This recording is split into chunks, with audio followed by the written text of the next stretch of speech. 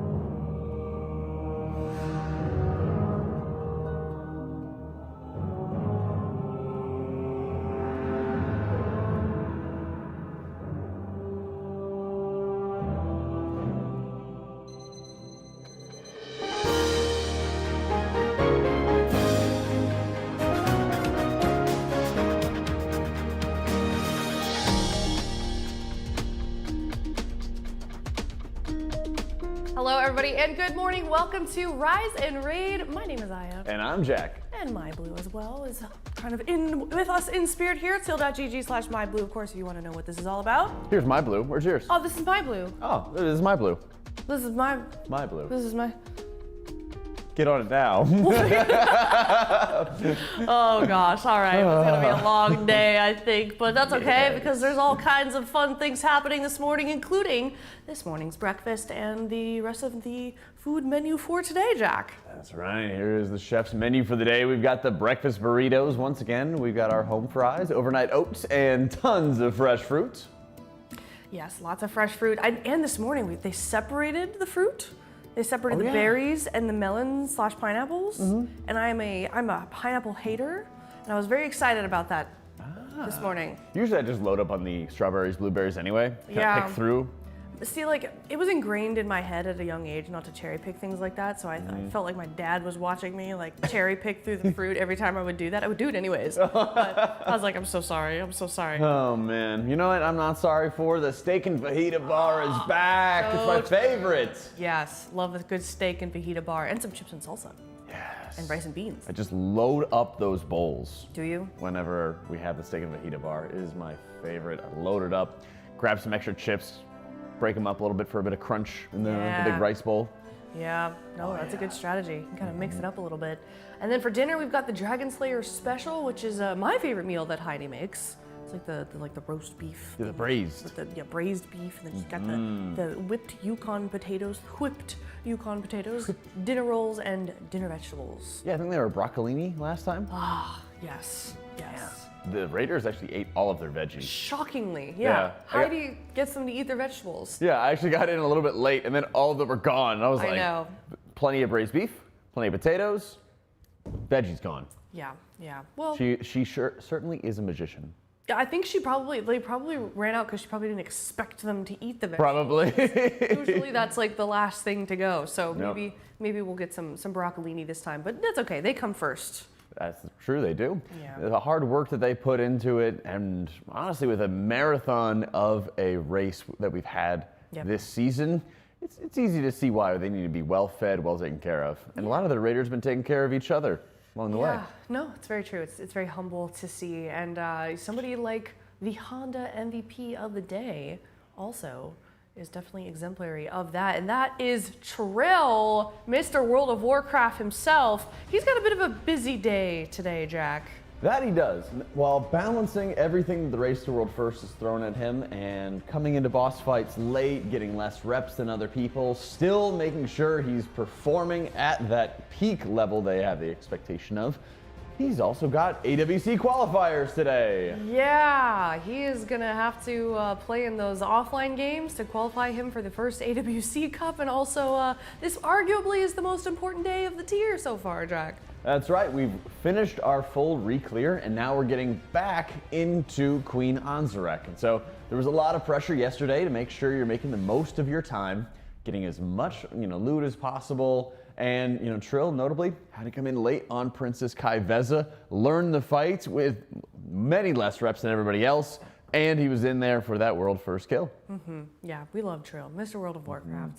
Always in a good mood as well, which hard not to be.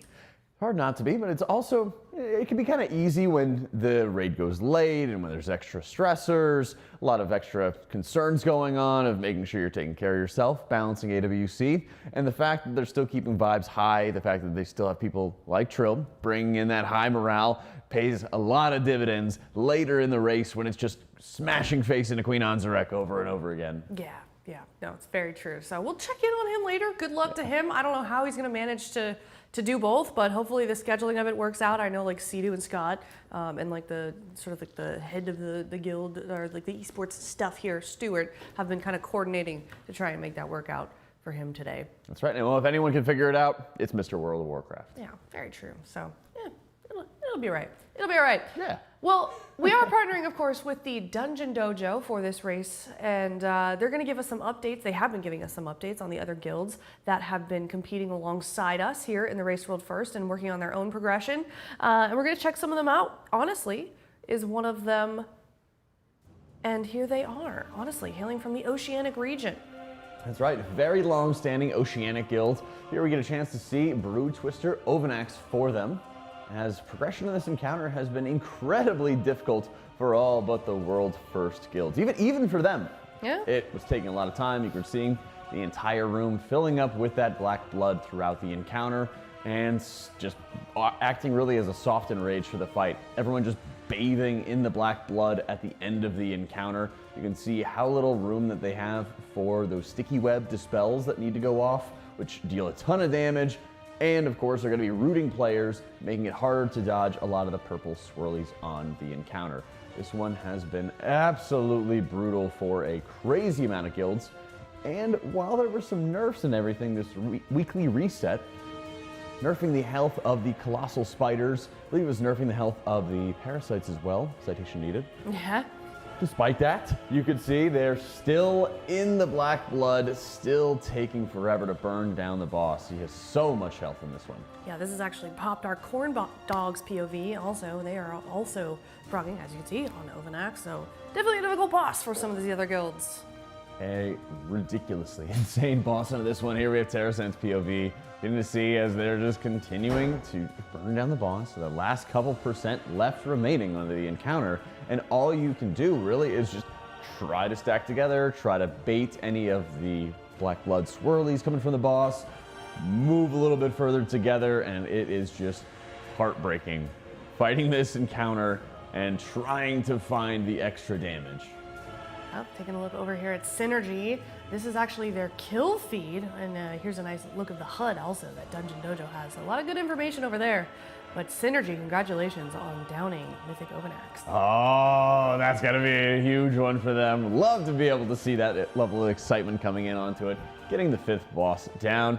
And yeah, for a lot of the, I guess you could call it the semi-hardcore teams, although they're still very hardcore compared to a lot of other players. Yep. This has been an incredibly challenging tier, trying to find enough of this eye level, trying to min-max damage the way that the world first teams are, just to eke out that kill. And so I think we only have like 12 or 14 total guilds in the world, something like that, that have actually killed Brood Twister Ovanax at this point. Yeah, no, and hopefully that number will continue to raise. We are on a new week as well. We did have the reset for North American realms on Tuesday, and then Europe on Wednesday, and then I believe like a Chinese, and then KR, they're coming maybe Friday. I don't know. It's like tonight, Thursday morning, something along those lines, our time. Yes, yeah. So we're going to get a lot of guilds that are going to be re-clearing. No one has extended, shockingly, I know. Right. And I feel like the best news that we have from the reset is Method downing Silken Court at the very, very final moment. Right.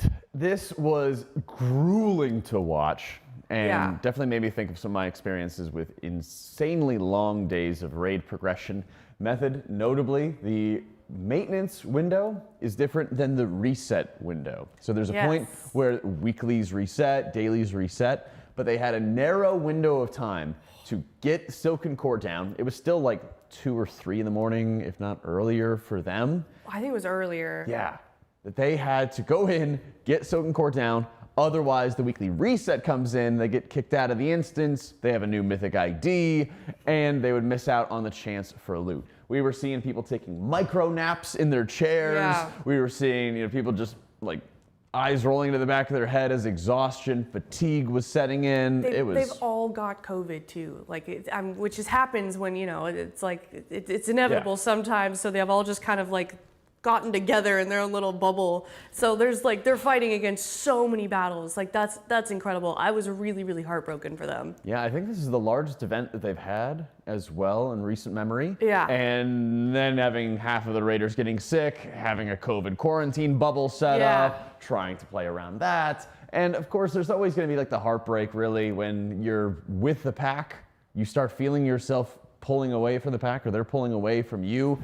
And you need to eke out this kill before the reset. And because, we saw firsthand THD, after killing Silken Court, he goes into his weekly vault, and it's 2, 4, 6 for the different vault nodes. His 6th node was a Mythic Spy Master trinket, his best in slot trinket. And so the pressure really was mounting upon them. And with, I think, like 30 or 45 minutes before the weekly reset came in, they did get Silken Court down. Yeah, it was really cool to see. We're going to take a look at the replay right now. Let's check it out.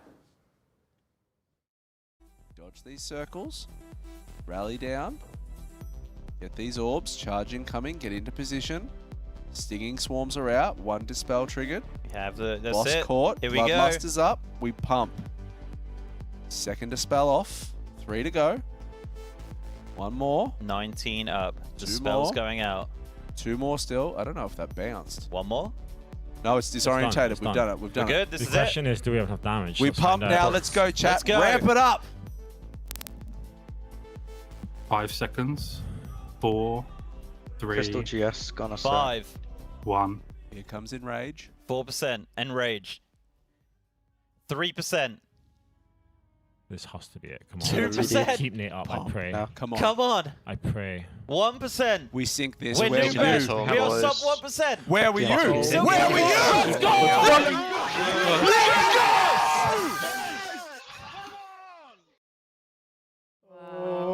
Dan makes, of course, sure to make sure he puts down his headset before he starts running around and hugging sorry, everybody.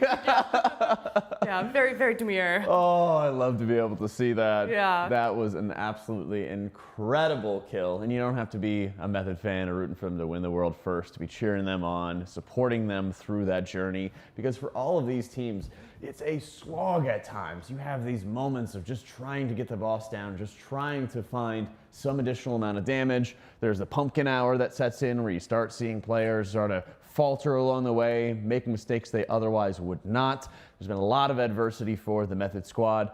Great to be able to see them get that World 3rd Region 2nd kill. Yeah, no, I was definitely rooting for them in that moment. I really wanted them to get to it, because especially since they've had such a competitive tier, they've even passed Echo a few times before we got to that moment. So I'm assuming they're going to get their rest and then do their Reclear if they're not already doing it, because I was looking at Cruella's VOD, and hers was live for like 21 hours. Yes. She was sitting there, and she just looked progressively more exhausted. So they deserve a good sleep, some rest, and they're going to get into Reclear alongside Echo, who is currently working on their Reclear.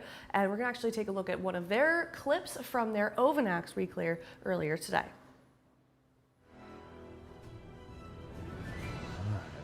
Hey, here we can see the very end of the encounter for Brood Twister Ovanax, and despite the nerfs that were made just for the ads themselves, the boss HP is still high enough that the room gets filled with black blood all of the way, and they have to continue dodging on the encounter to make sure they finish off the fight.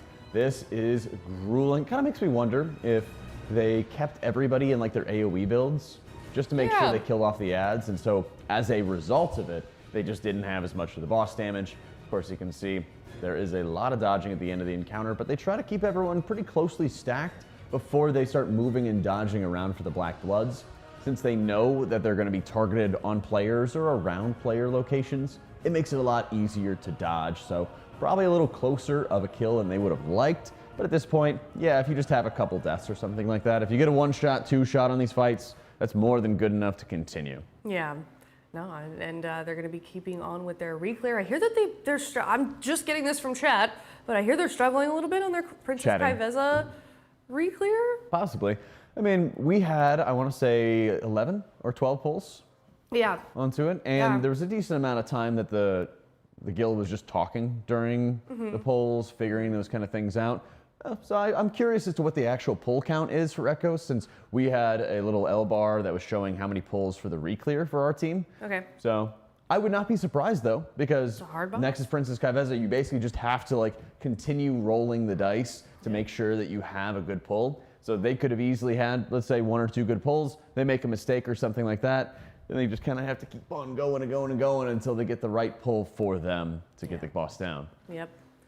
Oh, well, we'll definitely keep tabs on them as they head through their Reclear, and then Method, of course, when they wake up, if they haven't yet already, when they're done with their break. I hope they're like just now waking up. Me too. Yeah, it might be like 10 hours. Yeah. I hope. I hope they get some rest onto this one. I'm sure once they do, they'll close that gap pretty quickly. But of course, like I said, we will be keeping tabs. But yesterday, we spent the entire day re-clearing, doing some splits, getting some Mythic Plus as well. It was a very productive day. I didn't really get to see much Mythic re-clear myself on my casting blocks, except for Oceanic, and then they kind of like melted it down. The ones that I did see. So no, I mean lots of gear. We saw lots of wooing when the vaults opened as well. So lots of good drops. There were, and it was a great highlight as to the importance of getting that Silken Court kill before the reset onto that one. And so we had some incredibly juicer vaults with a lot of celebration and excitement going on as everybody's sort of tuning in for it. I love the vaults and I love how they've added it so it's not as random as it was, for example, in like BFA where it's just a box to open. And we started off our day cracking open those juicer vaults. THD, you can see in the top right corner there, that is the node that he earned by killing Silken Court. And so you were able to see a direct result, really, of killing Silken Court, unlocking that loot option, and being able to get that best in slot Mythic Spy Master's Web, his best possible trinket that he can get in the game. They got as a result of killing Silken Court before the weekly reset came into play. So we had Reclear going on, but we also had some interesting things for the Reclear. Yeah. Where we killed the first 4 bosses of Mythic. And then you kind of get to the branching in the path, like we have our inner Honda boss web, where you can choose to go with Brood Twister downstairs or Nexus Princess upstairs. A lot of trash. So they cleared through all the trash to try to farm for some BOEs. We call them BOEs, but basically you could trade the item to anybody in the raid group at the time. Right. There's 6, I can't remember the exact number, but it's 3 out of 6 for the Mythic track. So it's an almost like fully upgraded item, very high value onto that one. Then they get out of the instance, do some heroic Anzarek splits for 30 minutes, come back into the instance, start clearing through trash again, and they did this, 5 or 6 different times, Yeah. and ended up coming up with like 4 or 5 additional items for their team as a result. Definitely worth it. Yep, and that helped them. It paid some massive dividends when they go into Brood Twister, when they go to Nexus Princess, when they went into Silken Court for the rekills. They got all of those done today, or last night, and now today, it's just Queen Anzarek. Sure is, yeah. But we had some other interesting things happen yesterday. We had a special guest. That we did. Yeah, we were joined by Dash and his lovely dog. So we had some extra time over there to kind of pick his brain. He's a big fan of the Race World First, and he was clearly had been following very closely as well, just like lots of knowledge on everything that's been going on.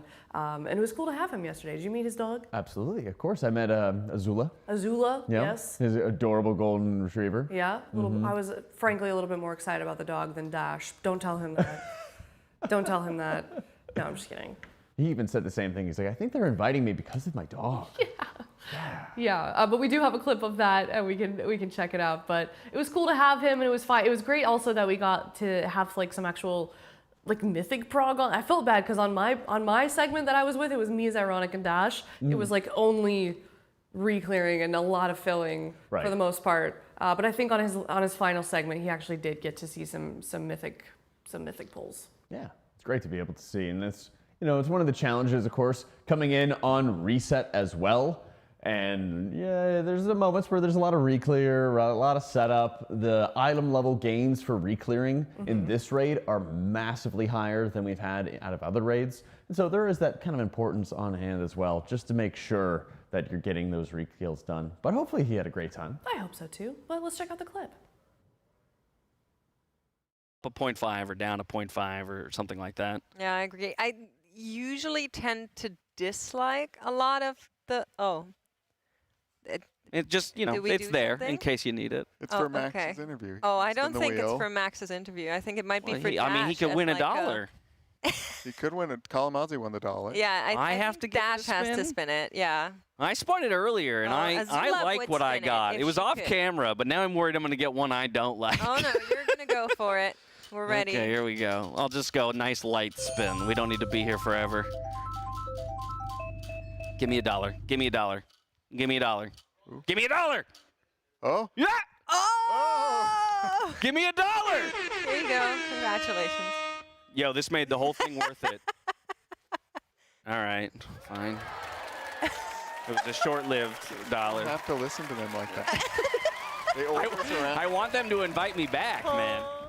I like how he didn't question it. Easy come, easy go. Walks over like this and then just fully hands the dollar over. And it's taxes for you. Yeah. Man, that cut deep. I was gonna say that cut a little deeper than I was expecting. Boy, yeah. It's like when you get like a singular Twitch sub and all you think about is like, okay, so Twitch is taking half, taxes are taking, you know, like 30%. Cool. Let's go. Love that. Love that.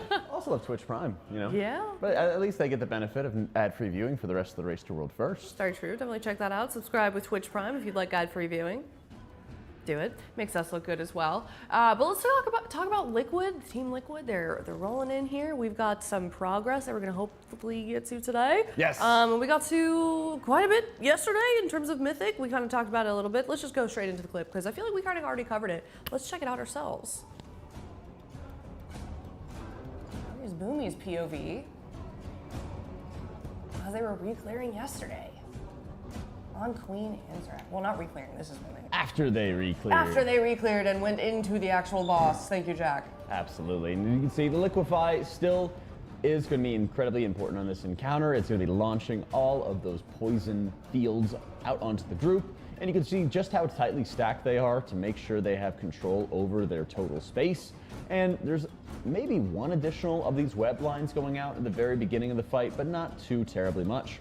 While a lot of teams were having, like my own team, was dropping off their bubbles here at the edges of the room. You can see here they're dropping them off just to the side of where they had previously dropped their Liquefy fields and their web fields onto this one.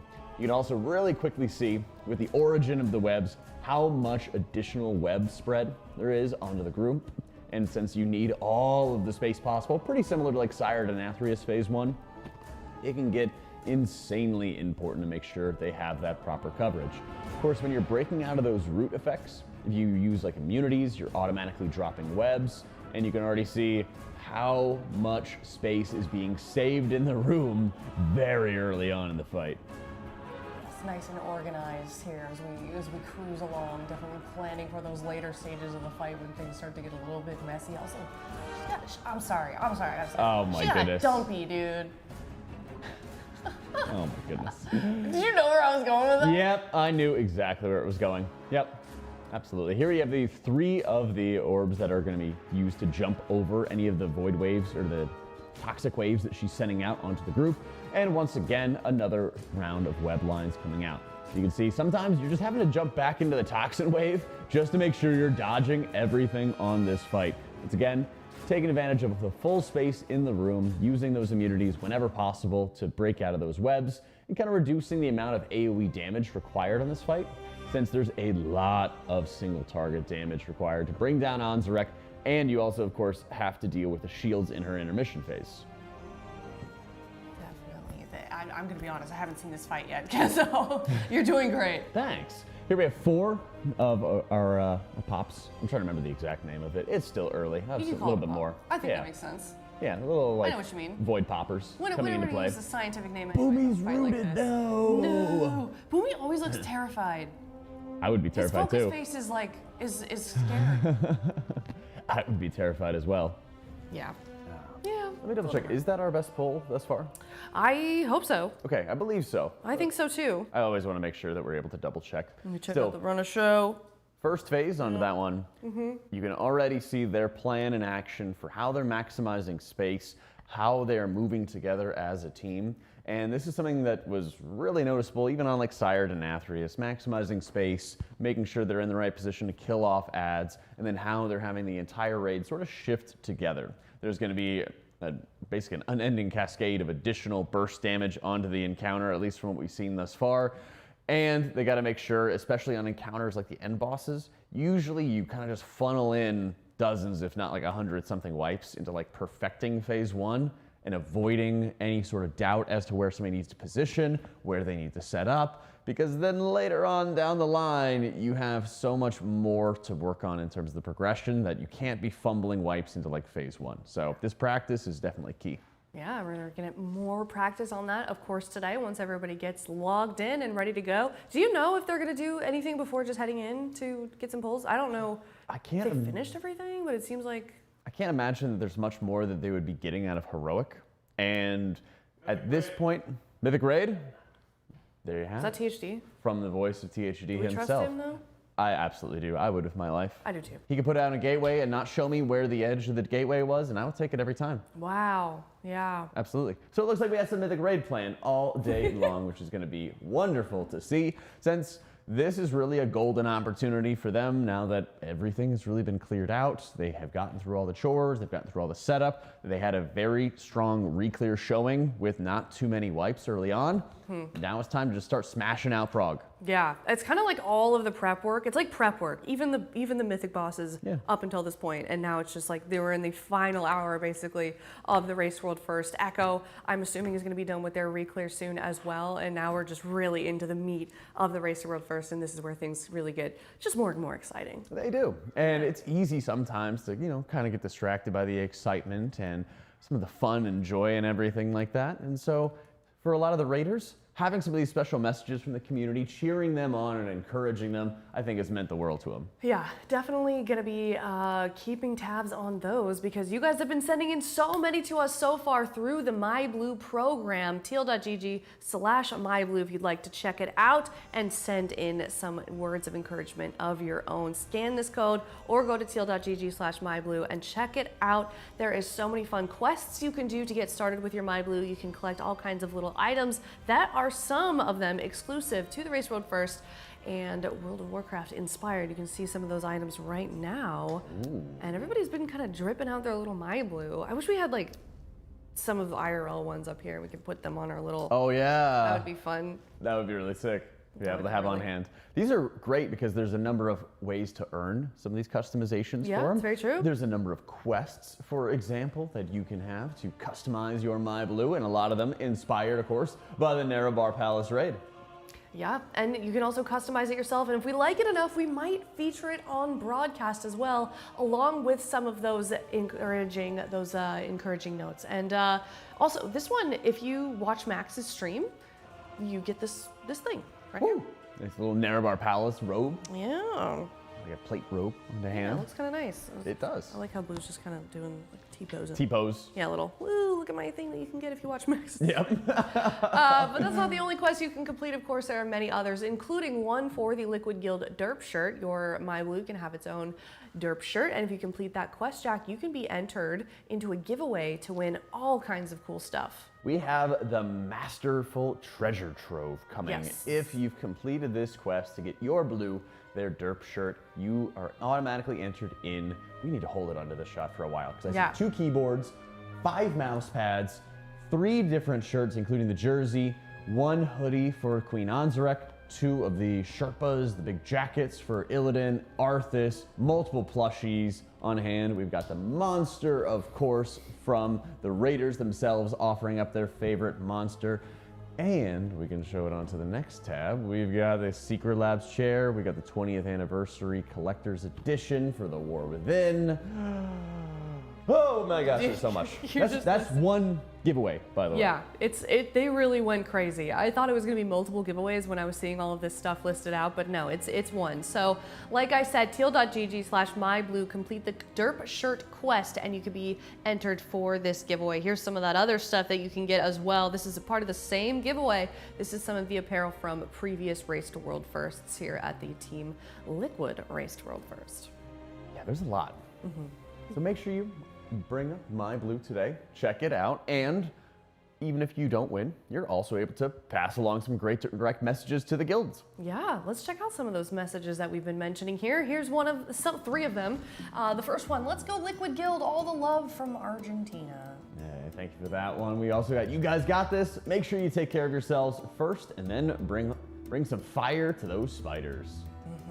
And then this one says, cheering on Liquid Guild for World First Answer. I'm looking forward to the boys in blue taking it home for NA. #freedom. Freedom! Yes. Thank you, one and all for those. It's fantastic. We'd love to be able to see all those customizations and your own creativity as well. They already have some of the axes and the, gosh, I'm trying to remember the name of the weapon, but they had the Regicide blade from Nexus Princess Kaveza as well. Love to be able to see them, so thank you one and all. Love the creativity so far. But Thank you so much, everyone that has submitted your MyBlue. Like we said, teal.gg/MyBlue. Definitely go check out that derp shirt quest. Yeah. It's very easy. You just go. I'm seeing a lot of questions. Just trust me. Go to the link. It'll help you from there. They're fun. They're fun and they're simple. Fun, they're easy, and it's a great way as well to support the Raiders and the Race to World First alongside of it, you know? Yeah. Another great way is with some awesome shirts. Yeah, some of the shirts that we've got here for the Race to World First this time around. We've got the jersey, we've got the derp shirt, we've got the hoodie, we've got the shirt, we've got some mouse pads, all kinds of cool stuff, Jack. Absolutely. I'm very excited about the mouse pads every year. They also have the jerseys, like you mentioned, which have just above the horns of Anzarek herself. They can have the gamer tag in the front and, of course, featured along the back. And these are always just warm, cozy, comfy, great for any situation, great for any occasion. Yeah, definitely. You're wearing one of those. Well, this is not the Race World First hoodie, but you are wearing a Team Liquid hoodie. That's right. I always try to get like one or two of these every single time. Yeah. They're just comfy. Dude, they always do that. They always give us a bunch of goodies, basically. That's right. Here. Lots of apparel, some other things sometimes. Kalamazoo. Oh yeah? Here's a good story. Do you know the story better than me? I just know he keeps being making his Florida man warlock noises like I don't know, I'm gonna ruin my suitcase.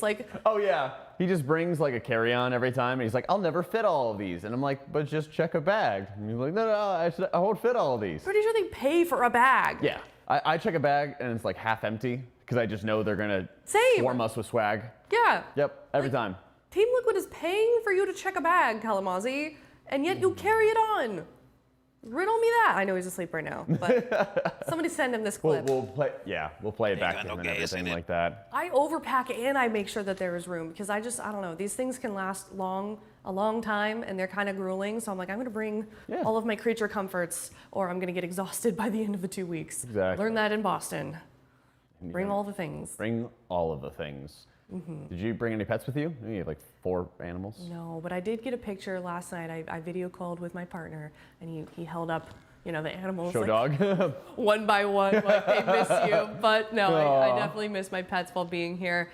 And which is why, obviously, I'm an animal lover. So many of us here are at the Team Liquid Race World First here, which is why we're so honored to be partnering with the Santa Monica Animal Shelter once again for this Race World First. And the fans, you guys from home have been supporting it so much. Thank you, everyone, for being so generous so far with helping us with our cause. We are at, does that say 19? That says 19, Jack. There we go. Your eyesight's getting better. No, I looked over at that one, which is a little bit bigger. It's a little bit closer to me, but $19,000, which means we are less than $1,000 for our date with Zalatath. Oh my gosh, it's coming quickly onto that one.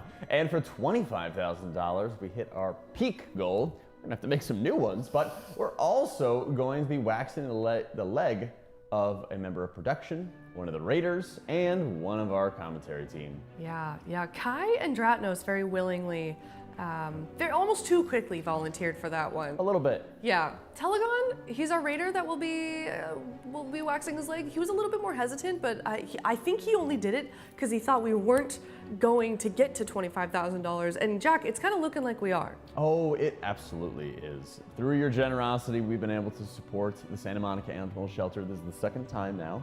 And last time we were able to help fund a play area for all the little doggies.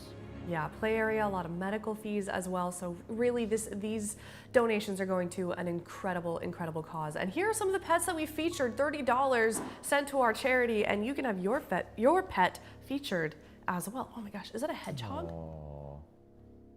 Where's it at? In the middle, kind of in the middle? Oh, it is. Yeah. Wow, look at that little guy. Looks so happy. Yeah, and then there's some sort of parrot bird. I'm not an expert. Somebody correct me, I'm sure. We've got Love the little husky in the bottom right. Yeah, do you like huskies? You seem like I feel like I've heard you mention huskies before. You should get a husky. They're a lot of maintenance. I mean, they're a lot of work. That's true. And they have a lot of opinions. They have a lot of opinions. They do. I love the husky like screaming thing that they do. It's so cute. Well, it's the smarter the dog, the more they'll talk back to you and they'll kind of. Can confirm. Own a poodle does talk back to me. But yeah, no, I love huskies and I love all of the animals that you guys have been sending in. Please keep them coming. Also $30 and you could submit your transmog as well. Listen, I gotta say, we're not great at rating them. I feel like I feel like we're kind of mean. I think we're- don't think I'm mean about transmonks. Okay, Tettles is mean about transmonks. You know what? You're right. It's just Tettles. Yeah. The rest of us, I think, are fair. Absolutely. As fair as can be for people that aren't transmog people. Is there like someone that's in the community that's known to be a transmog person? Like kind of a famous, I don't know, are there transmog influencers? There should be. Yeah. That should be a thing. There's probably Usually it's someone. people's like side hobby or something like that, you know? Yeah. Sometimes people will just like bust out of nowhere having like the most insane knowledge of every single item in the game over time. People are saying Asmongold, but Of course, he did his transmog competition yeah, back in the day. I was leading to maybe we should bring them on the broadcast. I don't think we're gonna get Asmongold to come on here You never and know. do a segment with us, you know, two, 3 times a day. Let's see if he's busy. You know, Yeah, what he's got going on. Yeah, we know Call him that. right up. Yeah, absolutely. I don't know. Someone let him know that we want him for our charity segment, please. But You know what we also want to highlight with our What's charity that, segment? We want to highlight some of the amazing animals you can adopt. we sure do. Teal.gg/adopt. We have been featuring an adoptable animal at the Santa Monica Animal Shelter every single day. Today we went with a cat. I let my boyfriend pick this one out. Aw, He Lester. picked out Lester. He loves cats. Look at those little grippers. The Talons. Yeah, the Talons. Yeah, we need Kalamazoo over here with the Talons. But this guy, he's a senior kitty. He's an old man, 14 years old, and he's been at the shelter since August. So honestly, not that long. But apparently, he's very playful. Loves his catnip, mice toys, making biscuits, and cuddling. Oh. Yeah.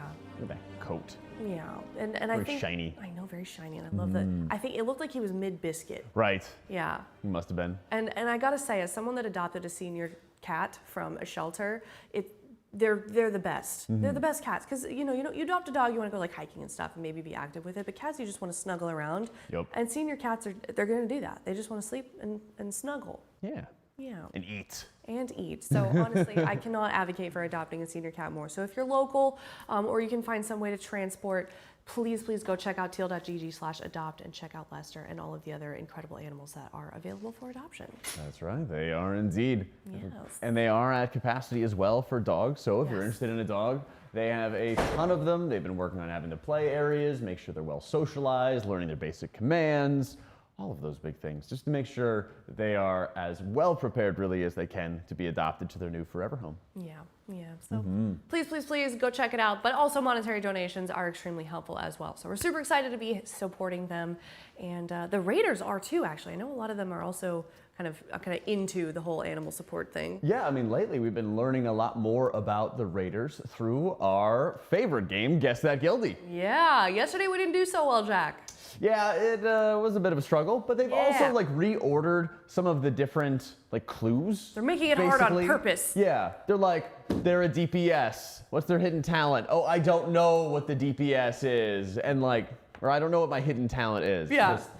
Sorry, I'm laughing at chat because someone's already like, it's THD. We haven't even done one yet. They're excited. All right, well, let's get to the segment. Clearly, they're ready to go. They know the drill here. Let's check out the first clue. Fave song. I don't know what this is. Don Omar Danza Kudrow? I have no idea what that is. I don't either. Okay. Okay. Do we want to throw out a guess? I don't know. I don't even know what kind of music this is. Chat, what kind of music is this? It's a banger. They're saying it's a banger. Okay, who have we already guessed? Because you have to. Okay, we've already guessed Atlas, THD, Tobo, Boomy, Telly, Scott, Nick, Yips, Dazer, Bubba, and Trill and Drini. Oh, apparently it's Latino reggaeton. Who's? Okay. Wait, is it? We have Latin. done THD. I was gonna say, have we done? We have done THD. We've done Atlas for those Who guessing else? Atlas. Who else is like? Who would be? I mean, I probably would know it if I heard it. I just don't know the name of the name doesn't speak to me at all. It's like. So. That's my impression of. Okay, Right. We've done Goopin maybe as well. Okay, popped in the US as well. It's on your playlist. Listen to that kind of music on the guild. Could it be sang? Could it be sang? Sang. Yes. Try it. Final answer. Darn. Wait, I'm so dumb. He listens to in-game music. Yeah. Okay. Well. Canes. Box combo, no slaw. Terrible. A gamer of culture. No, what? I Canes is love- the best. Yes, it is, but the no slaw. Probably got extra bread. Probably got extra bread. Is Canes a Midwestern thing only? It's in Texas. Probably in Tennessee. I know it's in Texas. Okay. All right.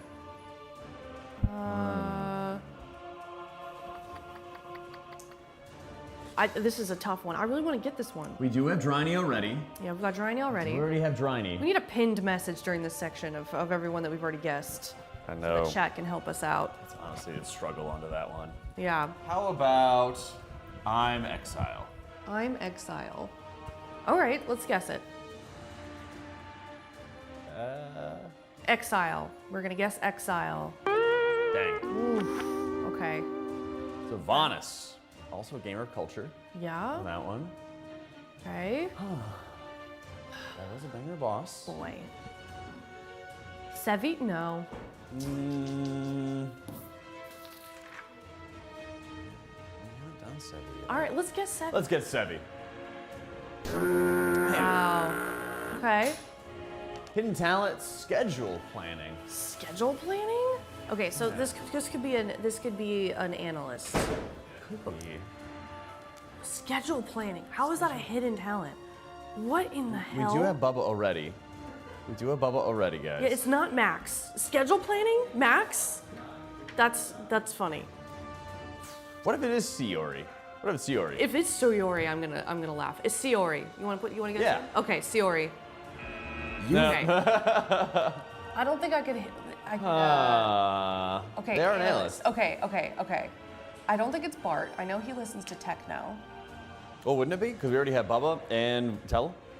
That we've already had. So it's either Tags. I guess it's got to be Tags. It's either Tags or Bart. So I think it's Tags. Tags. Oh my God, it's Bart. Is it Bart? Did I? Orisa. Okay. See, the analyst threw me off. Our banker. Our Yeah. banker. Okay. You know Sales what? manager. I guess analyst is kind of an umbrella term now for just anyone that's in that room. So. That is true. Okay. Okay. They're like locked into the side room, You off know, into the corner. Schedule planning makes sense. Yep. Yeah. Yep. That It's all should have coming. should have disqualified a number of different people. Yeah. All right. Wow. Okay, Orisa. Okay. And we're stinking. Yeah. Shout out Orisa. Yeah. I heard a lot. Scott and Max commenting on how well Orisa has been doing for the last couple of tiers. So. We love to see it. Yeah, we love to see it too. So, man behind the scenes that does a lot of work that doesn't get appreciated enough, I think. Can we redeem ourselves? Yeah, let's redeem ourselves. Let's do another one. Chat, should we do another one? We need it. We need it really bad. Yeah. Okay, let's check it out. Fast food. Burger. Burger. Burger. I can't do that. Is there any EU players that we have not guessed yet? Oh, we've. Impact. Okay. Dang. Can you imagine if I got that right? I would have been into it. Running and StarCraft 2. Running and start. Hold on. Hidden talent run. Okay, looks like a runner. Rivens? Wait, have we done Rivens? Didn't we? Rivens has a runner build. I'm gonna guess Rivens. Yeah, I think you're right. Let's go! Does he not look like a runner to you? Yup. That makes so much sense now. Got the runner He used to build. wear like a gator around his neck every morning. Really? Yeah.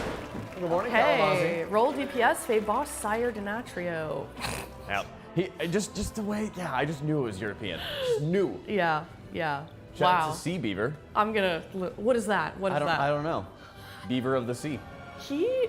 You know, like crocodiles and alligators. There's like, freshwater, saltwater. Maybe there's Sure. Yeah. Saltwater beavers. This is a joke that I am not aware of. Sometimes I feel like we get a little bit of insight into the weird inside jokes that they've got going on, and then sometimes they just go over my head, and I'm like, you know what? I'm gonna let y'all just roll with that one because I have no idea what's going on. Oh, we have time for one more. We do have time for one more. You want to do one more? Yeah. All right. Yeah. Let's get to see. Check it out. Sushi. Sushi. Okay. Who is a man of? Listen. Max. These boys are like chicken nugget type, most of them. So who has a mature enough palate to eat something like sushi, do you think? Does Max not like sushi? Not Max? Okay. No, I've had sushi with him. Huh. He does like sushi. I don't know if it's his favorite meal though. We've already guessed. We're not gonna guess Max. We've guessed a lot of people. These have to be the more like niche side guesses, basically. Also, Fired Up is hilarious. I don't think Fired Up is ever. You probably don't even know what sushi is. Definitely not. Let's see. I mean, we could throw out Max. Do you want to do it? I'm gonna guess Sang. How about that? Okay, Sang. Dang. No Sang. Shot in the dark. Yeah, all right, hidden talent, flipping my phone. What? Is Kingfly, have we done Kingfly? I don't believe so. All right, I'm gonna guess Kingfly. No, I just know he likes to throw things. Yeah. He's like a... Neltharion? What? Therian? But why? Okay. But why? Look at chat right now. Yeah, but They're why? very confused. Oh, Mailman says they're old. Could it be Max? There's no way. There is no way. It's the weak aura guy. Bart? Do they have good sushi in the Netherlands? There's no way. Maybe that's why he likes coming here. Maybe. You- Could it be Lummel? Have we quizzed people that are not on site? Do you know? Only people that are on site, so Okay. it could not be Lummel. Do we want to throw Bart out there? You know what? Rip a guess. Bart. Hey! Oh, okay, favorite song. Dude, it's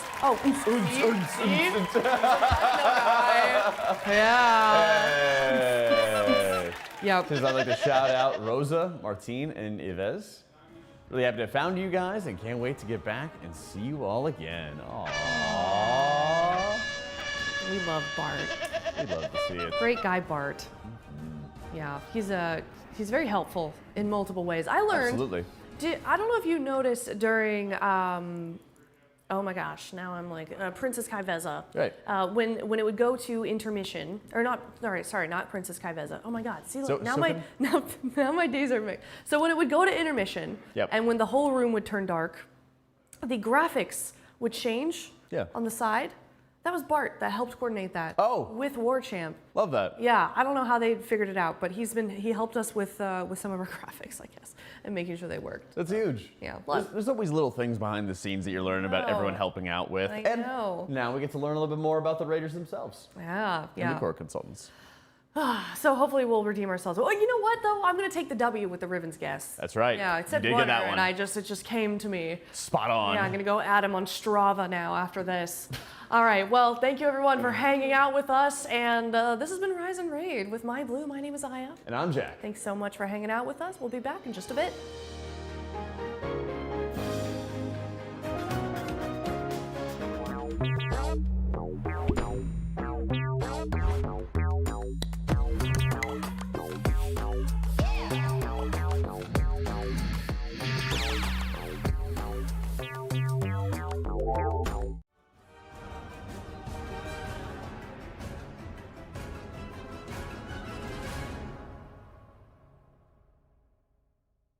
You want to see something really cool?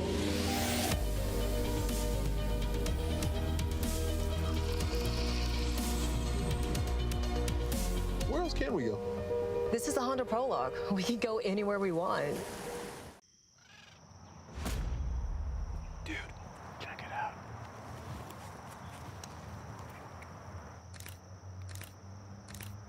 How does it look? This is so great. Look at the definition. Do you think Max will like it? Like what? Oh, that? You guys realize they're giving us a bunch of those for the race, right? They will? Yeah, that's the new Alienware 2725QF 4K dual resolution gaming monitor.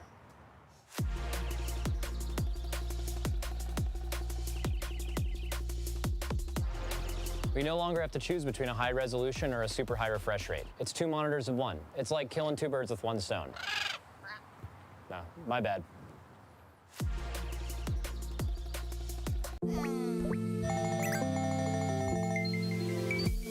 When you're about to watch the big esports tournament with your friends, you gotta be ready for, well, everything. Pack your bags and sign up for Team Liquid My Blue, and you'll be on your way. Go on quests and adventure to the peaks of esports where points and rewards await you.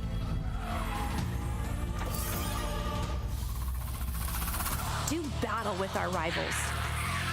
Join with your fellow fans and crush them. If you persevere, you'll make it to the big stage. Check in for tournaments and level up your rewards. Watch Team Liquid with your friends and earn points. And when it all comes down to the final match, level up your blue to its final form. Exclusive items, free prizes. Join My Blue today. tl.gg/myblue.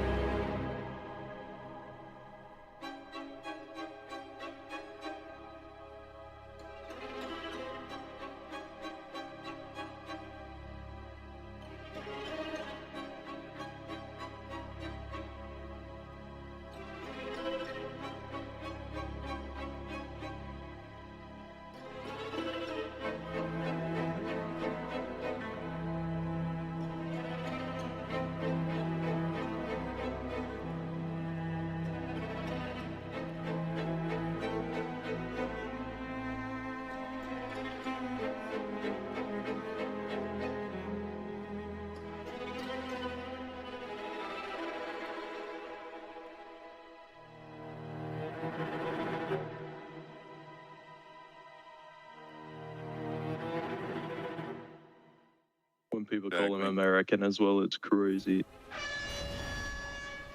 Okay, so things we learned near the end of yesterday too were like that that late movement. I think for now, until we see the intermission, that last one, give Triangle and Diamond so much room. We'll get them closer with time. Also, who's popping Star and Orange in the last set? I'm Orange. I'm Star. Okay, that Star has to be at 1.5, 1.6 on the dot, and Orange has to be before the cast for the other two to even have a chance. Did we get Hans moved out of third? Was that the problem? On the third one? You want to be in first and second? Basic. No, I don't care which one I saw. It's just placing them. Placing them, okay. And that's fixed, or? I don't know. The bar question.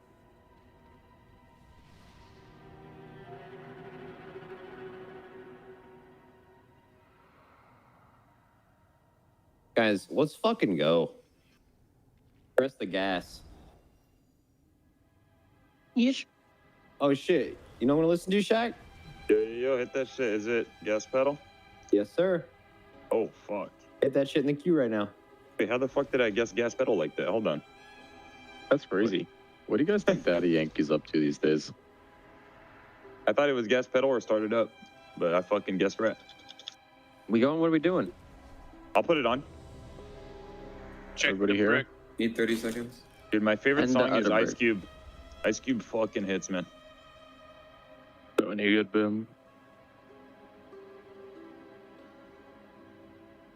Dude, Ice Cube, like, dude, he has like a million songs, and there's like 4 good ones. It's You might actually laugh, fun. but I mean, I dropped 200 bands and got a feature. He gave me one word in a song. Shit. Yeah. What you say? You ever seen Three Kings? He's in that film. He's actually a good actor. Like, I'm a song in guy, films.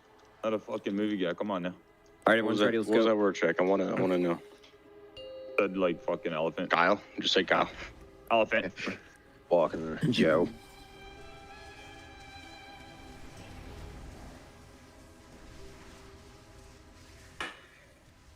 Five, 4, 3, 2, 1. The Nerubians will ascend! Liquefy. We're moving. Roots into the line dodge into reactive toxin. Do roots and then start moving with the boss with lines. Reactive toxins go back. Move with lines. Move, move, move, move, move. Go back to the markers if you have one.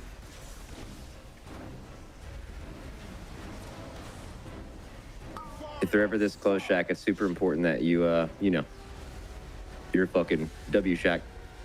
So, Dodge. Dodge waves, dodge waves, dodge waves. Okay, liquefy 2. Ready to move. We're moving, and then same thing. We're doing roots into lines again.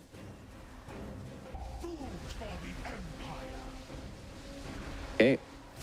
We're breaking and moving for lines in 3, 2, 1. Move, move, move, move, move, move, move, move. Nice. We're staying here, doing lines, just spreading the fuck out. And there's some markers down. Okay, and look at the markers.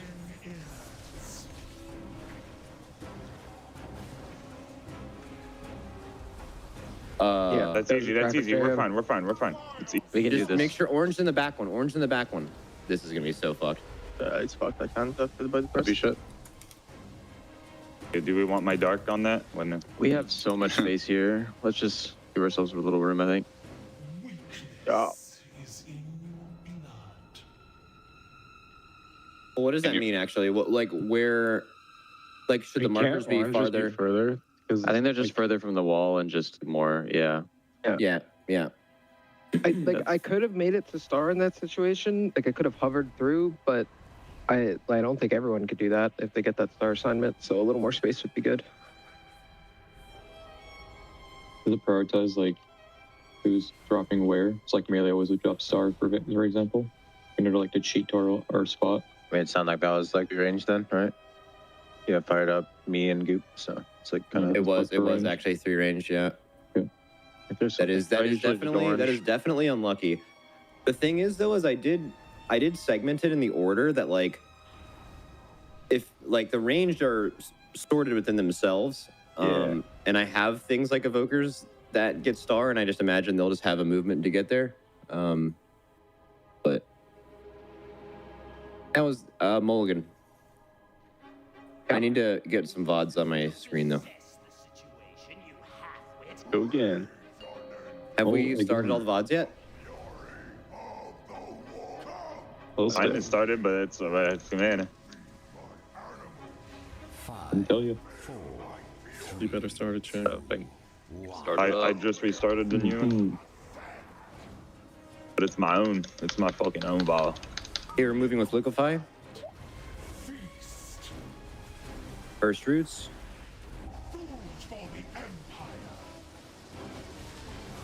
Moving with roots. Reactive toxin lines, dodge lines, dodge lines, dodge lines, dodge lines. Get the reactive toxins over there. It's fine. It's fine. Spot. It's fine. Res them now. Rebuff them. Yep, so I'm not gonna be able to pretty me on this one because I fucked up on the first one. All right. Just maybe remember, Boomy, watch waves, guys. Waves. Break you up, big bro. Thank you. Okay, we're doing liquefy here. If we're going to be giving more room with those things, we need to make sure that our liquefies are be close to the edge. Actually, I'll free yips. I'll just make sure I'm in a better spot. Roots here, guys. Roots. We're breaking into lines. Break me in here. I'm going to be stuck. Stuck for a moment. Okay, break. Do lines here. Break Dryny. Lines. He's dead unless you bubble. Fuck. Alright, I did it backwards in the first set. It's okay. We're doing lines into reactive toxin. Look at the markers. If you look for slow, you can dodge like over here, Ash. Okay, reactive toxin's coming out now. Go to markers. We're gonna get a 4-stack here. We're gonna need like huge fucking personals. Okay, get ready to soak.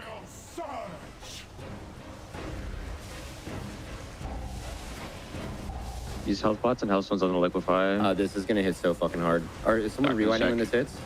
Yeah, I can. Fucking just live right now. Into the liquefy. Dodge. Okay. Holy taking feet, fuck, Scott? we're alive. What? No, is Scott dead? No, I'm dead. Okay. AoE these tombs. Move for lines. Scott's roar. Move for lines. Try to finish them off so they can move. Still practice this movement. Okay, well. Markers far. We have a dive. Markers are far ahead. They're not arms. Oh, those markers are good, by the way. Like the distance thing. Maybe we want to do it like here-ish, maybe? No, those markers are fine. Well, we have no room, but we have no room to do the intermission actually right now. Yeah, it needs to be on like this line that I just think. I mean, that's too close, I think. No, yeah, I think we used a lot of extra space. I think we used a lot of extra space at pull. It needs to be in relation to the like you need to have a lot of like a good amount of space to put the roots, like the news for the roots and spread for lines there. Your stuff to. Hello, everybody. Good morning. Welcome back to the Team Liquid Race to World First. My name is Aya. I'm here with Kalamazzi and Automatic Jack. Kalamazzi, this is kind of demon hours for you. You doing okay, buddy? I do what I gotta do. I gotta be up early. I'll be up. What are you rolling your eyes at? Rolling his eyes? Yeah, immediately as Telegon's walking by, he's listening to Cal, be like, I'll get up early. He just hard rolls his eyes. I gotta be up early. I'll get up early. It's all right. You know? No, gotta work. Man of the people. Man of the people. Well, let's give a quick recap, of course. Shout out to our sponsors, Coinbase, our presenting partner, as well as Secret Lab, Monster Energy, Alienware, RaiderIO, Wowhead, Warcraft Logs, and DungeonDojo, keeping you in check with all of the other guilds and their progress. Of course, we are progressing on Mythic and Surek. Very, very exciting stuff here. We've got Echo and Method working on their Reclear as well. We'll keep everybody in line with that. We can take a look at our Coinbase leaderboard. Of course, we can see where we basically are in the top 10 for all of the guilds around the world, Jack, and we're doing good right now. We're sitting prettier than Kalamazzi in the morning, that's for sure. Right, it's hard to do. All right. Yeah, definitely. Well, Team Liquid, as you can see, 7 out of 8. Echo, 7 out of 8. Method, 7 out of 8. Hot Pot Hero, of course, their reset happens. It hasn't happened yet, so they could get to 7 out of 8 before their reset, and then we'd have 4 bosses, kind of neck and neck at the same time. We can take a look at the Honda boss progress. Like I said, we're 7 out of 8. We're over there on Queen Anstrek. 63.76% is currently our best pull, and hopefully we'll see some prog maybe within the couple pulls here as they get started for the morning. But there's kind of still a lot to learn, Jack, on this boss that we're still working through. Yeah, you can see them moving through their positioning, and of course, as the bombs, the big detonations throughout the encounter in the first phase are increasing in damage every time, you can see how much more easily players are falling apart, dying, and the need for defensives, personals, anything with the kitchen sink to survive is going to be assigned there, is going to be used there. And then we're going to have to kind of see what the intermission is going to be bringing for us, because the space constraints on the fight, like they were already talking about, are very real. We've been able to see how they're adjusting their web positioning, and they're adjusting any like the liquefy, poison drops. All of those things matter so much, and you can just see from the very beginning how pixel stacked they are. Yeah, they've also mentioned that shield is, I believe, 10% of the boss's health, which is about a casual 800 million, which is a lot of health when your raid is sort of fragmented. You're almost running on fumes at this first phase 1. Plus, you know, getting the boss a little lower, like this is timing based, right, is relevant. We're not even sure how much damage we need in this phase 1 to beat the check in phase 2 or more phase 3 and such. So there's probably a decent ways to go, but we're getting there as far as mechanics are concerned, right? So them popping both those froth pools there, staggering them properly. After the first set, there's another one. There's 3. And then you have to stagger those froths, I believe, every second or so. Jack, if that's correct, I'm pretty sure. You have to stagger them every second to not pop them both at the same time simultaneously. They've also changed the cadence of phase 1. There's these webs that come out early on in the phase, much earlier than Heroic. So a lot of those stat cleave profiles that you've seen Enhanced doing a lot, Frosty K has been doing a lot, possibly at times as well in certain fights, like Brood Twister, are also very relevant in the first phase of this fight for that just strong cleave profile. As you can see, they have very limited amount of time to be able to drop off those webs or to drop off some of the bombs, get back into position, and the webs themselves, those web lines, can be really brutal for a lot of the timings on the encounter too. Here you can see they're spacing out some of those detonations so that they can get those jumps and kind of alternating them at different times. Yep, those 3 pools of waves coming out at the dodge right here from those 3 individual froths they pop, like I mentioned. There is that fast wave or that fast web overlap there pretty quickly as well, but you can see how tightly they're placing all these pools, like Jack mentioned, because they want half the room or more available for the intermission, because I haven't seen it. So I will admit that from what I've heard, when the boss pulls you in the intermission, it leaves webs under your feet. Unlike how it doesn't on Heroic, which means you need as much room as humanly possible. Those webs hurt a lot, and you're also dodging green, like large green pools coming at you, while finding new positions to rotate around the room in the intermission. And like we said, 800 million health on a shield is a tremendous amount of health to break at that point. Yeah, you can even see Sang just trying to drop off his bomb in the right location and just dying as a result. The damage that it does to each of these players is obscene, and it does a lot of splash damage to players who are standing around them. Also, we're getting prog on the first pull of the day here. Second pull? Yeah. Fourth? Yeah, okay. Yeah, so this is the actual shield phase here. So they're not the whole race not alive here. But you'll notice. So Atlas is going to hang close on melee here, but when it pulls players in, look at the pools on the ground right there. It drops a good bit with half the raid alive. So you can see how much room you need to do this intermission, right? Sorry. No, it's a great point out. No, I jinxed it. You didn't. Oh well. My bad. No, but yeah, this is early progression. I mean, this is pull 2, right? Yeah, and Alice, smiling. I'm hearing them cheer a little bit. Not sure what that's about. So, vibes are good. Yeah, it's early prog, right? That's right. Prog. And it's, it's 9:20 in the morning. It is. I mean, you are the first guild to essentially reach this fight, right? Yeah. And we know Echo said some polls on, I believe 71% made their best. I probably seen the intermission to a certain extent, but you are the first guild here. So you're the one innovating strats at this point while Echo's re-clearing and, got to maintain that lead. I think it's time we go dark. I think it's time. I think it's back good to time. bed. Don't jinx it. Good to bring out the wheel. Let's play some. Edge. Yeah.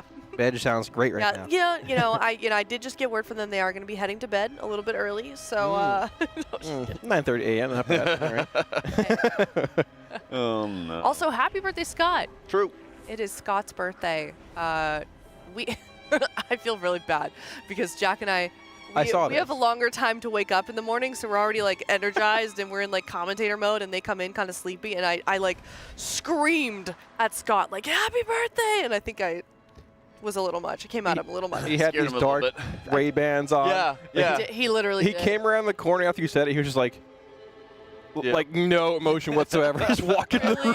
Oh no, I kind of feel bad now. I'm just sure he's a morning person just like Kalamazoo is. You need to give me a solid 3 hours to wake up, and then I'm okay. Get the blood flowing, I've always been a morning person. I don't like that I'm a morning person, to be honest. Like I don't know. I wish I was more of a night owl, just because like that's kind of gamer culture. But I don't have a hard time waking up in the morning at all, and my brain can't compute that some people, like for a long time I thought they were just lying to me, and that they were like lazy. I don't know, which I know is false now, but like I don't know. Yeah.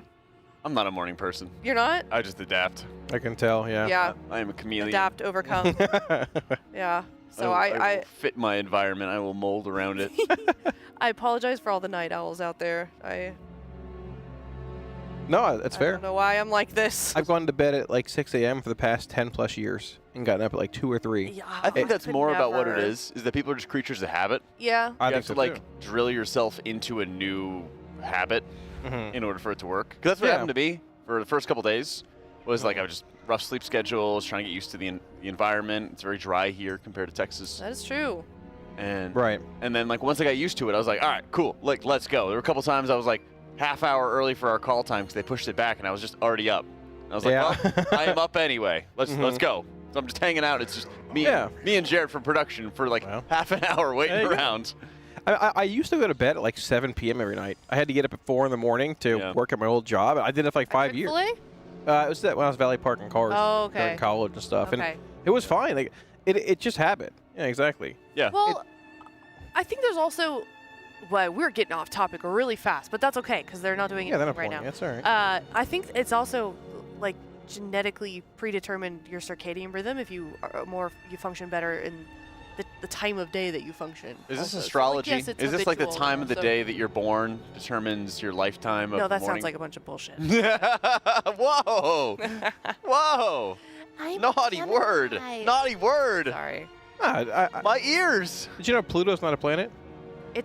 They keep going back Astrology. and forth. It's like a super planet or something, right? Like they can't determine super if planet? it's a star or a planet or It's like a dying dwarf planet or something, I called it, right? I don't know. I'm not even. Yeah, dwarf planet. Yeah. Smaller? I don't know. Is our planet getting smaller? The Earth is flat, Jack. No, that's right. Yeah. Thank you, I forgot about that. Yeah. All right, so I have a question. Yeah. What's up? It's very early in this boss's progress for the most part. We haven't seen the intermission. We haven't seen, or phase 2. We haven't seen phase 3. I'm going to ask Jack the caller right now. What day does this boss die, Jack? I need your prediction right now. I think we got a Friday kill coming up. Okay. To tell you the truth, I think that this first phase is enormously brutal. And while it's great seeing, like 63%, like they're almost halfway through, there's a 10% boss health shield that has to get through. Then they go into an intermission where they're not thunking on any boss. They're just killing off lots of ads, climbing stairs, climbing webs. Then we're going to have, a final phase of killing off a bunch more ads. Right. So the boss health is, is not the entirety of the encounter, I would say. You might, for example, have them be on 63.58% and still be making a lot of progress on this fight, but the boss health doesn't tell the whole story. So I would say if you're just tuning in, you're not really used to a lot of these end boss progression modes. The boss health is not everything, and we'll also try to keep an eye on that encounter timer to better illustrate they're actually making progress. They're actually, getting further in the fight. They're actually seeing this other setup, because we're going to have moments where they're going to have to kill off some of these priority ads in the intermission phase. And that's going to be a big wall of saying, oh, wow, they killed it, but you don't see it on the boss health at all. Yeah, for sure. For sure. And we also don't know if they're going to end up needing more damage in the first phase if it being time-based, right? We pushed the boss at 30% last night. What? I didn't mean to stab you. Oh, it's okay. I just your talons are. My talons. I have no talons. Exactly. Yeah. Anyway, I was going to ask you, when do you think the boss dies? I was talking to some of the players coming out this morning. They said this weekend. Ooh. But that could constitute a Friday kill. I was going to say, is Friday the weekend? 5 o'clock Friday after 5 o'clock. It's a weekend. On Friday. I was going to say, Friday after 5. I think that's a pretty safe guess. Yeah. Friday morning, Friday afternoon, possibly. I think we'll know a lot more today. It's Wednesday. We have an entire day ahead of us here. We had progression on our second poll, essentially. I think we'll know a lot more towards the end of tonight. This is doable. That is for sure. So, any predictions, Aya? I have been going with Thursday just because it's convenient for me. The AWC technically starts today. They what they call the offline games, where they sort of have all the teams that signed up for AWC play in a bracket today, and then they compete all the way up to the top 8. Those start today. And then, so if it dies Thursday, that's good for me. And it's good for Trill, because he's going to try and balance both today. Do you think that the Race to World First schedule is going to be convenient around you? Think back to Boston, Aya. Yeah. Aya casting in a dark closet in the back. Oh my gosh. AWC. Literally killed bosses while I was live on AWC. You can hear the cheers through my camera. Those are good times, though. Those were fun. I think it's because AWC is coming up, it's definitely not going to die at the time you think it is. Yeah. It's a distinct just out of spite. What happened to me? That's all right. Trill also not in this fight currently, which could change. Yeah. Yip's bringing that monk debuff, so we'll see where that goes in the long run. But it's tough balance of both. Let's see. For sure. So, imagine if Trill brings down a world first, also brings down AWC. Dude, he would be really. He's not streaming right now. He would be really. Even more Mr. World of Warcraft than before. Yep. Yeah, I could see it. He did it before, didn't he? Once. Possibly? Didn't he win the Race World First at AWC? In the same year? Yeah. I don't remember. Probably, knowing him. Probably, yeah. But, no, good luck. Good luck to him today. Yeah. But we do see them getting back into these Mythic and Shrek pulls here. So like I mentioned, the cadence of this fight in Phase 1 is different from Heroic. You end up seeing these webs coming out a bit earlier. Now you will see these double froth pools come down here, which we just saw a moment ago. The next set's going to have actually 3 in them. You want to stagger them basically a second apart so you don't overlap and kill the raid. But you can see one thing here, and that thing is how close they're keeping these web stacks with these green fell pool stacks. You want as much room as possible to fight this boss in the intermission, because whenever she pulls you in with her webbing, she'll place more webs into your feet. Now we lost THC early on there and letting somebody else. Probably a go-again angle here. But like Jack talked about a minute ago, it's not just raw DPS in the boss here, raw percent, right? You're going to get back to that intermission as long as you live long enough in this first phase.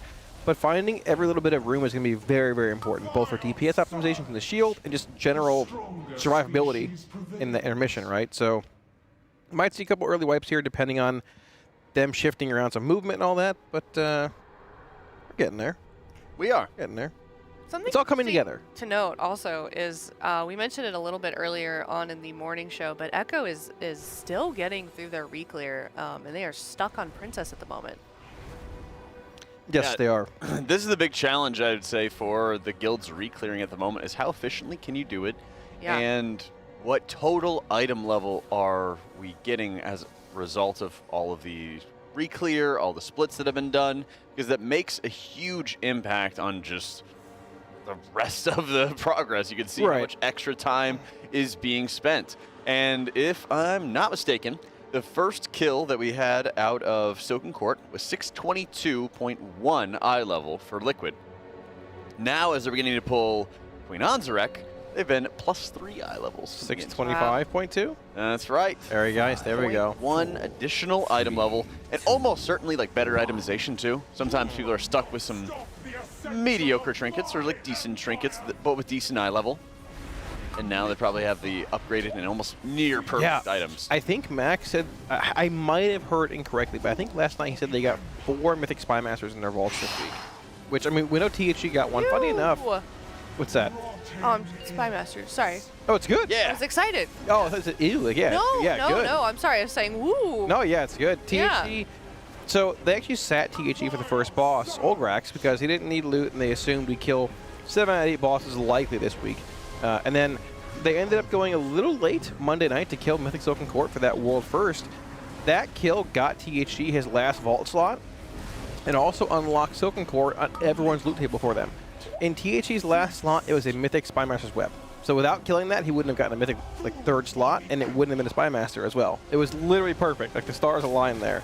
So yeah, 4 across the raid plus 1 on a re-kill. 1 on the initial kill, I believe. It's looking pretty strong. Hey. I believe, maybe a bit of a spoiler here, but Mages hard carried that burst on Silken Court with Lust there. I think they hit around 4.5 to 5 million DPS with that big Lust burn. Yeah, so a lot of that's due to Spy Master being an exceptionally strong trinket. One that will likely go down, and it's one of the better ones we've seen in the last few years. I love the control you have over it, having like a 20-second cooldown to activate it whenever you like. Here you can see, of course, the Venom Froths. I was looking up some of the extra names for them. They have the Froths that are dropping onto the ground. You need to make sure that your team is using them to, of course, jump over the various Venom Novas the boss is spewing out, but also that the Venom Nova itself doesn't touch the Froth, detonating it and, of course, wiping the raid. It's really important to like both space out everybody in the raid and split them up. So first you have 2 of the Frosts and you have to go 10 and 10. Then you have 3, and then you have to go, 7, 8. 7, 7, 6, right? Something like that. Yeah. Something along those lines, yeah. Quick math, quick Florida math, exactly. There you go. Right. Yeah. It's pretty good. It's pretty quick.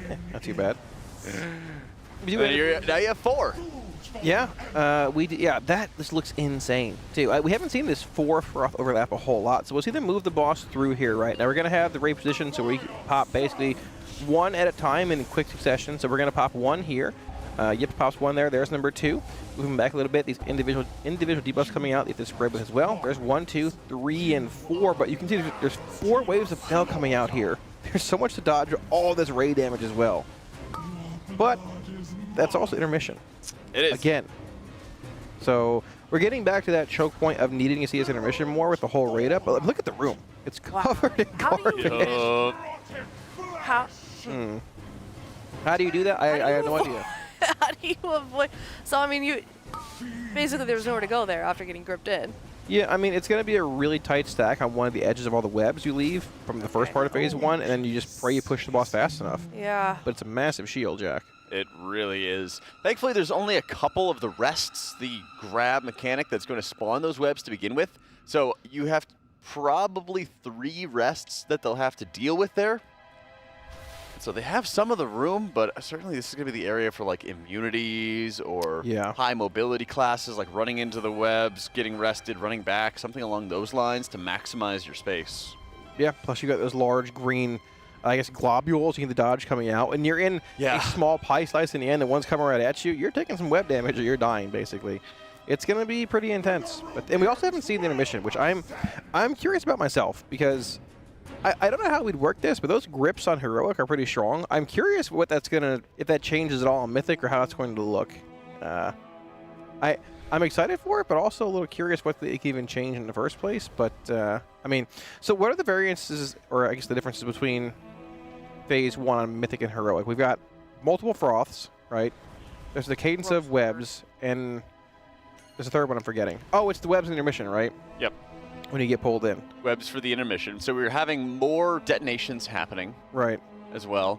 I'm trying to also keep in mind that there's increasing detonations onto the raid as the lava waves or the venom waves are going out. You are having the raid damage pulsing out onto the group.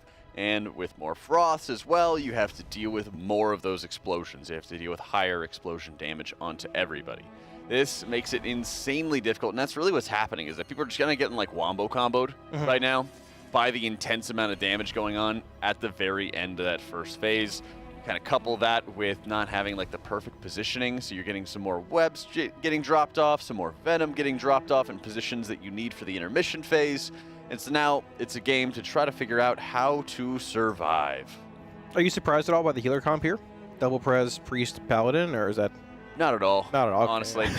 Not at all. I think that what we're going to have is, you know, is just double Prez all the way down. Okay. I do think that Shaman's quite good for this fight as well. Okay. But that being said, I think that... And where do you find the room, I guess, is the thing, right? Well, it would probably be the Holy Paladin. Okay. To tell you the truth. You know, Shadow Priest is not an option right now. Method's playing one, but yeah, that's fair. You know. I don't think it's great. I don't think it's the best. I think there are better options, right? Yeah, to get your 4th buff from. I think there's other better options that they could utilize or leverage at the moment.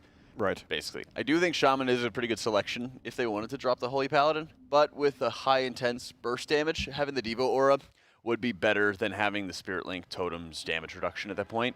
Ankh Totem is, like, again, pretty good. You get the increased stamina for the entire raid, Ancestral Vigor, Downpour. There's a lot of stamina gains you can have on hand, and it would go pretty well for, like, the intermission healing. But I think Paladin is also a really strong option as well in these encounters. There's a number of areas where everyone's really hard pixel stacked, which is really good for Sun's Avatar, which are the lines, the beams from the Herald of the Sun hero talent, which kind of cut through your allies, healing them, dealing damage to enemies, things like that. So it gets pretty good. Okay, that's fair. There's your Healer 101 talk. I knew some of those words.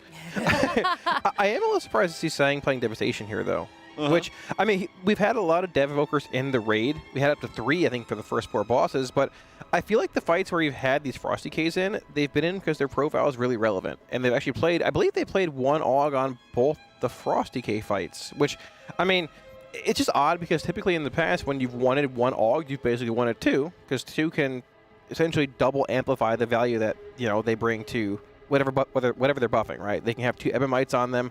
And Frosty K has been a class that you've seen, saw it on Brood Twister, saw it on Silken Court, saw it a couple of bosses before then too, for that really strong breath cleave profile, right? But on the bosses that are patchwork based, like Kaiveza, sort of like, I guess, Sikron in a sense, weren't seeing a whole lot of play. But this fight's got a lot of, you know, prio damage, AoE in the first phase on Roots, AoE in intermission, and likely a lot of AoE in phase 3. But yeah, still that interesting dev split, which is, I don't like it. Yeah. Not from like they're making the wrong choice, but just like, I don't know, I want my damage, man. Sammy! I'm tired of losing my spot to these lizards every raid. I see. Sammy, sorry, I didn't mean to interrupt, but Sammy's here. This is That's fantastic okay. news. Sammy, come Morning. here. Come hang out with us. Morning. Sammy, come here. Come here. Sammy. Come here. I can't help with this one. Oh, no, not me, not me. Come here. Not me. Wrong person. Jump over the couch. I've seen her do it. Sammy, Yeah, but I don't know that. Woof, woof. Too many cords over here right now. A dog barking. Yeah, soundboard. Morning GM. Well, yeah, but what was that from? Is that one of us? That was me woofing, yeah. Yeah, it was his woof. That was Tettles, actually. Ain't got no gas in it, man. So keep in mind, we did Reclear, and we're back on a Queen Anzarek. We got +3 item levels compared to our Silken Court kill. So we were 622 on the Silken Court kill. Now we're at 625 as we've gotten into the intermission phase for Anzarek a couple times at this point. Just a matter of getting everyone to survive. Yeah, also a big thing here, we have Vantis runes in this boss, which we did not have. On Silken Court, we ended up ruining Kaiveza due to that insane DPS check. It needed a 1 tank. So we've basically sent I think most crafts have been sent. THC made bracers, I'm pretty sure. I think we were farming trash packs for a while for BOEs yesterday. I think most of the juice has been sent, in a sense. What you have here is what you're going to get. You might have some M+ you can do for, like, maybe some Gilded Crest for upgrades. But, I mean, I'm pretty sure the players ended up sending Gilded Crest on, like, heroic pieces of relevance, like Spymaster's Webs, Mag Queen's Mandates, larger tier pieces if they didn't get them, for example, like Chest and Helm. I think you see what you get here for the most part. Maybe barring a couple splits for rare items. Yeah, I don't think they were going to 626 total item level. Maybe, you know, fraction of a total eye level for the raid gets increased, like you mentioned, if they didn't get all their Gilded Crest from the Reclear, something like that. But we're back into the mix, and it'll be great to see what they have in store. I think we are also having the Renewing Blazes that can be applied to other players from the Preservation Evoker. They have the Flame Shaper hero talent where you can cast Renewing Blaze onto an ally for half strength. It kind of like looks at what damage you've taken in the last 3 or 4 seconds and then heals you for a percentage of that. That's going to be really insane for this Tank Buster that goes out, because based off the damage the boss deals with a Tank Buster, it also puts a fat absorb onto them. Yeah, very much so. So we see these 2 Froth Pools being popped here. This is basically the same as Heroic, where you have the pop 1 and 2 in quick succession with 2 waves to dodge here. But this is where the fight gets pretty intense. So you see them dragging the boss all the way back into the webs there for this just really good fail pool placement, trying to stack as much as possible in one part of the room. And then once you get that done, you have another set of webs coming in. Plus, you're going to have those Froth Pools going to 3, then to 4, and to 5, which makes things exceptionally tough when you're running out of space in this room, having more webs come out. But it's not really a damage thing. We've seen players going down early to Froth Pools here a bit, which I think it's just more getting the cadence down and getting the precise, precarious positioning down as well, which it's like an intricate dance. We do indeed lose Nick here. He should have a res available, so we can get him back up pretty fast here. We see these 3 pools coming out in the back, so they're going to pop 1 to the tank running over there. Should pop 1 basically about now. 1 pop, 2 pop, and that third one should pop right about now. Getting 3 debuffs, splitting out of the raid there. Dodging these pools from the back. Baiting Swirlies here. We do indeed lose Nick again. We can probably go for a bit longer here. Yeah, maybe a little bit. And of course, this is just the early pulls, the early attempts. One of the things that happens, I notice a lot of times with the waves, is you kind of have to like intuit where those waves are going to be going to adjust your position, because it's very difficult to see through the boss. And so sometimes when you can't see where they start on the other side of the boss, sometimes they just run straight face first into you, and then you're struggling to find where you want to position. So this area is super important to figure out how you can position yourself to see everything, and then you're able to sort of adjust your position ahead of time, and then sit there, focus on your healing. I wonder if you'd be able to see around her more in arachnophobia mode. What would they turn her into with arachnophobia mode? It's like a big, dumb default crab or something? Maybe, yeah, I don't know. That'd be pretty sick. I mean, if that's an issue. We should have a big crab boil if we win. A what? A crab boil. Oh, that'd be great. That'd be good, yeah. Yeah. Wait, that's a good idea. The swamp, let's go. Yeah. That'd be good. A big bucket of crab and corn. Oh, I love crab. What? It's a corn, potatoes, crab. What else goes in it? Well, like shrimp, right? Isn't there Yeah, shrimps you do in some there? shrimp in there as well. Scrimps. Scrimps. I don't know. Lemons. I never had like a crab boil. That's what I'm saying. Oh, they're great. They're good. Yeah, I worked at a seafood restaurant for like 6 years, Oh. 7 years. Ooh. Oh yeah. There we go. Love. Reeked of fish when I got home. Yeah. Parents made us like strip down in the garage and leave our clothes out Oh there. no, is that bad? Yeah, they're like, you're not coming into the house with Oh that. my gosh. I had to leave my shoes outside too from Chick-fil-A. They were just Like chicken? There's a lot of stuff on the floor. Oh. Yeah. So yeah. Just like his boss, actually. Yeah. the wow, floor is lava. True. Mhm. Very true. Yeah. Something I've noticed, I feel like, correct me if you, I don't know if you guys think I'm wrong, but like it seems like this tier in particular, like in previous tiers, it seems like it takes them like at least a couple hours to kind of get warmed up and like be playing at their tippy top, but like we're already seeing prog and it's only 9:45. Like I don't know what they're doing this time around. Like they must be sleeping well or something. I would say sleep is making a very large impact, I think, in the entire Race to World First. Yeah. We've had a few different times where Liquid's gotten up slightly later, 30 minutes later, an hour later, something along those lines. But Right. they've really set a very consistent schedule for themselves. We've not been staying up late. There's been times where they've said, we will, like on Silken Court on Monday, they said, we're going to kill this boss. We're going to make sure that we do because the advantages are massive. Right. As we've seen. They got it done, I believe, around 11:30, something like that. Yeah, it was like really close to end time, which... Yeah, their standard end time. Yeah, exactly. Yeah, I mean, those are the calls you make, man. If they work out, those are the calls that win the race. But those are also the calls that can lose the race if you push too far and mess everything up. But, I mean, those are the risks you gotta take. They are. I mean, there's a time and a place to really burn the candle at both ends. And part of that, you have to make the decision based on what your current performance is. It's kind of heartbreaking on the side of Method that they said, we have to sit here, buckle down, and clutch this kill out because of how vital it is and how important it is. And so while it might feel that they're going to be even a little further behind as they take a little bit longer to get that kill, I think if they even if they had gotten a good night's rest and then they go into their Reclear, got to keep in mind, Echo, last I checked, was still working on getting their Princess kill. Yeah, they're still working on it at the moment. Really? So on the side of Method, they have an opportunity right there. If they execute cleanly on the rekill, there is a lot of opportunity to make sure they get back into the game to make up for how much longer it took them on Silken.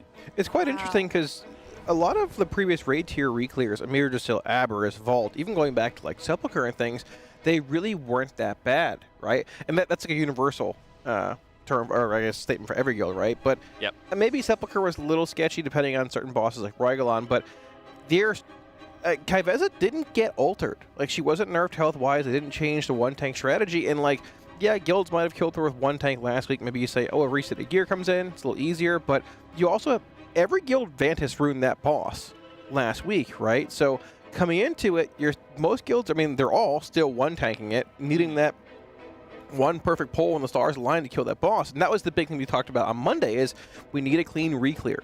We need to get these bosses dead quickly. Brew Twister got changed a bit, but still not a full pushover. Kaiveza needs to die in a pretty quick pull count. And Silken Core also had a pretty big question mark because, well, it wasn't a super tight DPS check. Mechanically, it's one of those bosses that you can still just basically scuff quickly with missing a dispel, missing a root on the charge, right? But thankfully, we had a pretty good Reclear. Reclear is also, they can very easily make or break, you know, erase the world first. And I think we locked in for it, but we'll see where the rest of them go.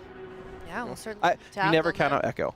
Ever. No, definitely not. Big mistake. I mean, it would be interesting to see Method pull ahead. I'm trying to see where they are right now. They might be starting a bit later today. I mean, they're probably active now. Yeah, they are starting. They did. I'm sure they did start later though. It was like it was very late when I noticed they were still pulling. Yeah. Court. I went to bed. I'm pretty sure they were still pulling a couple nights ago. So, yeah. Oh, Sammy wants uppies. You know. Are you denying her? How much room up here to get uppies for her? No, if she wants to sit next to you, have her sit next to you. Not much room with the computer, I don't think. Yeah, we're a little. Oh, okay, okay. Sammy, good morning, Sammy. Hello. There you go. There you go. Oh my goodness. Wow. Hi. Hello there. Hi there. How have you been today? I'm wearing all black. You're gonna get your hair all over me. I like how the couch progressively gets more and more free with hair from the top. Sure does, yeah. The race goes. Hello. You okay? Yeah. So, and one thing about this fight, Jack, as well is I feel like Phase 1, as far as like heroic's concerned, I feel like Phase 1 is arguably the most difficult part of this fight. Until maybe later on in Phase 3, right? Intermission's sort of like a I can breathe kind of point, right? But Phase 1 with all these broth drops, these webs, and also that shield you have to break, which is very large and mythic. I'm curious if they get through Phase 1 here or start getting through a bit cleaner, how difficult Phase 2 is even going to be. We're not sure what to expect mythic mechanic-wise, but yeah, like we mentioned, I mean, I'm thinking Friday, but at the same time, thought Silken Court was going to be 300-ish pulls, and that fight was much easier when you get to later parts of it cadence-wise. Certainly. I think this early part of the fight is really insane because there's so many different mechanics that can just kind of pick away a raid member or two. And then before you know it, you're missing like 3 or 4 people and you don't have the damage to break out the shield, or you're having players dropping off debuffs in odd spots or something like that, and then you don't really have an avenue to get out of that intermission phase with enough space around the room. You can see how difficult it is just to place enough of the debuffs, the liquefy mechanic, of course, spreading more poison around the room. Yeah. And already 2 players down. Yeah, placement's so precarious too. Seeing Nick bait way in the back for that poison drop, having to shift all the way in for that web drop in the front of him as well. Like, movement is just so precise here. But I mean, you need to be, because if you run out of room, you have nowhere to really do that intermission, which is, I mean, we said this boss when we saw it had 7.5 million health, or billion, I'm sorry, which, I mean, that's less than Kaiveza, right? Exactly. Yeah, but yeah. this boss also has a 10% shield, which is basically a billion. It's 800 million. You've got all the ads in your mission, plus a handful of ads in phase 3. So you're looking at basically, probably like a 9 or 10 billion health boss here. But that's a problem for later Liquid. Right now, it's just surviving this first phase, which is proving to be a bit of a struggle, but still early on in the day. Oh, that rest. The entire raid getting pulled towards the boss and then just instantly dying. They've got more space, though. If you check it out, they have a lot more space than they did on their first intermission push before. Yeah, positioning-wise, looking a lot better at this point. I mean, keep in mind, whenever you get pulled in, you can see here, a large portion of that room is webs. And I feel like those large fell globs are pretty big as well. So finding a spot between both those those webs and those fell globs is going to be challenging. But depending on what we're going to be doing here, probably committing lust to this shield, I would expect. Actually, yeah, committing lust right there. Obviously not breaking it here. Scott trying to live as long as possible for timers and things, though. I'd venture to say in the next hour or so we see a shield break. I'll go that far. Ooh. Sure, next 2 hours. Sure. Okay, final answer? Yeah, on our shift, yeah. All right, on our shift. Flip it and ship it. Yeah. What determines moving into the intermission? Time. Oh, just yeah, it's duration based. So that's one of the big things too is mechanically we're getting to a point where we're going to be more consistent, but we're not sure what the threshold essentially is in the boss in phase 1 percent-wise that you really want to kill it, right? Because, I mean, we pushed normal last night, and my guild split runs like 29% in the boss going into that. But they're at like 68.5 right there going into that. So all the damage you can do matters. I think that's really cool when it comes to fights like this where you're trying to min-max every little phase. Not, all right, 70% we're pushing to stop damage. No, every little bit matters, right? I love that. Yeah. I love that. It's a huge thing I'm a fan of on especially end boss encounters, of making sure every single bit of damage is relevant and is important. And honestly, they might have to be saving some damage in the first phase just to break the shield. So that could be another critical point of, okay, they may not hit 63.5% on the boss again, but they would pool up enough of their damage just so that they would be able to kill and break that shield, move on. Yeah, you have to. I mean... Oh, very nice. She's slumped on me. We're just tired. Chilling over here. Forced out of bed too early. I know the feeling, trust me. Yeah. I know the feeling. I'm also wearing all black, so she's somehow found a way to get us both up here. Yeah. Doesn't the room appear, unfortunately. I'm sorry. No, it's okay. I get it. I'm totally okay with this. This is how I go. By hanging out with good people and being smothered by a dog and watching some World of Warcraft, I'm okay with that. I've had a good There you go. Nothing beats life. It. No, there you go. Yeah. Good times. Good times, good vibes. Yay. And if you like dogs, go to teal.gg/RWF-donate and donate to the Santa Monica Animal Shelter. You can also send in $30 and we'll rate your transmog or take a look at your pets. Just attach a picture in the message. Just link it. We're almost at $20,000 also. Which is that's a lot more than yesterday, I know. Let's go. I know. Someone's awesome. doing some pushing. We've got a date with Zalatath coming up. At 20K? At 20K? Yep. Oh, I don't know anything about it, but Teddle said he was excited. I think Teddle's claimed that one immediately. He locked it on that one. Yeah, and these are his words, not mine. I think he said it. He's desperate. Oh my god. I want that. Yeah, he wants, maybe he's a foot guy. I don't know. Love's in the air. Yeah. Well, you know. Yeah. You're at the Alienware training facility. Home with Teal. Definitely. Nice reference. He's still in bed. He can't respond. It's all right. He won't hear it. Just get a bunch of pings in the morning. Yep. Yeah. Oh god. I don't like that emote. Yeah. Which emote? Oh no. Oh god. The Zally toes, I guess. Oh. Yeah, we'll spam it. I like the Zally Blod. We have that one? I don't know. I'm not even sure what it is, actually. THC runs my emotes on my channel. I don't know what... Oh, that's a mistake. Yeah, whatever. Whatever he puts up is what's there. I don't know at this point. Even if you say kind of a THC daily 3 surprise. times, he'll show up in your chat. Yeah. Chat. His Chatterino has like 50 tabs in it at this point. I want that. I do want that and I don't want that. It's too much. Yeah. Oh, okay. Sammy is It's too much. I do have Zyro on my emotes. Oh, tomorrow. That's also a Zyro and mistake. Zach. Okay. Yep, they take care of mine. That Just is full of bad. Joels. Lots of Joels. Lots of Joels. Zyro was joling back and forth with the incarnates, I'm pretty sure, and he's still doing it now. It's a very proper emote. Yeah. Stood Well, the there's test of been time. an evolution of the Joels. Yeah. Maybe a warlock Oh. thing and being chaotic in He's general. not a warlock. Huh? He's not a warlock. He's a mage. Wasn't he a warlock at one He point? was, but he's abandoned us for. Oh. So. I see. Okay. He's abandoned us. Maybe that's for the best, to be Yeah. honest. Pushed him out. I mean. Did you want to claim him? Honestly, of the three of you, he seemed the most sane. That is the biggest insult I've ever had. Three of us? No, of like THD Oh.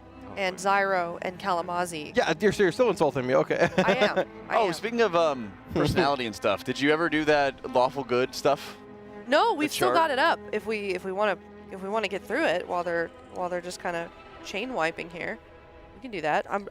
Production handed me a lint roller. Smart. Very kind of them. Yes. So if you're hearing weird noises, that's what's going on here. What is this lawful good thing? Oh, we're gonna. I chart? set up an alignment chart for Yeah. all of the caster. Whoa, this is a cool lint roller. Oh, okay. Yeah. Do you want to do it? You can do it. It's up to you. Oh, we got Gotta plenty of time. That's right. We have nothing but time as they're trying to figure out how they can make sure they keep everybody alive before they get into that intermission. One of the weird things they have to do is they probably have to go figure out how they can start surviving some of the first bursts from those froths. Right. Of course, you drop the froth off, and then you later explode, dealing big damage to the entire raid. They got to figure out a way to make sure that they're surviving those and also getting as few stacks as possible. I believe it's based off how many people are like splitting up. Yeah. And going into like the frosts and getting knocked up into the air is determining how many like stacks is being dealt to the raid. Yeah, which I mean, you talked about them splitting it basically like I think 9 and 9 or something like that, roughly, in the first two. But you have to split it more when you get third froth and fourth froth as well, which there's not enough time to like shift the different ones, plus your debuffs and all that. You're popping them basically a second apart to dodge that massive wave from Queen. So, yeah, it's hard to say. But damage-wise, looks to be pretty demanding, both from the boss and the DPS check. But we've seen them at points in the past find damage, like raw damage, on bosses where they shouldn't have before. Moving cooldowns around, getting more used to the fight as well, just pull-wise, right? You can find little ways to optimize damage, defensive usage, all that, and things come together just even with raw pulls, right? Certainly, and there's always that priority for all of the raiders and like how are they best able to survive some of these pulls. They might, like we mentioned, start pulling some damage from like when cooldowns are returning at the end of the first phase, going into the intermission. They might pull something up to like better DPS the shields. And a lot of times when you're progressing on these early encounters for like the world first environment, you are kind of stacking a lot of defensives on top of each other just to make sure that you're able to survive that one point. And then once you've survived it, you need to start pulling things away and then make an adjustment from there. All right. Well, you guys ready for this? All right. Sure, let's do it. We're gonna do an alignment chart for. I'm not very good at this because I don't play D&D, so I've got chat. I don't either. Maybe they can help us. Wait, has anyone ever done one of these? I've seen them. Oh boy. Okay. I've taken like the tests and stuff. We need a D&D nerd up here. Okay. So who should we start with? I mean, we can just start with Kalamazi. Jack, 100% lawful good already. Okay. I can't give it I can't help with this one, right? Like this is me. I have the input here. Dang. Correct? Dude, whole chat's got me already. Chaotic evil. Wait. Which one are you, Jack? They say I'm lawful good. Lawful good. Whoa.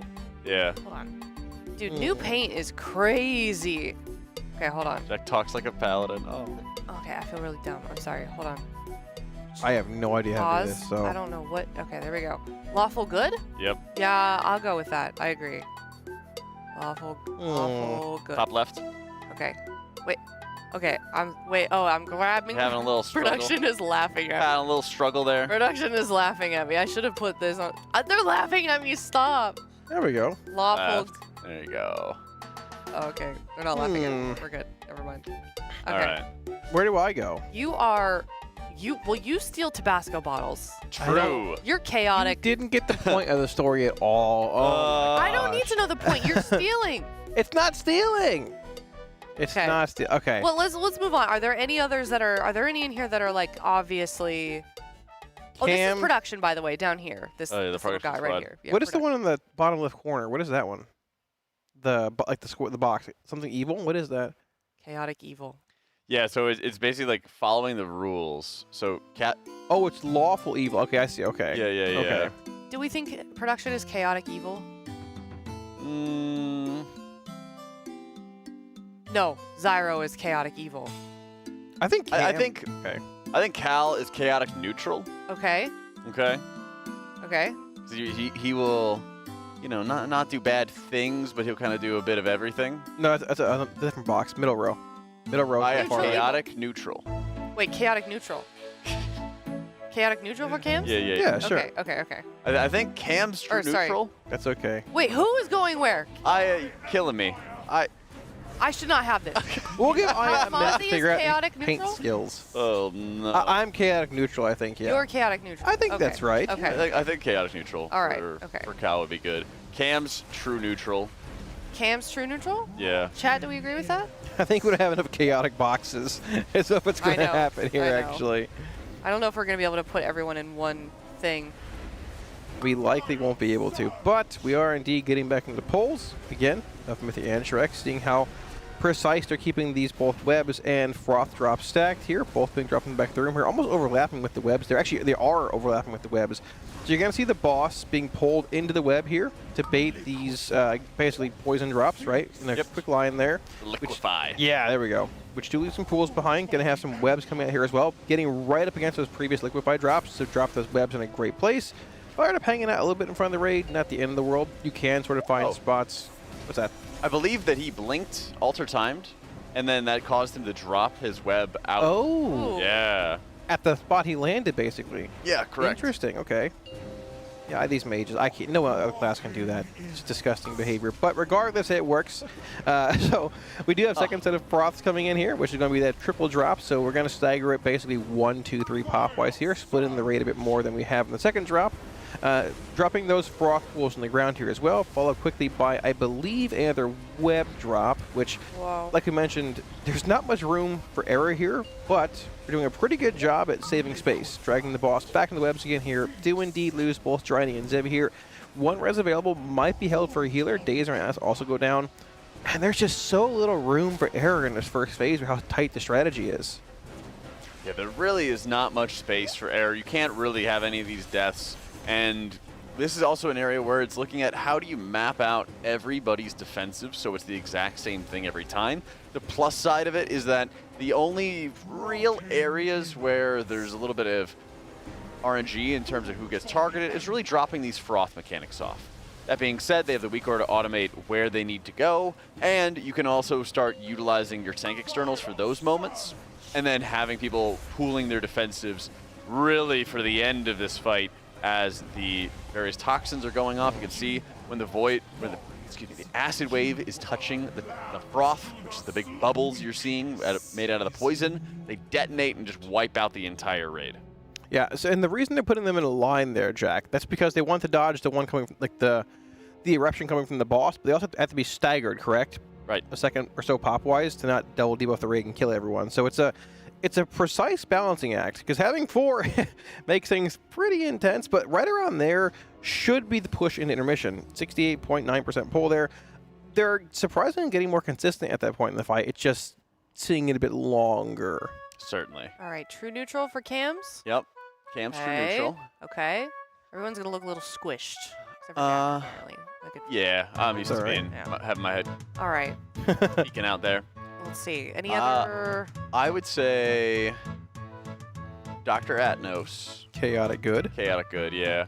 I think so. Chaotic good for sure for him. Okay. Ridiculous photo. Okay. Squish. Squish. Neutral evil. Who fits? It's probably Zyro, right? For which one? Neutral evil on the bottom. He's definitely on that bar somewhere. Neutral evil. Yeah, I agree with this. I agree. Okay. Well, we got, Okay.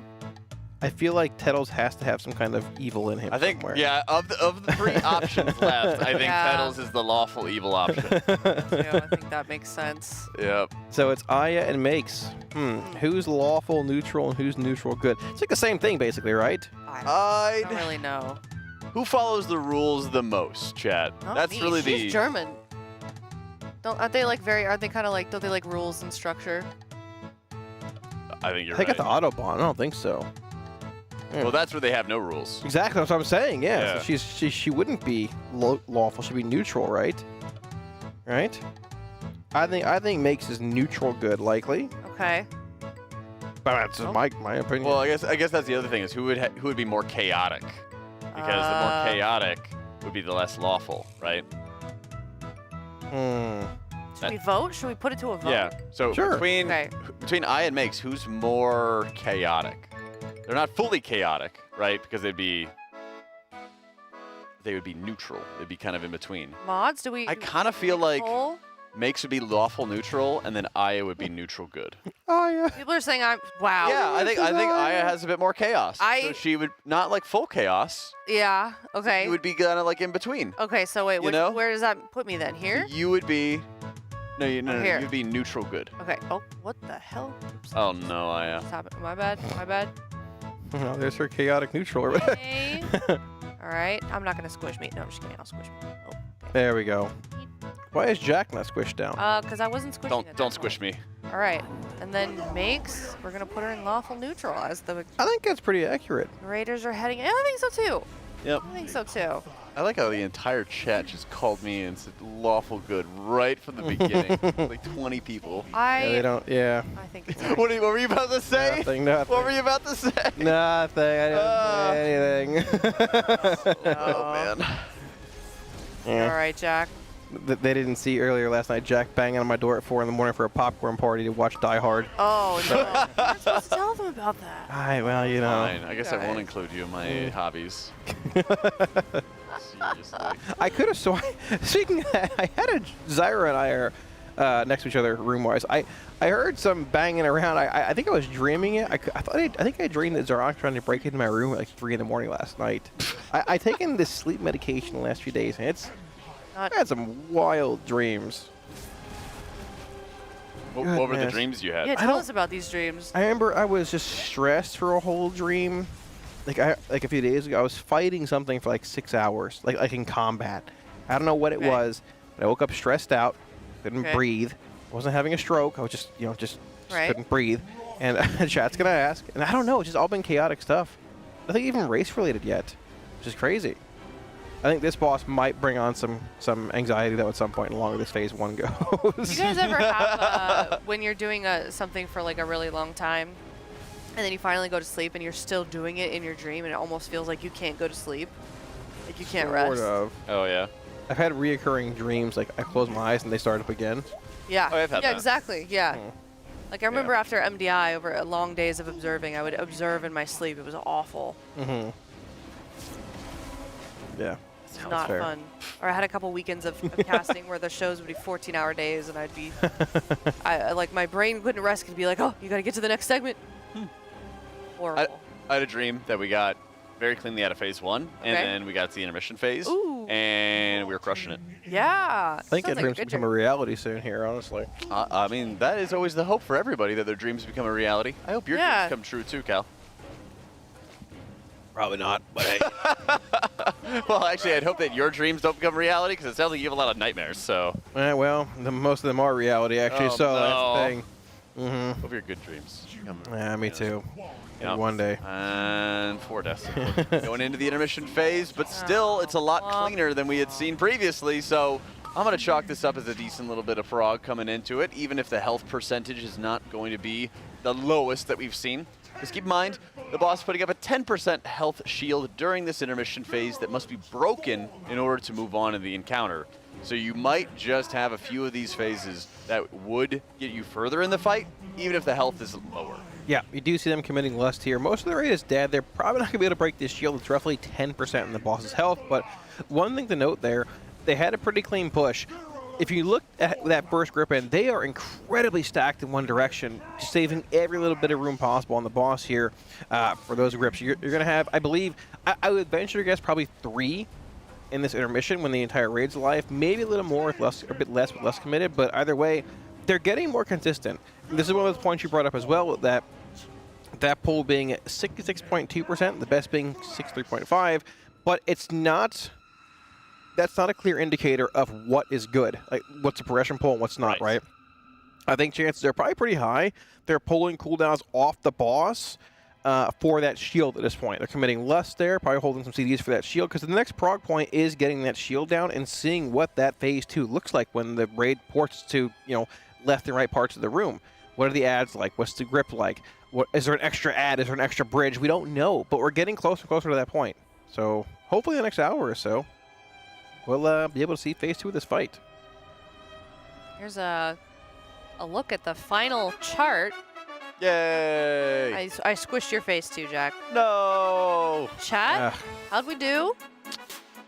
I think we did good. I've never played this game, so you think I should tweet it? Yeah. Okay, I'll tweet it. Cams has some chaotic neutral or chaos to him, but I don't know. That's why he's true neutral. Yeah. Because there's a bit of following the rules, bit of not following the rules. That's fair. Bit of good, bit of evil. I guess. I guess. Cam's will just throw a random joke out of left field that surprises everyone every once in a while. So he probably. Exactly. Yeah. You gotta just surprise everybody. I think Cam fits for sure. So we'll. I'm curious to get Cam's take on this actually. Maybe we should have Dr. Atnos build one later on too and compare the two. Oh yeah, Without I think him that's good. seeing I can control Z until the end here. I am not going to be chaotic neutral on that one. I'm going to be like pure evil or whatever. I guess that would have been good, is that everybody could make their own alignment chart, and then we could have like compared notes. Yeah. I like that. That's fun. I think if you compare me to the average Florida man, I'm actually pretty normal. You haven't made the news yet, so. Well, you know, there's plenty of time. I'm only 33, so. Right. Never give up on your dreams. So. Most accurate alignment chart. Also, apparently we do have the chart from Boston, because this is apparently recycled content that we've already done. Oh. Okay. All right. So where was I at? Cams is also true neutral again. Wow, I flipped around. That's good. And Makes was also neutral good. Okay. I was chaotic neutral back then. Yeah, I'm lawful evil, you see? Look at that. Interesting. Wow, we really flipped around here. I was close. Okay. Chaotic neutral and lawful evil are almost one and the same, I feel like. Yeah. Like, where'd they find that bit of lore? That's crazy. I don't know. Probably Twitter. Able to dig that up. Yeah. That one looks way nicer too. That was before we learned about the It is. Yeah, we learned a lot more. We know each other a little better now. That was so. pre-COVID. We all aged 20 years throughout that too. So was that pre-COVID, Boston? Huh? Is that pre-COVID? That was post-COVID. Oh, it was post. Oh my gosh. Yeah, no COVID. I'm old. I remember learning about COVID the end of, I want to say Nyalotha. It was Nyalotha. Yeah, like I remember hearing it being about discussed it. on the tram in the airport in Florida when I got back home. Oh. And we had one tier at home during Christmas time. Yeah, Nathria, which is that was one of the better races we had in recent history, actually. Yeah. Both guilds pulling simultaneously side by side. Very similar to Amir Dusil. Imagine if that one was in person. That would have been crazy. They died. We won while I was grocery shopping. Like, it was so anticlimactic for me. Huh? Should have Uber Eats some food. I should have. I should not have left. Yeah. Should not have left. No, it's all right. You know. Yep. I left for our Keveza kill. Oh yeah, really? Yeah, I was a little. Yeah, we were already in bed when the Silken Court kill came through. I was here actually, but you guys were. Wait, when we have a moment, can we who filmed the caster POV? Do we have that? I know it's on Twitter. Yeah. We gotta analyze the pop-up. You see Cal's tweet? I did, yeah. I wrote that. Oh. I wrote that. Oh, nice. with the McDonald's machine actually. I don't know if you wrote that. I think I did. You might have at said it, but I typed it out. Okay. Yes. So you are lying. I dictated it to you. Yeah. It was. It was pretty good. It's honestly a pretty good GIF. I think it's pretty solid. It's like a Renaissance painting. The more you look, the more that there's going on. Oh yeah. The more that is going on that you can discover. Yeah. Well, speaking of things that are going on, look, this is going to be almost. So this is the last quad drop of froths here. We have both Driny and Zevi down, but if we can make it through this, this will be a relatively clean push in the intermission. There's so much damage in the raid here with these pre-pops coming out, which is insane. This overlap here is super nasty too, so you have to wait to go to your pool until those webs expire, and then get into 1 of 4 in quick succession before they all end up popping, because you got to split that amongst the raid relatively evenly, right? But look at this. This is a push in intermission with 4 people dead, Jack. This might be... Oh, come on. People are... The whole raid's so low when that grip comes out, though. We have less being committed here, though, as well. Look at how far he goes. Oh, Poppy. That's a great drop location. Wait, yeah. Did he die from jumping off the edge there, or just a damage event? I think that was just the damage going out. Okay. Yeah.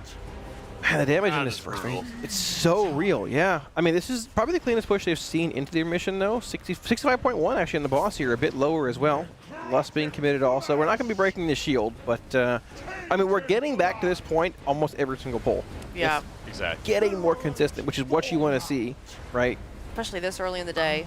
Yeah, They're also really taking their time between pulls right now, and then within the actual pulls, we're seeing them wipe on purpose when they know it's not quite going well, which is also kind of interesting. You know, it seems like there's not really much they need to learn at this point in time. They're kind of just trying to nail down the mechanics within the first portion of the fight. I mean, it's tough, right? Because obviously, like you were the first guild here. Both Echo and Liquid have had pulls from this boss. Yeah. Methods had some as well, to clarify.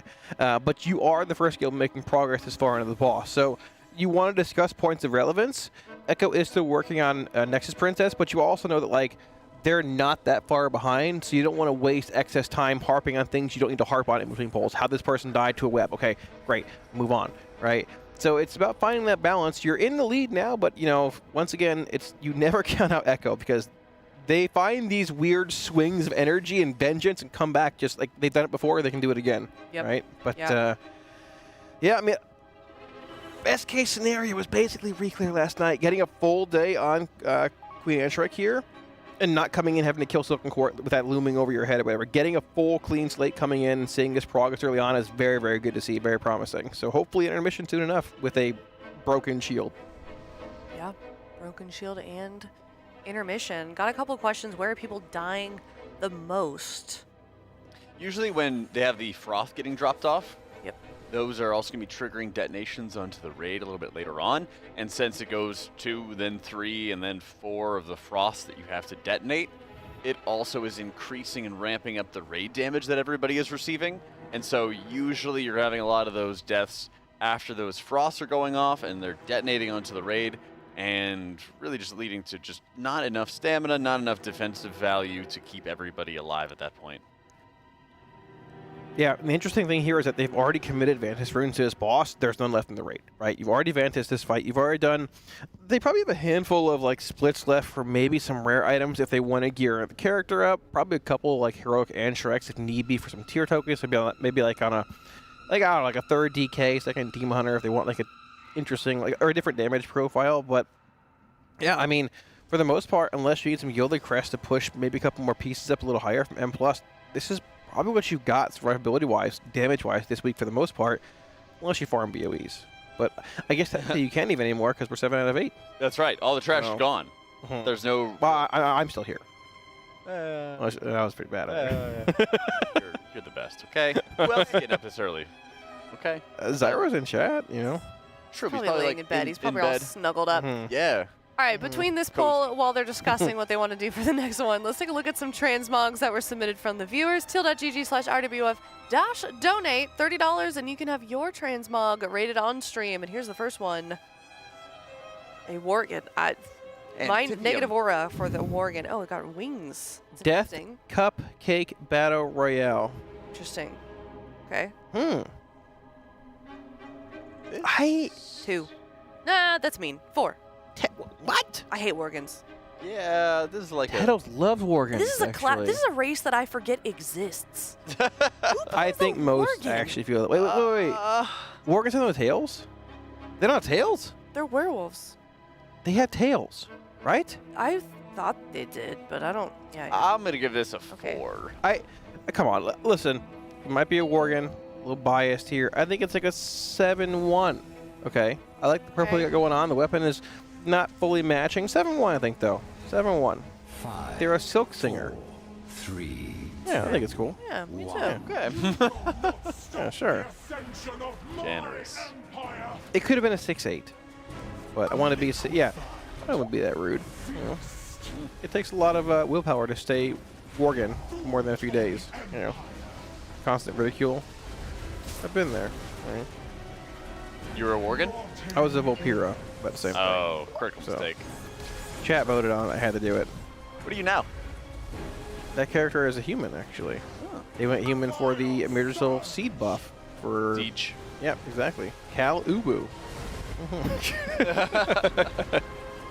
Imagine paying $30 to get roasted on stream. I mean, some people will, honestly. Like I do it every day. That's their so thing. true. Mm-hmm. Yeah. That is what being a streamer is all about. Mm-hmm. Getting roasted. Yep. When I first started streaming, I was a bit more reserved and was like, oh, I got to put on like a persona for this. And I realized quickly that that's not what I want to do. No. I'll be myself and I'll roast myself every day. That's okay. That's all right. Yeah. So. Also, we're at 625 eye level. Good question for people who are tuning in. Wanted to see how much value we got out of the Reclear. It was about 3 total item levels for the raid. Yeah, I mean, so that's more DPS, more HPS, but also just more raw stamina as well, which, I mean, looks to be pretty needed on this fight, but every little bit matters here. Talked about it a moment ago. Vantage Rune's been committed already.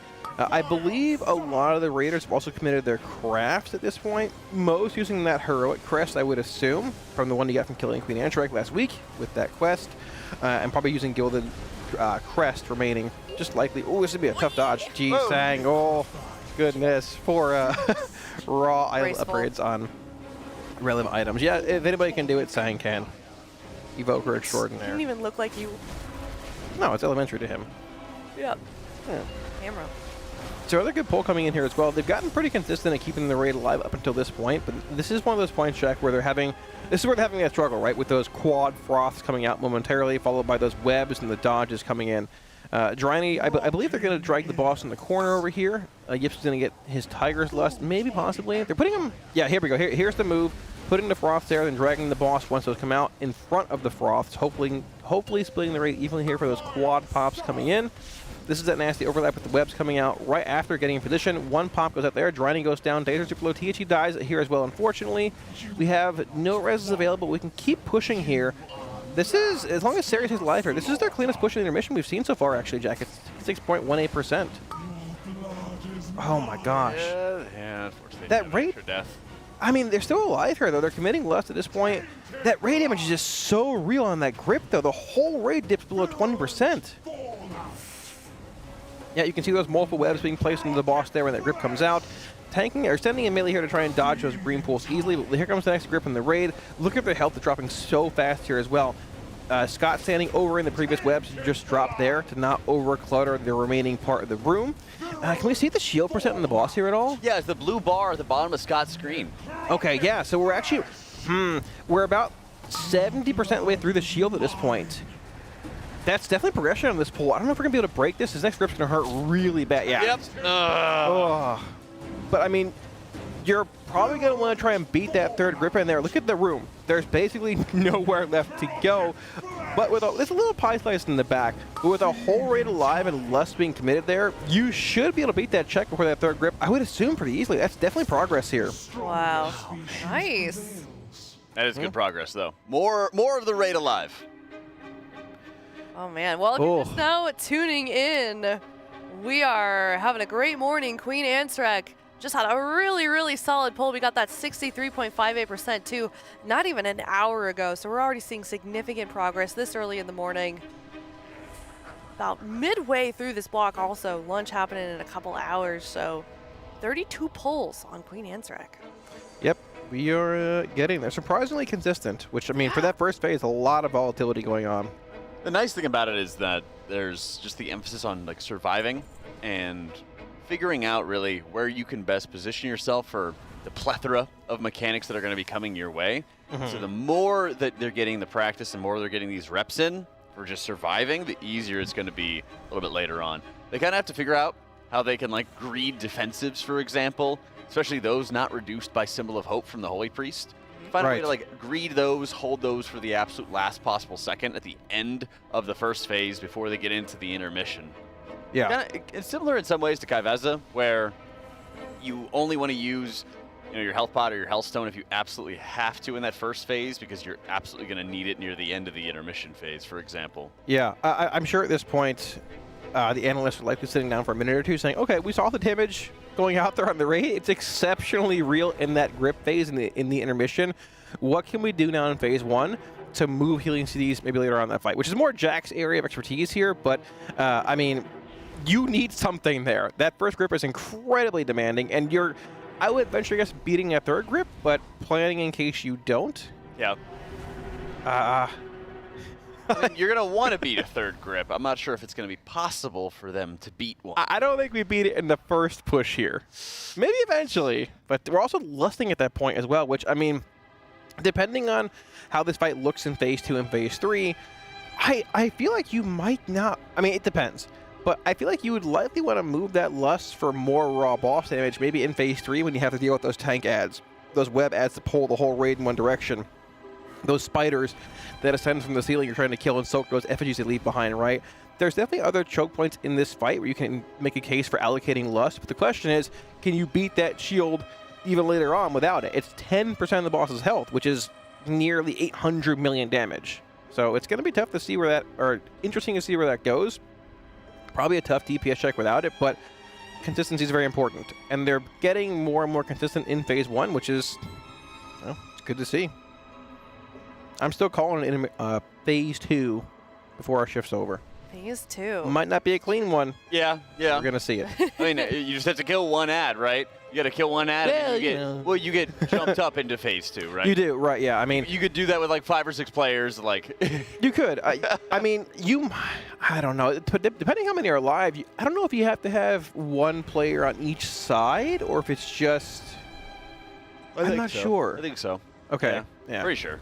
It could be a Razageth angle where they send the whole raid to one side initially just to see as far as they can, and say, hey, you go over here and tank this part, and just hopefully you live long enough. But, I mean, easier said than done on a fight like Queen Anne Shrek.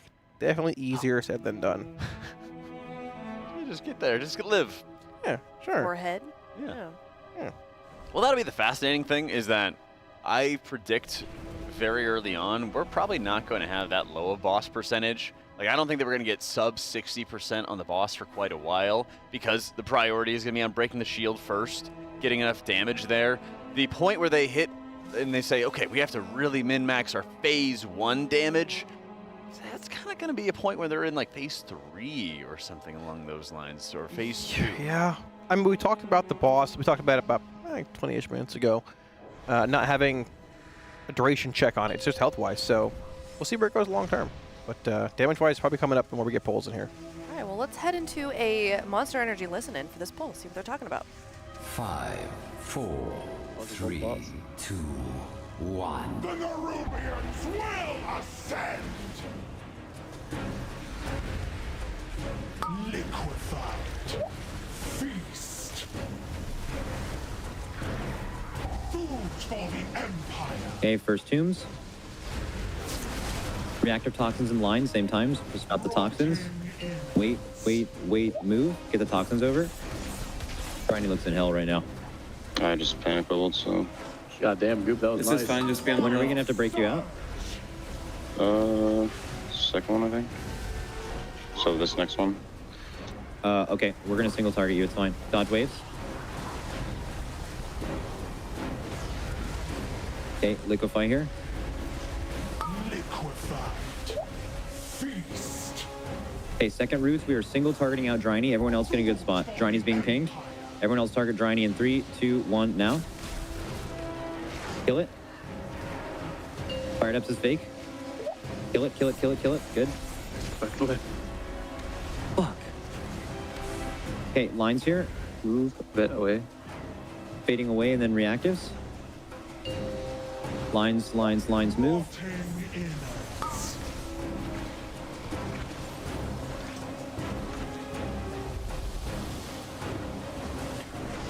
Vile surge. Okay, pump. Don't go my AMZ yet, bait off. Yep, bait away. Lines are spawning in 3, 2, 1. Dodge these. Liquefy in 3, 2, 1, now. Oh, we're probably fucked, right? Those webs while they're so... Yeah, that was such a bad one. People moved early.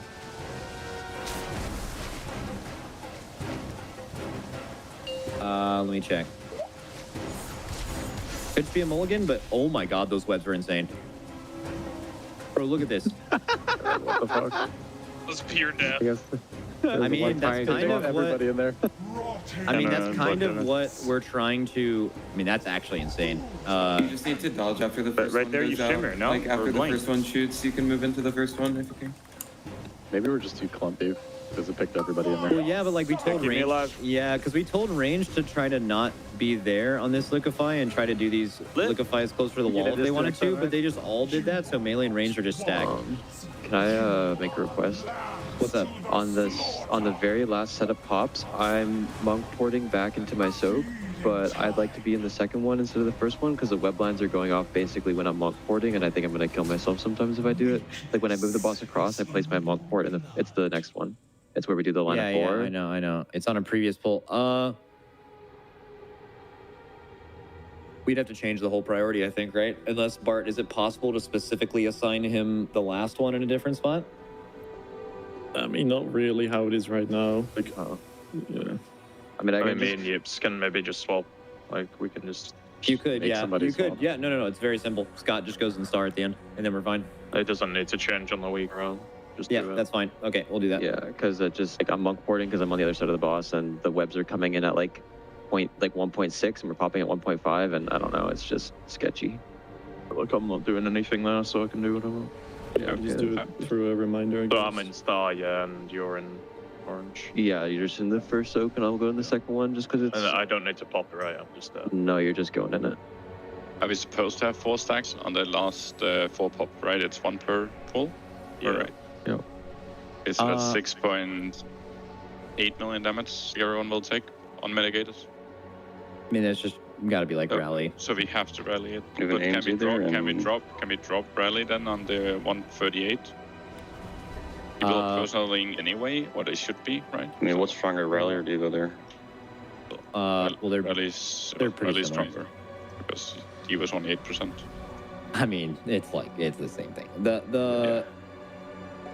When is this 130? 138 is like where we Everyone's have, plus people are one. popping 2 minutes anyway, given that they don't take any. Okay, I think we can probably move rally away because no one's dying to the damage here. It's Yeah, it's just the webs killing people. Yeah, we can move rally away from there. I'll give him some time to update that. Do you move my rally, Lemon? Yeah, I'm moving yours. Okay. I mean, even 6 point whatever mil though, that's like you need more than just rally. Are people personaling that? I can't personally everything. Well, of course, I know, but like that. everything. I mean, people are not going to live that consistently with rally. But they need to lift the second dock. That's like 8.5 million. Are we living second stock just with rescue shield? Yeah, Like that's in an 8.5 rescue million, shield, someone like that? supposedly.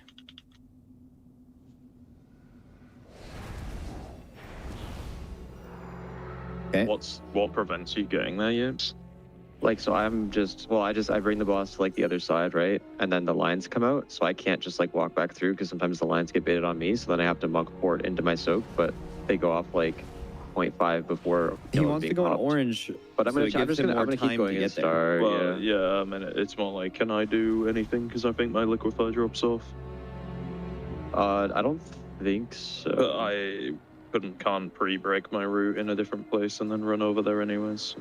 Yeah, I think it's fine. I'm gonna stay in star just because I actually don't think I could even get to circle if I wanted to. Because like even if I pre-place my port on circle, sometimes people aren't dropping it on it. They're like moving it somewhere else, which is fine. It's all good. Go. Kel, so does this liquefy bait matter if that's on the edge? Like, doesn't, right? The webs are what matters? If you bait it above or so fucking that part of the room with the webs. We were anyways? trying to save space, but yeah, I mean that part of the fight's so hard that I feel like we need to just be alive. Go. So third liquefy, just like range. Don't worry about baiting on the edge or whatever. Just like don't die to webs, you know. Roots here. Roots number 1. Reactive toxins very soon. Reactive toxins now.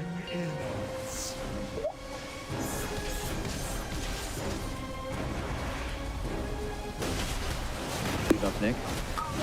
Let's get all over again.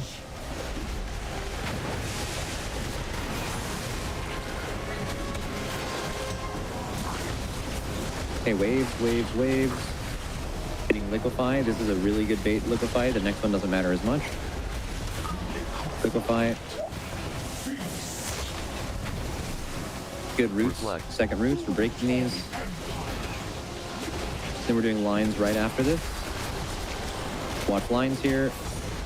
Wait, move. Okay, third lines, reactive toxins are going back. Markers.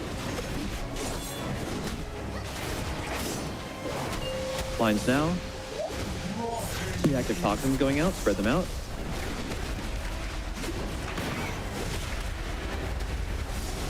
Nice.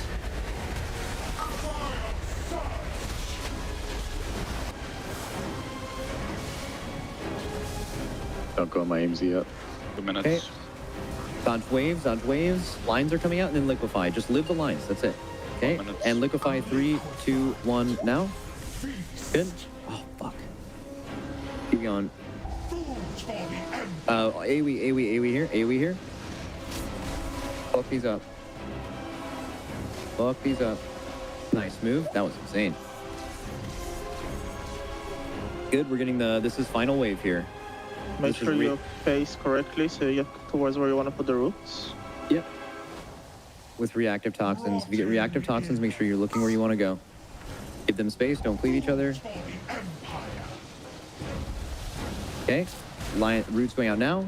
Lines are happening now. Oh, someone popped. Lines are happening now. Oh. On God, I'm gonna say this a white. On God, I'm gonna say it again. I ran into that. I think I ran into it right when it spawned. Okay. Trying to get across it. Yeah, Do you think it's worth like just moving the marks a little bit so it's like a little bit less tight? Like after we put the roots so there's some space to move and you're not like instantly running into them? Like star instead of like no, I mean just like shift everything a little bit Yeah, I forward can in show the room. you. He means like just have the markers 2 yards farther away from the group. Yeah, That's exactly. all. Okay. Yeah, like starting the line on new star. See new star? Yeah. Yeah. W. And this gap between orange and diamond is good, and where triangle is ending is fine as well. I can't see it, so I can't. Fire, can you look at it? 1 sec. Where? Behind. Just the markers. Yeah, that's fine. I think the more room you can give between like triangle and diamond is better. It's actually it's the other way around. It's the distance between orange and diamond that is by far the most important. Diamond and triangle can be like right next to each other and they can pop it in time. They just need to stand near the back. Okay.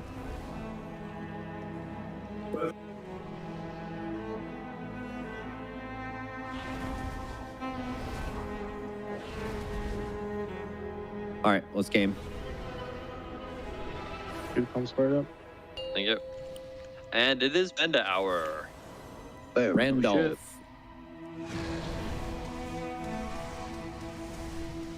Five, 4, 3, 2, 1. Nick stasis on cooldown. Does that matter? Yep. No, it doesn't. Yep. Nope. Yep. Nope. Move.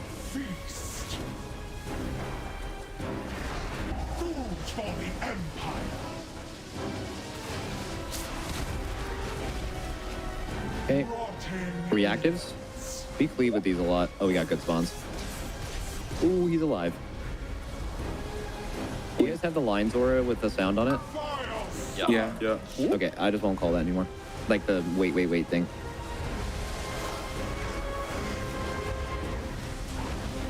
Okay, watch waves. This is the really aggressive liquefy bait he has on. It doesn't matter.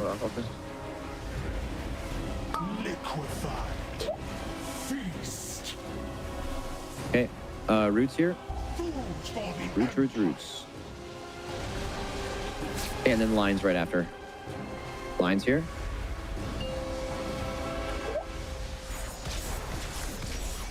Okay, lines right now. Oh, made that up. 5 seconds. I fucking lied. Come on, man. Come W. on, bro. Actually, L for lie. Lines. Reactive toxins go left. They're going out now.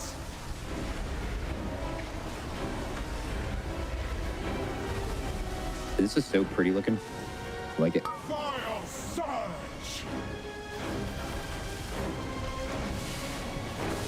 Oh, too soon. I literally was thinking last poll, how long is it going to take for someone to do that? That's funny.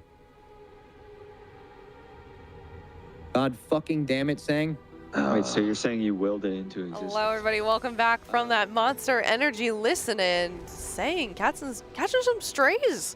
What happened? Oh, that was right on target. He popped his froth, his little toxic bubble, a little bit too early. Okay. And unfortunately, that nukes the raid. As you can see, they are staggering their detonations of the froth. Okay. And now you know exactly why they do that. Yeah, makes sense. Those are dangerous pops. It's quite a precarious mechanic. Like, it takes exact timing, especially when you have 3 and 4 out on the raid. But every once in a while, it's going to happen. You run it back. It is what it is. Yeah. Make the mistake early on to not make it later. Yeah, and true. Yeah.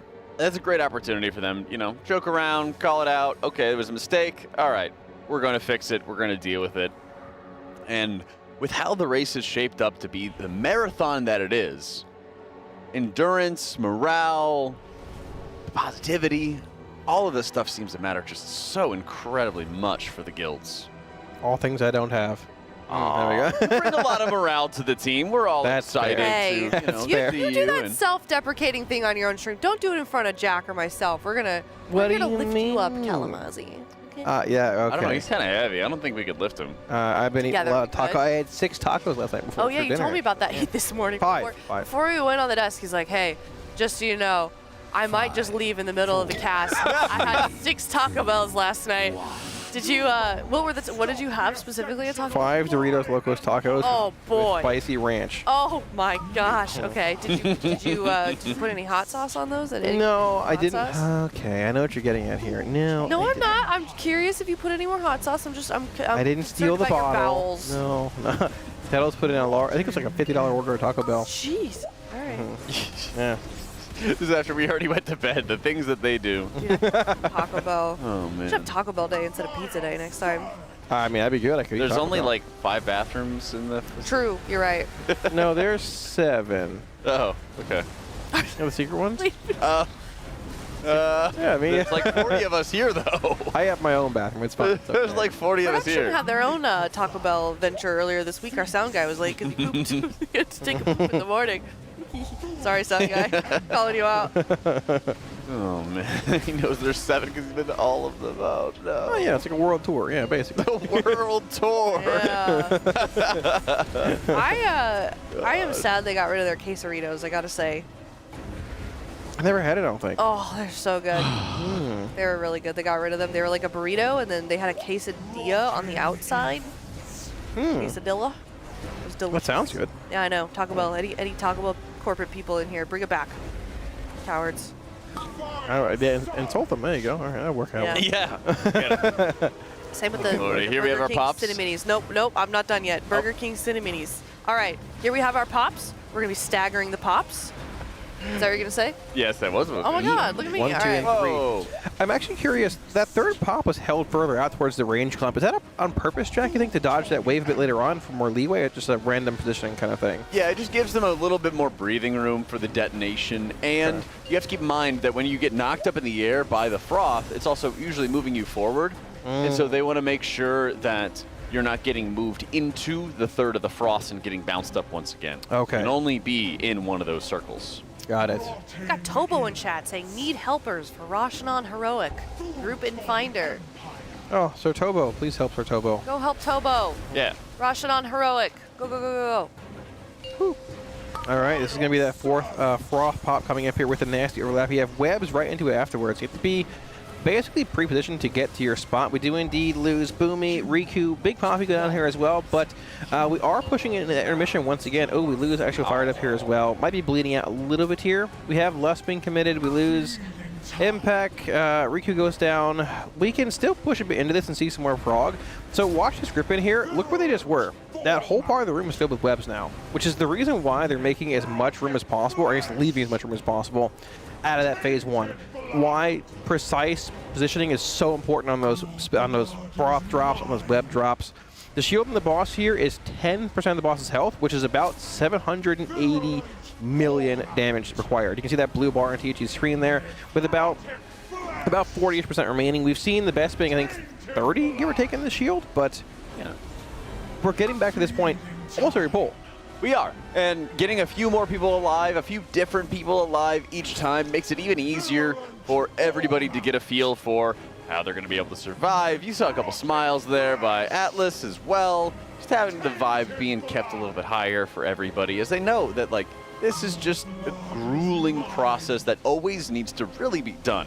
And being able to find a balance between productive polls like what we're seeing and being able to keep everybody positive, I think, is such a major factor. Yeah. For boss progression, because sometimes you get the vibes good, but then you're not making progress, or you're making progress, and you kind of forget to keep it light and keep it fun.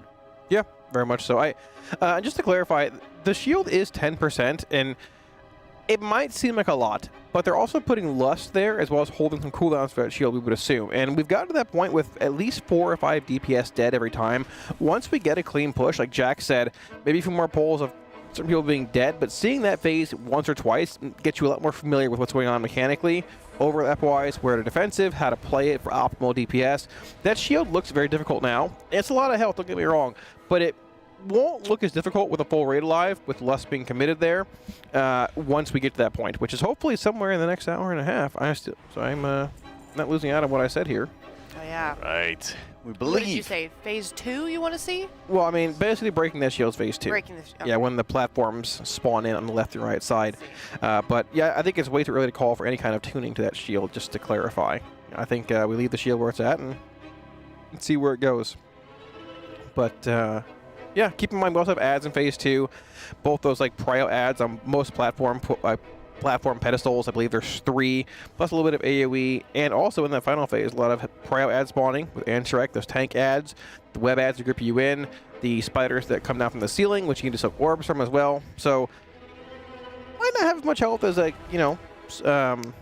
Kaveza did, but still a lot of opportunistic damage in this fight, and excess damage and ads and things you need to break as well.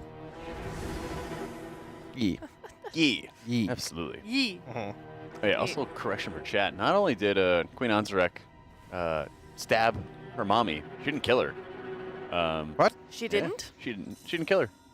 Gosh, guys, didn't you do the campaign? I don't read it. Man. I mean, is it spoilers? It's been a couple weeks. I'm just saying. Spoilers, chat, close your ears. It's been a couple weeks. Go ahead. Close your ears. Do it.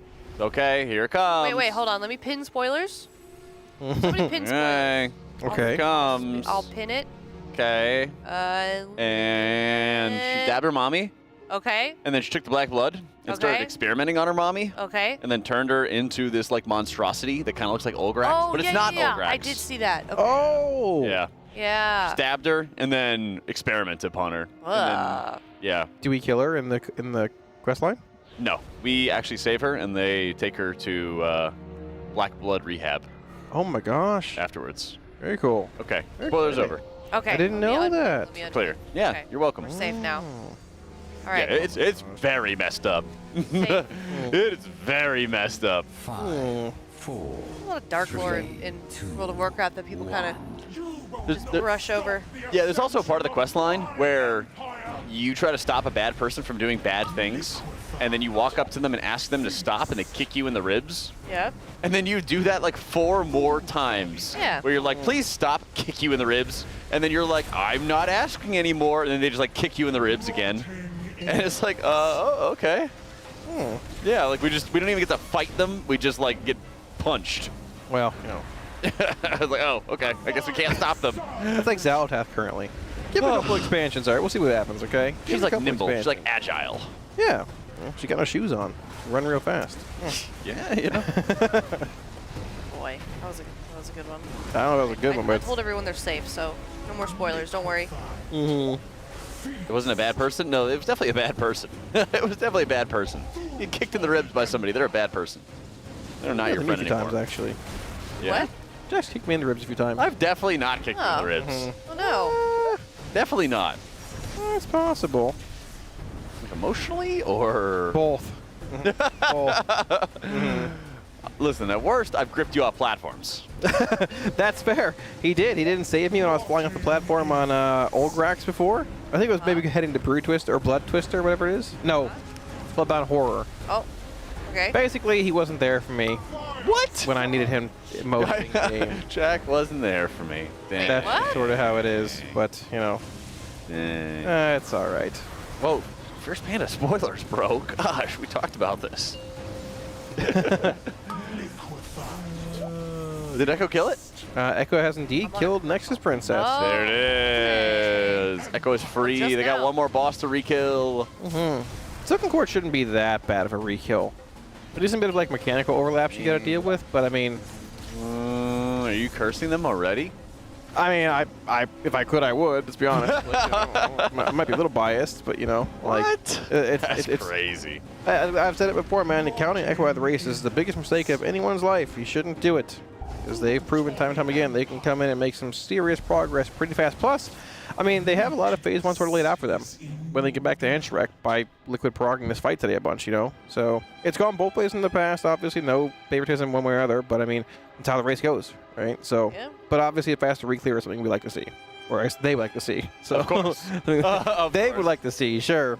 So, yeah. All right. Well, in the meantime, between this poll, we're going to take a look at some pets that are submitted from the viewers to our charity. Oh, here's True. Oh my gosh. Aww. Look at these guys. And Anian Rolo, submitted by Trill's mom. We love Trill's mom. Hi, Michelle. That's nice. I like them. Little guy. I couldn't tell where Rolla was looking, but I see now. I see. Yeah. Yeah. Oh. Very cuddly. Cute. Very nice dogs. Very nice doggos. I like that. Oh. Thank you so Comfy much couch too. for your submission. Oh my god. Moxie. Moxie, shout out to IZ Panda. Yeah. We love the blur. Yes. The zoomy photo. The zoomy photos. Yeah. Yeah. Very agile. Rapid pace. Little side eye too. Yeah. Very nice. Little sleeping. That's right. That's what pretty good. Cal gives me whenever I talk about warlocks. Desks right next to each other. Or healing. He's just like, yeah, okay, yeah. Yeah. Yeah, I know these words. This is great. Yeah. Yapping. Top left is Jack when he's talking about healing. Bottom right is everybody else. Yeah. Oh. This picture makes me very nervous. What beautiful Very. eyes. It is. What a sweet kitty. I don't like cats or any animals near railings on balconies. I don't like it. It makes me nervous. I think that cat has But got incredible balance. yeah, Kitty's They know what alright. they're doing. Blueberry. They know what they're doing. Me, I would not know what I'm doing. Yeah. That Old-timer. checks out. Right? That checks out. I like it. Yeah, my bad. Oh. Thank you. No, it's okay. I don't mean to be grilling you today, Jack. I'm just. No, it's okay. It's okay. Well, You're used to having things grilled instead of fried. yeah, I am. I had some burgers yesterday. Burgers. I ate 3. I didn't. Yeah, I know. You were loaded up on the burgers. I was like, man. What is that, Aya? Oh, I 3 is a lot. Yeah, you know. It's good. I didn't end up They were having pretty them. good. Were they tasty? Yeah, they were pretty good. I make some good burgers. They were thick. Thick. One time she made like a mushroom sauce for the burgers. Oh, they were so good. That does sound pretty good. I haven't seen it since, though. I imagine a mushroom sauce would be wasted on a lot of the people in this building.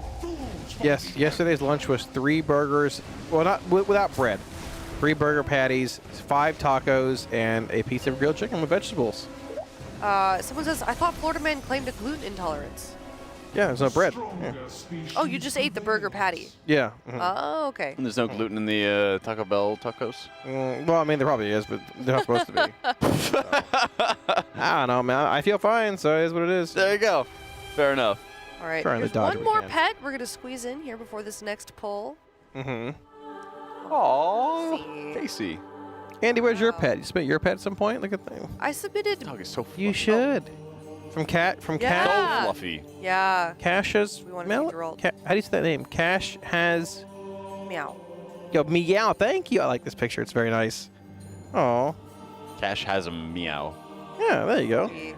Casey. I love a good Ears up. Shepherd. That's yeah. right. Mm-hmm. Big old ears. Probably still pretty young. Probably like a year old or something. Yeah. Mhm. Oh, look at the ears. Little Our demon dog. Dog. We get That the name. dog looks like a demon dog, That dog like looks in a very good way. hyper. That Yeah. dog looks like it's about to bolt. It's building power. Yeah. you can Yeah. Probably Yeah. every inch of that dog's body is pure muscle, just ready to bolt. This is a ready to Tettles dog. Yeah. I like this. Oh, it's like the hair difference. I see what you're saying with the Yeah, hair. with the little like left, right, the ears. The yeah. hair and the ears. Yeah, what's Mhm. the curtains? Yeah. I like it. It's a good dog. Does Tettles have curtains? Is that what it's called? I don't know. The hairstyle? Is it called curtains? Is that the question you're asking? Yeah. I don't think so, Jack. I No. don't know. Isn't that a thing? I don't know. Maybe. I could be wrong. I'm not sure. Lord Balerion? I love Is that a Game of Thrones reference? I don't know. It is. It sounds like it is. But Balerion was like a dragon. What a Oh. Yeah, Balerion the Dread. From The biggest Hamskillet. of the dragons, in fact. That was Oh. the dragon that Aegon the Conqueror went burning in the countryside in the Game of Thrones. I know these names, yeah. Yeah. Aegon. Burn Yep. to all the peasants. I love cats that have like these like just super like alpha like Lord Balerion like Arthur the Conqueror, some random cat laying on a couch. Like it's so good. It's very good. Cat names are unhinged sometimes. I love it. Yeah, they're good. I'm glad Trad knew. They're very good. I like it. Thank you. What's Trogdor? What? A Trogdor? No, what is that? Why is chat spamming Trogdor? Isn't that a Trogdor was a man. Or wait. He was a dragon man. Or maybe he was just a dragon. I don't know what that's from, Jeff. Jeff Jeff's grooving by himself over here, rocking on the couch. Let's go. Burning in the countryside, burning all the peasants, burning all the people, and the thatch roof cottages. I have no idea. Thatch roof cottages. They all get it though. Yeah. He gets it, but me and Calamari. Yeah. Oh my gosh. Boy. Well. That was good, Jack. That was good. Yeah, I don't know what it is, but you're Oh my gosh! It was not only a game and a song. It was a mobile. It was a web game on the site where you could be Trogdor and you could go burn and all the people. This is a mobile game? Oh man! It was a web game. A web game. Okay. Web game.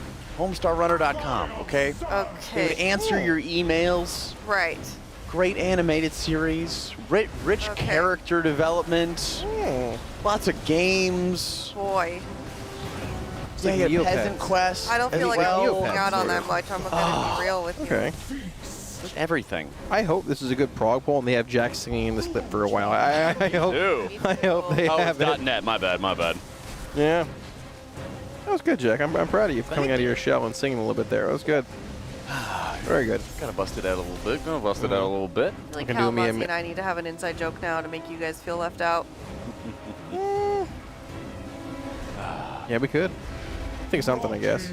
There were just like so many games too. There's just, I don't know. There were like boss fights that you would fight, and you know, if you lost a boss fight, your head would explode. It's like your head explode. You know. I don't know any of Yeah, this. exactly. Yeah. You guys are older than me. You guys probably know about this. My brother's introduced me to it.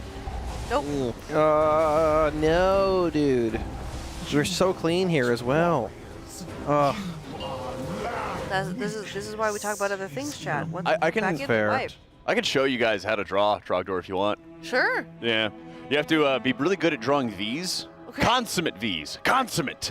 Yes, of course. Consummate V's. Yeah. Is that it? Yeah. You got to draw an S. Do we have like a little wand, Telstrator, or something like that? I could show you. You could pull up Paint. What is a I could hand you consummate the V? HDMI. I can draw it for you sometime. Okay. They just said on camera, I'm not moving from this blankie. I'm cold. What is a consummate V? What is that? You have to. I have to show you. If I Draw tell it you, with your hand. That's a V? You have to make multiple V's to make spikes. Okay. Spikes and teeth for your dragon. This is so. Let me walk you through this. Can we All play right, the okay. game? Okay. First, you got to draw an S. Yeah, like a snake. Okay, great. There you go. Then you draw a more different S. Okay. You got some little Okay. stick legs, and then you give him one real beefy arm. Like once you get like an hour, hour and a half at the gym. A big pump arm, okay? 24-hour arm workout. All right. Then you got to get your spikes, okay? And it's consummate V's all the way down. Consummate V's. Strong. I need you to draw this for me on break at some point. I am very curious. You can still play. Should we load it up? Probably. Internet never forgets. That's true. It's on the net. It's there forever. I wouldn't know Majesty if it bit him in the face. True. I haven't seen Jack this passionate in a long time. I know, right? Kalamazoo would not know Majesty if it bit him in the face. Healing and whatever this thing is called. I forgot already.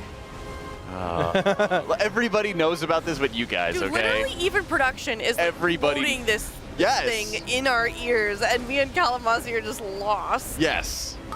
Everybody knows about this. Progtor is Everybody 18 knows. today, according to chat. It just, I don't know, it was just a huge cultural thing. Like, even my sister got into it. Dude. That's fair. Yeah. How I missed this. I don't know how you missed it either. Oh my gosh. I was a Neopets person for a little while. Me too. Strong bad email number 58. Thank you, Chad. I'll have to go send it to them. You weren't a Neopets person, Jack? I was pretty big on Yu-Gi-Oh! Oh, Yu-Gi Man, I know that one. Yeah. I was really into the TV show. I even had the dual disc. I had a couple of the tins I would buy. I bought one of the tins just to get Buster Blade, which I thought was a good card. And I was like, that looks so sick. That's cool. Yeah. That's right. Oh, yeah, you don't know what the system is down. The system is down. The system is down. Yeah. Man, I have so much to show you. I'm so sorry. I have so much to show you. So sorry. It's like, I just have to show you this entire world. You do, yeah. Yeah. Oh, Buster Blade was a good card? Okay. Let's go. Good. All right, I feel more validated in my 10-year-old decision-making process. I had a Blue Eyes White Dragon. So did I. I had 3 pieces of Exodia. Oh my gosh. That's right. Come on, Neopets? No, we were talking about Yu-Gi-Oh! Oh, okay. Exodia was the god card, and you Okay. needed to collect all 5 pieces of it, okay? And I saw it one time. This guy, kind of like a young kid, had walked in, and it was his grandfather's deck. And he'd like spent his entire life like collecting rare cards from like all over the world. And gosh, you know, this guy came into the card shop one time, tried to buy him out, tried to buy his rare cards and everything like that. His grandfather said, "No, absolutely not. I'm not going to do that." Boom! That rich guy sends his grandfather to the hospital. Okay, so the young kid grabs his grandfather's deck. Okay. Okay. His grandfather says, "You need to believe in the heart of the cards. Uh-huh. You need to go take down that rich guy." Okay. This rich guy, he's got 3. Okay, let me get you. Let me lay it out for you. He has 3 Blue Eyes White Dragons. There's like a dozen of these in the world and everything like that. Does that form like a Omega Dragon, or just like 3 different? It does later on. In its Oh, series. okay, cool. That's right. When all hope seems lost, Yugi had 4 pieces of Exodia in hand, and then he puts his hand over the deck and he says, "I believe in the heart of the cards. My grandfather made this deck." And what do you know? He draws the final piece of Exodia, kicks that guy's butt, sends him to the Shadow Realm. Does the guy die? Is it that powerful? No, he gets sent to the Shadow Realm. When you lose in Yu-Gi-Oh, you don't die. You get sent to the Shadow Realm. I thought you were like, okay, all right, okay. That's right. All right. That was good. That was good. That was good. I'm proud of you, Jack. Thank you.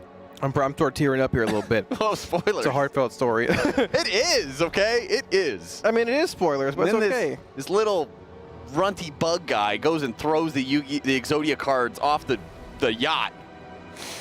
The yacht? Yeah. They were on Jack? the yacht one time. Would you like Can you to draw your dragon, draw? whatever it was? Yeah. I could I don't do know. that. I don't know. You might have to. I'll come on over. You might have to. Yeah. Okay. All right. Okay. Jack's gonna draw. Would you like a pip for this or something? I think they might just pull it up between pulls here. Where's my drawing tool? My drawing. Oh, here we go. Drawing. All right, listen up. Okay, First, we're listening. We're listening. We're paying attention. you draw an S, okay? Is that a snake? Yeah. Pipe down. Is it okay? Class in session. Then you draw a more different S, okay? That's a snake. Draw some little legs. And then you go draw his face. It's going to be a little wider of a face you have going on here. Okay? Okay. Actually. All right. And you gotta give him a nice, big, meaty, beefy arm. Whoa. Nice little vein in there and everything like that, because you know he's been pumping up a big old workout. Whoa. Okay. Onto that one. All right. Are those fingers at the end or talons? Yeah. Okay. Talons. Talons. Okay? And when you make the spikes, you gotta be consummate V's. Consummate V's. Okay. Goodness. Okay. Is there any color to this drawing? I'm working on it. Okay, Oh, we're sorry, trying to get my the bad. vision Okay, down. okay, You don't colorize until later on. All right. Now, is this a dragon or? Yeah, he's the dragon. The dragon. My bad. Aya. Sorry. Right. Killing me here. Are you trying to Spikes. do a mouth? What's this guy's name in? Triangle Door? And his name is Trogdor. Come on. Flip Then that you got, sound. you know, some stanks and some fire. Some stanks. Yeah. There we go. Whoa. Yeah. Sassy looking. Oh, It's like Godzilla. Just Trogdor. With one okay? bicep. Kalmazi, please. It's Trogdor. You're killing me here. Triangle Where's door. Where's the fill icon? There it is. That's gonna color the whole page. There's no. Ah, it didn't close it off. I didn't close it off. Yeah, it's okay. No fill. No fill here. Oh, that's good. We're not filling anything. His name's Trogdor. That does not look good. Stop lying. I think for Jack's. You wouldn't know Majesty if it bit you in the face, okay? I don't. I don't. I Sorry. know, right? Looks like it's about to bit. All right. Well. You know yay. All right. We gotta get back to Yay. polls. Okay, I we have feel serious like- business going on. I feel like I've learned I spent so much time learning how to draw this. Yeah, it's very nice. Very pretty. Oh, we needed the tiny wings. I'm sorry. Yeah, I forgot about the tiny Oh, wings. no, buddy. Aw. Oh, man. Majesty. Back to the drawing. Majesty. Ha ha ha. Good one. If you're just now tuning in, we are learning about Trogdor, me and Kalmazi, and we're on pool number 39 here on Queen Antrek. We finished our Reclear about an hour ago, maybe a little bit over an hour, and we're seeing a little bit of prog this morning too. They're nice and energized from this morning and having some pretty good pulls. Yeah, they really are. So far. Yeah, they're getting surprisingly consistent in this phase one. Not to the point where they're beating that first shield or that shielded intermission, but they're getting there. The biggest progression point for them is getting through that quad pop of the froth effects, which increase from 2 to 3 to then 4 for each set, which is right before the intermission on the boss. If we can get that cleanly with the whole raid alive or even one person dead, you should see a pretty good intermission push into that shield and hopefully just a phase 2. Pretty simply. Yeah. Simple. Yeah. I mean, at this point, it really becomes a game of figuring out how they can leverage their defensives to survive some of the increasing damage from multiple froth pops, multiple explosion pops. There's such high damage at the end of the encounter. You can even see how well spread the players are, since as they drop these froth, these little toxic bubbles that you see onto the side, they pulse AoE damage to everybody around them. And so it's imperative that they're spread out, they're delaying the explosions of those froths, and then adjusting their position to be stacked once again and utilizing their defensives, because the bursts right here are able to wipe out players really in just a heartbeat. Yeah, we lose Lip and Draco here, unfortunately. We have one res available. The boss should be pushing, I think after, what do we have queued up here? We have the Venom Nova coming up with this. Yeah, this is one of those weird overlaps. So we're going to have, not here, but we're going to have one website come out, I believe, with the final Froth set, Jack, correct? Or is Yes. that, yeah. So that's the one where you have to basically sort of pre-position where you're standing so you can get to your Froth assignment quickly, because they pop very quickly after those webs are going out. We do indeed see 4 spawning in here, making that sort of like that wall in front of the boss, which Yips will receive Tiger's Lust, running quickly with the boss past those froths that come out, making it able to get max cleave on those. Getting into your soaks ahead of time here. 1 pop, you're going to see 2, 3, and 4 getting knocked over the lip there, right into that swirly. Enough time to dodge, but we lose a couple more. We can maybe more burst. More burst damage happening in a sec. Oh yeah, gosh. Yeah, that right there. That right there is what they need to figure out a way to survive. It's tough when you lose players for those soaks too, right? And I think the detonation was a little bit larger, because I think if you don't have the proper distribution for the group, since they had a few players dead, if there's imbalance with the players getting knocked up into the air, it actually triggers additional damage. It's a higher stack explosion. Ooh. And since they have such a high stack explosion, they can't really survive. And so they need to have everybody alive at that point, have perfectly distributed, 5x4, 4 froths, have 5 players per froth in there, get knocked up into the air, have the lowest stack possible for the Venom Bomb detonation, and then be able to survive and push into the intermission phase. Yeah. So one of the biggest things when you're looking at, like, is this going to be a good poll or not, is everybody going to be alive when those froth detonations that are knocking players up into the air, is that going to be present? And it's Trogdor! Oh, they made it look Oh, that's right. The eyes are above. That's right. Oh. Jack. I know. My I God. know. It's been Where are his consonant V's or whatever? Are we talking about here? It's at the bottom, literally on his tail. Consonant. Oh, okay. Also on the inside for his scales. You could have said spikes. I would have known what spikes were. Oh. I'm trying to overcomplicate things here, Jack, huh? Oh. I don't know if... look at those lines. Look at that arm. What is that? I know. Look at that majesty. It was a little bit better than yours, Jack. Of course. I'm really sorry. I mean, I don't mean to be as good as the original artist. What do you mean? Jack's been hitting the Oh, gym. this His is the arm looks actual big. one. Thanks. Yeah. I'm trying. Is this the actual one? This is the actual Oh, one. I thought Yeah. production did this. No. Right. This is the original. You're Okay. literally looking at, like, the Mona Lisa of the internet. Wow. How old is this? Like, it's going to be like 20 years old, probably? 18 years old, 20 Everything years I old. have learned My about this has been against gosh. my will. Yeah, he's like a wing-a-ling dragon, okay? I like buffalo wings. They're pretty good. Yeah. I'm down for that. Very nice. If we can play the song, we'll play the song, chat. I'm not sure if it's DMCA or gonna get us in trouble. Oh, it was in Guitar Hero. Dang. That's right, it was Might actually. be DMC. The forgot about Trogdor that. song, was it in Guitar Hero before it was in Trogdor, or is it a Trogdor original song? I mean, it was an original song. Oh. It was an Wow. original song on the internet, probably when they were making zero money from it. Wow. And this guy was just making web games and fun stuff, fun animations. Okay. I hope that whoever, I never really researched who was like in charge of it or who made it. I hope that they are just swimming in money right now. But Me too. I'm almost certain that they made like $0 ever in the early days. Yeah. Makes sense. Yeah. Hopefully, yeah. I hope that they are just swimming in success. I would buy some Trogdor merch. Yeah. Very cool. Oh, you're like into it now? Well, yeah. I mean, it'd be pretty cool. I prefer my liquid apparel. Of course. Yeah. But, yeah. you know. Teal.gg/store if you want your own liquid apparel. Yeah. You're sporting the Star Wars hoodie today. I've worn this hoodie. I washed it, to clarify. but yeah. I've worn it for the last few days, give or take, I think 1 day. It's very nice, very comfortable. This is my Star Wars Sith hoodie. Yes, very nice with a zipper in the front. Very nice for Florida. It gets a little hot. You can open up, get some air coming in. Yep. Yeah. Hold, zip right on up, ready to go. You know? Yeah, you're definitely right. 8C, it was definitely before the commercialization of the internet. So I think at the time they were almost certainly making like $0, but hopefully they did something later on to be swimming in money because they deserve it. There we go. A lot of good memories from that. Huh. What era was this? This is like 20 years ago, and basically they would like respond to emails and have just cool, fun, animated stories and skits and everything like that. You know, Okay. it would be like, hey, like strong bad, like I'm having, gosh, I'm trying to remember, like one of the good ones. It's like, oh gosh, there was actually a bit about picking up chicks. Wait, Strong Bad. Strong bad, yeah. Who's that? And that name sounds familiar. Who was that? He was this guy who had like a big wrestling like hoodie and everything like that Okay. on, or wrestling mask on, and he would like answer people's emails and get them answered. You know. I feel like. Yeah. Oh. He had a whole family. He lived. Yeah, he had a luchador mask. Thank you. He had a brother named Strong Bad and a brother named Strong Sad. Yeah, I'll explain it. He basically lived with his family. You know, Okay. strong mad, strong sad, strong bad. Yeah. I'd be Strong Bad. Nah. Well, actually, it's kind of funny you mentioned that. I can definitely see that. Was there a Strong Glad? That would not be me. No.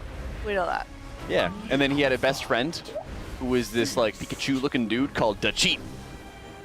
Huh. Chief? Da Cheat. Oh, Cheat. Like Yeah, cheat. Da Cheat. Oh, okay. Gosh, did you guys just I not don't- go on the internet? No, I I couldn't- just had albino black sheep brain rot instead. I literally couldn't watch Scooby-Doo. I was banned from watching Scooby-Doo as a child. What was My like the mom. first game you guys Crazy. played on a computer? World of Warcraft. Yeah, but like, okay, then you probably would have seen this then. Like, I don't know. We had one computer. It was a dinosaur. My dad still has it. Literally 20 years later, it's the same computer. yeah, A Pentium 2. yeah. I mean, so did I. Like, It takes like I like dial up and all this other stuff. He still does. You know, like my parents told me about when we got DSL, how much better it was, and I was like excited. Like, you know, It takes him like 15 minutes to boot the computer up. yeah, I had that too. I need to get him one of the big rigs from here. Bring it home in a suitcase. I know, but like, gosh. Yeah, I would literally do my homework on the bus on the way home so I could go play RuneScape, Oh, yeah. you know, in like 2006 or whatever it was when I was like 13 years old. I'd do that, and I'd like put my homework on the counter for when my parents got home so they could see that I, you know, wasn't slacking in school, just so that I could like go play more RuneScape and watch Homestar Runner. So you were one of the kids that did their homework actually at home or outside school? No, I was on the bus on the way home, and I was. So that counts as like, so you did it outside. I was one of the kids that do their homework for the class upcoming in the previous class. I would try to do that too. Like, then they would say that I wasn't paying attention, and then I would like answer the question correctly, and then they would get upset at me. Yeah, yep. Like I was like, what more do you want? You get that Spanish homework for next period? Yeah, like I don't know. I just wanted to be done. I wanted to be done so I could go play video games. I feel like homework is, I don't want to get too far into this. I feel like homework, though, is actually like detrimental. Yeah. I feel like it is. Can be. School should stay in school, and there should not be homework until you're like in college, and you're paying for that education. Yeah. Yeah, I learned a lot online. Yeah. I could be trusted to be left alone with a computer. Yeah. Yeah, there's so many times my brothers would take over, though. It was unfortunate. The computer? Yeah. Family computer? Yeah, because I was the youngest. Oh, no. Our turn. Oh, wow. Yeah. No homework on a game all the time, exactly. That's what I was getting at. You know, time should be made for gaming. Yeah. I agree. Absolutely. Hey, I mean, it does teach you skills. You know, I was always the fastest typer in a lot of my grade, and it teaches you a lot of cognitive function and that's true. work and economy. Well, here comes the boom. And boom. There we go. Yeah. That's that choke point. I mean, that's just so rough. I mean, losing one person just even like one or two just spiral so fast there as well because you have inefficient or inefficient, not properly stacked soak groups at that point. The raid's already low, and that incoming damage makes it so much harder. Did you guys ever play those learning games growing up? Yeah. Did you ever play Pajama Sam? Oh, I loved Pajama Sam. Yeah. Is that a learning game? Yes. What did we learn? There were like math problems and puzzle solving, things like that. I don't remember that part. You can buy it on Steam. I bought it recently. That owns. I played a math game with snowballs. I forget what it's called. That's right. No need to hide when it's dark outside. Is that a Pajama Sam thing? That is like their reference and stuff. Yeah. Oh, I don't. Yeah. I forgot about it. Apparently, it's been too long. I just remember bonbons and not knowing what that was and really wanting one. And to be honest, I still don't know what a bonbon is. Yeah, there was actually a time in Pajama Sam where you found this massive treasure of like gold and jewels and everything like that. Yeah. And then there was this walking vacuum machine that came around. It sucked it all up, and then it said taxes. Oh. Yeah. Pajama Sam. Man, Jack's got a pretty good memory. I don't remember. You really do, yeah. Breakfast. Sharp. Still 2 sharp. hours ago. Okay, the game Wow. is called Super Solver's Treasure Mountain. Is the math game that we played Wow. at my school. I don't know if anyone played that, but Hmm. yeah, you couldn't save your progress unless you had a floppy disk. So I brought a floppy disk to school, and I was always the furthest prog on the math game. Heck yeah. Yeah. Do you remember when McDonald's would give away demo CDs to play on the computer? No. Okay. So one of my favorite movies of all time is Treasure Planet. Okay. And when they gave you a demo CD, because my parents would not buy online games for me or anything like that. They only trusted consoles. I would go to McDonald's and I got the demo CD for the Treasure Planet game. Okay. And I just played the demo like 50 million times. And you would like basically be in front of like space. It was like olden times, like wooden spaceships. Yeah. Or wooden boats, but they were in space, I should say. Yeah. Boats in space. It was literally a CD-ROM that you would get from McDonald's. It's great. That's cool. So I have a Treasure Planet sugar spoon that I got out of a cereal box. Yeah. That I have kept. It is the perfect sugar spoon. There you go. Those are cool. I remember those two. Yeah. Those OG throwback McDonald's mugs. I had the Batman one still. Very cool. Very cool. You guys just tuned in, welcome. We've been having a number of polls where they're getting to about the exact same point each time in the encounter, and it's been a slog basically for them to figure out how to make sure everyone is surviving through some of these final explosions for some of the goo that is detonating into the air. Is the froth. Basically, you're having an ever-increasing amount of froth getting dropped by players. They have to spread out the explosions to knock everybody up into the air, and then there's a blast, and you have to make sure that everybody is properly proportioned for the blast to survive, and that's really what's been kind of killing everybody off. So while we've been waiting to see what changes that they're making in terms of their cooldown allocation to survive that, we've been just kind of remembering the olden times. I have a few DMs about not knowing what Trogdor is. People are disappointed in me. Well, nobody ever. Well, never mind. Nobody ever DMs Kalamazoo. Nah, I'm not gonna say that. Now we can. That's not what I was gonna say. Don't DM me, please. Like. Too late. Too late. I think Jack said it. Jack wants some DMs here and there. I'm good. I'm good. Yeah. All right. Yeah, I'm good on DMs. What is the actual like blast that's killing them called? It's from the. I want to from the froth. I think it's like Venom Bomb or something. I know Wowhead had the mechanic for Venom Nova. Likely Venom Nova. Well, the Venom Nova, when that goes out, that is what you have to dodge. And you Oh, have to that's get the skip, around. right? Yeah, okay. And then the Froth itself is the debuff that players are dropping. Try and find it for us here. And so you have to pop the reactive Froth to jump over the Venom Novas. But yeah, I was trying to see the exact name of the mechanic where it's dependent upon the proper sorting of the raid to make sure you don't get too many stacks to detonate the raid. Basically, if you have players dead, and then the raid is just improperly sorted in terms of too many people in one group, too many people in another group, that detonates and adds more stacks to the last explosion. Goes off that right there, like literally right there. That damage is dependent on having the entire raid properly sorted, and then if you lose players, can't res them, then it actually adds more damage to the mechanic later on. Yeah, quite intense. So you can see if it's not soaked evenly by a right number, like a correct number of players in the raid, you also gain an extra stack, like Jack mentioned earlier. So when you have those 4 froths coming out, we're trying to pop them within about a second or so of each other. It is very demanding because you cannot take 2 pops, I don't believe. Like as far as like going from one pool to the next, you see all 4 coming out here. This is where that big damage comes in. So we're gonna see ones by the boss pop first. There's gonna be one at range. Is early, a little early. Wait, is that? Yeah, that was an additional one. They're just gonna wipe here. Yeah, that was. Yeah. That was weird. Yeah, it was a little early. A little earlier than we needed right there, unfortunately. But getting back to that point is what they want to see. You'll see them popped basically in the order of star, circle, diamond, and then triangle, because that wave from the boss you're looking to hop over comes out in a expanding circle. And then as long as they're staggered, like soak-wise, like number-wise, based on rate numbers correctly, you shouldn't have as strong of a debuff on you, but it's still going to hurt a tremendous amount heading into that intermission. All right, well, between pulls, let's take a look at some more of the transmog submitted by you guys. Ooh, we're really close to $20,000 also. We are at 19.4K. This is a leaky toilet. That's going to be Kalamazoo if this Taco Bell goes through him any minute now. Oh, no. We got a I think ret it's sort of paladin. cool. It's like a it's like a gold, but like sort of like a brownish kind of gold mog. I like the helm a good bit. It's like the traveling paladin. Yeah, it's like Uther in Plaguelands, whatever. He's all sad up in a little cabin with the worms. Right? Yeah. I give it like a 8.4. 7.6. Okay. 7.5. I like it. All right, one more quick one. Thank you, Leaky Toilet. Oh my goodness gracious. Zack attack. Oh, The Zack attack. I don't mind Got some this nice one. wings. He's a little wingaling panda.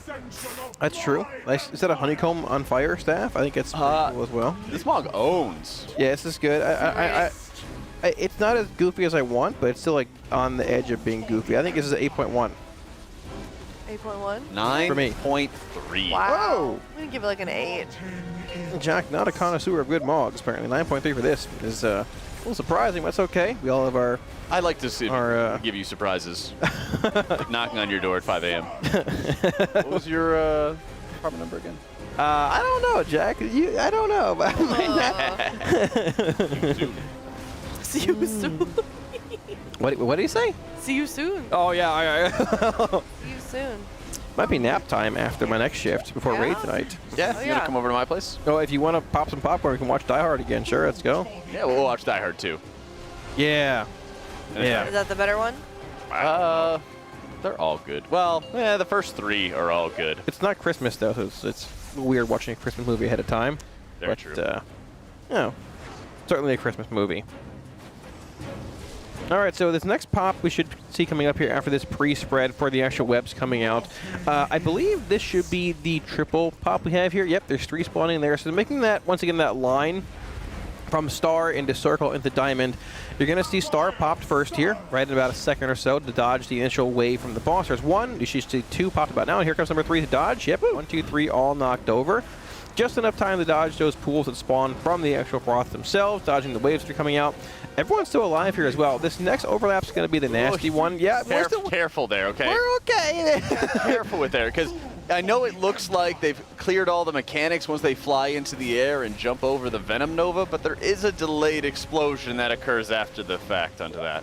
And it only gets more lethal if any players are dead and have not properly soaked that froth, got knocked up in the air. Yep, so we're going to see that 4th set coming out here momentarily of those 4 froths. Similar to what we saw a minute ago, we're going to see the one pop near the boss, heading out all the way from Star to Diamond. We see all 4 spawning in here, placing it in front of the boss, actually. So the tank gets Tiger's Lust to pull the boss through the froths that are dropped here. The big thing... Crazy sequence by Fired Up, dropping off his debuff, blinking into the web, getting out of the web to properly drop it and maximize space. That was insane. Here it is right now. This is the explosion that they need to survive it. Everybody was alive. Big Poppy goes down, but that shouldn't affect the detonation damage. They all survived. They're going to get your key buff. This is a huge pull. Yeah, 65.78 in the boss here. We're going to see Lust committed right about now to break this shield. Look at that blue bar and Fired Up screen at the top. That is the remaining health shield on the boss. Keep in mind, every pull in here drops webs under your feet, so saving as much room as possible to drop these webs and also dodge these big green pools coming at you. Look at the shield, okay? You can see it at the top middle of Fired Up screen. They have about a third of the shield left remaining onto this one. Oh, so much damage. Boomy does go down, but they're about to break the shield. Even if it's 65%, this is some serious progress on the boss. Yeah, this is massive. We're going to see the shield breaking about now. So we have 2 ads spawning, 1 left, 1 right. Are there webs? The webs do clear, so that is a positive. We're going to split the raid left and right and see what this phase 2 looks like as long as these ads die fast enough. Yeah, they have almost everybody alive. They only have 1 healer down, and oh no, what happened there? What is that rift right there? What is that rift? That is a mythic mechanic that is not seen on Heroic. I don't know what that rift is. Yeah. I actually don't know. We're going to have to rewind through that. Yeah, a replay of that would be great. Unless that was an ad cast. Unless it was an ad cast, because usually they just get shut down instantly. And, you know, you kind of just see half the raid mob each side, and you shut them down, no problem. Yeah. I mean, there are portals in Phase 3 that port you around the room. That's what it looked like, too. Yeah, but they were pinging the web, and it had a red debuff on top of it, which is really interesting. All right, we're going to head into the comms, see if they're discussing that pull just now for a Monster Energy listen-in. That once every 3 minutes because it leaves that debuff. Yeah. I want to Sang's debuff. So Sang, on his ad, just hit here. And then you just have to put this on the edge, or this is a dispel? It's a dispel, and it leaves the puddle. Poo-poo. Yeah. Why did you and it does raid wide. The portal I pinged, the portal next to me blew up like the other one. They're like no one went in fast enough, mostly. Okay, so we need to assign portal sets. So on the first one, we might as well just have, we had the evoker swap sides. Or I wonder if we should have...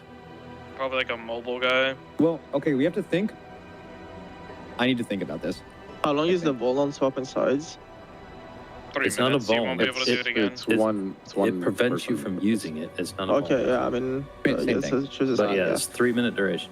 Okay, so wouldn't we want to maybe send the tanks first so they don't have to ever swap during the phase?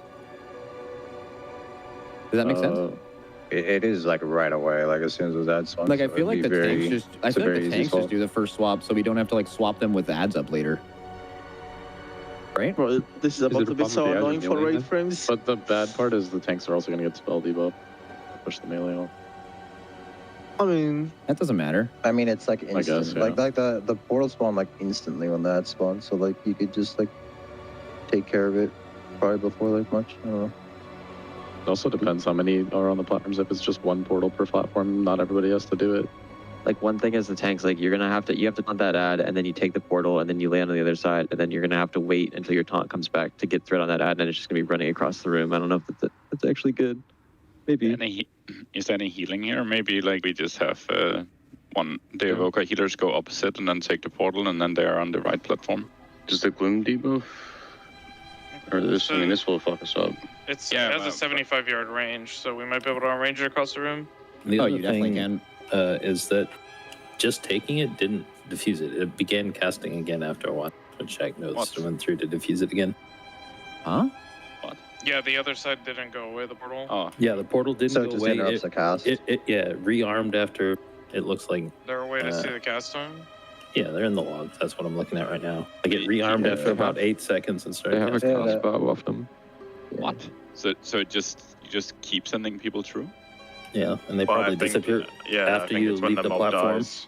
Yeah, I think the mob dying. Or the gets mob rid of dies and it gets rid of it. There's something that will make it go away, obviously, but until it goes away, it is rearming itself. Sending times through seems cursed. That's a different one. Oh, the far one. No, you mean. look at the cast bar of the How same long's the one. cast? It's a while. I think, right? You Like can 10 see it seconds. above the Make video. a It's a 10-second cast. Those are the second platform ads. Oh, fuck. You have 55 seconds to get them to break their shield. What the fuck? What? That's fine. That's easy. But Everyone to one side at last. Aren't they shared health? I mean, I feel like, well, These guys are. These guys are shared. But who do you want to send through? I mean, we can also just send DPS through. But you could mirror the DPS, right? Yeah, you would easily mirror the DPS. I think I did that with my groups already. What happens if you premium run through? We also need to. This is turbo assigned, for sure. I mean, you can try running through with an immunity, but the debuff pierces everything and does not go away if you die. I mean, you can only. It's a 3-minute vuln, so it's definitely not going to be constantly happening throughout the phase. Like, I think that you will probably want to send Shaq in the first set and put casters on the side that he's not on.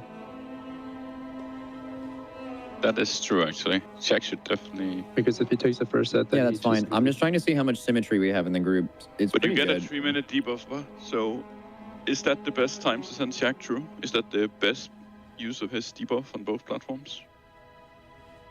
Isn't that like on the second platform? Like the It one just with depends the, if we're the shield sending ads? like melee one side, ranged other, or if we're trying to split, right? Okay. I can just assign. I can work on an assignment thing for this and work with Bart on a week over for it. But I think you guys should just keep doing P1. Yeah. Zevi, you're doing the next couple of pulls. Yep.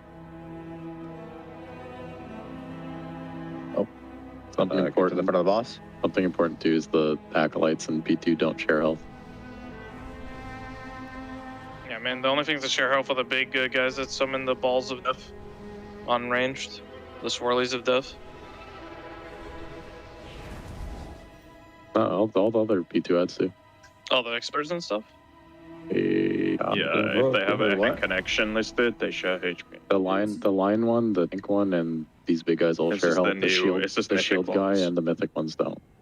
So, I mean, the mythic ones are like a insta wipe if their cast goes off. So the sides probably have to be balanced. All right, let's pull. 6 all there. Yeah. Come to the other side of the bush.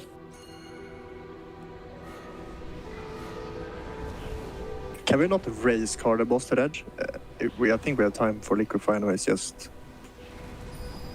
I just send it straight to the boss anyway, it doesn't matter. Oh. Alright, let's go. Gibbs is just sitting back down, but it'll be fine. Oh. 5, We Welcome get back. Okay, I got this. 2, 1. You will not stop the ascension of my empire! Oh. She looked at me. Feast! Okay, breaking first roots. And then dodging lines into reactive sense. Try to free spread. Press hard up. nothing. Can still play. Maybe it's winnable. Just play wide. Yes, fit it in, right? Yep. Okay, dodge. Wait. And then liquefy. Liquefy. And go. Maybe just drag the roots boss getting super immune far. now. Yeah, probably. Immuning these roots. And then dodging lines.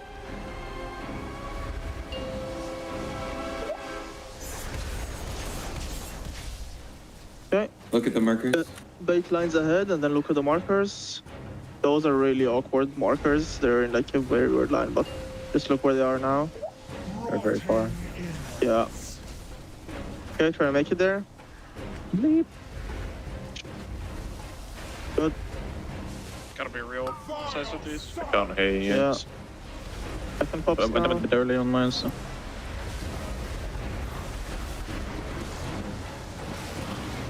Make sure you give room here. Dodge, and then it's gonna be the liquefy. Yes. Okay, make room for the roots. Room for the roots. We're breaking these. And then roar us out.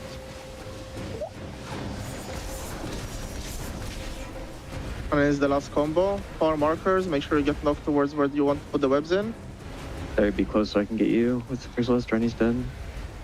Rotting in Markers. food for the Empire.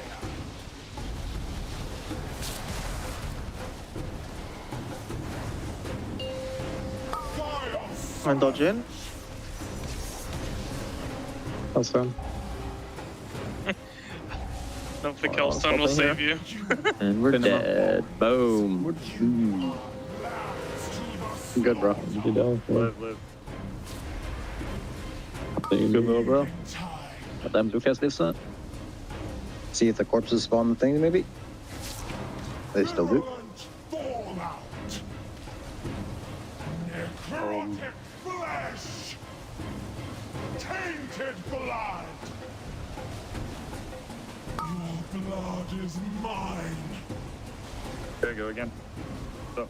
Bubba, I'm not as interested in having Shaq go on the first one just with those two ads. I think I'd rather have Shaq do that on like the beginning of one of these platforms so we can debuff an entire platform with that, right? Isn't it the maybe sixth platform? That would be the big one. Like it's the second one that's the white condition. Yeah. Yeah, I'd rather do that later. I think you just send the healers first so the healers don't have to worry about swapping the entire P2. I think you just send the healers through before we get knocked up. Yeah. You know what's gonna be wild about P2? We're gonna spawn fucking webs in P2. Oh, fuck me. On that That would be fucking little sick. platform, bro. Well, you either have to do that, you either have to do that or send the tanks through, because like I don't think you're gonna want to have the tanks go through when they're like running up a thing to get spiders and you know shit like that, or like get aggro on all the ads. You could do tank, one healer. Like You could have to be everyone on the raid, right? Eventually. But it could be, it's every 12 seconds, right? So how fast do you think we're doing this? I mean, isn't it? Do we know how many of those ads we get? Isn't it just one on the first, like on this platform and one on the last platform? Yeah, all of the ad platforms will spawn a gate, won't they? Well, we don't know for sure. We don't know exactly how many casts each does. I can tell you that it's a 3-minute vuln, and just from that pull alone, killing that first guy, you would have had to send 4 people. Like 20% of your raid just on that first ad. So I don't think it's just going to be chain casting all of P2. You would literally run out. So like there's going to be like maybe like 2 or 3 at the beginning of each platform. Isn't it just gonna be? I mean, if it's like heroic, it's just the first guy and the last guy. Probably, yeah. Yeah, it might That's what only it be seems those like. guys who do it. That's really only the orbs one. Yeah. So Yeah. Just count the 10. I mean, either way, I'm just going to have the tanks go at the very end. Just not fuck with that for now. And then I have another pull. Yeah. You guys can do another pull. I'm almost done. Yeah, I think we could go on the first ad on the second of time, so then we'll have taunt back up. I think upstairs is always just going to be sketchy because of the small ads. Oh, shit. All right. No, I Mark kind of get what you fucking mean, on Mark. It makes sense. Much better timing.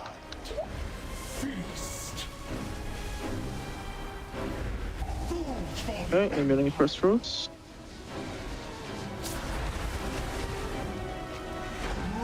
And then dodge lines into reactive sim.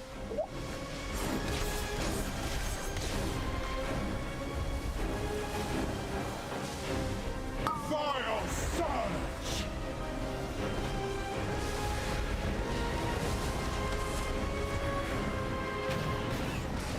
Dodging waves now. Dodge, dodge, dodge. And bait liquefy. Liquefied. Feast. Good. Immune in second roots now. What the fuck did I almost bunch? And right now, Actually, I big have no lines. idea why. Gonna heal you more, beanbag. And then bait lines out, and then put the reactive toxins after. Look at the markers. Lines now. The reactive toxins go.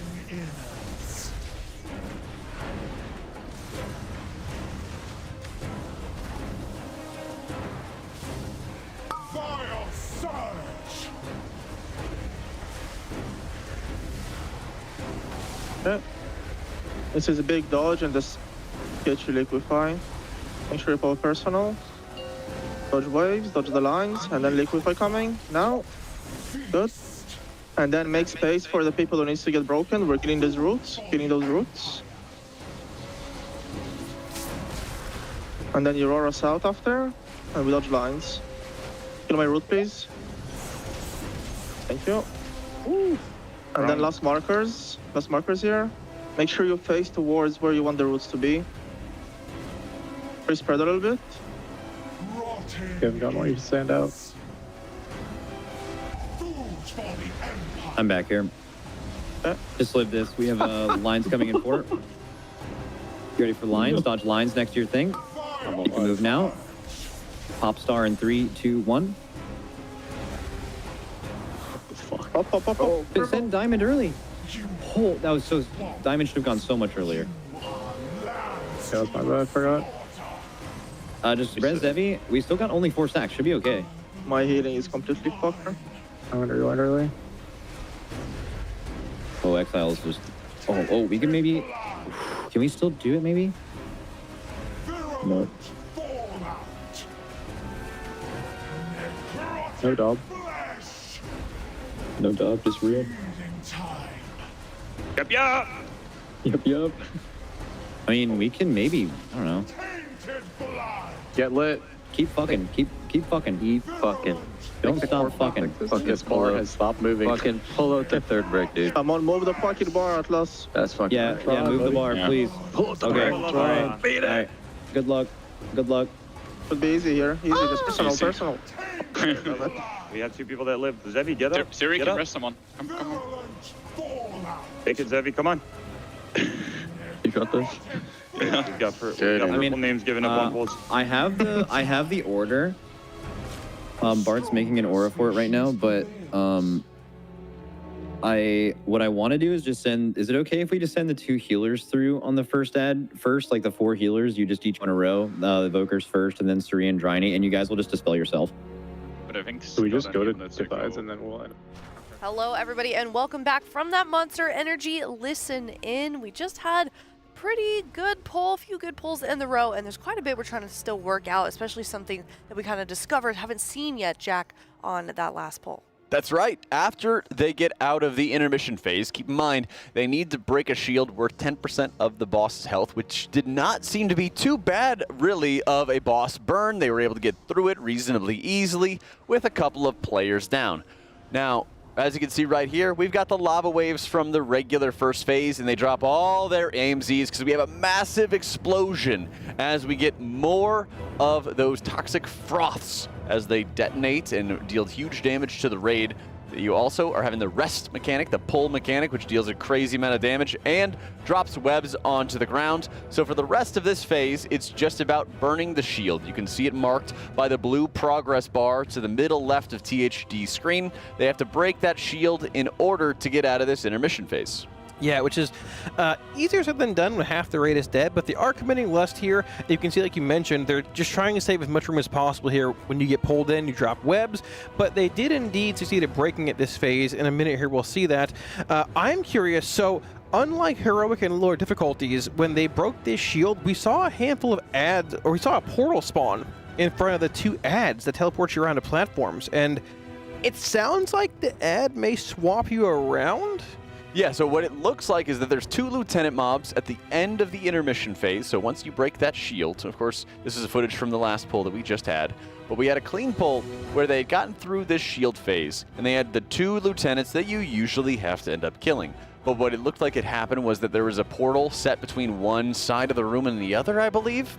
And it seemed like if you did not have players going through the portal regularly, then it would trigger a detonation that would wipe out your entire raid. And so what it looks like we have going on right now is they're looking at how they can order people going through the portals to still keep everybody healthy, make sure that they're not baiting any of those, I guess you could call them falling stars. They basically is a circle that drops down onto one player and it expands with these void orbs that could strike them and kill them off. So it looks like what they're trying to do is organize how they can get healers teleporting between the portals, still keeping everybody healthy, and getting enough damage, really, onto those lieutenant mobs so they can properly start the second phase where they jump platform to platform. Right, yeah. They mentioned there might be some kind of dispel as well going into those portals, which we're not really sure of as of yet, but they said in that listen early on they might be looking to swap tanks initially, but there's also a cast bar apparently on the portal we should be looking for whenever they get back to that, which I believe is the timer that shows, I guess, how long you have to basically go into the portal. Right. Because we saw the one through the POV we had a few polls ago actually explode with like a red arrow indicator above it. But once again, that's not part of Heroic. We haven't seen that at all. So I'm assuming that it ports you across the room to the opposite ad, similar to like you had two markers, you split the raid in half. But we'll see when we get back to that point. They're getting more consistent in phase 1 with that web froth overlap as well. We need to get through that intermission one more time pretty clean though. But like we said, when they had everybody alive and Lust was committed at that shield, it didn't look that bad. They beat the third pole in pretty easily. Raid damage wasn't terrible. Just getting more consistent and getting back to that point again. It is.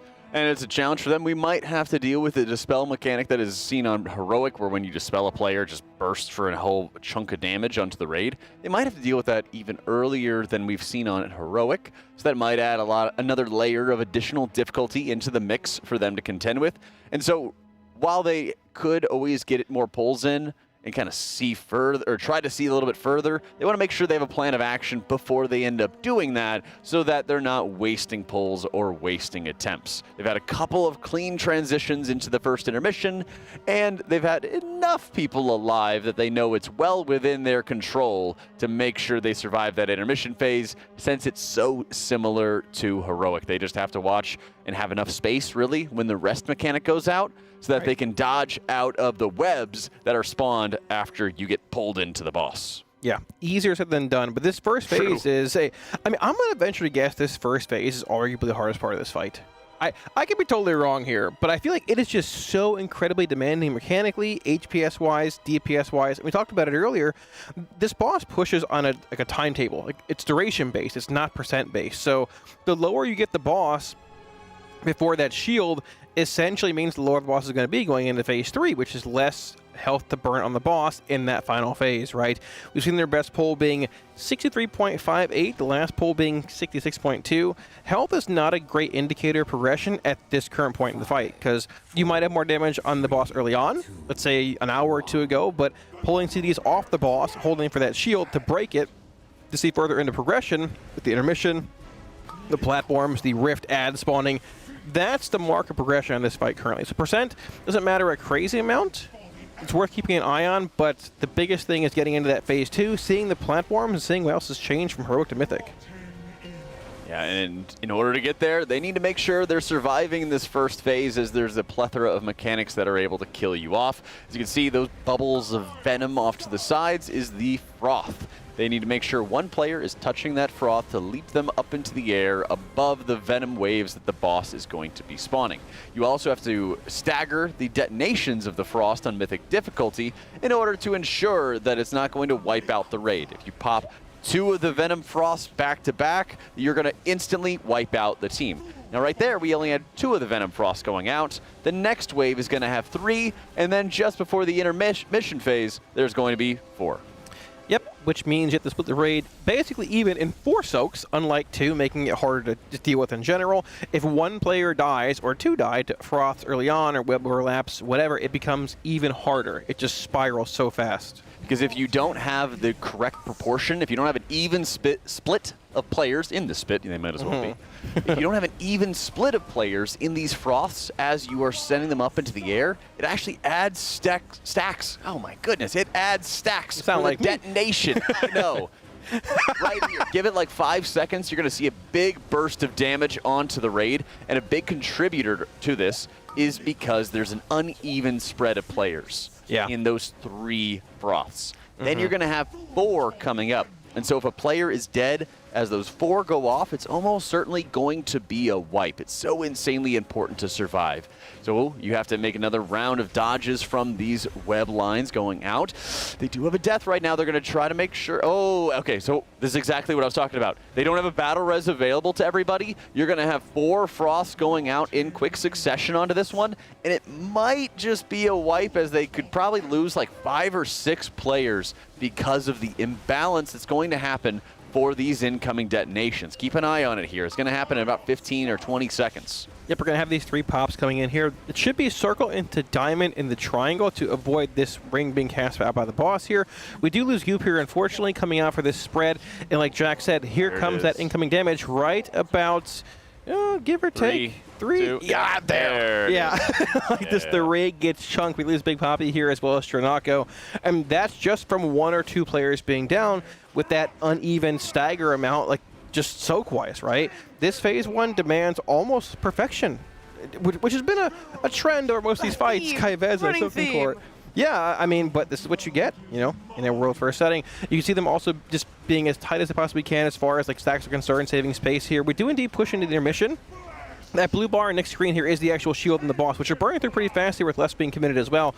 They do have 5 down here, but as long as they can live through this next grip, which is going to be a lot of raid damage coming in about, I think, 10-ish seconds here, they should be able to see this intermission coming up again.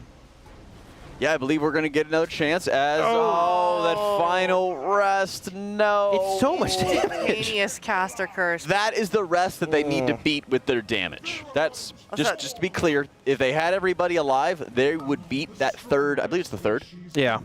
The 3rd and final of the rest. It just grabs them grabs all the players and pulls them into the boss, dealing increasing amounts of damage. They beat that with everybody alive. If everybody was alive, they also would take less damage from the froth detonations as well, the toxic detonations hitting the raid, and everything would be golden there. So right now in progression, it's kind of a matter of saying like, okay, hey, this person died. Okay, was it a mistake? Was it an error? Do we need any externals on that kind of person? How do we make sure you survive? Okay, it was a little error. Whoopsie-daisy on your part. All right, we figured it out. Let's get it clean. Yeah, I think the big thing to hit on here, though, is consistency. Yeah. Like, it might not seem like it, but they are being surprisingly consistent when it comes to getting better and better in this first phase. We saw them wiping to the 3 pop, the 3 froth set at the start of our casting block.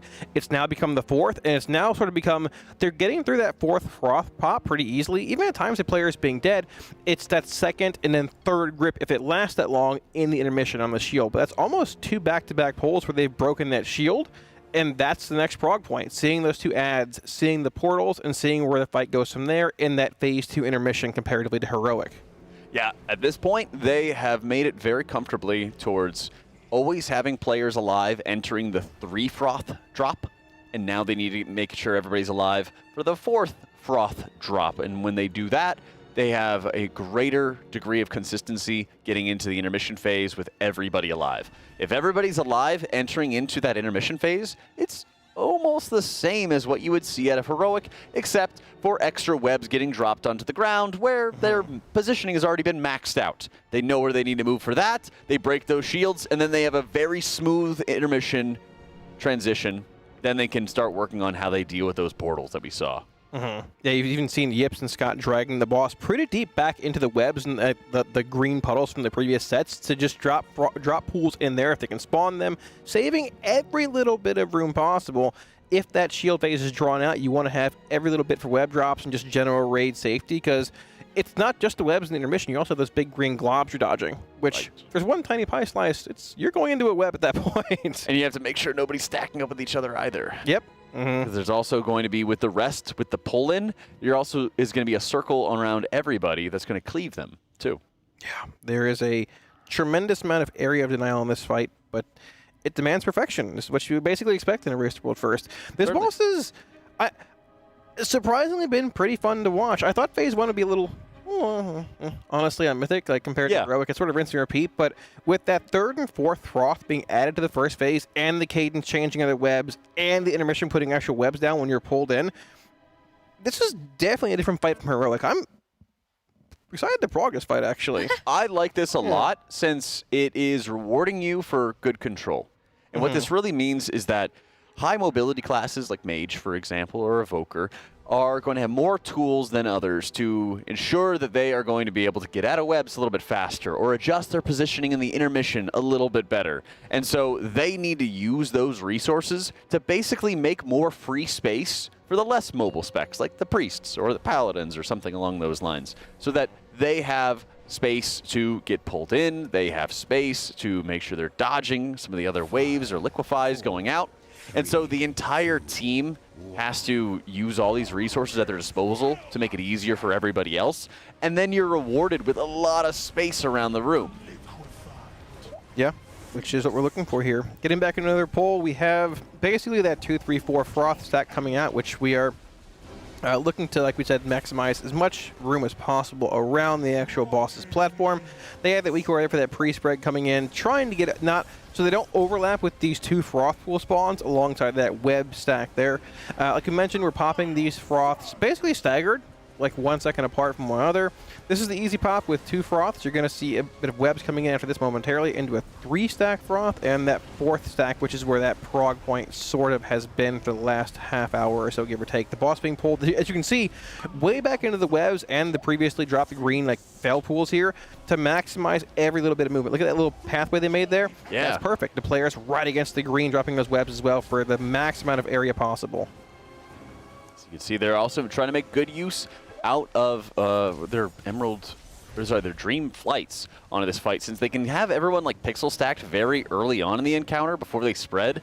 I love seeing their cooldown management where early on in the fight they can make sure everyone gets stacked up together really quickly, and then afterwards they don't really have as much time before you have to spread for all of the waves, and the danger continuously increases over time. And right here we're going to be, yep, we have the 3 pop going into it. And just making sure that they're staggering those 3 pops as best they can, then running out and dropping their detonations. You're going to see a big burst of damage onto the raid right now, and then they're going to get everybody stacked up once again. Boomy goes down, but they do have a battle res available, and this is where they need to get him up, and then have all players properly spread out between the 4 froths that are about to get dropped. Yep, Sang gets rooted by those roots there, broken just in time for the webs come out. Like Jack just mentioned, we're going to see these 4 froth debuffs coming out here. This is the one they're going to make. You see the markers already put down here, actually. They place these in front of the boss, and then once they actually drop, the bosses then drag through them for max amount of melee uptime. 1, 2, 3, and 4, star, circle, diamond, and triangle here. In the same pop order, star, circle, diamond, and triangle, to jump over that boss's effect. It's coming in, and should see pops coming up right after these webs, and quickly after this getting into your froth, so you don't, I guess, misstack that froth pop order. 1, 2, 3, and there's 4 hopping over. We don't lose anybody here, but watch for that big damage event coming in about 5 or so seconds here. Yep. This is what you got to make it through. If we can make it through this, AMZ comes down here. If we can make it through this, which we do, the whole raid's alive here, we're going to be seeing less being committed to this shield here. Shield's already up. And this is what we're saving this room in the as much room in the room to drop these webs when you're gripped in here. Yeah, they have 2 players going down into this one, but it's looking very clean otherwise. We've had some pretty messy starts to this intermission for a while. I think with 2 players down, they have more than enough damage to crack this shield. And you can see the progress bar at the top of Yip's screen has about 10% health remaining. They lose 2 more players, but they just need to beat this final rest, and they have more than enough damage. Here we go, getting ourselves started with the first bit of phase 2. Yeah, so these ads spawn here. Look at this rift as well. So we believe they are going to send tanks through this rift first. See the Shadowgate timers there, needing somebody to go through. Yep, so I believe that Shadowgate timer is based on somebody going to the portal to fulfill that need of, like, requiring one person to transfer to one side to the other. Yep, look at that. Dryny comes through from the other side with a debuff on him. Look at that. So Dryny came from the other side with a debuff on him. Needs to be dispelled, drops a void pool on the ground, all while tanking this ad, killing this ad. Ads are dead. All right, this is going to be a phase 2 push. Not a clean one. Let's see what these platforms look like. Oh. Right here, we can see they have the Shadowgate timers, as well as the 2 ads that need to get picked up as rapidly as they can. They also still have the same line mechanic they have to worry about. This side doesn't have the rest of the pull-in just yet. Here it's coming. That might explain as to why the other team had died previously. Here comes the draw in. They're doing their double jumps. A couple of the already dead players have their corpses pulled off the platform, and we're making some progress. That is progress. So there are literally shadow gates on every single platform in this phase, it looks like. So you're constantly rotating players from one platform to the next, which bring that debuff that needs to be dispelled that drops a void pool. So it's area of denial, debuff management, and just transferring one player from one side to the next every 10 seconds or so to fulfill that void portal need, right? That's a different phase from Heroic for sure. That's very cool.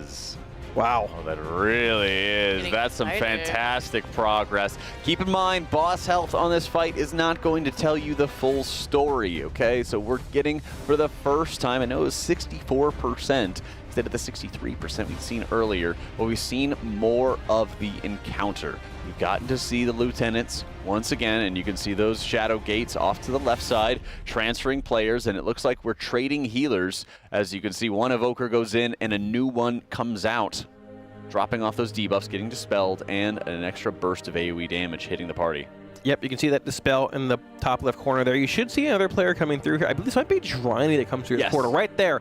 It's actually, you can see it in the top right there, heading through, getting dispelled in that corner, putting that void area of denial pool down. Both of the ads are going to die here. It's the same knock as Heroic, but watch when you get to this platform, there's another void shadow portal in the back of the room. You can see it right there, which requires that one person to be committed to it every 10 seconds to swap sides, or it explodes and does damage. And I believe one of these portals right there, it's pulsing damage actually. Nobody went through fast enough. It might even be a shorter timer than that 10 seconds we thought we had in this first platform. Right there, a transfer coming in, that dispel in the back of the room. That dispel coupled with this grip coming in right here, which is not too powerful, but the dispel, the grip, the beam to dodge there, and as you say that, both adds, that might make that intermission quite demanding, but wow, that's really cool. Yeah. That adds a lot of volatility to that phase. Oh, it really does, and it's no surprise as to why Liquid is taking a second and trying to map out their positioning, where they're going, and what the game plan is really going to be, as it's becoming a lot more consistent for the fight, especially when Phase 1 can be so scripted early on. They've kind of seen a few of the different combinations of when the froth drops can happen to different players, and now it's just time to map those things out and get ready to execute.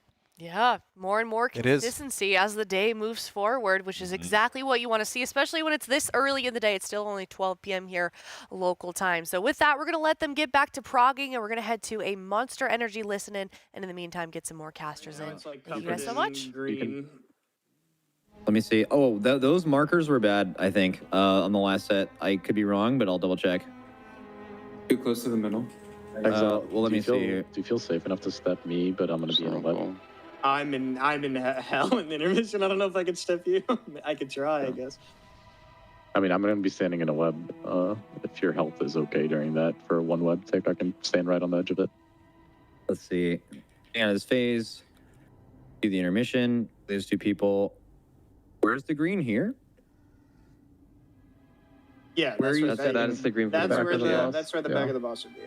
Okay, so yes, we can. It's just because Diamond and Triangle were so far. Well, to not get it there at all, were we pushed over in this? You would just start over. Start on this line. Yeah, you just start on. Yeah, you just start on the room in a different spot, basically. Okay.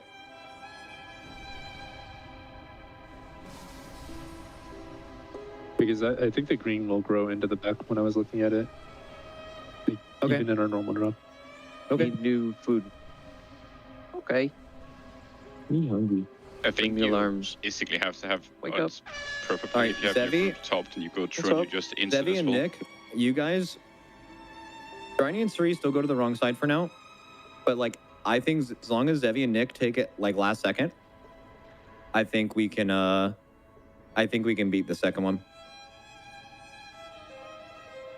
So everyone needs to take the portal last second, by the way. And what we really need to try to do is we need to try to make it so your side can only see your thing, but that's been worked on at the moment. Can you guys see the cast bars like in game? It's when they turn red, right? We just have the bar.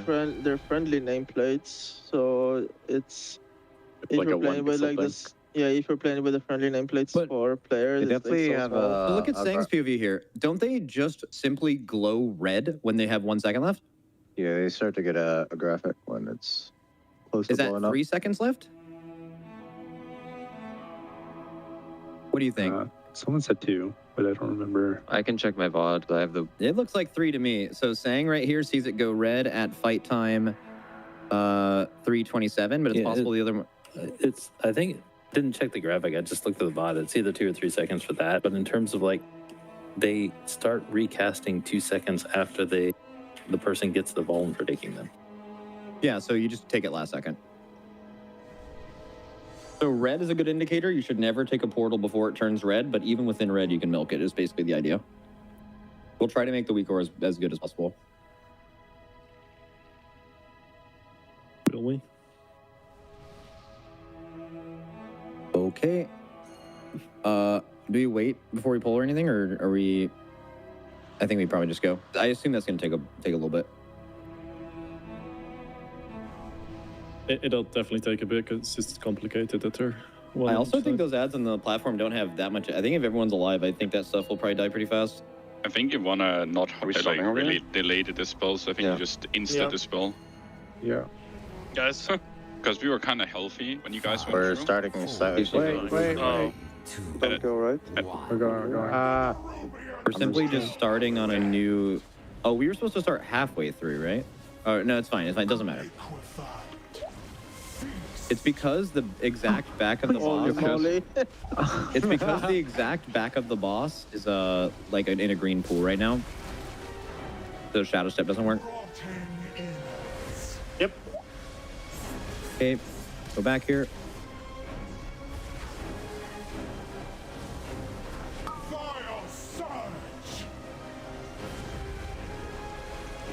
Oh, I was definitely late.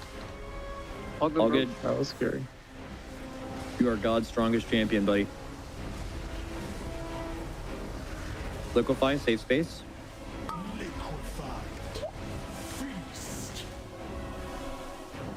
Roots here. Lines right after.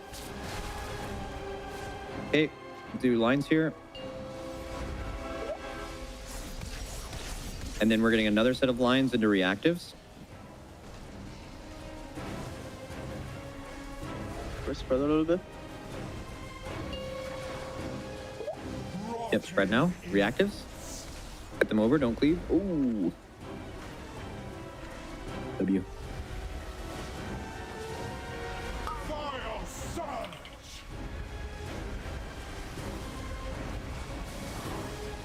Watch Taser get bubble. He's dead. Watch the suck. This is lines into liquefy. Dodge, dodge, liquefy. 3, 2, 1, now.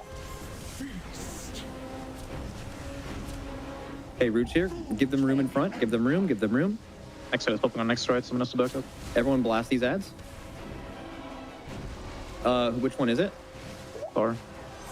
I think. Yeah, Who can pop star on this? Back up. Not me. Make sure Does it have to be me? I can probably do it. Okay. All right, Lip, do it. It has to be 1.5. Pre-spread. Hey, reactive toxin, pre-spread. Make sure you get knocked to your spot here. That's fine. That's fine. Roots, and then dodge lines. Dodge lines. Dodge lines. Dodge lines. Popping star lip in 3, 2, 1. Now. Orange. Diamond. Triangle. Dodge now. 5 stacks. A little bit harder than normal. Make sure you save your mandate too. Getting sucked in 5 seconds. Make sure you're nice and top for this. 3, 2, 1. Keep going. Leave. Getting sucked in 8. I think we might be able to beat, actually. Suck. All right, make the bar move. Saying that was deadly, bro. Yeah, I'm trying to find a good place to rescue. Count the 10. Come on. Come on. Come on. Go. Don't stop. Don't stop. This is not Stop looking moving. good. This Stop is not moving. looking good, fellas. By the way, Scott, every time Must not have been canning. we're here, the shield breaks, then that will be your roar, so people can get to the side. Yeah. Because like it's the only thing that will be possible. Yeah. We need a Also- reminder on a couple of things. We keep missing externals in the beginning, right? Yeah. Make your own reminder. But Did we have time for the first suck there, by the way? I was about to say that we will never have it for the first suck because then they're just not up. Like we are doing first routes, that's a Sevi. And the Sevi is also doing last route in P1.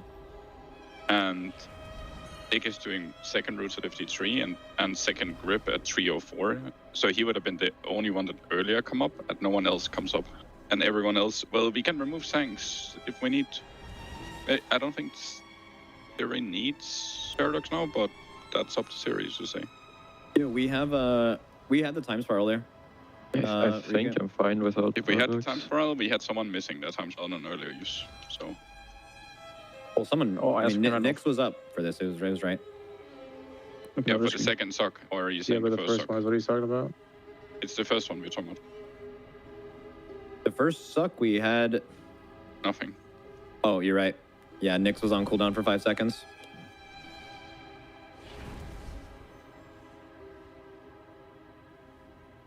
But I think that's fine though, at least. If you say if then Sang could drop Paradox and then. Yeah, yes, Hagrid, that's fine. This is the response I get when I ask about the Paradox. Are we good to go, by the way? People are AFK. One sec. Okay.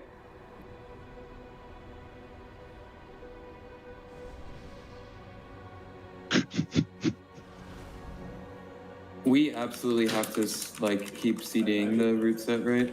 Like Rico and I. That we're killing. Maybe. Probably. I think for now, yeah. I mean, just look at the silken tune damage. I feel like I don't know. it won't die with just me doing damage to We kind of need to If I have cooldowns my there. thing up, it's nice, but it's not gonna be you guys. Like usually I do about half-ish of what you guys are doing right now. One of you.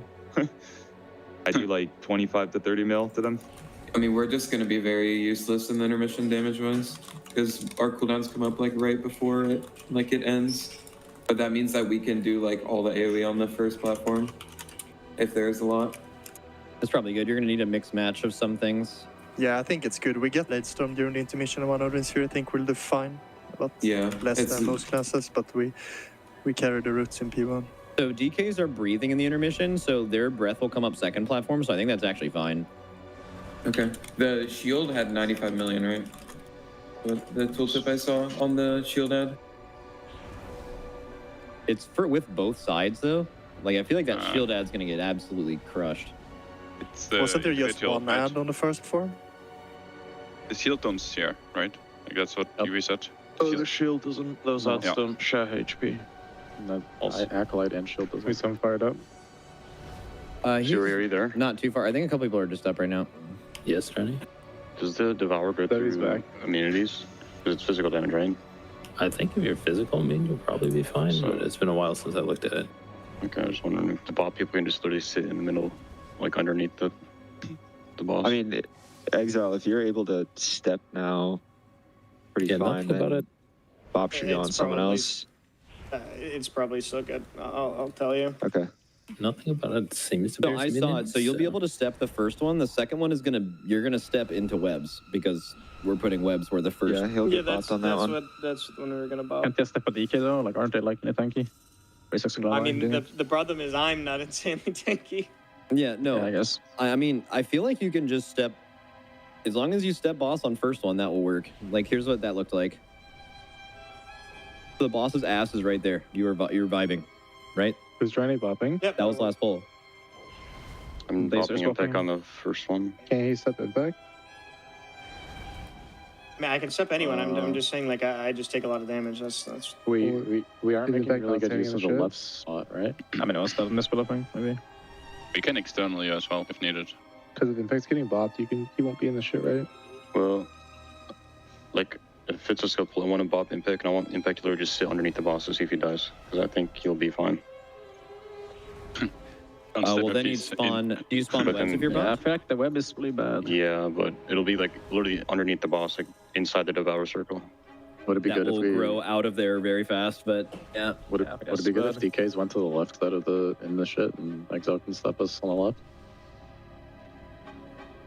That gap. Show me where that is. Let's see. Apparently stepping in the shit on the right, but we could just go hard left instead. That's kind of where we're going. If we do good damage, we shouldn't need that part of the room. Yeah, we have a ton of over there that we could. Going hard left is fine on the second one. I did it one pull and it seemed okay. Like one pull I did go hard left. I think hard right is good on the first one. Yeah, I think Use up right all on the space. first is good, and then left on the second. Second if one you want can is put it fine. anywhere, just like live and then put the break him. Exile, not. I do no ready matter check, where see if you're everyone's at. back. A Like, couple if you're people on got up Raider there and went bio. Blow up. I mean, I need to be kind of close. Yeah, I'll just try the boss part this bolt. Is the evoker room too cold again? Nah, it's very now. Stop freezing people out. We engineered We a just solution. needed some gamer warmth. We're starting here now. Yeah, that's the plan. Okay. 5, 4, 3, 2, 1. I think it was like 50 degrees last night. Well, That's probably why. There's something with the system here, Tags, but yeah.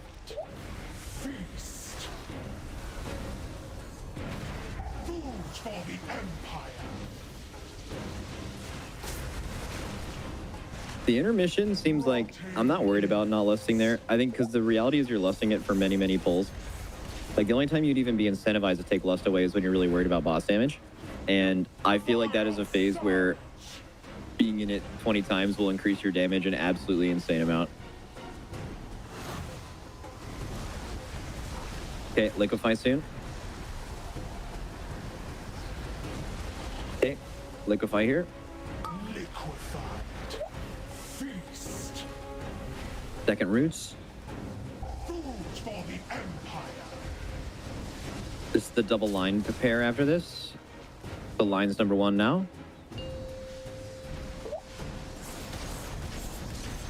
Okay, and then we're getting a second pair of lines in 5 seconds. We're pre-spreading for reactive toxins and going on the markers. Okay, lines are out now. And reactives are out.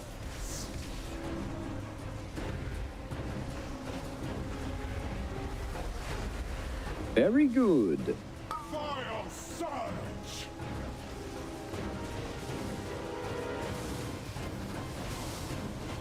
Good.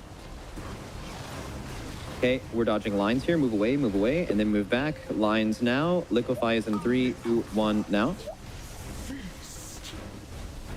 Res Riku, give space. This is the roots we break. Give space.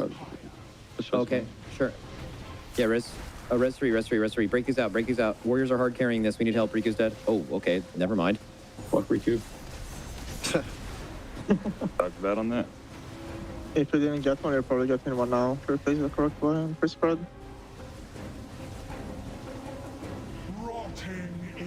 Spread reactive toxins now. Roots are going out. Getting rooted in 3, 2, 1 now. Good, and then we're just dodging lines. Dodging lines next to your soak. Dodge lines. Popping star in 3, 2, 1 now. Orange. Diamond. Triangle. 5 stack, it's gonna hit really hard.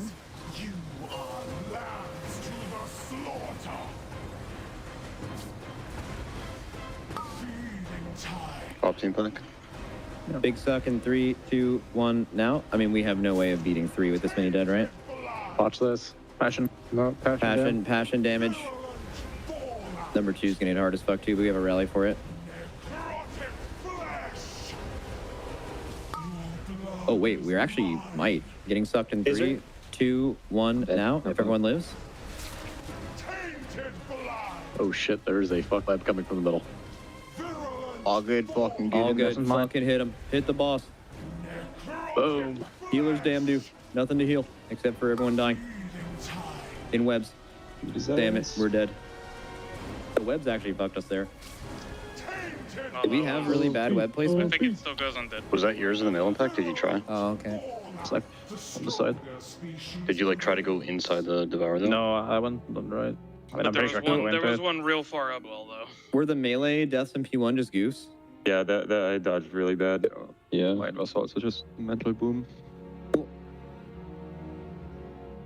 Risky vengeful.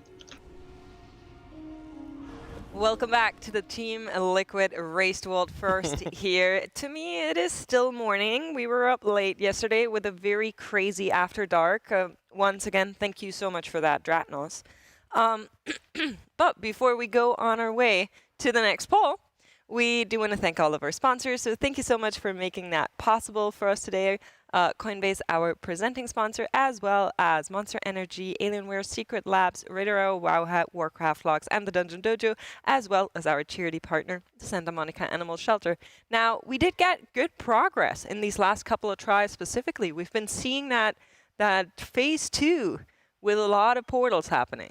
We have been, yeah. I was here for the last shift, and they started making a lot of progress about the last half hour or so, breaking that intermission shield, which is 10% of the boss's health, and getting into that platform transfer part, which has some void portals on Mythic, unlike Heroic. Mechanic coming in as well. Pretty exciting, Dratnos. Yeah, so I've been watching and listening to comms and trying to figure out how exactly that mechanic works. And it sounds like the way it works is that for the entirety of Phase 2, there are going to be void portals between the two sides. And every so often, they're going to start to explode. And to prevent them from actually exploding, you need to send somebody through on both sides and swap them to the other side of P2. Now, there's also a vulnerability associated with doing this that means you can only do it once during the phase. So you're going to have to probably have all 10 players on each side swapping once during that phase. And that's going to be part of the enrage of that phase on Mythic is when you run out of people who can stop that portal, who can defuse that bomb by going through. Once you do go through, you do also drop a puddle underneath you after a bit, so also denies a little bit more space in the phase. But all in all, I'm not too worried about that mechanic, actually. I think they'll be able to handle it reasonably well. We could hear already some weak auras being developed to get the cast bars for it and make it so that they go in at the last second and maximize that time. So this kind of travel gives you a debuff. So you can't send the same players back and forth the entire time. So there is a little bit of hard out on how many of these portals you can take in that entire intermission, where once all 10 players, and I would maybe even say just 8 pairs, or 9 pairs, because the tanks, if they go, it could be difficult. You're going to have to find a time to swap the tanks when they don't have aggro on anything. Yeah, so it can work, but it's sketchy. Exactly. So I would say on a safer side, it's probably 9 of these portals that we can take through that entire phase 2. Yeah, 9 to 10, and it looks like the weak aura they have has about a 10-ish second countdown for the portal, so we're assuming probably about a minute and a half or so for that intermission needs to be done. Maybe a minute 40, 50-ish, depending on if there's some leeway. I heard there was like a 4-second leeway they could get on after some of those casts. Okay. And if you finish a platform, it will turn off any portals that are on that platform.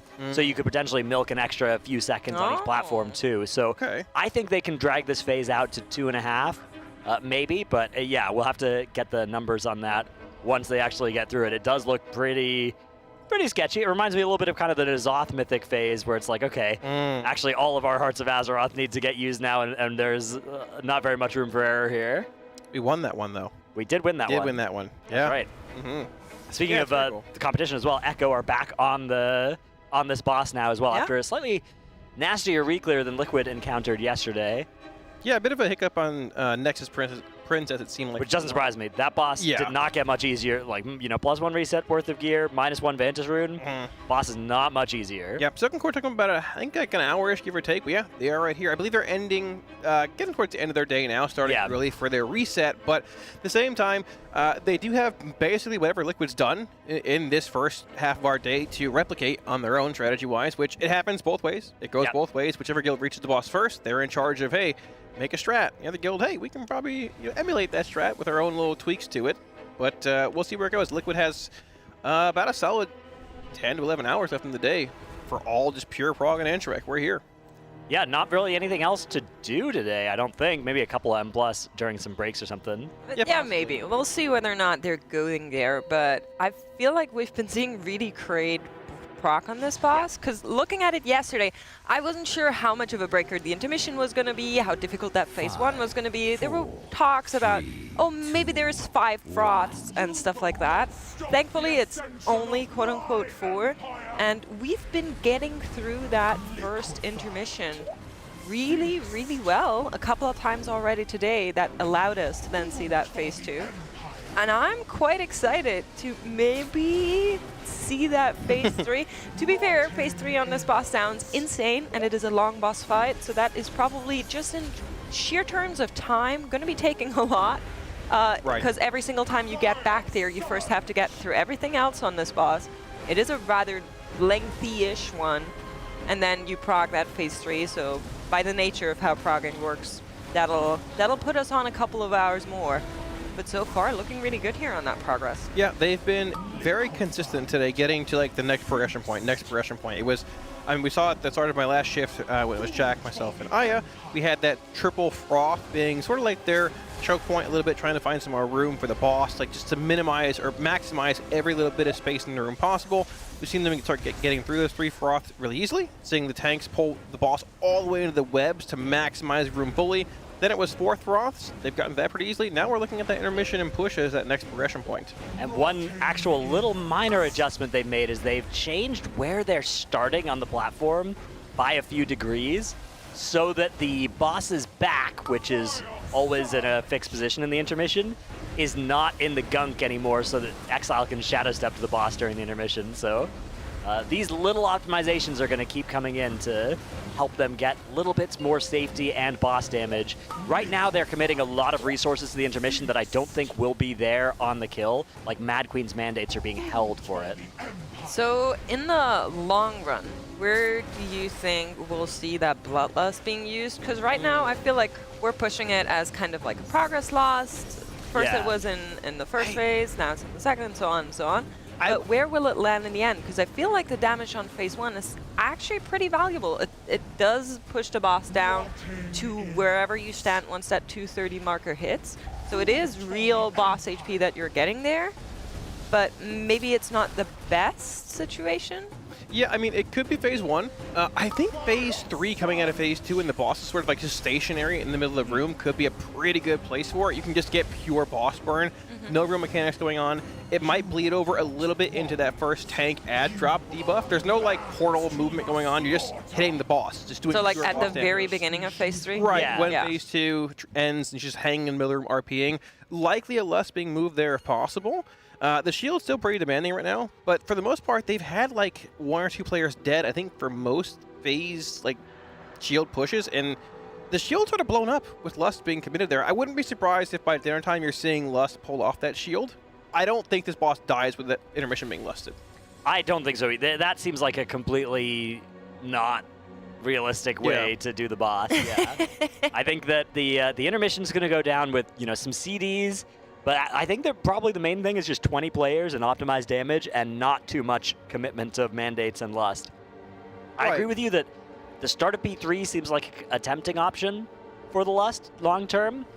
It's a little bit better to lust late in the fight than early in the fight if everybody's popping their cooldowns this tier, because you're getting those Spy Masters stacks and all your casters, which is really nice. So if there's a spot like the start of P3, if you don't have to send a lot of cooldowns in P2 to escape P2, and everybody has them up at the start of P3, I like that a lot. Otherwise, I think on pull makes a lot of sense too, and you just do that for maximum boss damage. It could be a double lust scenario, actually, if this boss That's what my next question was going to be. How long is phase 2 really? I don't think this fight breaks that 10-minute marker. It doesn't on Heroic, and I don't think P2 is going to be that much longer on Mythic than it is on Heroic. It doesn't even Well, there might be a secret Mythic phase. There might be. And if there is some kind of secret Mythic phase, then the double lust angle is probably good, but I think this is going to be a single lust encounter. I suspect it's going to be something like a 9-minute 30, 10-minute kill on Mythic. That works. I mean, every little bit of damage in the boss is also relevant in phase 1, like we talked about. It's not percentage-based. Exactly. It's duration-based. So, like, their best pull, I believe, is, still 63.58, which occurred, I think, like 2 hours ago. right? That was the lowest percent they had the boss going into that Oh shield yeah, because phase. percent are fake here. Right. I mean, essentially, yeah. Like chances are very high they pulled CDs off of like the boss in phase 1 before the shield again, or moves them to the shield more so. So they're not getting the bosses low. They're holding Mag Queens, Mandates, and things for that shield to break through it. So health percent on this boss, as of right now, is not the best indicator where guilds are at progression-wise. It's more just raw where we're at in the fight. Mm-hmm. All right, we're going to be going back in here.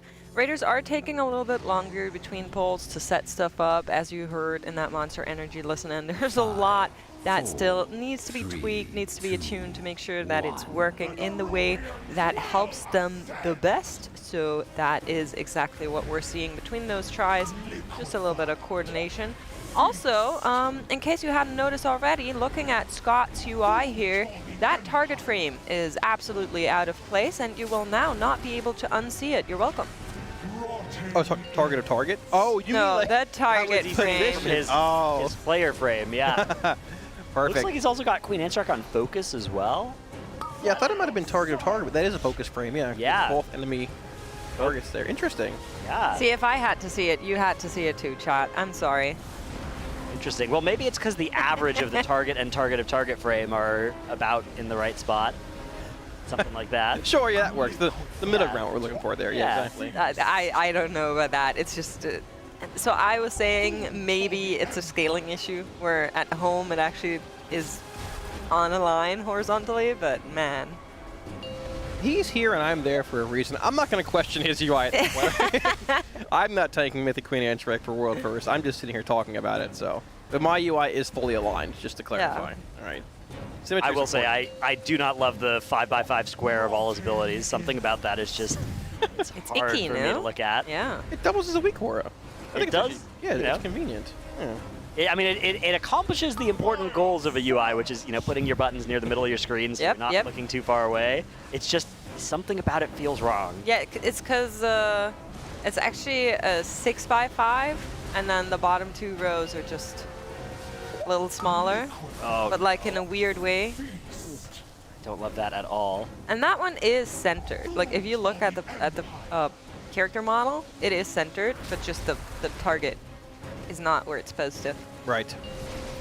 Yep, all right, so this is going to be that next choke point of the fight they're getting into. This is going to be that quad froth pop here coming in right after this next set of webs. There's a nasty overlap where you have to, like, pre-position to be near your froth pool, but not close enough where you'll basically die to it. You have to be, like, near the person that has it. Putting it in front of the boss here. We're going to drop the 4 froths. Webs come out here. We're going to get Tiger's Lust or Aurora here to pull the boss through and then soak these 4 pools. Star, Circle, Diamond, and Triangle. 1, 2, 3, and 4.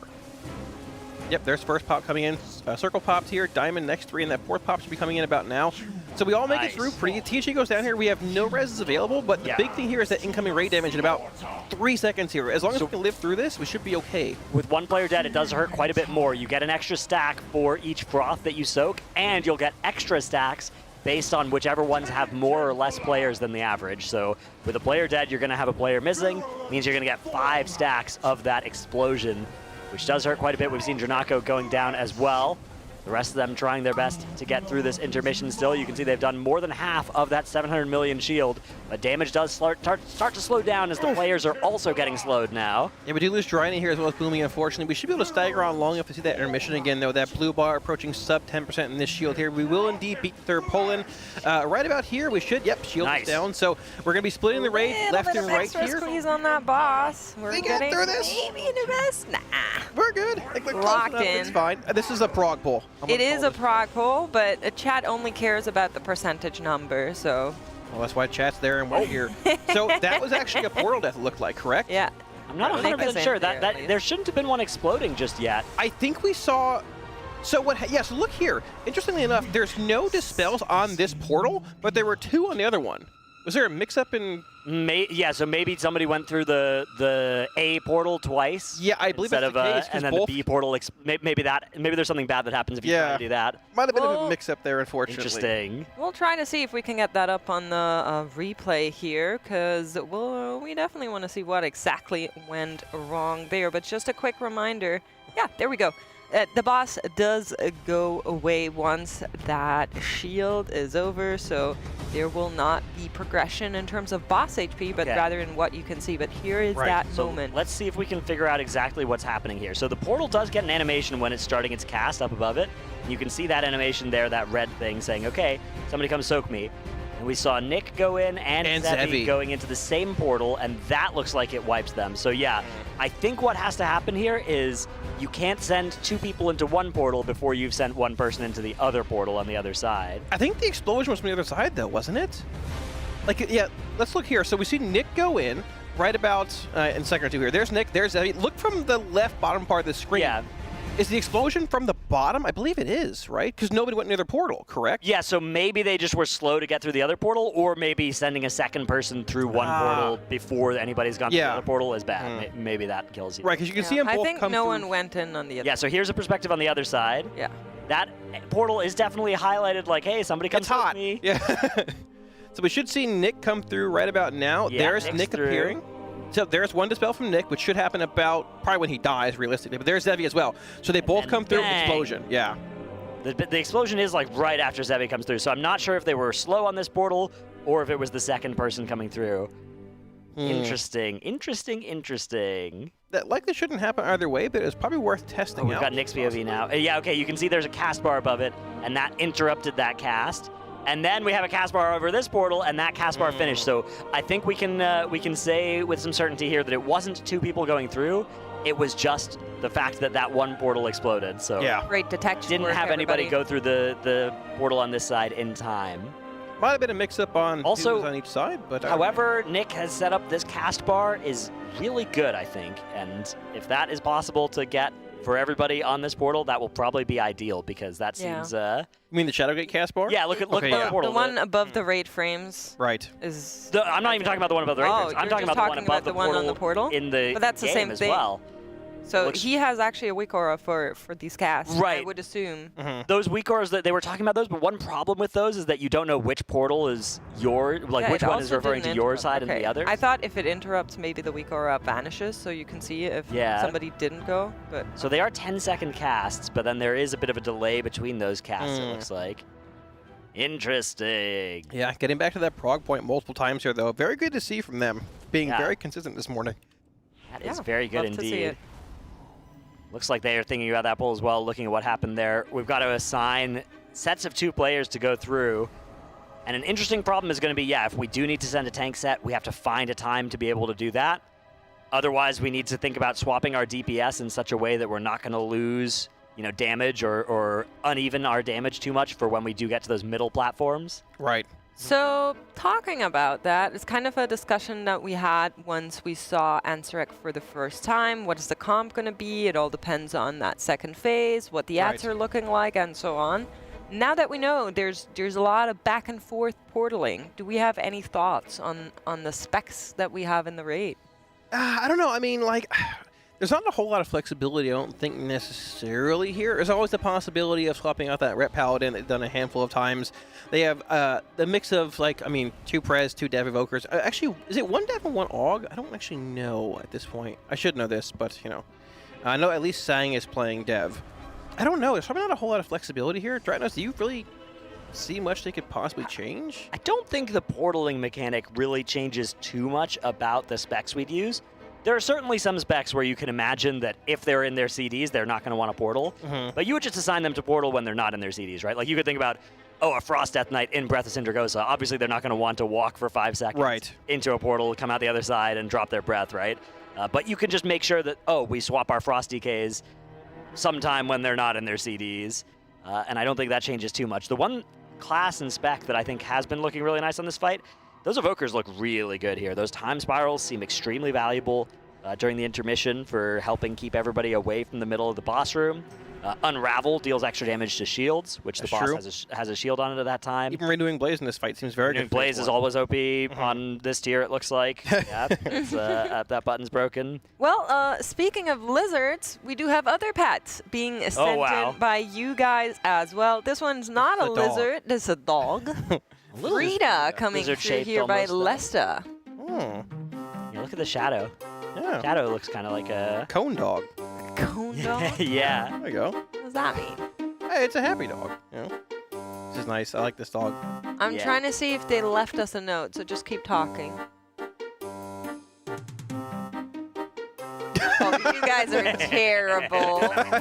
Get out. As soon as you said that, I just looked at Kalamazi and we had the same Both of them idea. just staring at me. Frida looks very How nice. dare. Very nice. I like dogs. Dogs are always positives in my life.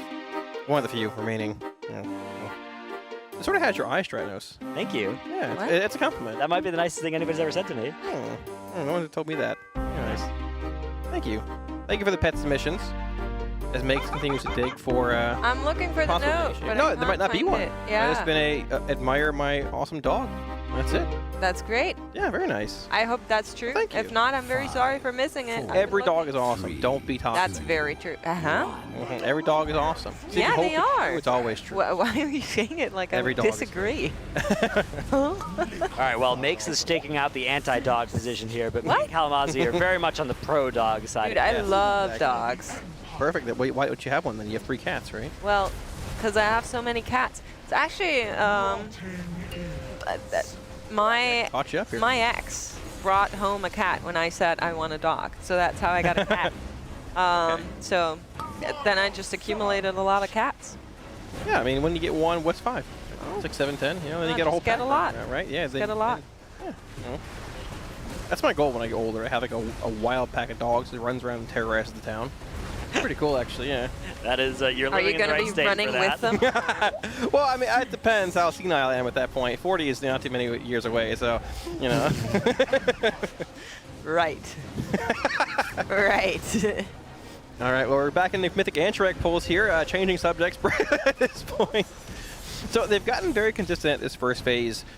For the most part, they're having a couple little hiccups on that there are fourth still some frost stray jet. deaths here or there. One common cause of death is somebody not making it into their circle in time and then getting hit by the Venom Nova, and it's basically impossible to live with that. You're just taking so much damage, the next Liquefy is almost always going to kill you. Yeah, those offset Venom Novas as well. Like the Froth Pops, basically, when you have that 4th set coming in, which is after this one here, can hit exceptionally hard. See Sign committing Obsidian Scales to this pop right here. 1, 2, and 3 flying over, all that easy. Getting out, still casting with his OP hover mechanic, no problem. Dodging these swirls that are coming in.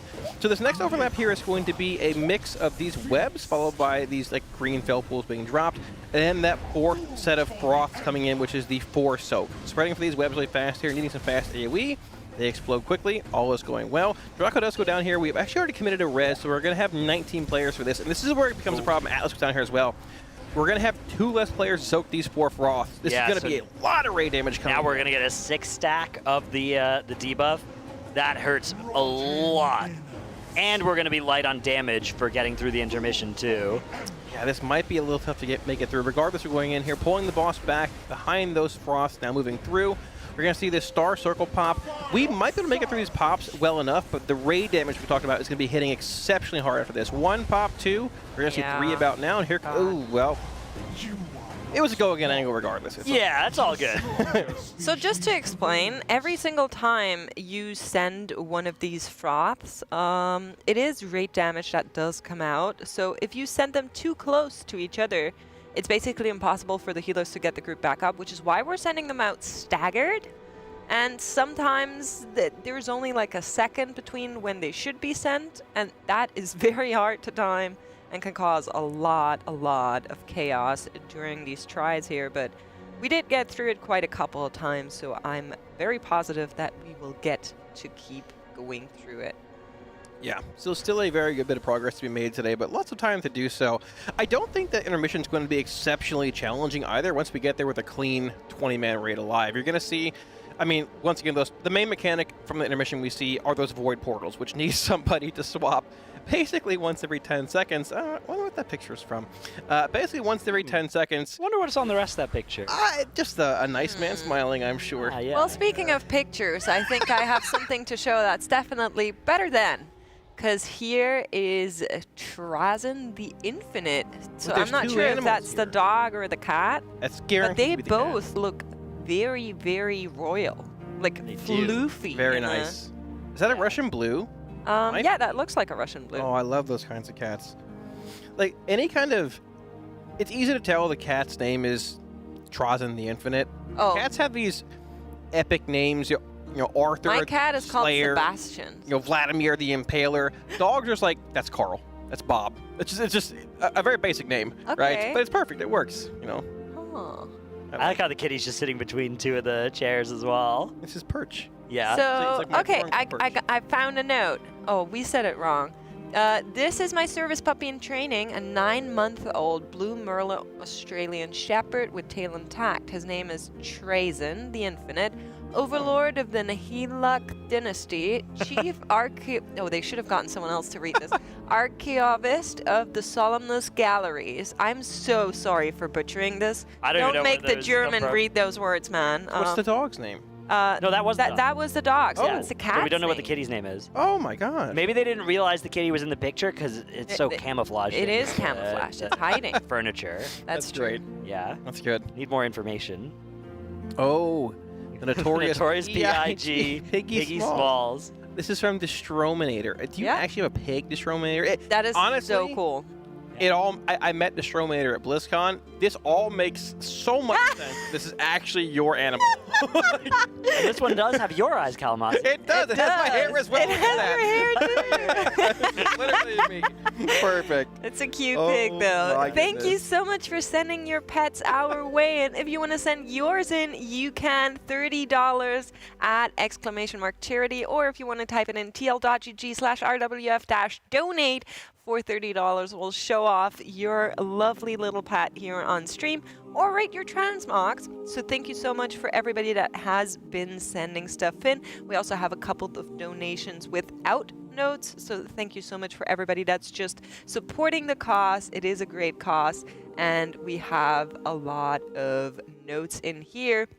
Colin is saying, I'm actually around the corner from the Santa Monica Animal Shelter, so I've been a donor in the past. Happy to help both support my local shelter and my favorite team.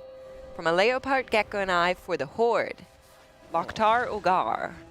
And then we also have Mike Pat Kill saying, yay, adoptions. Exactly. And if you want to adopt, that's tl.gg/adopt. There's lots of pets in the Santa Monica Animal Shelter looking for adoption. We had Simba here. He's been in the shelter for a long time and looking for a loving home, as are all of these lovely little pets. And Destrominator's in the chat saying, I have 2 dogs, a cat, a pig, a snake, and 4 kids. Wow. Quite the That's zoo a- there then. That is a lot. That is a lot. I like how the kids were kind of rubbed in. Yeah. What you don't see is the kid was a follow-up message. Is like, oh yeah, I guess I should mention these as well. Priorities, all right. Yeah. That works. All right, this is going to be a fast go again angle here. I don't know what's happened there. Yep, all good. But, you know, it's all right. Pack it in, go again. That rhymes, actually. Pack it in, go again. Does it? Pack it in, go again. Yeah, it does, yeah. Oh, well. Okay, it rhymes if you use Again. poetic license. Yeah, I It was going to depends. say. Yeah, I'm a when you put master- that I'm twang master of on the it. words. I guess it depends on your accent, yeah. I got that Eminem flow. We're ready Whether to go. in and Eminem flow, we're ready to go. You see, look at me. Oh my God. Yeah. Wow. Spitting You're a bars, poet and you didn't Kalamazoo. even realize it. I do what I can. Yeah. I do what I can, you know. What was our poll count predictions for this boss? Because I feel like we've been blindsided by the Silken Court. I never really looked at what people predicted for the Queen Ansarek. I think I had like 2, like, well, I guess 269. Yeah, you're No, nice. that's Silken Court. Yeah, that's not. Yeah, that's I think I Silken had like Court. 210 in this fight, I believe, give or take. We'll see if we can A bring lot that of us up had after it the as a next smaller pull count than Silken Court, I think, which right. I suspect is going to end up being wrong. This does seem pretty nasty, although we have already made a decent chunk of progress. Right, P1, the whole blueprint to P1 is there. The first intermission, the only intermission as far as we know, the whole blueprint is there. Phase 2, we haven't gotten to frequently enough with everybody alive, but I suspect that Phase 2 is going to crumble once they get there with 20 players alive consistently. It doesn't just seem that hard. It seems like heroic, but with portals. Yeah, you just basically assign who goes into the portal, and that's basically it, right? That being said, we don't know what the middle platform and stuff look like. Those could be really nasty on this difficulty. Maybe there's a 4th platform. Who knows at this point? Maybe. Yeah, but it makes it hard to predict what this fight's going to look like. I think, looking at what we've seen, I would still predict either like a late tomorrow or Friday angle for this boss dying more likely, but that phase 3, while it's not as challenging as phase 1, I think, on Heroic, it's still a lot going on in that phase. And they've also done a good job at making these phases different cadence-wise. I wouldn't be surprised if phase 3 just slams, too. And also, with a fight being 9.5 minutes long, the further you get into this fight, the longer those pulls go, the longer like progression takes you. So I think like 200-ish pulls is probably still on track, give or take. But we'll probably know a lot more tonight after dinner. Hopefully, sometime in this shift, when we see through a clean phase 2. I think one of the most important variables for this boss's length of progression is going to be how much they're able to make phase 1 consistent. Right. Because if phase 1 is consistent, I think that we can make some very rapid progress on the later parts of the fight. If phase 1 is inconsistent, we're going to be seeing these later parts of the fight every few pulls. We're going to be seeing them with people dead. We're going to be seeing them without battle reses. We're going to be seeing them with cooldowns being scuffed and things. And that is going to make it much harder, even if P2 isn't necessarily that hard of a phase. If we're never reaching it with 20 players alive and all of our CDs like they're supposed to be, I think it's going to be very hard to make quick progress, and we're going to be entering that 200 to 300 pull range. Right. I'm thinking 210. 210. I don't know what I said a few days ago, but I'm thinking 210 at this point, roughly. I think 200 is kind of a good ballpark for this boss. Obviously, I agree with we're going to need a stable P1, because if we don't get that, it'll be so easy to rack up those pull counts, especially when, like I said earlier, we are progging on phase 3. But here comes that quadruple froth for the guild now in phase 1. That is a pain point that we've been seeing all throughout yesterday and also this morning, where there's just so much raid damage. They need to live it, they need to stagger it out beautifully, and looks like this worked out for them in this particular try. Everybody alive, as we are going into that intermission. Raid damage is going to be coming in. Ah, please hit that there. Oh my gosh, that raid damage, we made it through, yeah. So we see the less being committed here on all 20 players. This shield, that bar at top of Yipsa's screen, will indeed show the remaining percent on that shield. It is melting. Looking to drop from 520, 510. We're also sub 500 now. We're going to need to beat this third grip in this phase, but with everybody alive and less being committed here, the shield's sub 40% already. It is melting. Here comes the second grip, which this one, there's no way they're going to skip this, but the third grip is not even going to be close here, as long as they can avoid too many people getting gripped in the middle. Oh, Dryny and Malarkus both going down. That is not good, but it's okay. We'll still be able to make some prog into the intermission here, into the second phase, rather. Also go down here? Yeah. Oh my gosh. So you get a little squeeze window here, right? Right after that shield is over, before she goes immune, you can get out like 1% more of her health, where that bloodlust is still running. Okay, so here are those portals. They're about to explode now. Yep, Nick comes through the first one there. Nice. Both portals have been used.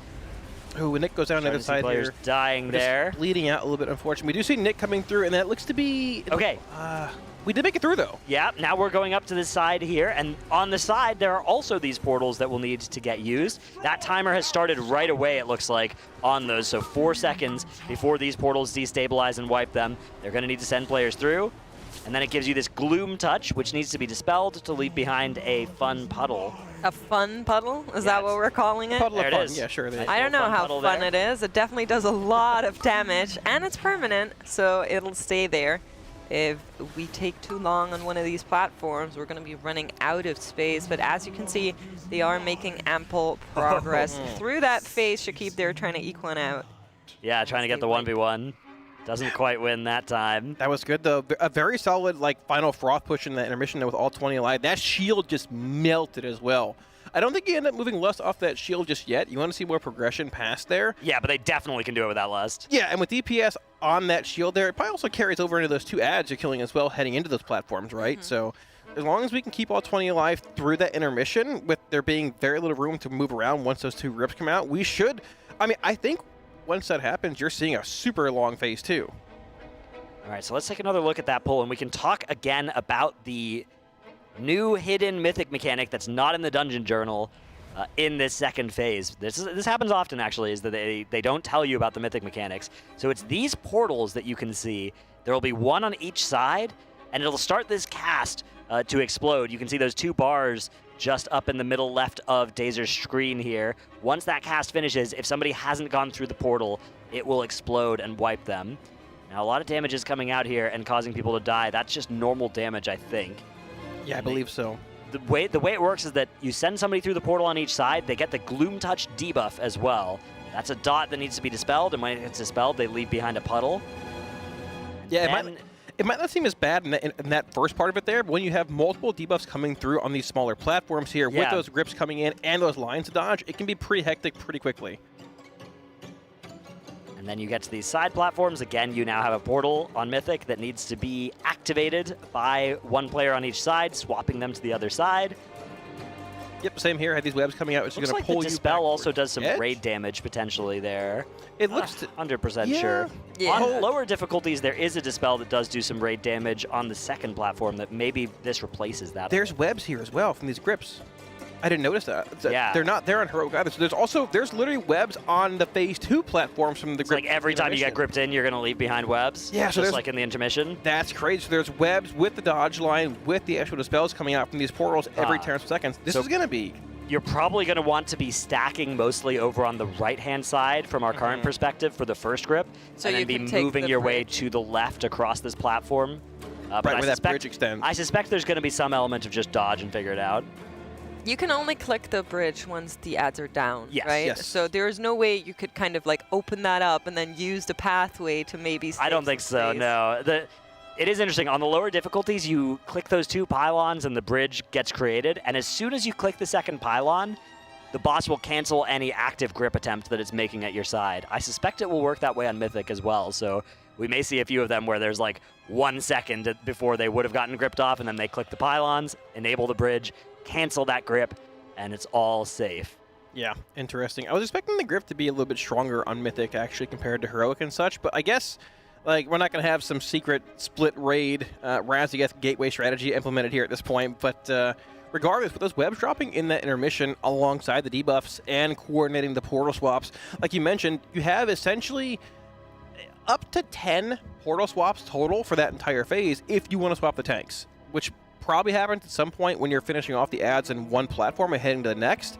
But that gives you about, like Ratnos mentioned, probably about 2 to 2.5 minutes max for the intermission if you find ways to milk out that portal being interrupted late, transitioning at certain points. But you only have 10 swaps.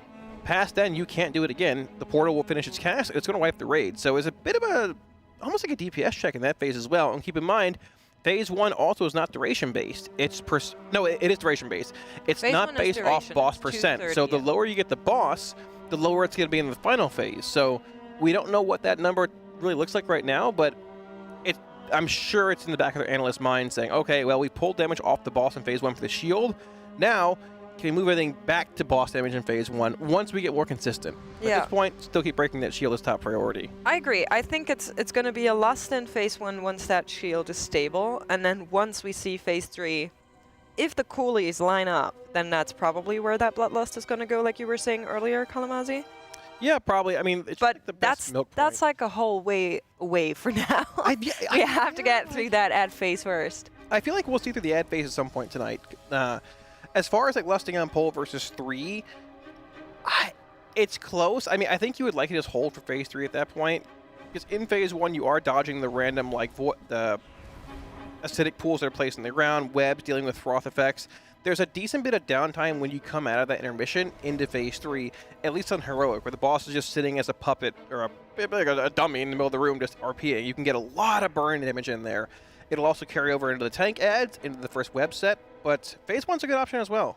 So just to kind of explain what's waiting for us that we haven't seen yet, you've already mentioned the portals in that ad phase.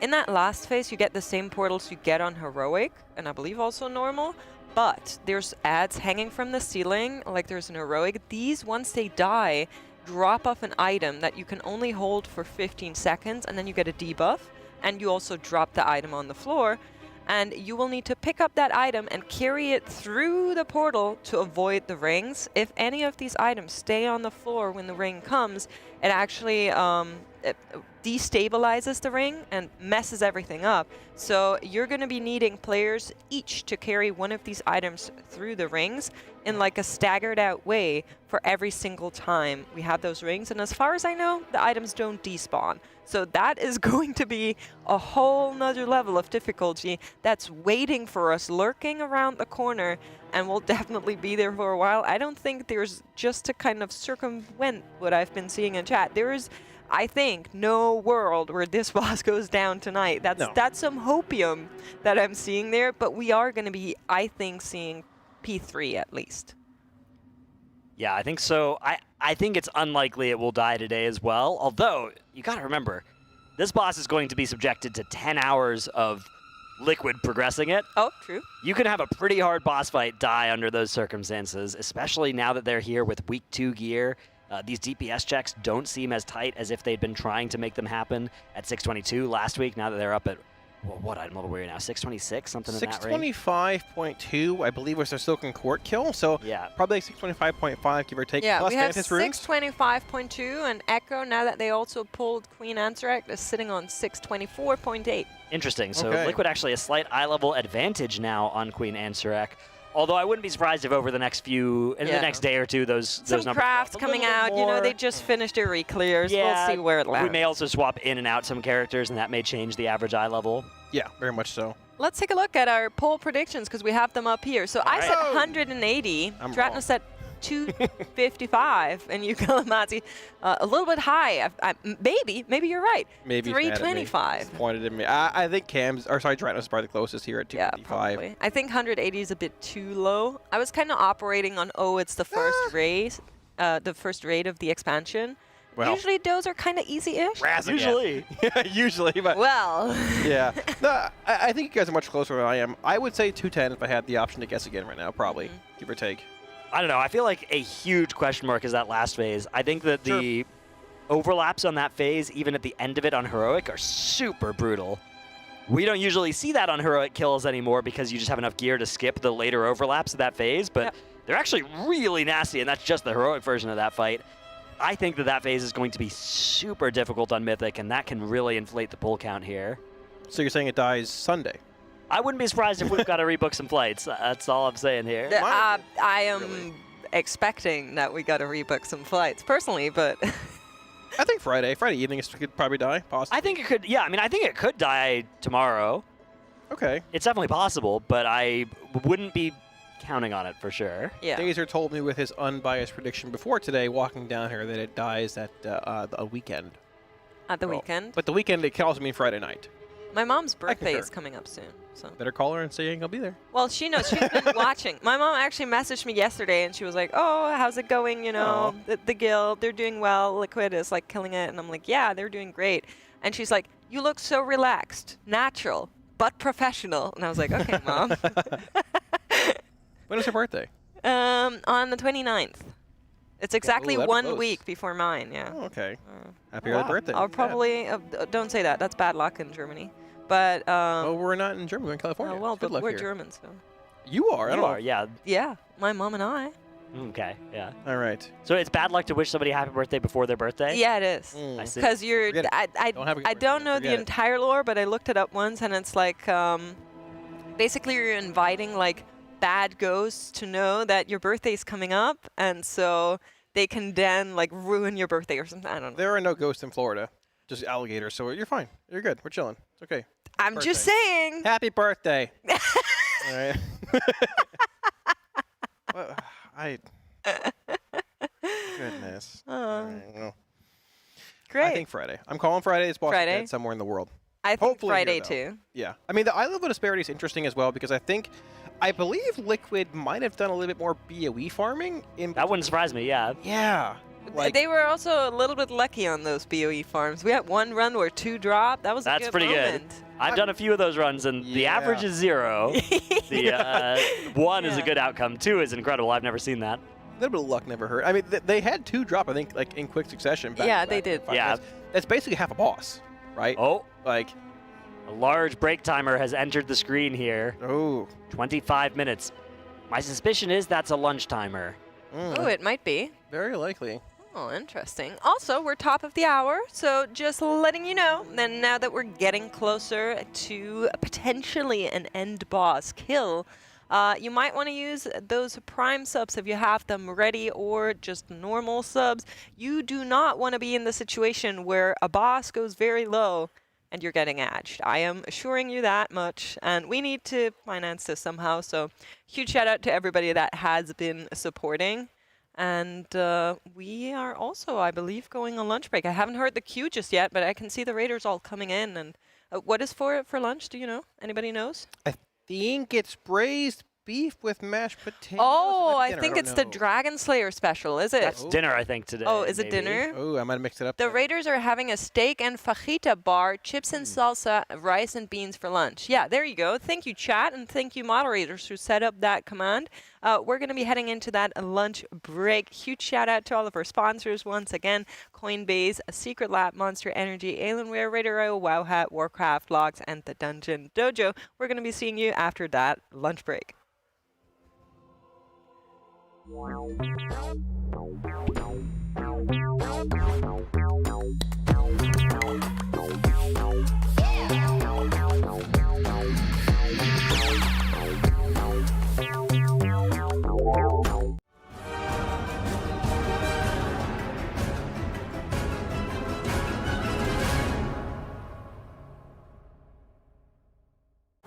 How about this to celebrate our spring championship?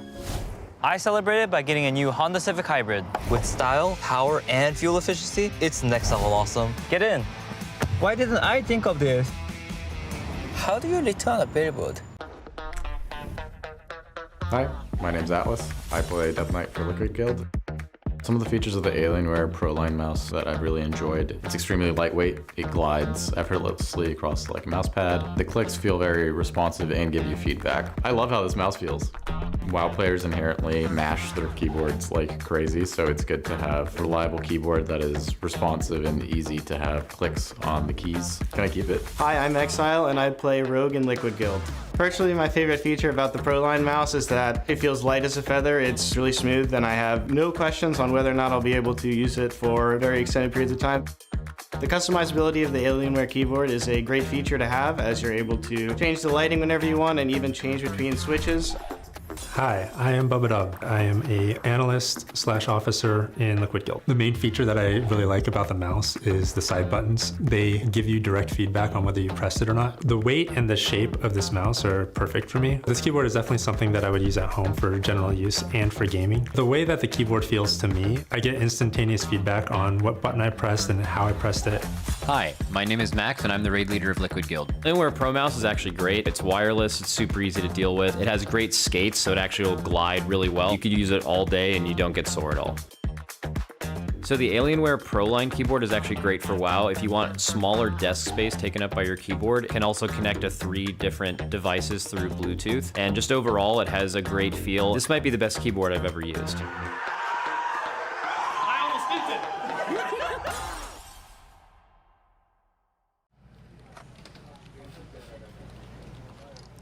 What is this? Where's my secret lab? This is your chair. That's not my chair. It's in my contract, man. I only sit in secret lab chairs. Look, I'm gonna have permanent back damage because of this. What's going on with them? PA forgot his secret lab. Chair. Look at my back. Look at the back of the chair. Look at my back. Is gone. Oh, diva. I use secret labs. This is some dog. They didn't give me anything.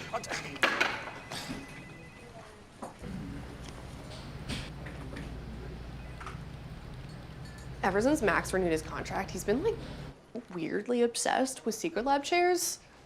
Oh, sorry. He does everything in them. Like everything. There we go. Right there. Like I get it. They're great chairs. But it's just like a bit much. Just like a little too far. I guess he had it put in his contract to always be sitting in a secret lab chair. I mean, who does that? When did that happen? Good secret lab. Look, it's not about the design or the comfort. It's the personalized ergonomics, right? Why else would it be in my contract? I want it wherever I'm at. I feel like people here just don't get it, you know? For sure. Like, it's like when you're used to sushi and then you go back to canned tuna. You just don't want that, right? No one wants that. That's crazy. I feel like we should be focusing more on prepping for the actual race than like what chairs we sit in. I mean, like, how comfortable can they really be? Oh. Okay, I kind of get it. Let's move my 2 to a 3 and my 5 to a 7. I'm gonna take a quick dinner around then. Actually, you know what? Instead of the 3, maybe move that to a 1. That way I don't have to come into the office until way later, hopefully. Hey. Yeah, sorry about that.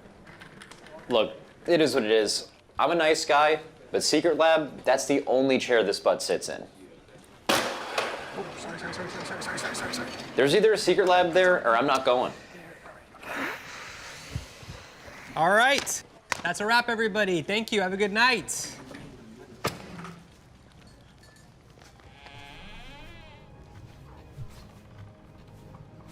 Ah, there's my Secret Lab.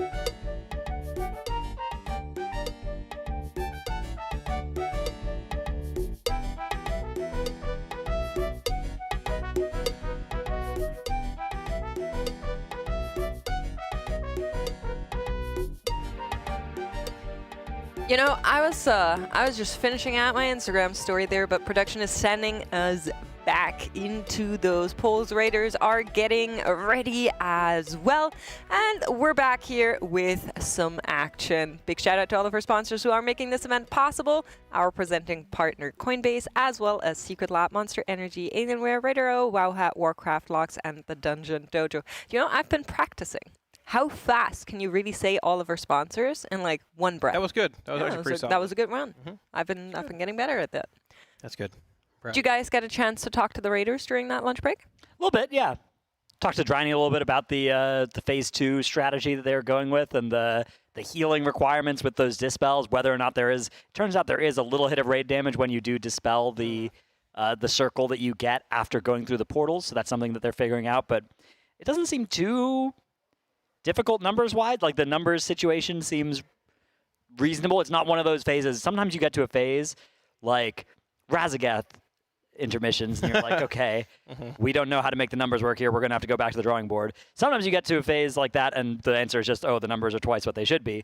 Other times you get to these phases, and it's like, okay, this seems really hard, and then you end up figuring it out. This one, I think they've got the numbers ready for it. Speaking of numbers, let's take a look at our Coinbase leaderboard here. Liquid, Echo, and Method, after that insane run from Method last night, sitting at the 7 out of 8th. I don't know if their Reclear has already commenced. Maybe chat can let me know. It is getting late in Germany, but here's our Honda boss progress as well, reaching those 63%. But of course, we know percentages on this boss, Kalamazi, a little bit fake. A little fake, yeah. So you have the boss is duration based. It's not health threshold based when you push that intermission. Right. So that poll came, I think, about 2.5 hours ago, well before they hit the intermission, like breaking that shield, right?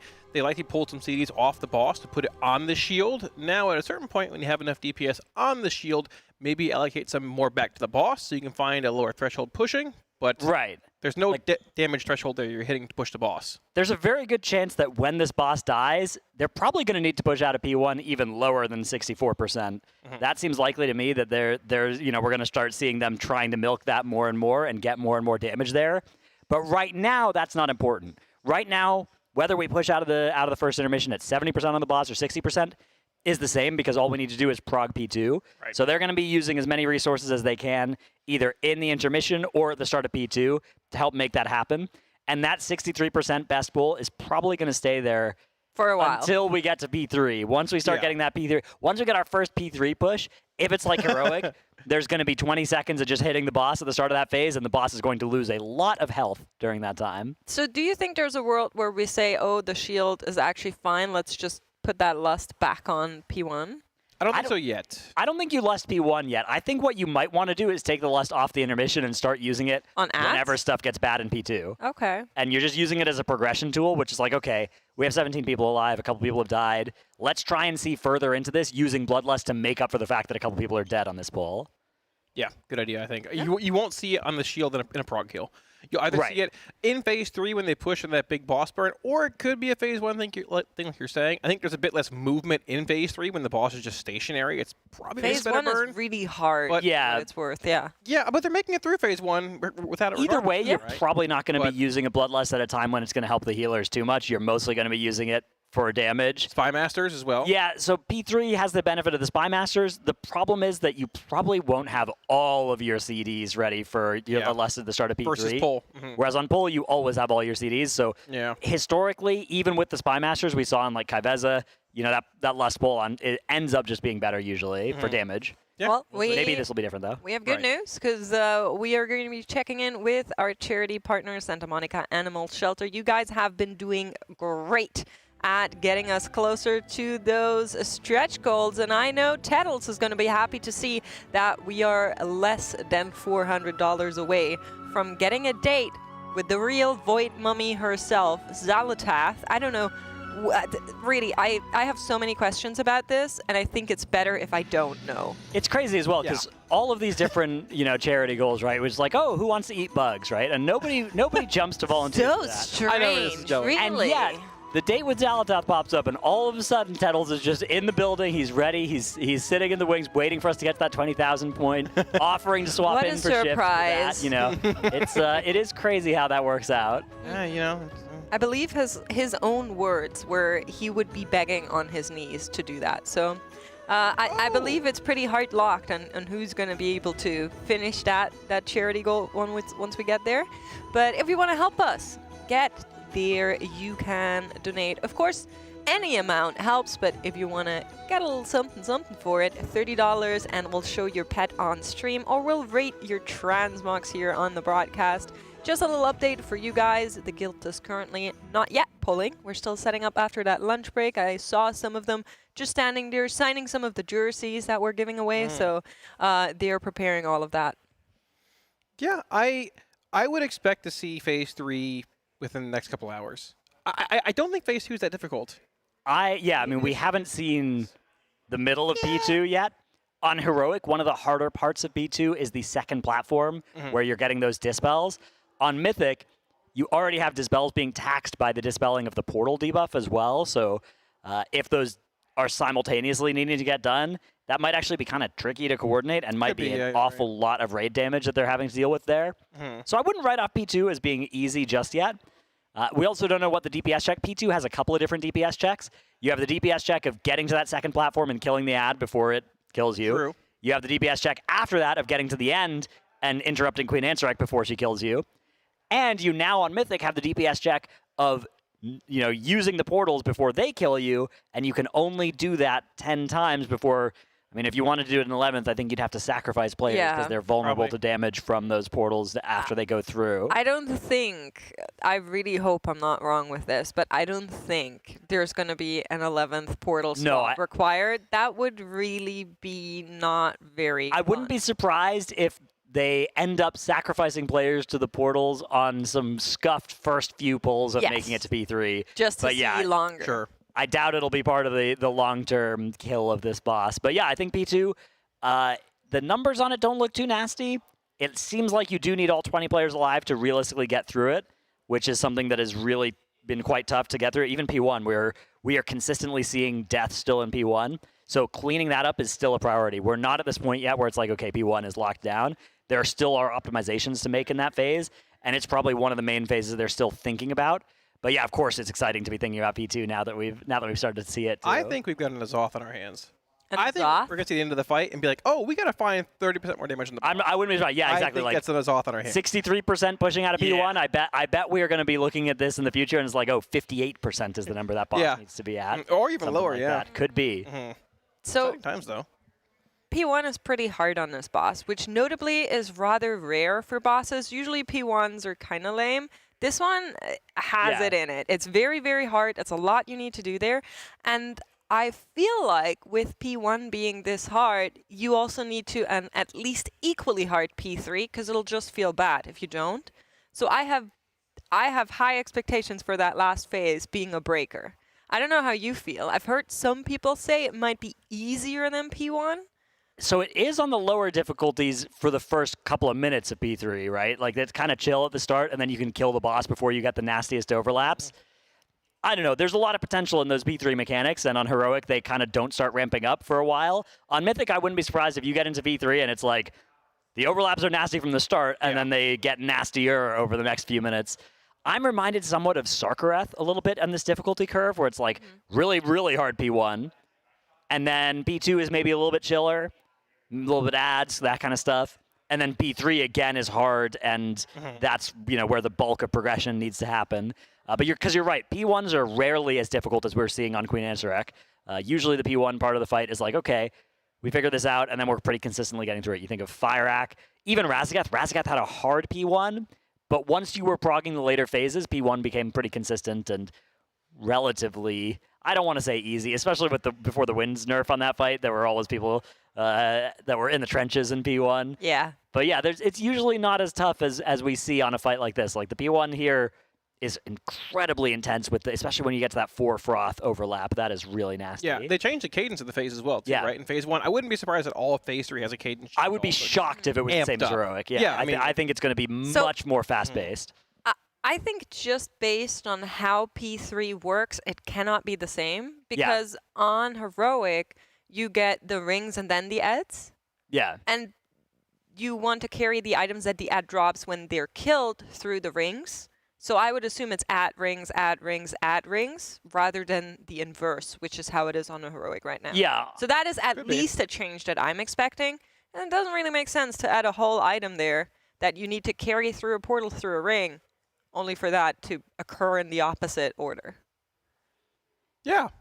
Yeah, I mean, it works that way on heroic, right? Like you do have to carry them through, and but heroic sort of gives you a ring without that first, right? Yes. Yeah, and I don't think Mythic is going to offer the same level of friendliness. I think Mythic is going to be quite nasty in that last phase. I think you're going to be getting those shackles.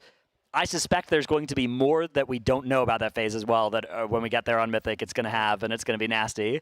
You could have portals there too, honestly, with limited use. I wouldn't be surprised if instead of 3 ads popping up out of the middle, it's all 6, for instance. I can see that, wow. Yeah, right at the start. That wouldn't surprise me. Or it could ramp up like the frosts do. It could, yeah. Although so you suspect that they're permanent, right? You have to keep moving the things they drop? I think the items will be permanent, so I think it'll be 3 items on the first one. At spawn, you'll have to carry 6 items. Okay. And if they would ramp up, that would be a very short phase to deal with. Well, you could do... You couldn't actually do 3, 6, 9 without it being a wipe on the 9 because the 3 would have had to be carried twice already. So you'd be out of debuff. So if that works, then that would be like the hard and rage of the fight. Unless you could blink the rift or something with them, blink the It Nova. wouldn't need to double, but it could be like 3, 4, 5 ats, like the frosts are. Yeah. So at what point? I think that would still work. So that would be 3. Yeah, 3, 7, 12. And then... Yeah, this sort of over at that point. Right? Well, 3, okay, 7, 12 would work. They have 18, I guess. No, because you'd still have the debuffs from the 3. Yeah. But it could be 3, 4, 4. 3, 4, 4, 2, 3, 4, something could work. Yeah, 2, 3, 4 so would it work, could but ramp in a way. We're highly theorizing right now. In case you're wondering, numbers. It's like the Hangover. All the numbers in the head. I remember let's doing just this for quickly Death Sentence explain on the this Jailer. again. So at the very end, on that donut-shaped phase, you get ads that are coming from the ceiling that you have to kill. These ads, very good. Nice. These ads drop an item that a player will have to carry through the portal. You can only carry it for 15 seconds, then you automatically drop it back on the floor, and you get a debuff that you can't carry it again. I don't know if it runs out at any given point, but I think it's probably a lengthy debuff. That's kind of what we're operating on. It's a whole lot of theorizing that's going on right now, which is why we're ramping up numbers, because we're assuming that the people who carry the first ad wave ad items cannot do the second wave, but maybe they can do the third one. So, and what makes you think that so on Heroic, that exists as well, right? And then you take it through the portal and then it goes away. Yeah. What makes you think that on Mythic it doesn't go away and you'd have to keep dealing with it? Oh, I just think it's very hard. Okay, this is just a guess that you have of like, what if the mechanic worked this way, this would make it harder? Okay, so we're not actually basing this off of anything from the Dungeon Journal, anything like that. This is just a pure guess on that. I agree that would make it a pretty nasty mechanic. I wouldn't be surprised if the Mythic change in P3 is instead something that's just not a twist on a mechanic at all, but something entirely new, like the way those portals in P2 were. You saw them and you're like, oh, that's that. I've never seen that before. I've had enough Halandrous Fire Act bombs for a little while. I think we can leave that in Heroic. Let them despawn. It's fine. I don't need. My heart can't take another whole fight of that in Phase 3 juggling. Yeah, permanent bombs that need to be taken through all the rifts. I don't know. I mean, it would be pretty nasty. It would be a lot of extra pressure. Yeah, I don't know. At the same time, I mean, like, it looks to be a good fight. It does. Phase 3 is my favorite part of the fight, even though Phase 1's more difficult, I feel like. Or I'm more excited to see Phase 3, I should say. It might be a little favored, or maybe a little biased because of how it's good for Warlock stuff, but I mean, you know. Phase 3 is really fun. Yeah, doing it on that first week and actually getting to the... It's not the end of the phase, but there is a part on Heroic at around the 9-minute marker where you've got shackles, ads, a Nova coming in, and then you've also got web blades that you're dodging, all within the span of about 10 seconds. That is a really nasty overlap. Almost everybody who's killed the boss does it by killing it before you get to that overlap. But actually dealing with that overlap even on Heroic felt very mythic to get through, and we just ended up kind of limping over the finish line with one person. How many abilities do you want to deal with? And Blizzard going, yes. Yeah. So I wouldn't be surprised if it starts like that on Mythic in that phase and then gets worse from there. We'll see, though. We need to get there first, and before we get there, P2 is still the progression point that we are working on. And before we get there, clean P1 and clean first intermission are requirements as well. Yeah, they've gotten pretty good at Phase 1 for the most part here. So the big difference between Mythic and Heroic that we talked about, they've changed the cadence of this fight. You have those early web wraps coming out, which you want that stacked AoE cleave for, and also you have these two froth pools in the back, essentially, these soaks here. They're going to pop star into circle here to jump through basically that boss as Nova puts out. Now, every single froth set, well, I guess from 2 there, the next set is 3, and the final set is 4. It increases by 1 basically every set. So you have to find a way to evenly distribute the raid in those soaks to not gain extra debuffs. If one person dies, the raid takes an extra stack. It's a lot more damage. We're also balancing these webs here with a decent bit of stacked AoE cleave and keeping the actual drops from the webs or the pools exceptionally tight here. You'll see the boss even being pulled back into the webs and green on the ground every so often to just get as much space as humanly possible, because you want to have at least half this platform available for the intermission when you're pulled in by the boss's web ability, because that also puts webs on the ground. Here we see those 3 froths coming out, being stacked here. 1 melee, 1 sort of mid, and 1 ranged, maximizing damage on the boss for cleave aspects as well as range damage. Being popped star, circle into, I believe, diamond here. 1, 2, and 3 jumping over this. The whole raid does indeed live through this. There will be a dot applied to the raid in a moment here. You'll see a lot of raid damage coming in. With everybody being alive, it shouldn't be that too much. Oh, we actually do lose Sang here, unfortunately. We have a res for him. Here comes the raid damage, though. We can get Sang up here, and this is going to be that last choke point of the fight coming up, which is going to be that 4 froth overlap after this next web set. Sang There's takes that the res. reset, waiting for the roots, making sure that he's not going to have to deal with yet another mechanic while they're currently not fighting for every % on that boss yet, possibly. And we are going to be getting that next set of froth, like you're seeing, Kalamazi, coming up very soon. Pre-spread is already shown here, 4 at a time, and we'll go in a row. It's star, then circle, then green, then purple, then green. Green is the last one. Star is usually being sent right at the start, like basically instantly. You'll see it come out, and then it's within a second they're sending the other ones to try and jump over that Nova, make sure that there is no overlap. Some of these waves here are coming for the group of casters. We did lose Goop. Oh, that damage. Oh my gosh, yeah. The rest of them live still. Yeah, but so losing Goop there means those stacks, those soaks, and those 4 froths aren't even, so the raid's taking an extra stack there. So even more raid damage. Lose impact here, but we have indeed made the intermission, which you can see by everyone being webbed to the boss. Lust is being committed here as well. That blue bar on Sang's screen is the remaining health on that shield on Antrak, about 10% of the boss's health. We're going to try and beat the 3rd grip. This is number 2 coming in, I believe, right about here.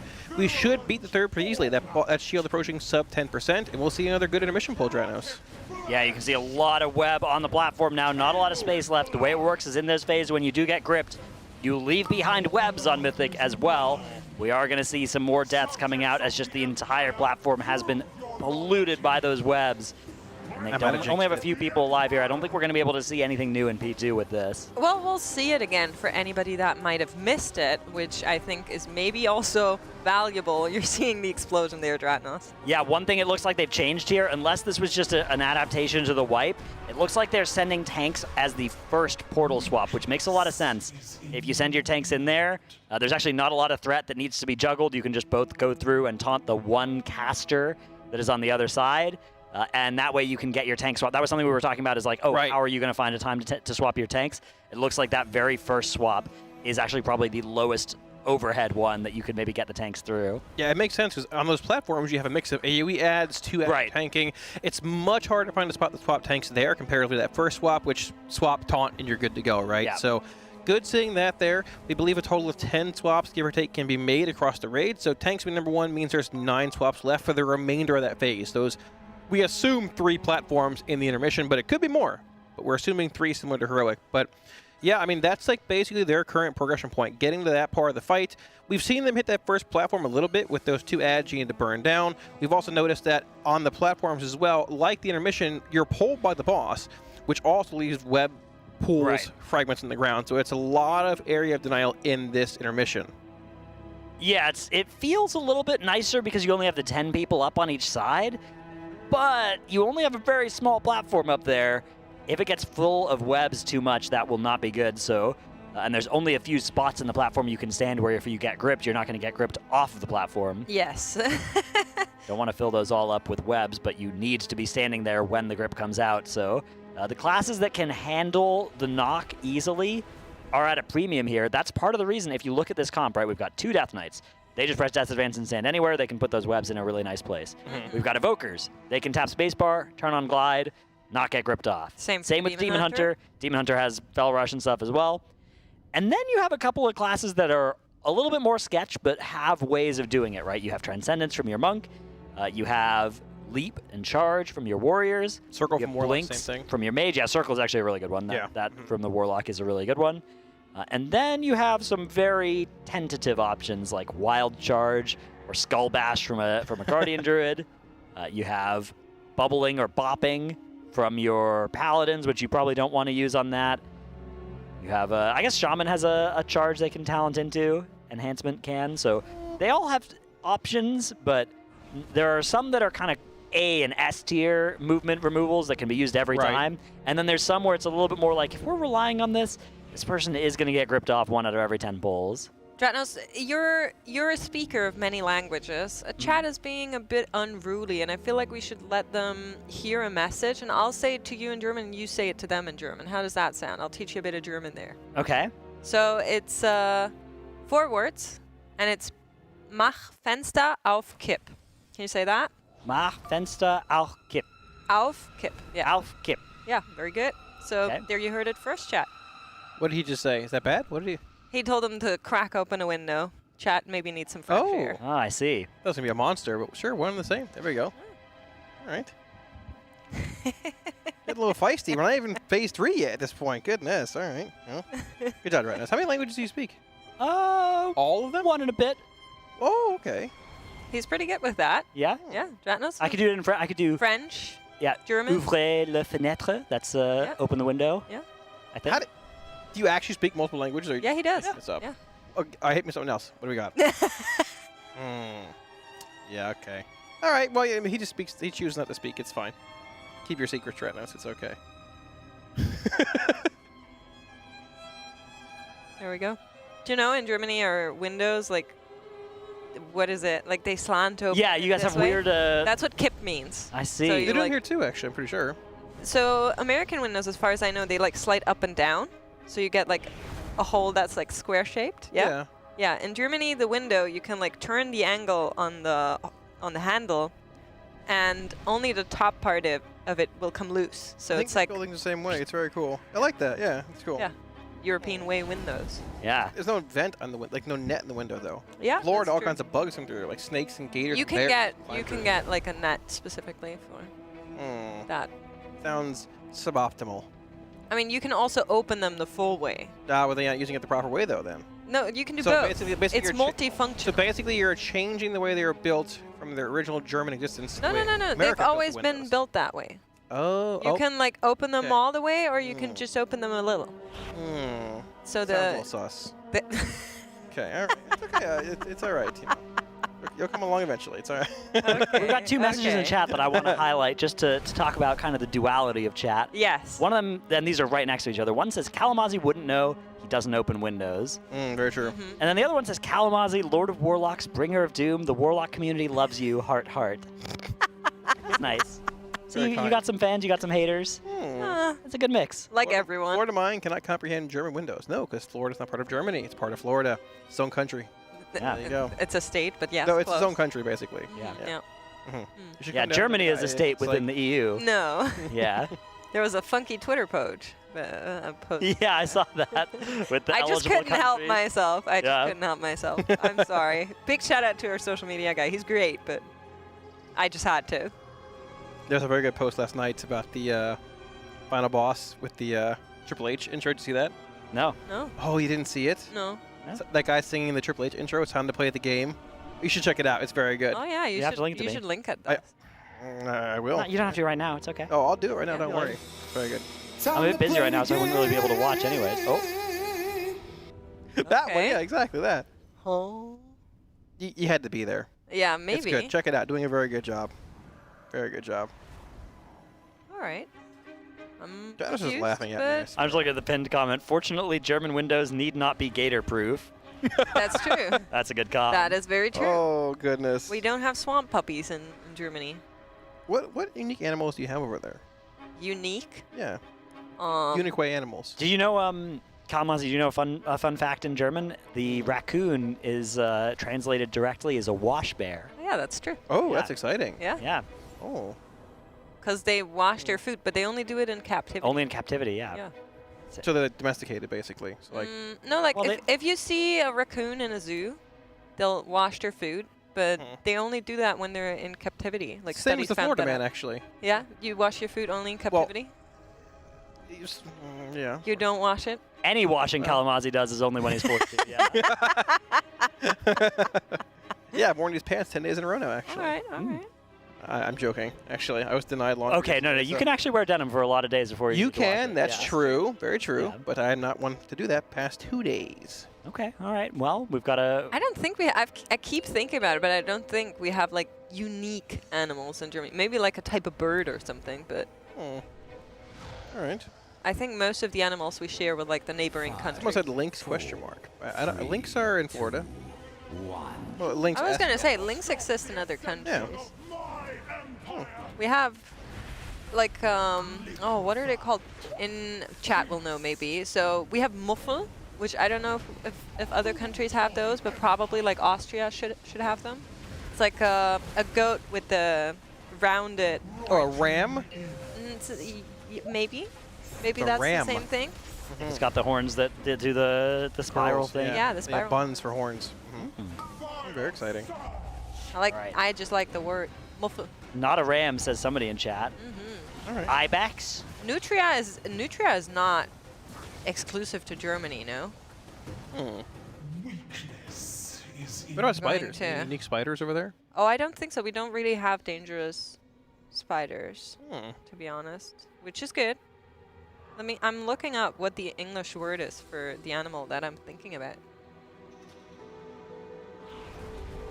The plural of moose? It's still moose, right? It's either moose or meese, one of the two. Got another early P1 wipe here. We do indeed. That is one of those things that I think is going to be very important to figure out today, is P1 consistency. I think that is sleeper the most important part of progression here. We do have some transmogs to show off, so we're going to be taking a look at those. You guys have been sending them in. And in English, the word is mouflon. It's a wild sheep native to Cyprus. Okay. Turkey, Armenia, Azerbaijan, Georgia, and Iran, and in parts of Europe. There we go. Inquisitor Salem from the Guild Core. So no mage can be above an 8.0 for me, just based on the class I've chosen. I'm sorry, you made the wrong decision. I think this is like a 7.5. It's unique, I guess, in a sense. I think the weapons go well here. I like that offhand a lot. I do Little too. globe thing. It fits. It's like reminds me of the mobs from Shrine of the Storm. Actually. Yeah, it is a little Tide Sage-esque. Yeah, which is not bad. Yeah. I think it's 7.5, 7.6 is where I put this. I'm going to go with an 8.3. All right, that's not bad. I'll go biased with against the 8 also. I like this one. 8, Thank you alright. so much for sending that in, Salem. Yeah, thank you so much. All right, we're indeed back in another poll here on Mythic, Queen, and Shrek. Like we talked about before, one of the big things in this phase is consistency, and also being consistent at consistently dropping the webs and like fell Nova pools in the correct positions. Doing so means you have extra room in the first intermission when you're being pulled in. And as you saw, the last pull they had, we do have Gootwood on here. We can get a rest of him on him really fast. As you saw in the last pull, when they're popping these two frost pools here, towards the end of that intermission, when they're all being pulled in by the boss, they beat the third grip in. But there was still basically nowhere to go room-wise. The entire room was covered in webs, even if you're trying to overlap. So you can even make a tiny little pie slice, but if you're out of position in the early stages here, it makes the final phase that much tougher. Yeah, I think that this is it's a case of we don't just need to beat the third grip. We actually need to beat it by enough so that the webs haven't expanded to fill the ground too much. Or we need to find a way to be tighter with our positioning to create a little bit of a wider corridor for longer in that intermission, which is going to be tough to do. It looks like we've got a jump-off call made here. Something has gone awry on this pull as well. Well, something that has not gone awry is a big donation we must have gotten in the last couple of hours. Casey Calamus sending in $1,000 saying, "Hi puppers, also Zyro's the GOAT." So big shout out to to Big X, and also to KC Calamus. Thank you so much for your generosity. It's all going to great cause, the Santa Monica Animal Shelter. And as you can see, we're getting closer and closer to our next stretch goal, the 20K marker, where we'll have a date with Xalotath, whatever that means. I'm curious to see what that means, actually. Can we get some love in chat for this person? That's a huge donation. Indeed. Indeed.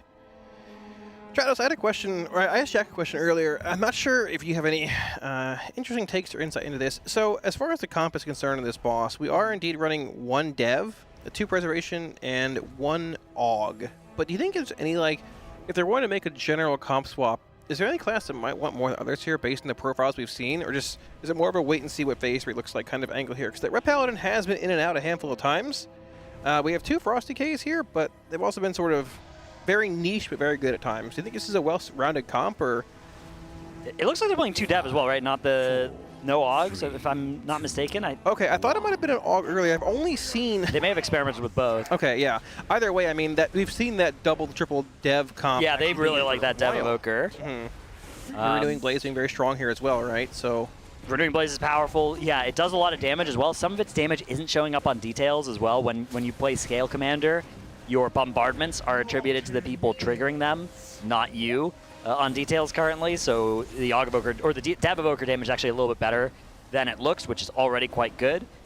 They've got that good shield damage as well as, ooh, unfortunately it looks like we've got, is this gonna work? It is gonna work, wow.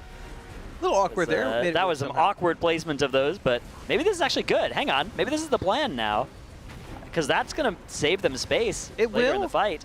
Yeah, it's to save them a good bit of space. Both those waves are basically synced in proper fashion there as well. Yeah, let's see where this goes long term. So back to the comp discussion. Yeah, it's hard to... So the Frosty Ks are really nice because they aren't going to need any help with any of the movement abilities. Having a couple of people that can then occupy that melee space without having to ever worry about getting gripped off the platform in the intermission and in the second phase is nice.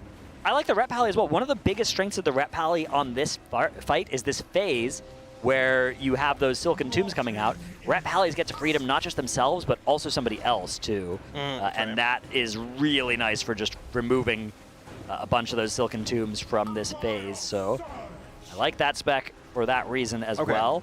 There is also some value in this fight in having buffs on both sides of P2. That would be an argument for something like a second Havoc DH, for instance, if damage in P2 is tight.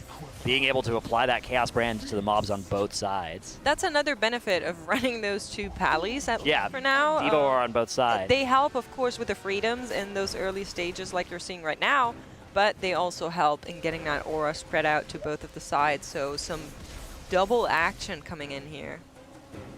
Yeah, I'm not sure if I have any recommendations or things that I would want to see them try or change in this comp. It seems like a pretty tight comp, right? Maybe the second Mage can come out. I'm not sure. Mage doesn't seem particularly hot on this fight. Yeah, possible. I guess it sort of depends on your balance of range to melee, but unlike how you saw on like Nexus Princess, there isn't as much of a hard requirement for a certain number of range versus melee. Yeah, the hardest spot is you do want to have enough range to make that 4 Froth overlap and not require somebody to go out of melee for too long. Yes. But even that's not that bad. You just send a tank to do it or something, or a Holy Pally. Yeah, well, we do indeed make it through that 4th Froth overlap here. We have both Zevi and Sang as well as Impact down here. They are going to commit to Lust here and try and burn through this shield. We do indeed lose Impact as well as Scott here. So this likely will not be a clean phase 2 push, but they're getting consistently back to the shield now. It's better than it was 3 hours ago in the previous cast. But it's definitely a good progression that they are making. I think it's every time this happens and we get a boss that gets immune and you go into an ad phase, it becomes so hard to track on what's good progression. You cannot really go by the boss percentages anymore. And you rather need to really look like what can they do, what have they changed. Right now you're seeing that there's still that bloodlust on that shield, but with how many people are dead, that grip is coming in and sending the rest of them into the waves. But in forms of what they had available on that platform, this looked actually really good. We had some extra space there. We could have gone a little bit longer. We wouldn't even need it to if we didn't have people dying. So it's a trade-off that is more minute than what you see in some other bosses. Yeah, very much so. I mean, even losing one person there makes it much harder to deal with that four froth soak. I'll try and say that 3 times fast, because it imbalances the stack count when you pop a certain one, so all the raids taking more damage from that one person being down. If it's a healer that goes down without a res, that's basically almost a guaranteed wipe there, right? You're taking 67% of your health, plus going into that intermission where you're being pulled across the room. It's a tremendous amount of raid damage coming in. And also, like, the longer we go into this fight we talked about, I mean, obviously on a kill pool, you're not going to lose anybody there, but you want to get that boss as low as humanly possible going into that shield. That best pull of 63.58 being probably 3.5 hours ago, if not now. I think it was like 3rd pull of the day. But like you said, it's hard to base progression off of raw percents here. It's more, are we seeing intermission? How far are we getting? Are the portals being handled properly? And going from there. So a lot you have to keep in mind with how a boss like this is progressed is that they can always find more damage. Of course, until a certain limit, as we have hit at Kaiveza. But right that was a great now, example. Right.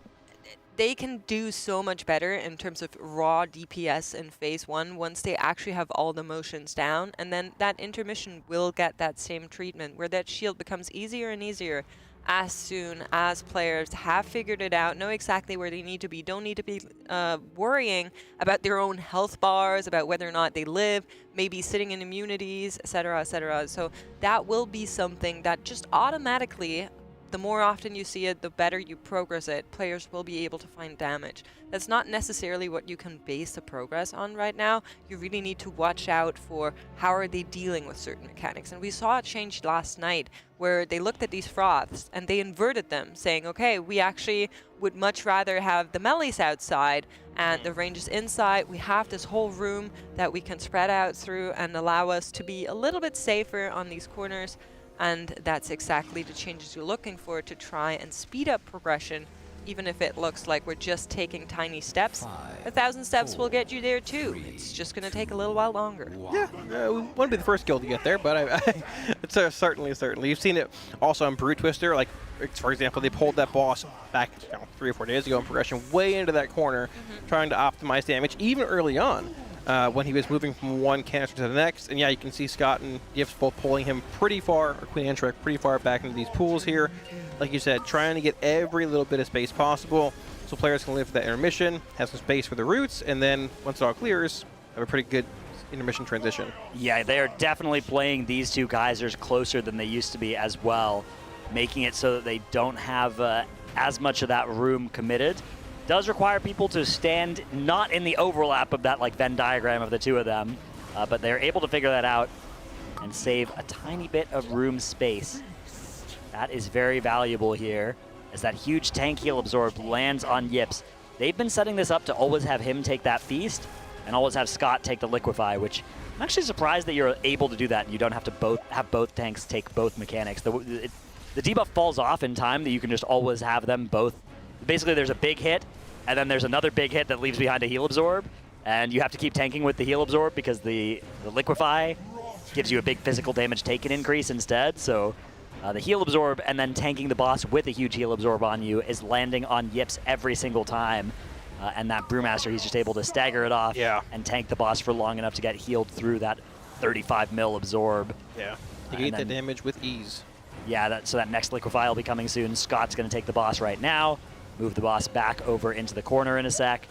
Take this initial liquefy hit, bang, and now Yips takes the feast.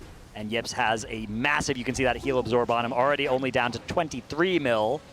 But he is now not receiving healing until that heal absorb gets broken through. So you can see his health bar is shrinking, but he's made it through that heal absorb and is now fine. Looks like he was given a Guardian Spirit there too, just in case things went a little bit less well than that. Yep, we did indeed see Gook go down there. We had a res to commit to him, so that worked out pretty well. What we're going to see here is the final set of 4 Froths coming out, placing them in front of the boss here. I believe Yips is receiving a Tiger's Lust. If not, regardless, dragging the boss through these 4 Froths, maximizing melee uptime as well as just overall placement in the room. We're going to backtrack into our 4 soaks here after these webs are finished, and this is that set that's causing them a lot of problems with having players down. Everyone's alive here, unfortunately, but there's going to be a lot of raid damage coming in here, even with proper stack placement. Coming in about 3, 2, about 1 and about, well. Bang. Yeah. Yeah, now, there you go, right? But the good thing is we all did indeed survive that. We have no better as we do have Lust being committed to this shield here. Watch that blue bar and group screen drop incredibly fast here. All 20 alive. Lust being committed and a lot of room to drop those spider webs here. We should see a pretty clean push, hopefully, into this intermission. Yeah, Unravel talented by these evokers, letting them do some extra shield damage every few globals on this thing. And that's really nice little bit of extra value that they do bring. Getting gripped in, everybody's still alive, and we're gonna beat that third grip. We have a little bit of space here as well as those webs do grow and expand and slowly push them into that tiny remaining corridor. But we have 20 players alive now at the start of B2. This is looking really promising. Tanks, we think, are gonna do that first swap through that portal in a second here. Yep. You can see, yep, they've gone through. Oh, bang! Only one of them was able to get through, I think, and the other just exploded. That is the end of that. Tragic. That bull was looking so good. We were so likely to get some progress there. And that first phase and the intermission both looked so clean. Good. Those are the kind of pulls you just want to go back to back in. That is exactly how we're trying to stabilize that first phase as well as that intermission to get through it consistently, get through it clean, and we're looking to just reproduce that to then maybe get a look at that second phase again. But it looked like it was 2 people in the same portal that went boom, or what was it? I think somebody didn't go through. Make it yet. Okay. Yeah. They were not fast enough? Yeah, like a second too late, give or take. It's a pretty tight timetable to make both those portal swaps. You have 10 seconds per portal, and we do believe they're trying to swap the tanks first. It might have been a bit of like miscommunication there. We believe Scott made it through. We could see him come through on that bear, but the second one exploded about when he finished that transition over to the other So side. then it was probably Yips who didn't make it? Probably. Because if one tank goes through, it should be both. I know it's Nick and Stary are combined. Possibly. It's probably like tank, healer. Yeah, you're going to swap healers and tanks at the same time. Right.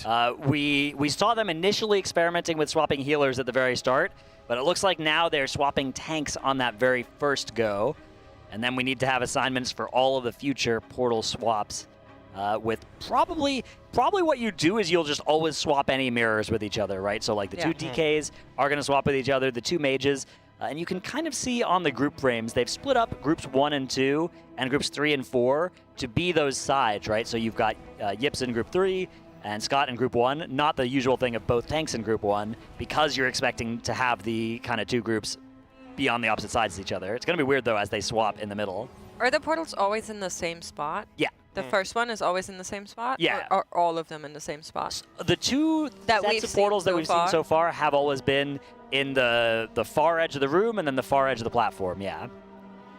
I believe the ones on the first platform have been in the same spot as well, but they have been. It's up in the air if they will be on I think they will be. I it would believe be a they will strange yeah. part of RNG to add, yeah. I don't think it really even changed a whole lot in the first place. It wouldn't. This, though. Yeah. It's more about managing that short duration you have to swap the portals, right? Well, so you don't want to go in too quick as well because you want to not have to you can't do too many swaps, right? You can only ever use 10 portals. Right. Or I guess each person in your raid can only go through the portal once in the phase. So if you go through it, it starts its next cast sooner, and then you're in a lot more trouble. Yeah. Production is telling us breaking news, guys. All right. What does that mean? Taking a look. Oh, no. Oh my Tragedy has befallen the caster room. That's so sad. Looks like the boba order today my boba? has led to catastrophe. I think it might have been because I have the wrong one here. You can have mine. It's okay. Oh, that's yours? Oh, then that was probably mine. Kalamazi is yours? You can have this. No, I can't because it's Taro. You can have it. It's fine. It's yours. Oh my gosh. Go have it. I feel terrible. That's Can we get an F in chat for the fallen boba? Poor Aya. There's some like garbage at the bottom of your drink there. Yeah, they spilled some balls in the bottom of it. Yeah, that's garbage. It tastes great. Yeah, there's something. I don't know. Somebody has dropped some junk into the tea Those there. are void pearls. Oh. Yeah. Oh. So you can. Let me give it a try here. Hold on. You can beat that.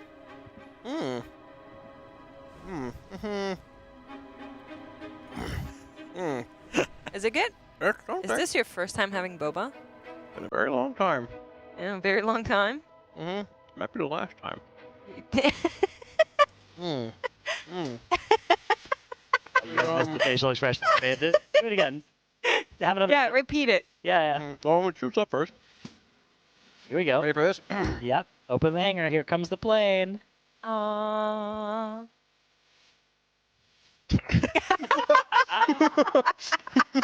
Yummy. That's something. I like it. Very convincing, Kalamazi. Yeah.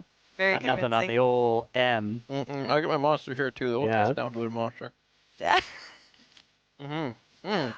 Refreshing. That's where it's at. Well, I'm sad to report that the bola that landed on the floor was apparently mine, so Oh, no. unlucky. That's Low tough. rolled. These things happen. That's life. I'm still chewing, sorry. Ah, yes. I love it when I have to chew my drink. Statements uttered To by be the fair, terrain. I do love that. It's like the little ADHD satisfaction of, oh, I'm not only getting hydration, I'm also getting fun. That's sure. Yeah, way to put it. Yeah, it like sparks dopamine. If you change your mind, you can have that. I cannot. Oh well. Taro has fructose. Oh well. Yeah. I'm still chewing. I can't help. You're gonna get there. We're good. We're You're through. gonna get there. We're through. Just like our Raiders, we just had a really, really, really good poll before all of the tragedy came It's upon almost us. a frustrating poll because everything was so good, and then you wipe to the first portal swap, and you're like, Yeah. You know that you've made it through with all of these spots where people can die and all of these dodges and things, and then you don't really actually convert that into progression. I'm surprised that that didn't yield an immediate, we got to pull again from Max. It seems like they do have stuff to talk about and think about even after a pull like that, which is good. So I think this is at least the second time it happened now. So maybe they're thinking about how to avoid that. What can they do to kind of facilitate players getting to their portals on time? If they're always at the same spot, maybe it was just far to get there for Yips, because that was the player we were missing, right? Notably, Paladins are not the most mobile of classes. He does have that little Paladin pony that he can get on, but... Yips is on the... He's on the brew, he's right? still on the brew, yeah. He's on Brewmaster, right? You can roll right into Somebody it. was said Paladin, so I... Well, the Paladins will swap at some point regardless. Well, I don't think they're also swapping each swapping, other, but though. I don't think in that swap. Yeah, one's holy and one's red. Right, exactly. And we're going to swap tanks. Healers with healers rather than doing paladins with paladins, I think. Yeah, exactly. So, I mean, it depends. Some classes are more mobile than others, but I think one point to hit on here is, like, we talk about health thresholds not being a great point of progression to go off of, but I've been here for first shift and now second. They've been hitting these points where they're getting progression in. Unfortunately, Marcus is down here. I'll backtrack on what I'm saying, but we can get him up. Where they're hitting that point and they're getting to it, if not further, like almost every other pull. There hasn't been like an hour of regression back in the phase 1 wiping a bunch. They're hitting these points in phase 1, which is a pretty complicated phase, and getting past it or to that point very consistently, which is what you want to see here, right? So we do see them dropping that first set of froths there, moving forward a bit more. These webs need to be dropped in a very tight pattern, which we see here. A bit of stack cleave coming in, breaking them pretty quickly. We talked about the big choke point here in the first phase before the intermission being the 4th froth drop, which we're going to see 3 of coming in here momentarily. For the most part, it hasn't been that threatening on this 3 drop. We did lose Malarcus early on, so we have no battle res available. But the main, I guess, pressure point in this phase comes from losing somebody early on and not having a battle res available. You see 3 froths come out here. Whole raid's alive, so there should be even soaks without any excess ray damage coming in. Soaks coming about now. We're going to pop melee into that circle, into that diamond pop right there. Spreading through, you'll see the large ray damage coming in about 5 seconds here with 3, and the next one is going to be the 4th froth pop. We do this impact here, which is going to make that 4th pop pretty tough to deal with. But we'll see if we can stagger. Ankh is available, though, and used. There we so go. we are going to be able to get this even without the B-res. 20 players alive. The next set of roots come out. Pretty quickly dealt with. The ones that aren't breakable are taken under the boss, and the ones that are breakable are out to the sides and immediately broken by effects like Tiger's Lust, Blessing of Freedom, Shapeshift, etc. We have had 2 more deaths come out, though, with Goop and Malarcas both going down. They're going to keep this pull going, but with 2 players dead, we are now looking at 6 stacks of the debuff on this set of froths, and that is not unsurvivable, but it's also not particularly survivable. It's certainly very tough. We can top the whole raid off here pretty fast before these 4 pops come in. And you'll notice at 6 stacks here, the raid damage coming out after these 4 pop is going to be almost insurmountable. We've had an early pop incident or a late pop on the first one. Some combo of those effects. One of those mythic changes that we haven't talked about too much recently is that you can't pop 2 of those geysers within a second of each other, or else it wipes your raid. So when you get to 4 of them, that requires some pretty precise timing.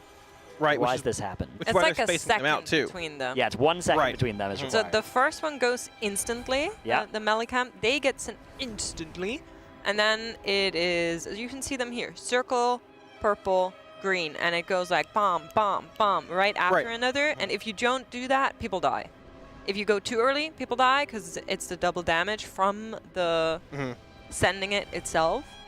And if you send it too late, well, then you're going to get caught up in that Nova.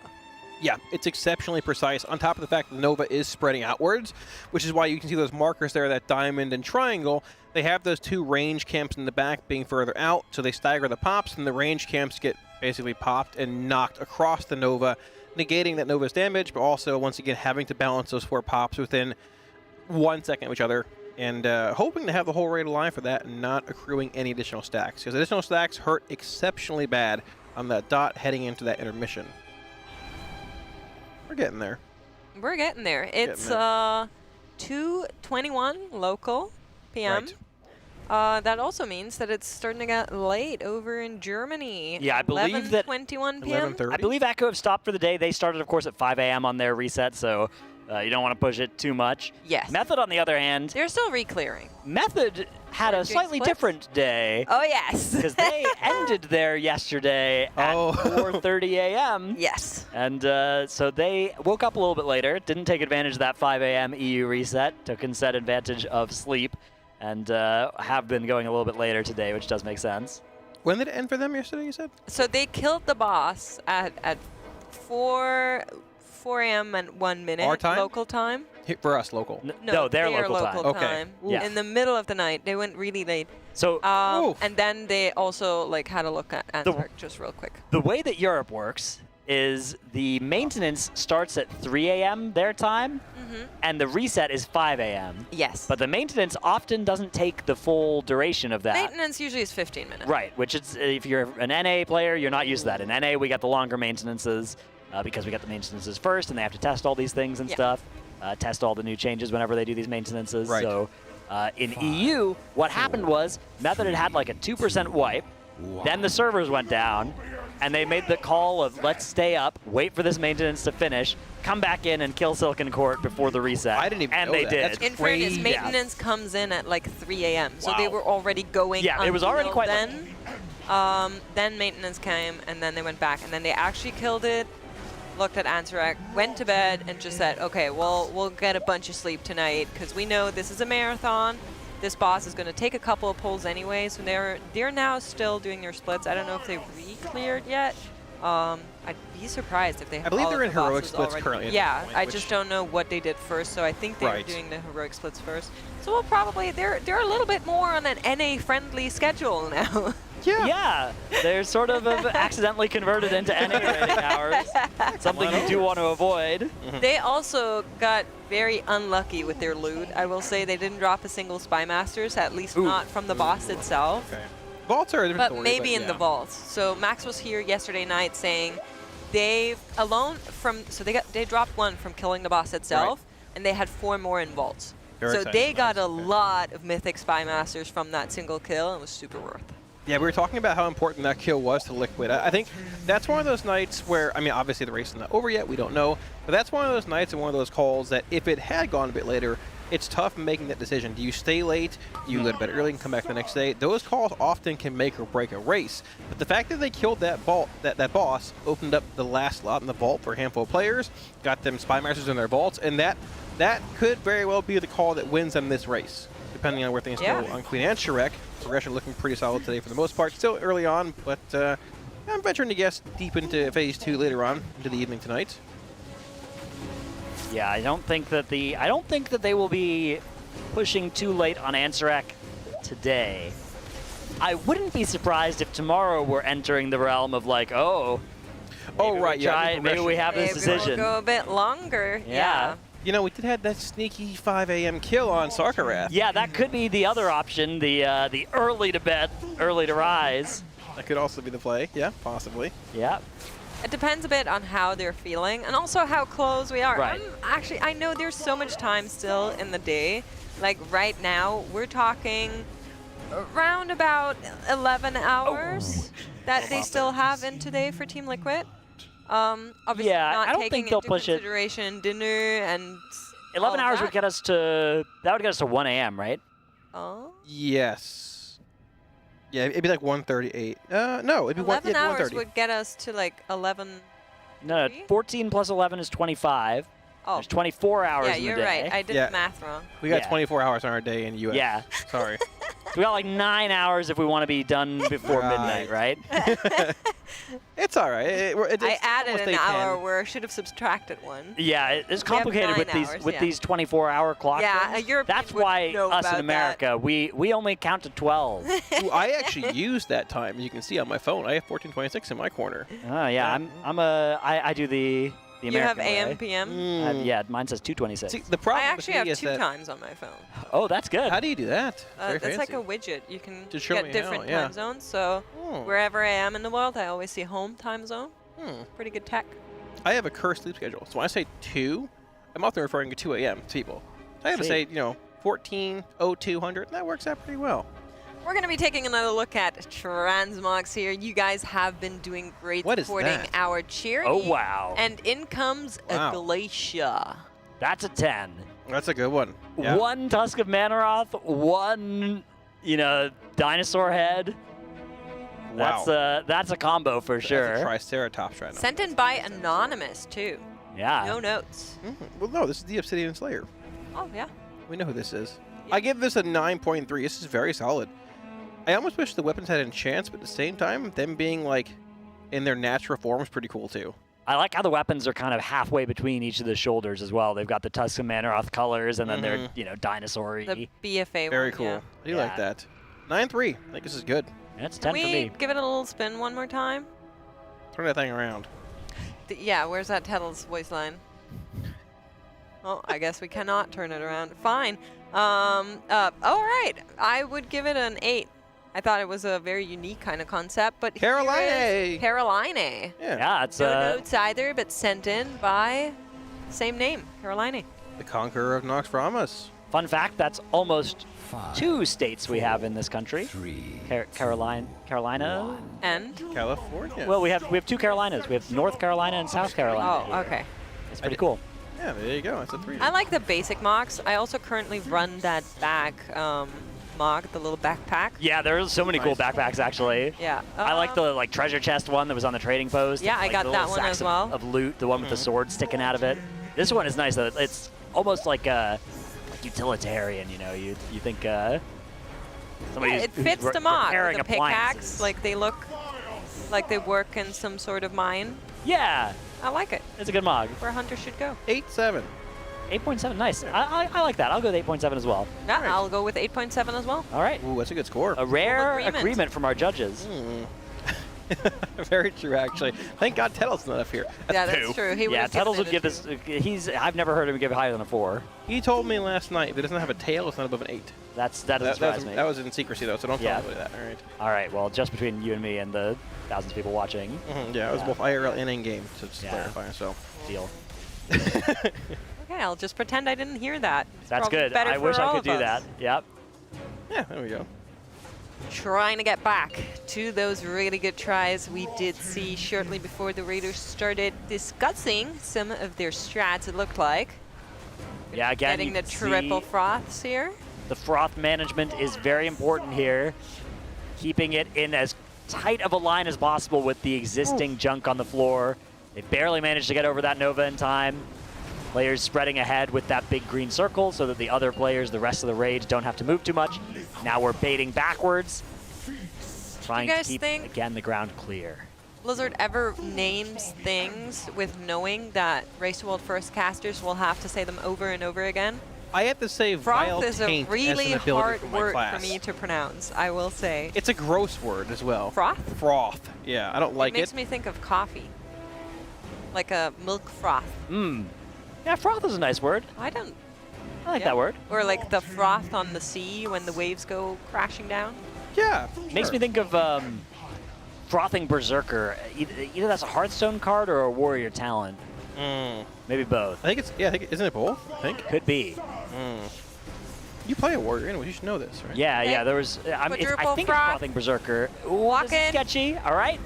Health bars are safe. Yeah. We got to top before this dot explodes, but it's only a 4-stack, so it shouldn't be too lethal. Damage coming in. Yeah, AMZ's come down. Malark is in the most danger, but is saved. Looks like we've gotten through to the intermission with 20 alive. Will we be able to stay that way? Touching the middle of the boss here will lead to an immediate crunch and death. Yip's playing on the opposite side of the boss as the rest of the raid because he doesn't really need too much healing. And this can help them keep the space safe for everybody else. You can see the DK is kind of coming over here as well, dropping their webs in the junk on the other side of the room as they don't get gripped thanks to Death's Advance. Yeah, that shield's gonna be broken here with all 20 alive. So that's nicely done. A little corner in there. Okay, so we think that Yips and Beanbaker are going to be swapping. Yep, and you can see actually in the middle of the screen there, we now have some weak aura adjustments that are assigning specific portal taking to specific players, and looks like that's been done. Now Yips is going to get dispelled to drop that puddle off to the side. Next portals we're going to try and beat. Looks like we've beaten them. All right, up to the next platform. Okay, so Spell on Dranico took him down there. Unlucky.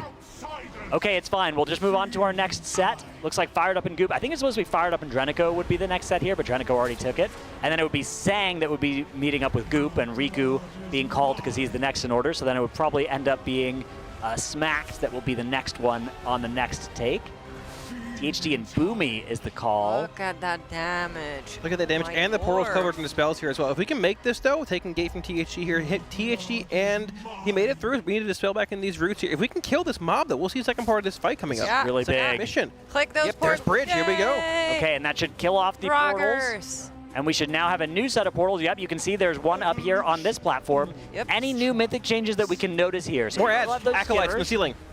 Oh, no. Yeah, look at there are acolytes. They're acolytes. Those are your mobs, I think, right? You're talking about with oh my god. Why are they here already? that is a question that I personally have. What are the acolytes doing there?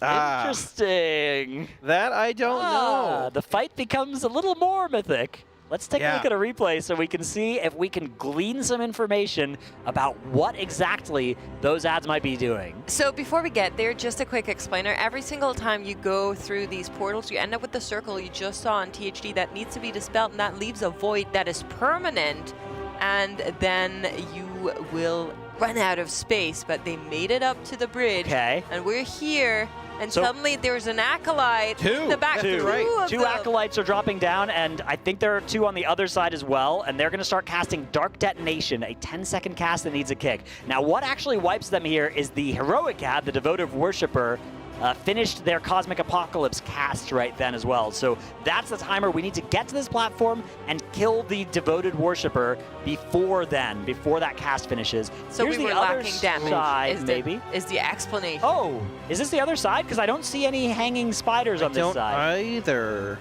I think they're only on one side. Can we get the replay of the other direction? Because it... No, we can see it. Yeah, there's no ads are hanging on this side, right? Can we get the replay of the other side production? The one we had before? Because it looked like there were acolytes hanging down from the platform on the other side in the background. So this is... This is the impact side. If we can go to the THD side. Basically replay the first, Yeah, and then we go up the bridge. This is good, yeah. Yep. Next frame.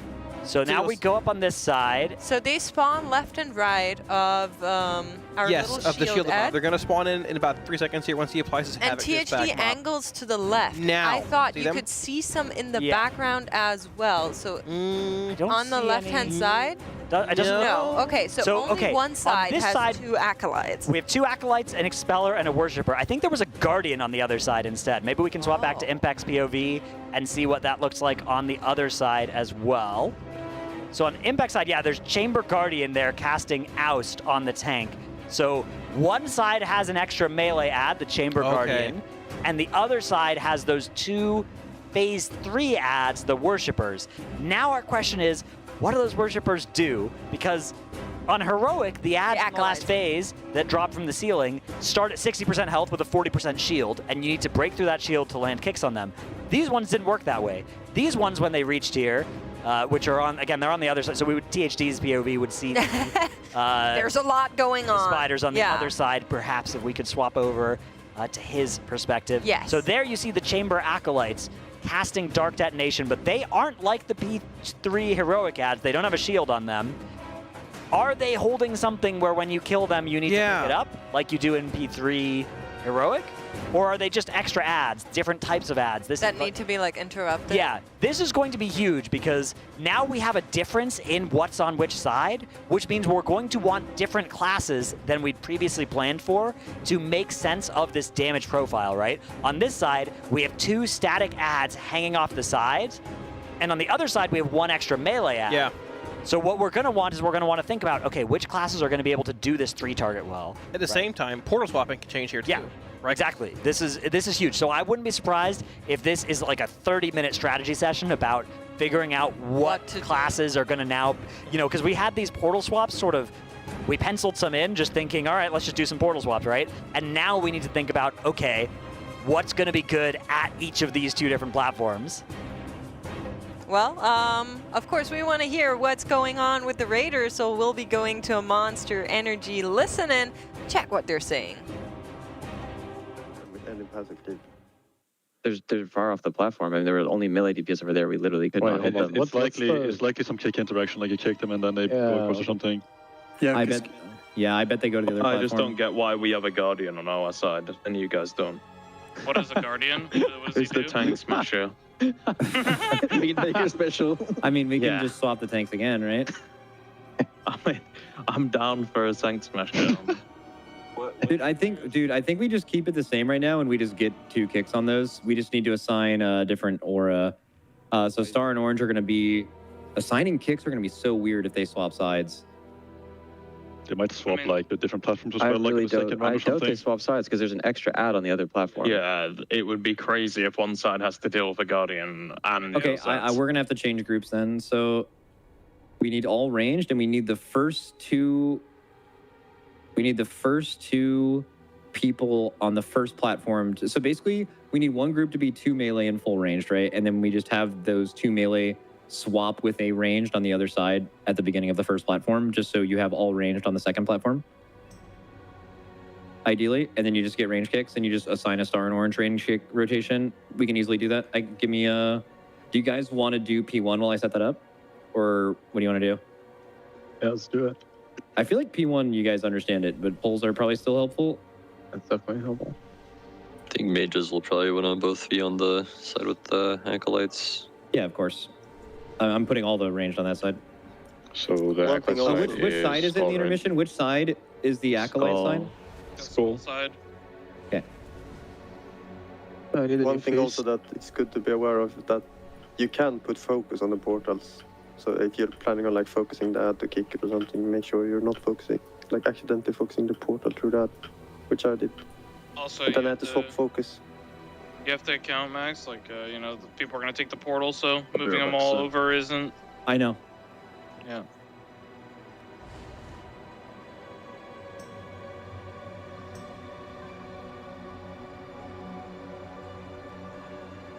Do you want both mages on the skull side or no? I don't know if that's what Fired Up said. Okay.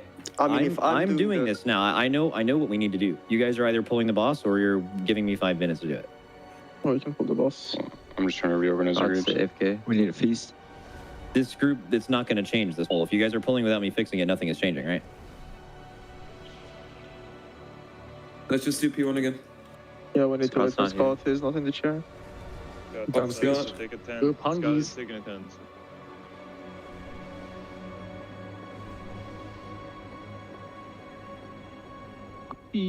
Go, Nick, quick delve. Yeah. There's no way you guys still have keys, man. I do. Let's see. I got one. I have 8 keys left. I have 4 to get this week, but there's no way I'm getting them. I just want to hit one map, man. Just one chance. Just one map, man. Come on. Oh, man. Just get some haste verse item, man, after. No, I know what it will be. I already planned it all. Like the vault. Like, I've had that shit for months. That's not the one. Wow. Take that. Fuck it. Take that. Okay. Can only carry one.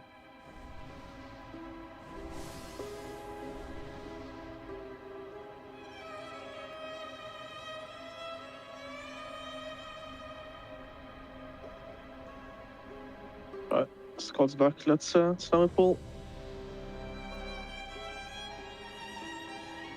Who's going to do the most damage in the raid to those specific ads right there? Which ones?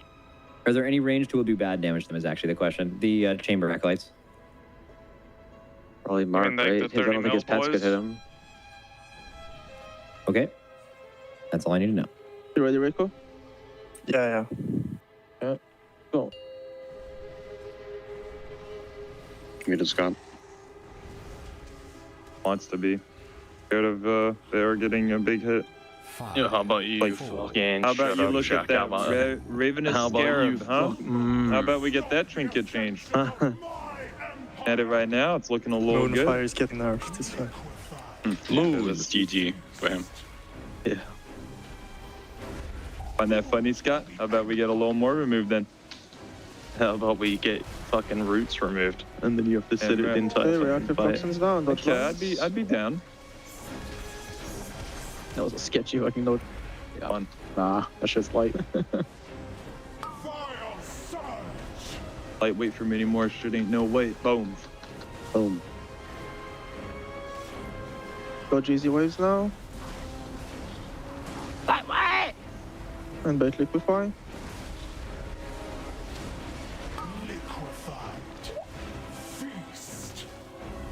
Immune in second roots. When do the DK CDs come up in P2? Second platy. Okay. And run away with the lines. Waiting lines away from the markers.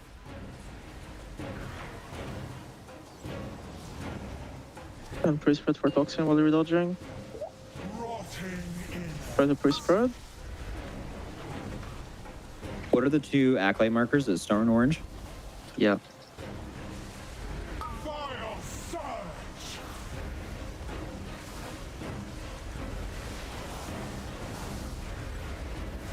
And then this is the wombo combo. Be careful, dodge. And bait liquefy, bait liquefy. Good. And this is the roots we're breaking. Get under, make sure you give space. Bad root by me. And dodged lines. And then last toxins now. If you didn't get one, be ready to get one. Make sure you pred. And look where you need to get knocked to. Here they come, externals as well.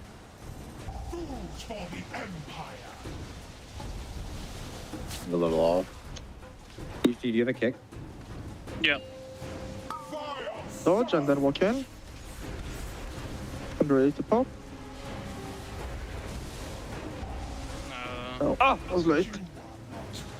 Or it was too early, I guess. I put green too close because I'm just not.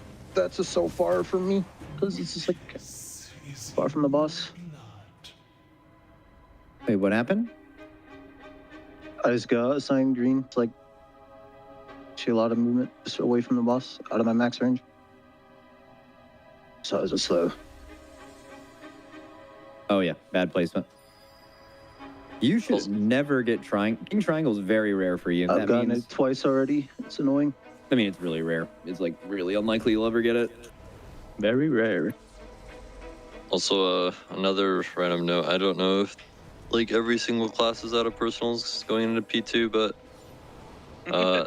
I am getting that portal just blows me up. Well, that's because someone put a puddle. We dispelled too fast. Yeah, the others talked about it. We're good now. When you guys come out of the portal, is the you need to dispel like is the puddle It's from the on the person portal, going through yeah. the portal?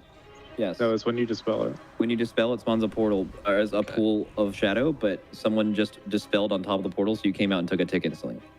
Yeah, but the Always put pool it also left. insta-ticks you when you get this. Like, I took like 5 million damage Yeah, the instantly pool and not does dispel. instantly tick when you It's dispel. crazy how hard it Which is is. really stupid. I wouldn't I'm gonna want message one it. shot me. I literally got fucking one shot. Yeah, there, me so. too. I mean, it's a 2.3 million every second pool. Like, if you, Let's rip another if- pull. If you instantly go left and dispel it quick once they go left, they're immune for 2 seconds.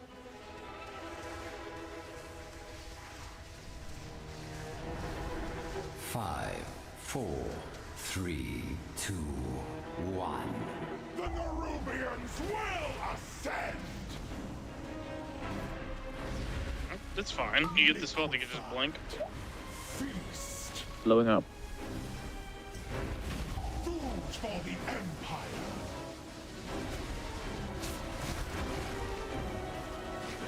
Okay, reactive toxins and dodge lines. There's another assignment we should do. Vile surge!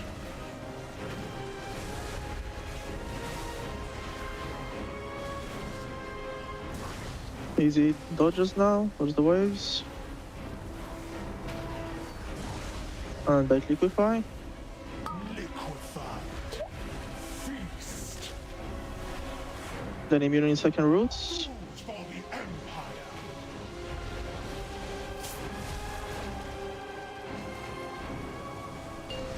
And then run away with the lines. Okay, baiting lines away from the toxins.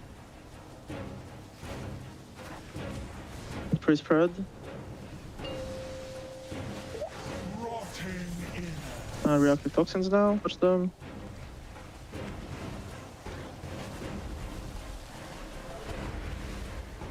vile surge!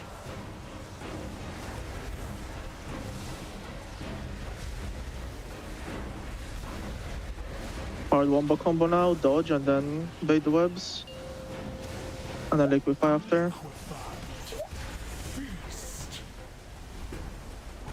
The rest very cool. There's Keep one of going us. for now. Blast the roots. It will blast them. Keep going. Dodge. Nice. And then the last toxins now. If you didn't get one, be ready to get one. And pre-spread. Rotting innards! Food for the Empire! Someone needs to pop orange. Oh my god, overlap. Get the Spirosity or not? Ah, I'm dead. Can't. Die. Alpha orange. No, you're probably dead because I'm dead. All my healing's gone now. I'll just live it. Lambs to the slaughter! They lit. Bang! Feeding time! Ow. Tainted blood! Virulent fallout! I'm gonna change something too. You guys should just run into a wave and die. Right here, the so I think I'm gonna try to have Bart add this, but look at my stream. Like when you take this gate, not to mention, I believe now, by the way, you guys can trust the take gate thing. You can even see it on Fired Up's PV. You should actually take the gate at 0. Taking the gate at 0 is correct on the weak aura. I just want to emphasize this one more time. If you ever see take gate, you take it at 0, not 1. Make sure everyone knows that. Okay, but right here, when you take it, I want you to get a dispel right or dispel left, right? Because we're only getting 2 dispels on this platform unless we fuck up, or we have a bunch of people dead. So like the first person should basically alternating people. Yeah, good tech there. They're trying to set up how the people that move through those portals then move afterwards for the dispels, because a lot of things that we were seeing in that new best try that posed a lot of questions were players coming through the portal and standing in the goop from the previous person. Hurts a lot. And that hurts a lot, so we're trying Yeah. to avoid that. Great Monster Energy, listen in. They're setting up some new tech for the Acolytes as well. Right, In that figuring out who's replay, on you which could side. see THD being very confused as to, like, there's Acolytes spawning from the ceiling. That was something for sure, and they haven't gotten back there just yet. But I think what we're going to see is probably slightly different group compositions now, because there's the 2 acolytes on one side, there's the extra tank ad on the other side. So you're probably going to want melee DPS to mostly be on the side with that tank ad that they can hit, and range DPS mostly being on the side with those acolytes that they can hit. Yeah, you mentioned the big difference between those acolytes here and the ones in Heroic in Phase 3 was that they come down on Heroic with a shield at 60%. And then they're uninterruptible until you break that shield, whereas these ones were just interruptible right from the start, 10-second casts on them as well, so it doesn't seem like it's going to be like too much of a interrupt order. You think about like worms on Oceanic, right? Those are like fast cast time. Sure. We need interrupt orders. These ones, that 10-second cast, unless something happens after you kick it that's bad, there's not too much pressure there. You just kick it whenever you can. Right, yeah. I'm curious if we get to that third platform, if there's spiders coming out on the other half of the See, platform. that's what I was thinking. Which could cause a whole swap. Yeah, but like then you have some players swapping that are good at the each side. Yeah. And save them for the last swap. That could make sense. Yeah, I mean, there wasn't a change to the first platform really from Heroic. There was on the second platform. Who knows what might happen on that third platform? It could be almost anything. Liquid has been making some great progress in the last couple of hours, looking at how they're tracing through that intermission, through that ad phase. And I'm sure we're going to get some more deep runs that maybe tell us more about what is awaiting us on that very last platform. Any bets you guys want to take? Do you want to lock in and say it's reverted? Oh, like inverted? Do you mean like...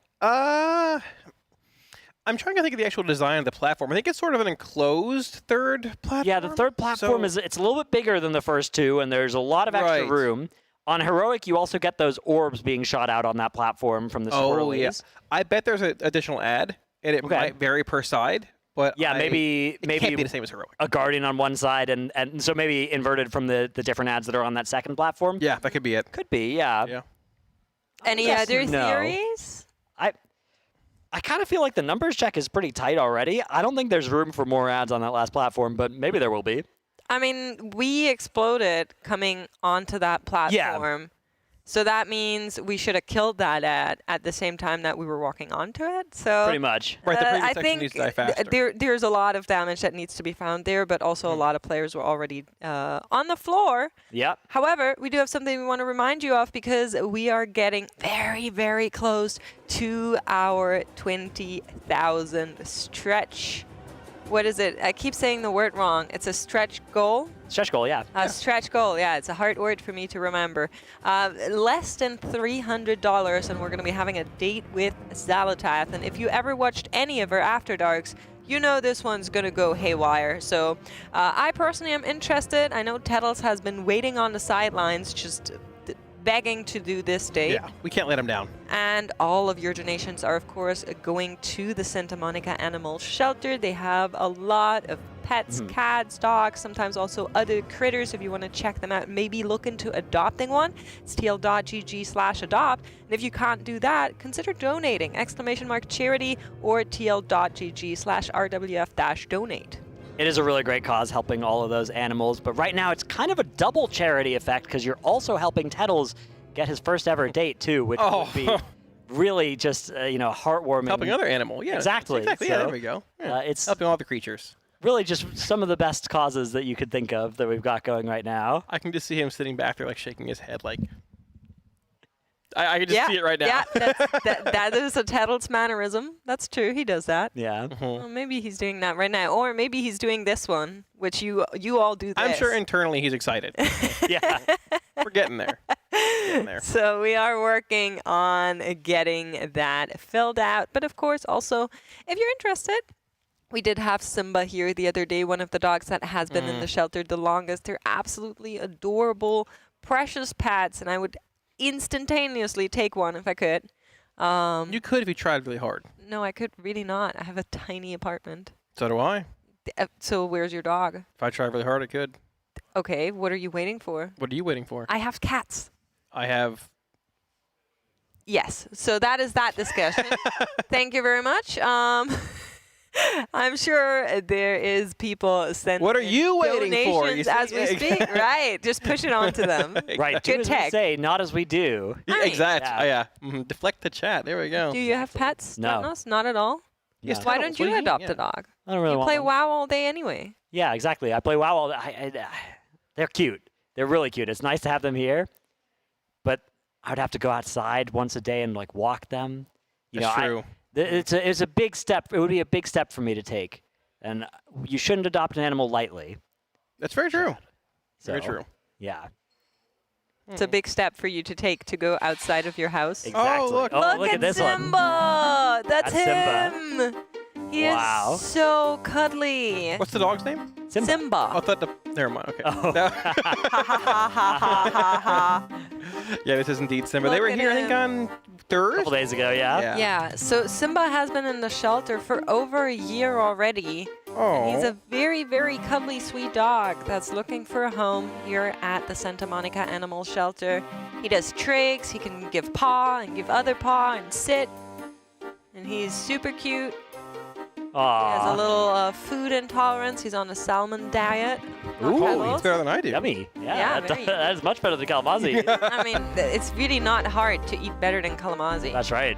And if you want to check it out, it's again tl.gg/adopt. They also have Simba Jr., which is a dog that looks very similar to Simba.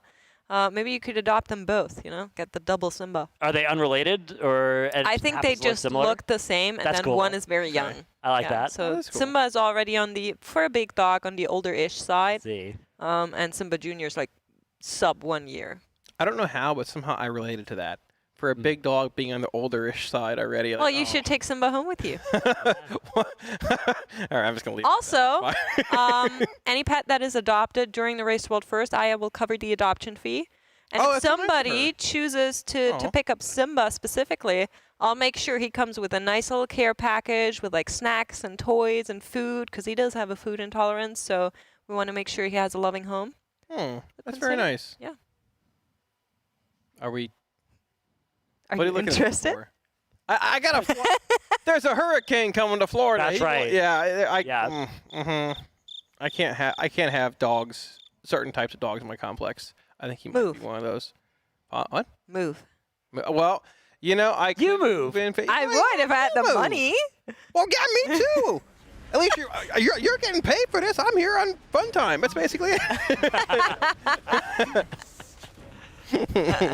Well, chat, you can take Simba home. He would love to have a caring, lovely home. So we're looking to do just that. Shout out to Aya as well for doing all of that to try and get these cats and dogs adopted. All right. We're back into another poll now after some discussion, after potentially setting up some of those portal orders for the second intermission to give us a first draft of what might look like, who's on which side for those different ad spawns now that we know the two sides are distinct from each other, something that is not true on the lower difficulties. Yeah, we heard Max discussing it, needing about a 10-minute break to set up the sides. Actually does remind me of Razageth a little bit as well. The Razageth intermission, you had different ads on the different sides, and that forced you to have a slightly red and different blue, strategy. right? Yeah, the red ad and the blue ad were, one was more healing intensive, one was more of a shield that needed to get broken. That was interesting. I'm impressed with this fight so far. Yeah. It looks really good for end boss. I was a little curious on Heroic how it would be with the cadence changing of Phase 1, how intense the actual shield intermission is. And with the Void Portals in Phase 2, it makes it feel like almost a different encounter. It's pretty solid. I do hope that there is a bit more to Phase 3. I wouldn't mind seeing I bet there will be. Yeah. I bet Phase 3 is going to be hectic. I think so as well. I think there's going to be, when we get to Phase 3, the first or second pull that we get there, there's going to be a wow moment of some kind. What if Kungan ascends in the ceiling? Like Could be. Ooh, that'd be very cool. There's your final boss right there. I wouldn't be surprised if you have to, if there's a Nova coming in and out, and you have to get over it in both directions with, multiple portals set up. Yeah, I could see that. That could be fun. Is there a way they can make the portal debuff you in the final phase as well? Yeah, they could do, yeah. Interesting. You already do get the little circle that explodes after a couple seconds when you go through it, but putting a vulnerability on you. Yeah. Of some kind. Or maybe you set up something where it's you only you have to space out entering the portal. Right, that's what I was thinking, because the debuff lasts 3 minutes in the portal, so you can take it again in Phase 3 from Phase 2. There have been somewhat similar mechanics to that, like the Sarkareth oppressing roar removal, where it's the more you remove it once, the more damage it's going to do. So you could do something like that, where it's you get a stacking debuff every time somebody goes through a portal, and it goes away after 1 second, and you have to do 5, 5, 5, 5. Okay. I was just saying in the break that we had that my mom has messaged me right now because she's watching the broadcast. And while I was answering in chat that I would fight your landlords if they have something against dogs like Simba, she also messaged me asking if Heroic had already been done. So yes, Mom, Heroic has been done. We have done the reclears. Reset is through. Shout out to my mom, who's a huge fan of the Race to World First. And yeah, we're working on that last boss. Very cool. Looking pretty good for Liquid thus far. Yeah, a lot of consistent progression today, seeing pretty far into the fight. The health threshold best percent not being the best indicator of where guilds are at progression-wise, because the intermission, the boss shields, which takes 10% of the boss's health to break through. There's ads in the platforms, which don't affect the boss health directly, so it's a little hard to tell where prog is at, but we're making substantial prog today. It's been a lot of progression with very little regression. It's good to see. I'm actually terrified. What's happening? Oh. They order you another boba. Oh. Thank you. You're so really sweet. Is that okay? That. I was doing my best. Sorry. It's a nice gesture. See, I drop things so often. I always feel so bad about it. I understand. Well, try it. It is. I'm sure it is very good. I still wish it had come undone right there. Just poured all over the table. It's gonna be fine. Oh, that would have been good. Imagine if they sabotage the cup like the. Can you imagine? Just turn it over everywhere. That would have been great. Yeah. So in case you missed it, so we for explanation, we have a whole group in Discord for everybody here that likes boba, and so every time they order, they just put an order in, and then everybody compiles. And my boba got broken in the last order, so they made a round 2. So thank you very much. There you go. Yeah. Drink out. Oh, good. First attempt right there. Very nice. Yeah, it's not your first boba. All right. How's it taste? Describe taste. It's very good. It's my favorite. Yeah. Hey, good. I'm happy to hear it. It's good. Yeah. There you go. Great. Very nice. Boba in the U.S. tastes better than in Germany. Is that true? Most things that's true for, yeah. I know. That's not I true can see for that being a most thing, things. yeah. Yeah. We perfected our culinary creations, like French fries, pizza, burgers, all originating right here in the USA, right? That's right. Yes. Yep. Right. The burrito. Yes. Yeah.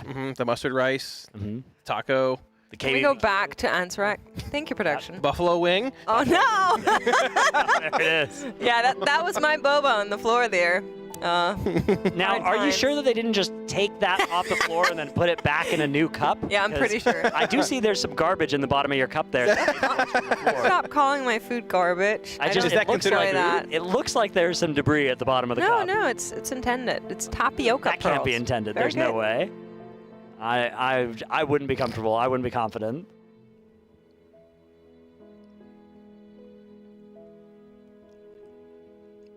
You look so happy. I'm just there. yawning.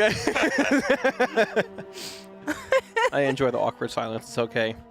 Here we go. It's great. Thank you so much. Thank you. Say thanks to Aya. Yeah. I was thanking Aya. Yeah, I liked how they tried to make it work by giving you one of somebody else's boba, but then it had fructose in it, so you couldn't have it. Well, that was his, right? You ordered one. No, I didn't. That was yours. Oh. No, that's mine. Yeah, I ordered. I'm so what? You ordered I that. did. Yeah, I he did. ordered willingly. Yeah. I said, Aya, let me try one. And she said, pick one you want. I don't know, there's like a million of them. I picked the purple one, and okay. Yeah, I think I'll drink about just that much, and that'll be okay. Okay, I see. It had a flavor you would best describe as interesting. So taro is like Peculiar. a sweet yam kind of thing, right? It's like I'm a purple yam. I'm a connoisseur of yams. Do you know what a yam is? It's that orange root thing. It's a root It's either thing. that yeah, for a cow animal, one of the two. Always orange. What? Oh, that's a yak, actually. Never mind. Yam and yak. Is that food my food eats? Yeah. Yes. Why? Yeah.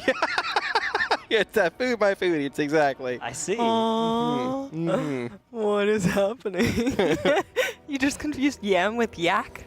Well, it was for the show, but sure, yeah. You're right. Right. It was for the show. Of course. The way Drat knows with his hand, that's my food eats, like in a demeaning kind of way, looking right directly into my eyes.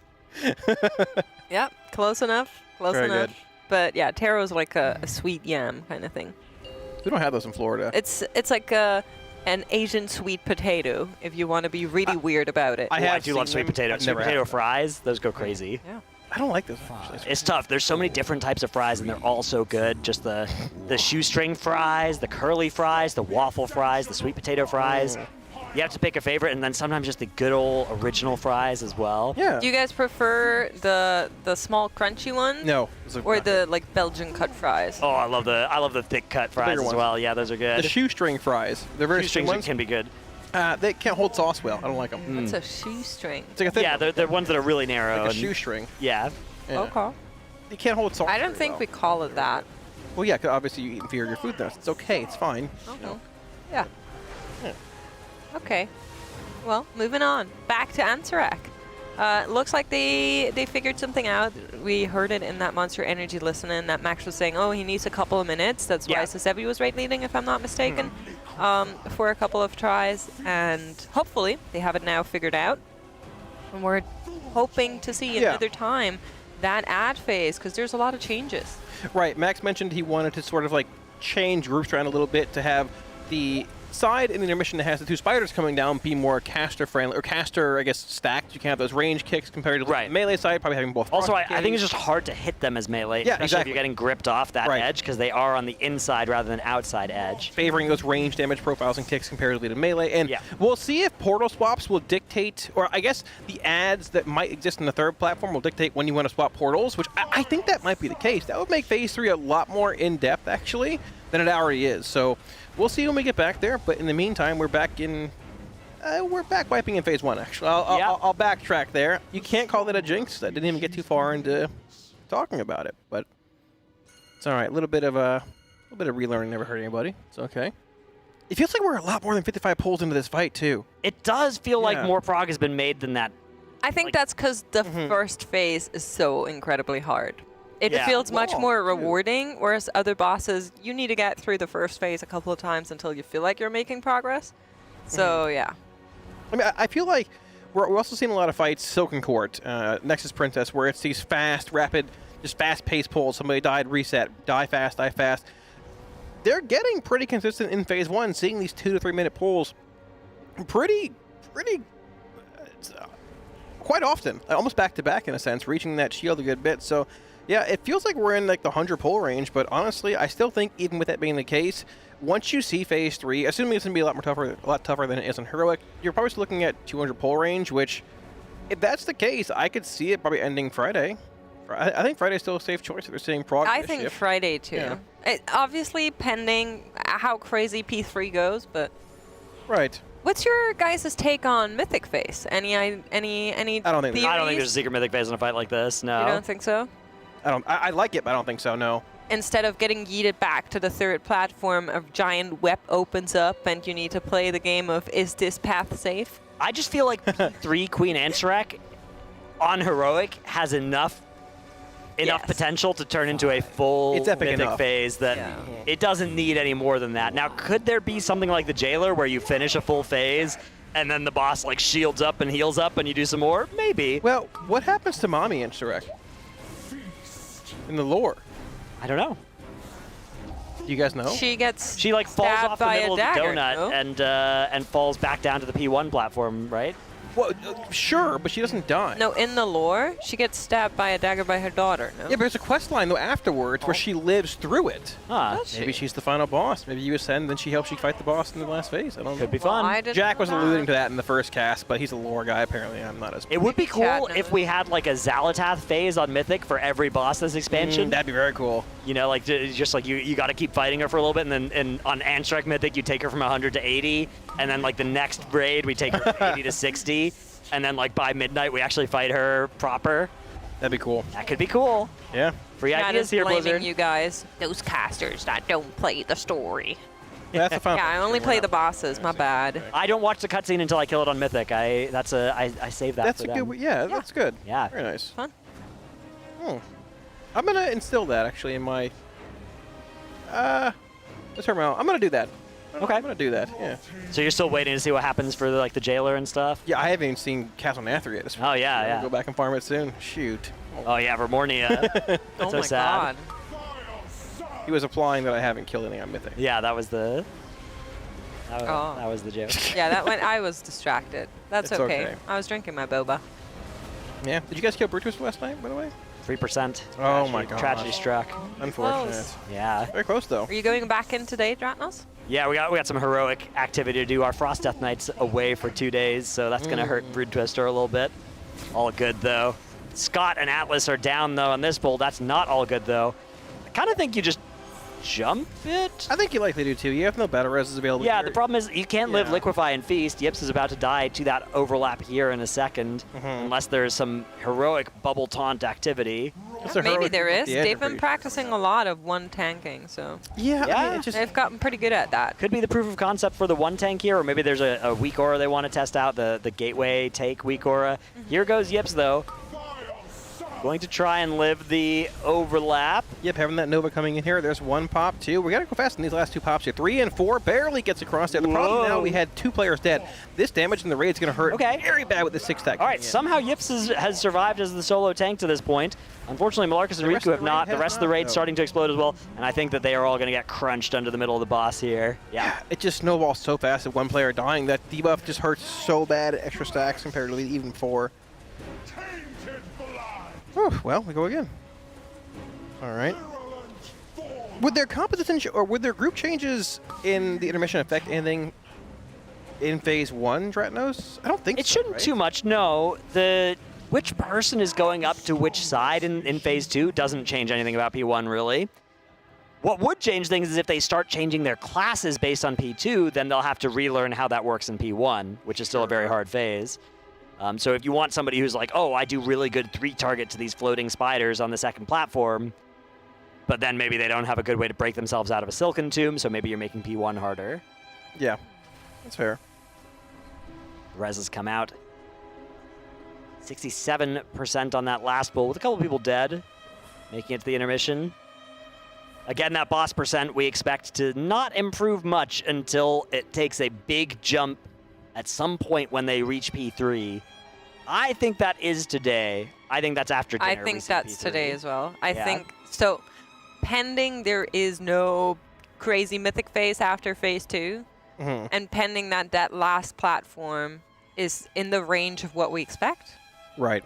I'm pretty sure phase 3 is. I think doable the way this today. is going to go, we'll see phase 3 tonight. Probably after dinner, like Dratnos said. I think we'll see it. We won't see all the phase at all, but I think we'll see the remainder of that phase probably tomorrow evening. And then we're going to see the panic set in of, oh, we got to find 30% in this boss health-wise. Or maybe not 30, but a good bit. I think this is going to be a N'Zoth kind of fight, where they'll see the whole fight and then realize, oh, the boss dies at 25. Like N'Zoth we thought, right? Oh, it doesn't. It's literally 0. We got to find 20% more DPS and have to go back in and try and find extra damage allocation on the boss in phase 1 before the shield, and then maybe a bit more CD relevancy for like prio final damage in phase 3, because this boss, like we said, does not push out of phase 1 for a health percent. It's duration based. So if you have a lot more damage, we pushed the boss at 27% last night out of phase 1 on normal. So you can push the boss much lower. The question is, how low does the boss need to be? You have 2.5 minutes to do as much damage as you want, but looking at that phase 1, there's a lot going on there that just makes it harder, right? You're being yeeted into the air, you have to run out, and while you're still trying to play as if it is a kill pull, Max was talking about like learning bad habits if they play too safe. They're also very worried about living, so a lot of attention goes there rather than min-maxing on some of these gear and DPS decisions. Well, gear not, but DPS decisions. So I'm pretty sure we can conjure more damage. At least for now. Yeah, there is that trade-off between playing safe and playing for damage. And ultimately what they need to do is they need to learn how to play for damage while also not dying. But I think early on in progression, you want to start erring on the side of danger or of safety.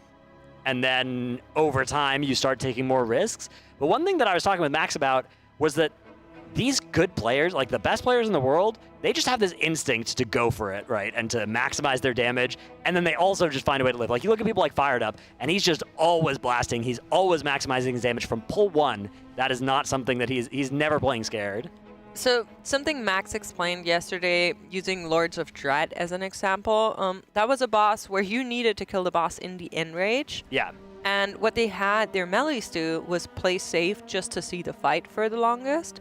But because they did that for a rather long time, they learned a bad habit of playing too safe. Right. So that then when they needed to be greedy, which as a melee on this fight was very hectic, they had to relearn the entire fight. And he was saying that that is something you're trying to avoid because it costs extra time, which is also why you're not seeing them kind of put the froths anywhere just to see the intermission. That was a question yesterday night. So now we have the intermission and we know that the space gets close, so that is what they're doing with it and trying to play as close to how a kill pool should look as they can to kind of lock in that muscle memory, that feeling of, oh, I'm going to be here and then there and then that, the way that they want it to be. Right, and damage just comes naturally with more pulls too. More time, more pulls, you get more comfortable with reps in the boss. You find certain areas where you can squeeze in one extra cast of X spell, maybe get an extra cooldown window at a tiny point here a little earlier, which ekes out more boss damage. So it'll come together naturally. We saw it on Kai'Veza, where that best push was 34%, then 33, then 32. Silken Court, to a similar extent, also came together where the bosses were just lower and lower every single pull. But there's a certain point where it's like, okay, yeah, we need to go back to the drawing board if that happens on this fight, and maybe try and move some cooldowns around here and there. But we're not at that point yet. But you still can optimize damage along the way, learning. We're only 50 pulls into this boss, and the first 1 or so are a mess anyways, right? We're not that far into the seeing phase 1, like you'll see phase 1 the most out of this fight. Oh, yeah. Similar to Sarkareth, right? Like phase 1 was the hardest part of that fight. Maybe phase 3 was tough at certain points too, but you saw that phase the most as well, though, so... Kalamazoo, on any boss, you're going to see phase 1 the most because in order I was going to say that's kind of logical. But you're becoming more accustomed to the hardest phase, the earliest, right? You see what I'm saying? I know this is like over your head, Dratnos. I know. The actual question, legitimate question, do you think phase 1 is the hardest phase of this boss? I bet phase 3 is going to be harder. I think phase 3 is going to be harder. Phase But yeah, 1 it is looks a hard phase insane 1. already. The But Sarkareth comparison is apt, I think. yeah, I think so too. We'll have to see, though. Of course, anything we say about P3, which we love to do. Pure speculation. Yeah, we're just guessing based on the Dungeon Journal and vibes alone. You decide what's what. The vibes have been immaculate so far. Actually, all race, they've been doing a really good job of keeping the vibes up. Although there haven't really been there hasn't been anything that has challenged the vibe too much yet. There hasn't been a boss that's been super buggy. The maintenances have gone a little bit long, but not too long. There hasn't been a day of awful progression yet. So far today, even, we've been making nice prog. So. Kai'Veza might have been a little taxing towards the end. Yeah, Kai'Veza, I guess it was good that they kept the mental nice on that fight.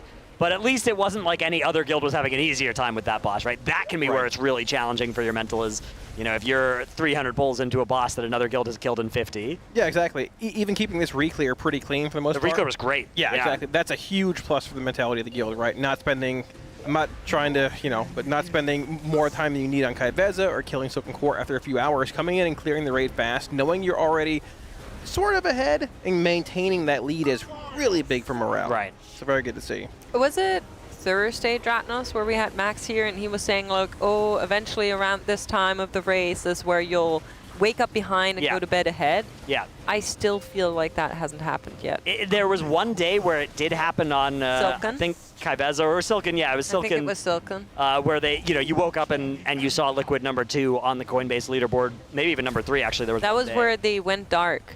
Right, which... So... But there was one where it was like legitimately they Yeah, it was legitimate, but also they went dark. But yeah, it hasn't happened. It didn't happen today on Queen Ansarak.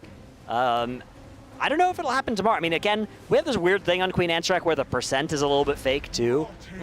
Either Liquid or Echo could probably, if they really tried to, focus a pull on just doing as much damage to the boss as possible and then like milking at the end of the intermission rather than spreading to your sides. And maybe you could get it down to 63 or something like that. But that pull would be less well-suited to actually progressing, which is what we're looking at right now, doing as much as possible in that intermission and in that second phase. Yeah, very much so. Okay, a couple people dead, unfortunately, right as we enter intermission here. 4 now on the floor. That's going to lead to some more deaths as well. Yeah. And there's really not much point in continuing it here. They're not going to have the damage to break that shield with anything close to a large amount of the raid alive. They're going to let this boss devour them and try again. That pull was looking pretty good up until 10 seconds before this intermission when we saw our first few deaths, and that leads to a domino effect on this fight. Yeah, it spirals so fast in this fight. Pun not intended. but it definitely does. Spiral, spider, you know. Yeah, I got it. Yeah, cool. Pun not explain intended that because one. it wasn't there. Exactly. That's one of the best ways to have that happen. Right, Yeah. right, Yes, right. yes, indeed. Did we get further on our charity goal? I'm just asking for a friend, you know. Oh, we were Also, close to 20K, Simba right? again if needed be. Yeah, we were so close to 19.7, I believe, is what we were at before. Right around there, we could, yeah. Maybe we are. Try to get that on the screen there. It's equally as important for Simba as it is for Tettles in his date with Zalata at the 20. I would right? rather help Simba than Tettles, but sure, we can help both. It's helping two animals at once. It's very nice. We do have a question from chat that's, how are they even supposed to do this? A 5th healer? What do you guys think about the... I mean, they've made it through the first phase with the 4 healers. Yeah. I feel like you're probably going to need the damage. I don't think the 5th healer... If anything, if you told me they didn't play 4 healers, I would guess that they had to 3 heal it rather than 5. Mm-hmm. Yeah, I don't think they're really dying to a lack of HPS or anything at this point. They're dying to, like, I mean, mistakes, but not like... Yeah, it's people getting killed by avoidable damage rather than unavoidable damage. Like progression mistakes, seeing the portal for the first time, going up the second platform the first time. We had no idea spiders would ascend from the ceiling, right?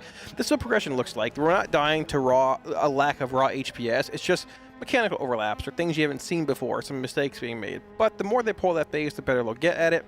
Yeah, I agree that if they change healing comp, it would likely be 3 instead of 4 and not 5 instead of 4. For the same reason, just to kind of elaborate a little bit more on that, if you're looking at that intermission where we're currently using that Bloodlust, if you 5-heal that, I don't think it becomes doable without the Lust. And then also in the ad phase, the one time we came up to that second platform, we were way behind on damage there as well. So Right. if you had another healer there, it also becomes weird with the 2 sides, because then one side has 3 healers and the other has 2, and you're like, You what could is this swap extra over, though, doing here? You could, if but there's one side that's more healing intense in the second platform, and then one side that's more healing intense on the third platform, maybe you're doing some cool I stuff just there. think this boss, looking at the previous bosses, this boss is going to be tuned tightly. I don't think There hasn't been an 5-healer end boss that's been 5-healed since I think Gahoon maybe was. It's been a long time.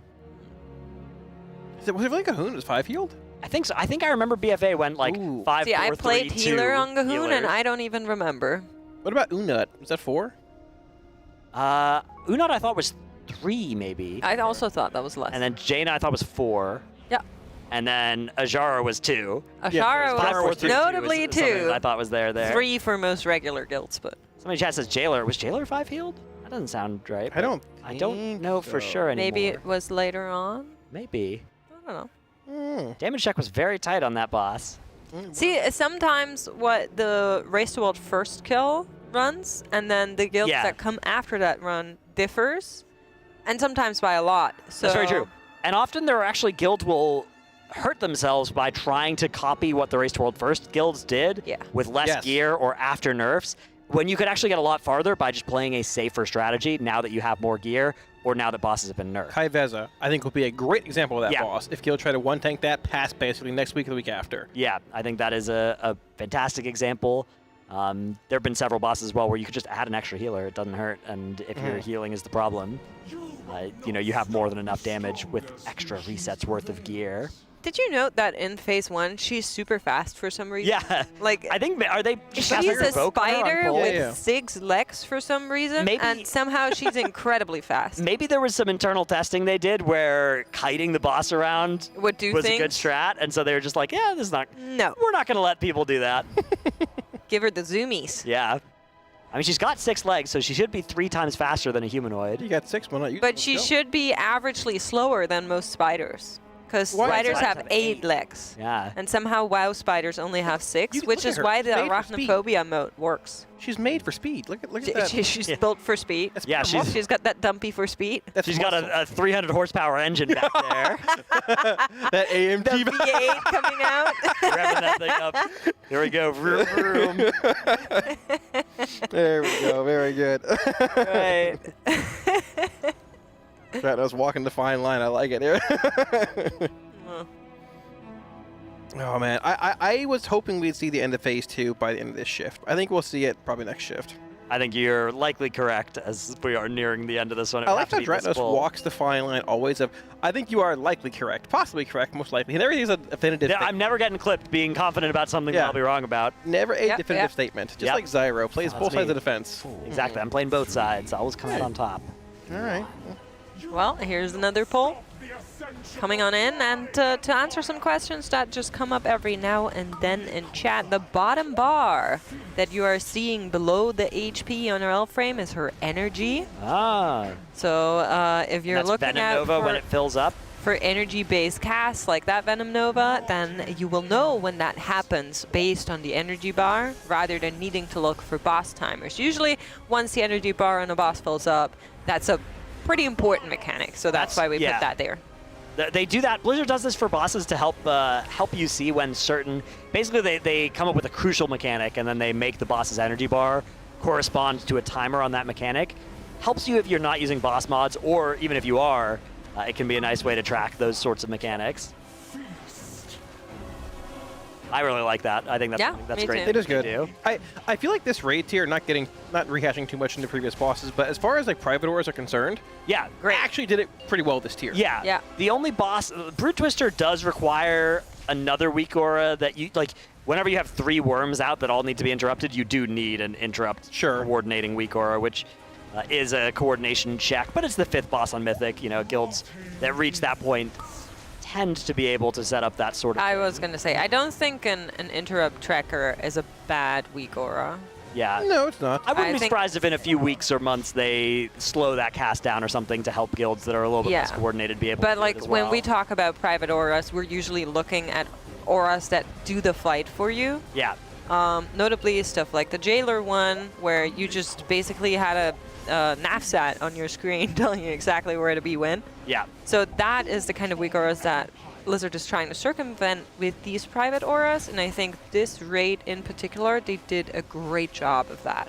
Yeah, private Previous auras- raids, I had some grievances about where we had Neltharion. This one, I love it. Perfectly where it should be. Yeah, I indeed agree. I agree. The waves on Rasha not being a private aura, for example, very easy to tell. Totally the Brute fine. Twister, Brute Twister eggs were initially a private aura, but That would have been bad. Yeah, it would have been very bad. Because we would have been pressing a macro and having a weak aura do it exactly the same way, except with a macro press. That is never right. Yeah, I think they realized that and made a good thing. They did. So overall, it's been a very good tier for private auras, and hopefully that continues. Oh, Speaking of pushing sketchy. This is the 4th set, or the 4 set rather. We do lose Dazer here. We have a res for him though, but we're gonna have probably an extra stack on this damage coming in. Double AMZ thrown down here. Everybody does live through this. We can get Dazer up actually as long as we live here. Yep, he's up now. All right. All right. Yep, less being committed on this intermission shield here. We do indeed see the whole raid being gripped in for that first drop of webs. And something that players have been, or chatters have been asking for as well, that big bar, you're currently seeing it at the top of Yip's screen. That is the shield that we're trying to burst through. Once that blue bar is plenished, is that a word? Plenished? Not depleted. Depleted, yeah. Yeah, then they're going to be pushing into face. You'll get one more window to do a little bit of damage before she goes immune again. Right now, right here.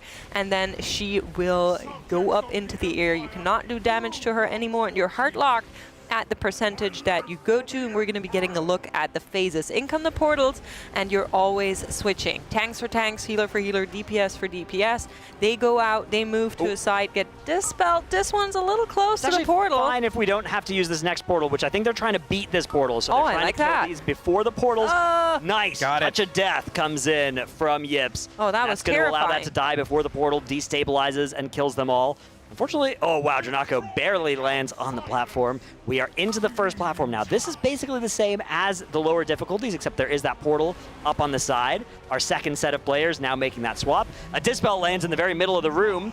That is not great. It looks like the player died with that dot on them. That's what happens after you take the portal. You get a dot that needs to be dispelled, but leaves behind that puddle when it is.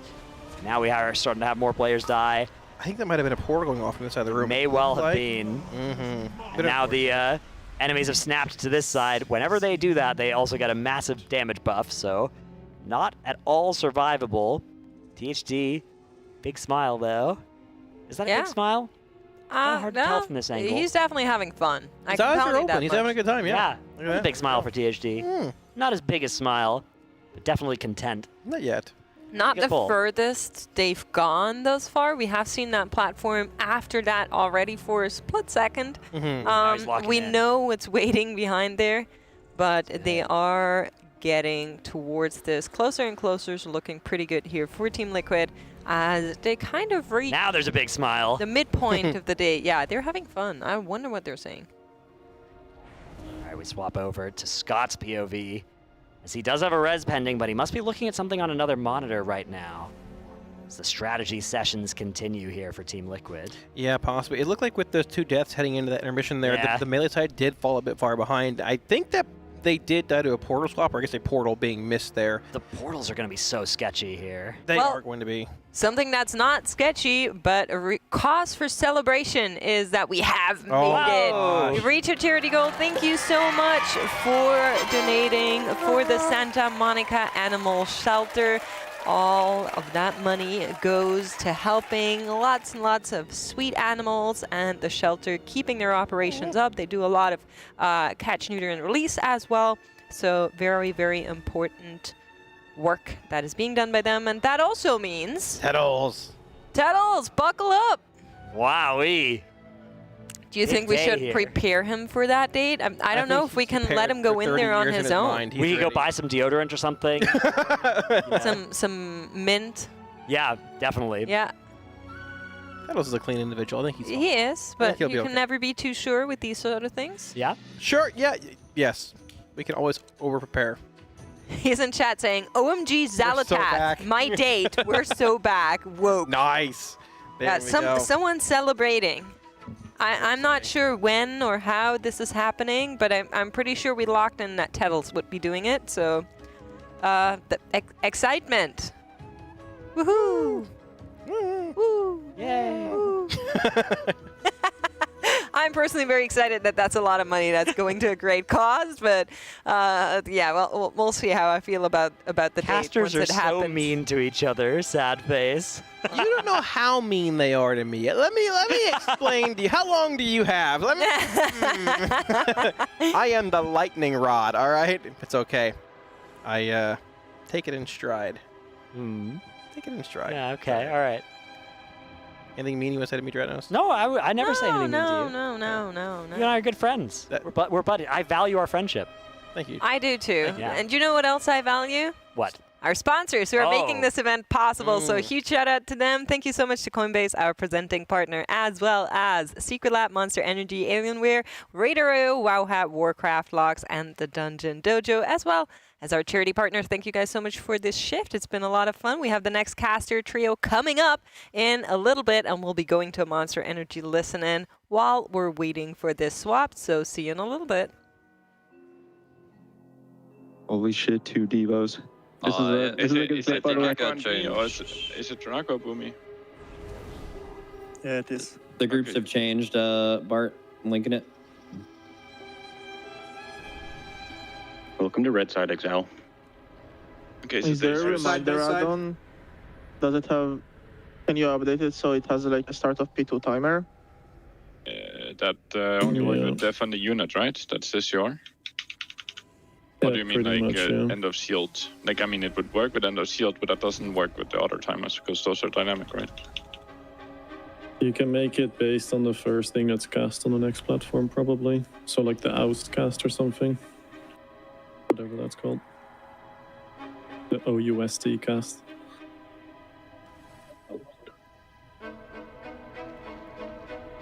I'm pretty sure we smoked the intermission check without loss, by the way. Yeesh.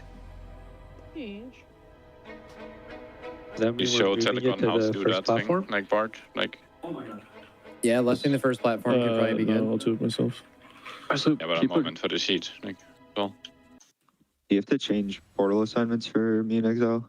I mean, Telegon knows it's just a cast. Everything has already. I linked it. Dazer's on Skull and Exile's on X. Dazer is the 3rd portal on Skull, and Exile's the 5th portal on X.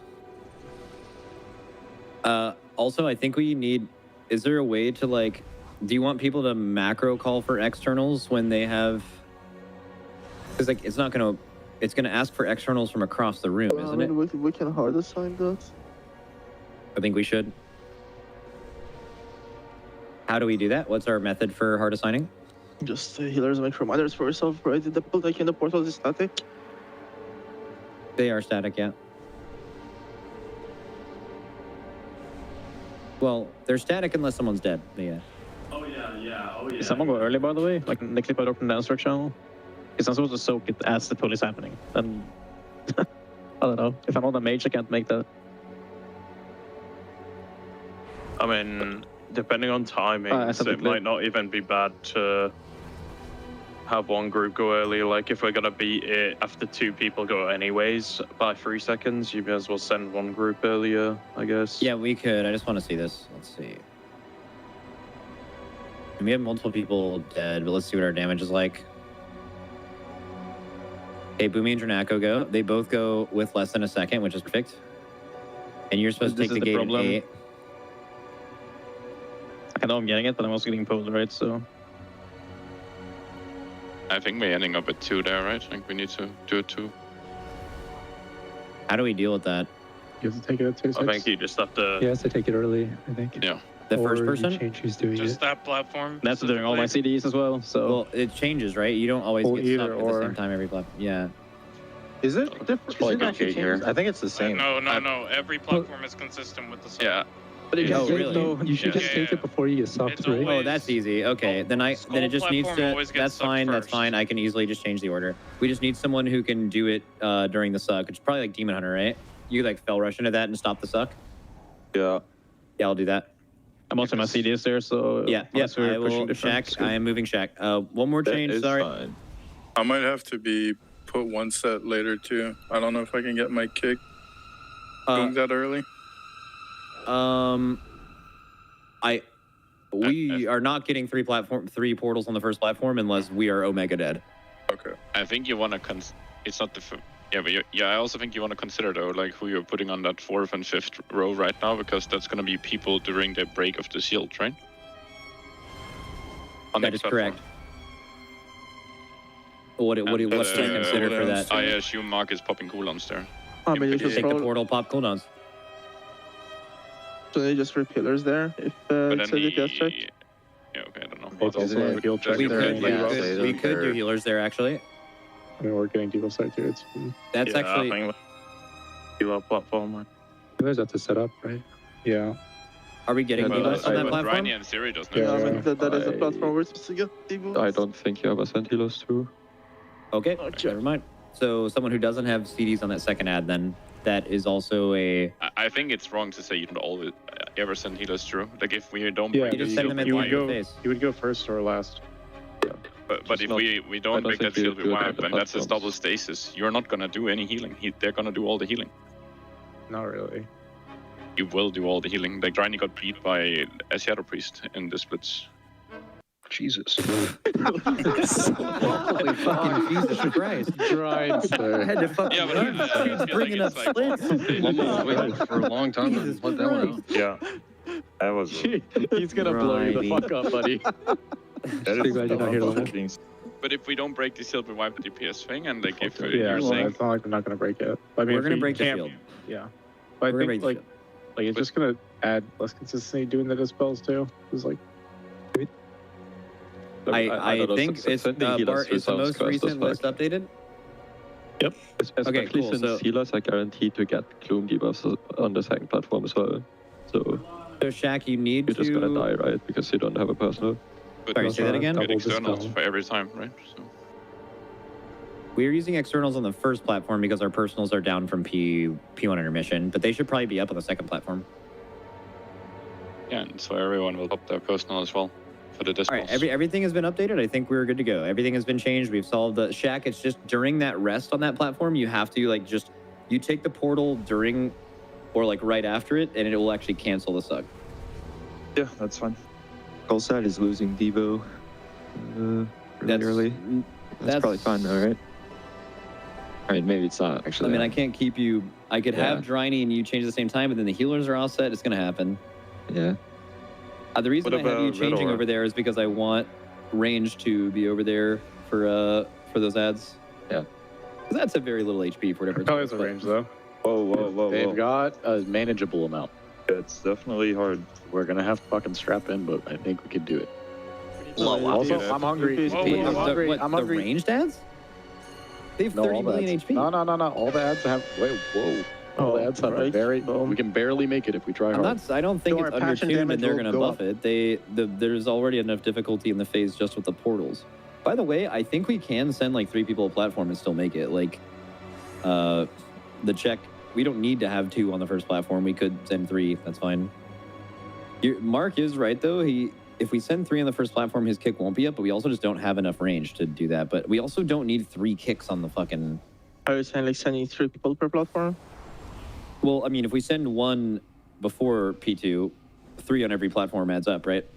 Yeah, I was just saying, like, if you can avoid sending people over, you'll get less dispel debuffs and less spray damage. You want to do as few as you can. Yeah, of course. I just mean, like, yeah. The last one shouldn't need 3. Is it just going to be that Giza, right? Or it should just be. I guess. I feel like there's going to be chamber acolytes on that one because, like, why would they only be on one side in the whole intermission, you know? Gonna be silken, cult, and roll on each then. There's gonna be 6 All right, acolytes. we are good to pull the boss. It'd be a gargoyle. We go to the the missing gargoyle from fucking Stone Legion General is gonna show up. Infest spawns acolytes. 5, 4, 3, 2, 1. The Nerubians will ascend! Liquefied. Feast. I have something to bring up to the melee after this and start. Reactives? What's up, Stick? Yo, what's up, dog? How it going, bro? Just the most normal mage movement right there. Privilege. Watch waves. Okay, liquefy here. Fucking hate evokers, man. Boom. Count to 10 and breathe. What is this count to 10 bit? It lets you reset mentally. Let's reset. Lines. Like Drenny's mad right now, so he's gonna reset. Drenny just stood up. It's funny, I hear every time I press the line because goal, anytime this happens. Just gone instantly. Done counting yet? Okay, lines here. Lines now. All in melee. Holy shit.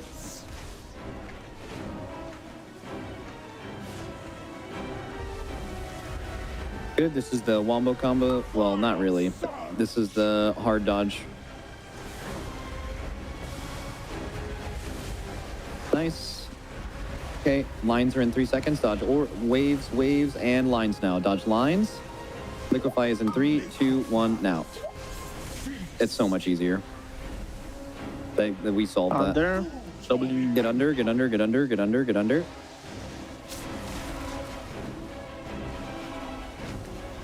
Okay. Watch lines. Sorry, that was a late call. Nice. If you haven't gotten one, position now. If you have gotten one, get to the left.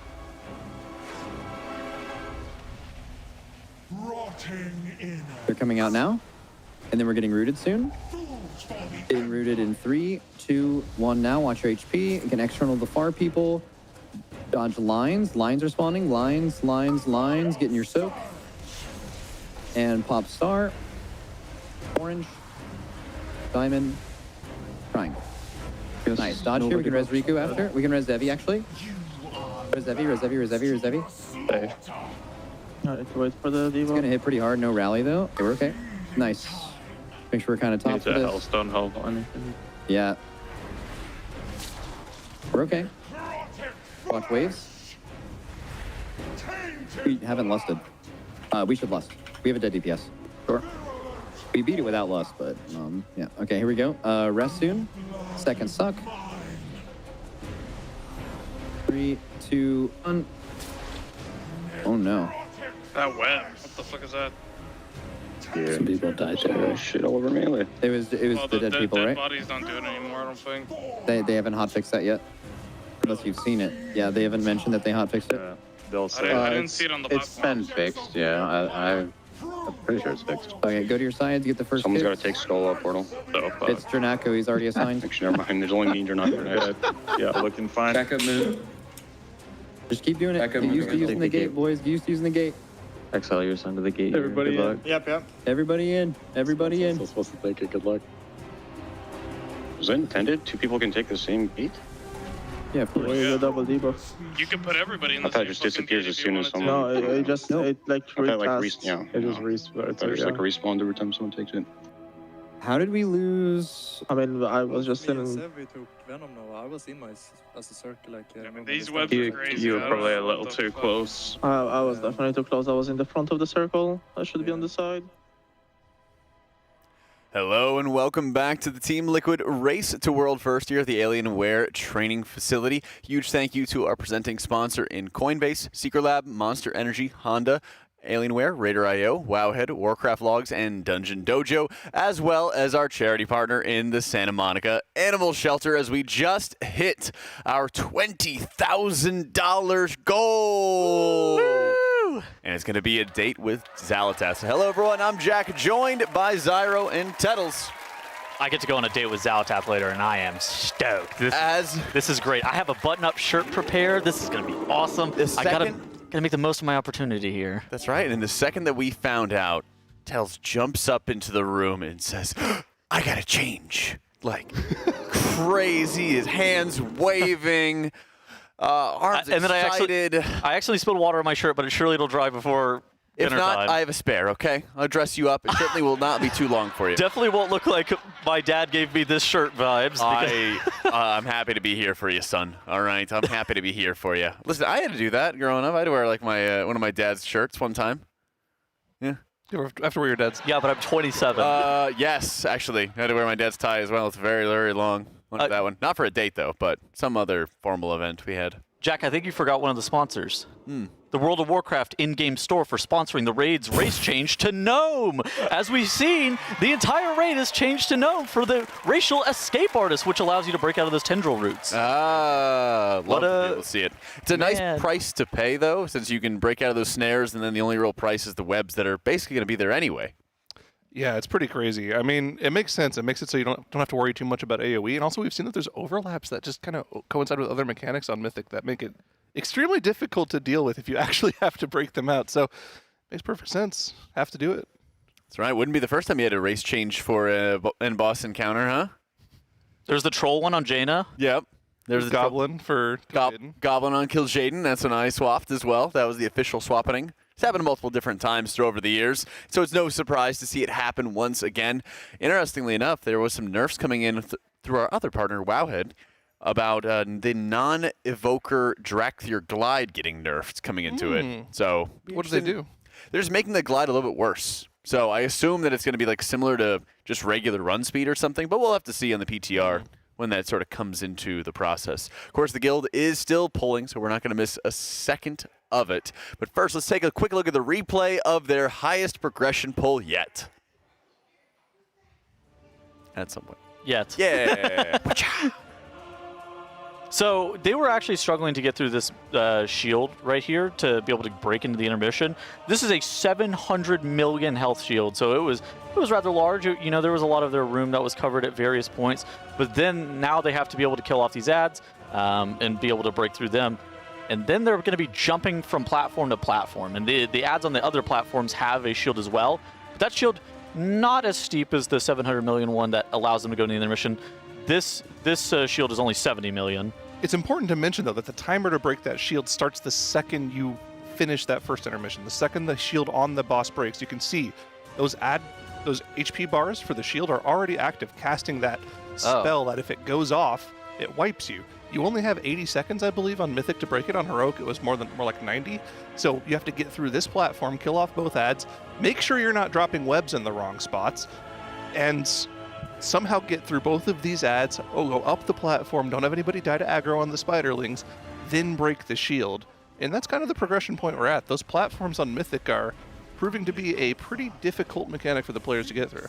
Yeah, and as a result, you may not see as much in terms of the boss percentage moving that much, but we're still making a great deal of progress on the overall encounter. It's going to be just a bit more incremental for step-by-step getting through some of these various platforms and the huge amount of damage. And a lot of it really starts with having a very clean phase 1.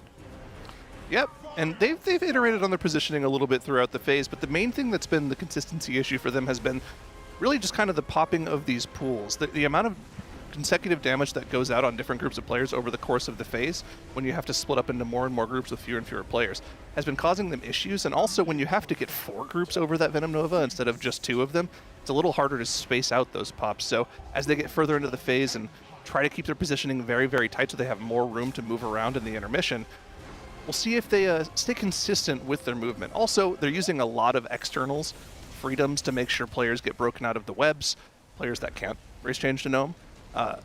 And there's a lot of extra individual responsibility on certain players in the raid. I remember last night Max was talking about how he had Yips marking places to go, giving somebody a Tiger's Lust so they wouldn't get rooted, and then doing a whole bunch of other things all at the same time. Right. Sure. And that was causing them progression problems, where once they realized, okay, we should have someone else mark there, just take one thing off your plate to make your job more consistent. We can make this whole phase more consistent by doing that for people that are just overloaded.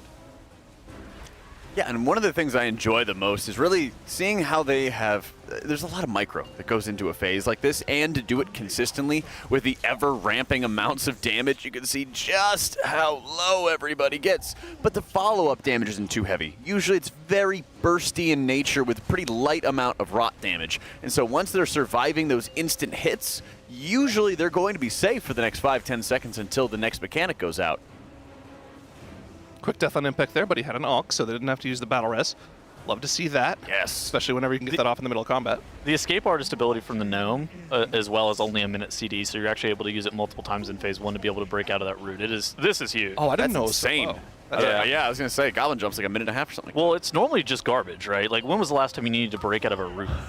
And on Tendril, notably those roots, whenever you would get dispelled or whatever out of them, it would summon a tree. So it like wasn't even that good for you to be able to actually be able to escape them with any movement effect such as freedom or whatever. Good execution on the Nox there. We did have 2 deaths though, so that's a third one coming out now. They do have a battle res. We'll see if we can break this shield with this many people down, but we've seen as this goes further and further into the intermission, they start taking more and more damage and start having deaths due to bleed out issues. And when you're trying to make progress on an intermission phase, you would like to have everyone alive just so you can see more, but we'll see. They're here. They're 3 minutes into the fight. May as well see how far we can get, but you can see this intermission on Mythic is pretty nasty. These webs spawning and growing out throughout the intermission. I think this is going to be a wipe. I think we're probably wiping. If we get the 3rd pull in, they have another 100 mil to go. They also shipped their lust, which if they have 20 players alive here, they don't normally send it. They would rather save it for either the last phase or maybe even like the intermission. It's one of those things that they're trying to use the lust to be able to like get it to the point where they would think that they would actually use it during prog, which is the last phase. But in theory, you could just use it to continue to see progression, which is probably more valuable right now. I guess that's the interesting part, though, is that if you lust, get out, and break that shield, then you're not going to have lust a little bit later on. Exactly. When you're trying to hit that point of prog, and so then you kind of just see the mechanics again and can't really push past them. It's one of those things that you'd rather continue to see further on into the fight, especially since they've only made it into that intermission, I want to say 2 times where they've seen the ads. Maybe it's a couple more than that. But in reality, it's about being able to break through that shield, like you're saying, and I think that's like the pivotal piece. Yeah, and I think at this point they know that it's going to come down to a couple different combinations, mechanics that they have to survive or find a way around, because eventually they're going to get to this point where they just need to make like phase 2 progress or even phase 3 progress and can't afford to have any sort of wipes or any sort of deaths in this first phase. Yeah, well, P1 was the hardest part of this fight during Heroic. I mean, this was by far the hardest the hardest part of this encounter. I'm kind of interested in seeing what the final phase damage check ends up looking like, because it wasn't that bad during Heroic, but I suspect it's going to be a lot more difficult on Mythic. There will be no mercy. I mean, I'm sure that they're going to require lust at that point as well, just to kill off the heap of ads. You're both going to have the shackles that must be killed off, as well as a couple like caster spiders in the center of the room that need to get cleaved down as well. Well, that's kind of the allure of these Mythic end bosses, right? We don't get to test them on the PTR, so we're kind of in the dark for most of their mechanics, outside of like sporadic data mining stuff, but even that can't necessarily be too accurate because they do throw red herrings in the notes every now and then in the data. So you really have to learn a lot of it just from playing it. And there's certainly a situation, kind of like with Sarkareth, where you can get to that last phase and realize, oh wow, there's really only like 1 or 2 really difficult overlaps that we have to get through, and we can kill the fight. You're right, on Heroic, phase 1 was the majority of the difficulty, but if you stayed in the last phase a little bit too long, you got some pretty nasty overlaps like 2-3 minutes into the phase, and on Mythic, if you have to deal with those overlaps, that's probably going to be the spot where they're going to spend a lot of time progressing on. Yeah, no, same thing with Sarkareth. Is this encounter also, you don't have to push to a certain percent to get to the next phase or anything. All of your damage is relevant from the very beginning of the encounter. Yes, because how low you push the boss. Okay, so the boss will basically push into the intermission on two different ways. First off, it can push off time. Secondly, it can push off percent. On Mythic, it's never pushing off percent. It would push off percent on like normal. I think what is the percent? 35. 35. Something like yeah. Okay. Maybe like when we're Abyss with the 45% damage buff. Nah, I like even that. I don't even know if we're getting the. But so it's actually insanely low. So basically, it's gonna be pushing off time every single time, and with that being the case, like Jack said, every single point of damage that you can do in phase 1 is going to be relevant for you to have an easier final phase burn. And so it's. Being able to min-max the amount of damage that's going on here is actually kind of important. So, talking about the comp a little bit, Jack, how have you been feeling about the double Prez Holy Pally H-Priest? I feel like this is kind of the standard comp for this raid. Yeah, pretty much. If we didn't have to have Powered Fortitude, I would not be surprised to see the Shaman coming in instead. I think Shaman has a lot of really good strengths instead of in the encounter. H-Priest? Yeah, if we didn't need Powered Fortitude, then I would say that the Spirit Totem, the extra stamina gains that Shaman brings to the table, just honestly like insanely strong raw output, I think is really good for this encounter. Might just be a good fill-in for the guilds that don't have double Prez, but currently no healers can do what Preservation does. Healing-wise to the raid, they're just the best like ramp or burst healer that's out there at the moment. Their HPS is just way larger than everybody else. Yeah. And there's just so many mechanics that Renewing Blaze is insanely good for. Keep in mind, it's a 3-second window, 4-second window, where it looks at the damage that you've taken in that period and then heals you for 100% of the damage you've taken. It's very strong for those intermission phases to get into phase 2. And speaking of phase 2, we are into that phase right now. We've broken through the shield with only 16 players alive, but let's see if we can make a little bit of progress on this phase here. You can see dropping puddles off on the side here. These ads need to go down to get up to the platform here. With the DPS players down, it's going to take significantly longer than usual. Let's see how this ends up going here. Okay, they made it. Made it through this ad. I doubt we're going to get to the point where we can break the shield. You can see that the cast bar is already at 45 seconds with the DPS players down. Yeah. We're not going to get there, but maybe we can still see more of the pushes here, see more of the timings. 35 seconds on that cast. So what do we know about this portal mechanic over here that we see on the side? So we don't know exactly what the difference is between Heroic to Mythic. Basically, the portals it's going to allow you to be able to, like in the last phase, it lets you port with like the bomb mechanic, then the portal becomes unstable and blows up a few seconds after you take the bomb through it. So you need to be able to like take a bomb over the wave in the last phase, but I don't know what it's doing here. Is there also some... the only thing I could think of it could be used for in this phase is maybe to... keep you on the platform, I think, whenever you're getting sucked. Yeah, maybe, or it could be something where you have to port over a debuff to get dispelled or something like that. Similar to the bombs in P3 on Heroic. Yeah, I could see that being the case as well. They had to drop off debuffs as they were getting out of the intermission phase as well. Let's see just how many of those gnomes we have in the raid. What are these faces on Exile and character players? I thought this would show what their racial. So Fired Up is tell from this. Gnome, Dranaco's Gnome, Boomy's Gnome. Okay. Passion W is Gnome. Okay. I'm Exile looks like Kalamazi's long lost brother. Yeah. Dazer's also looking like Kalamazi's long lost brother. Wicked. We got the Samwise icon, the default icon. Love that. Is that actually the what? Is that actually the default? Yeah. Huh. Impact's a goblin? Is that just like a WoW dev from back in the day? Is that a goblin? I this mean, guy's a goblin. Siri's a goblin too. You had to be. So it looks like maybe half their raid are gnomes, maybe less than half. I would say they're about half. What are the classes that can actually be gnome? Gnome, wow. Googling. Let's find out. Good shout. I'm binging it. DK, Mage, Monk, Priest, Rogue, Warlock, Warrior, and Hunter. Okay, so Shamans can't be. Paladins can't be. Paladins can't be. Evokers can't be. Evokers can't be. DH. And DH can't be. And Druid. Okay. Gosh, can you imagine a Druid Mechanome? Little transformer. Oh boy. Not Mechanome, just Gnome. Either or. I think Mechanome and Gnome have the same class. Requirements? Yeah, maybe. Potentials, yeah. Oh my gosh. I just tab back into chat and somebody just goes, Druid Gnome is my dream. Yeah. I mean, I don't blame them. You have a little transformer and just rearrange their body parts to become a little cat. Yeah, so basically it just seems like anybody that can't break themselves out consistently has gone Gnome.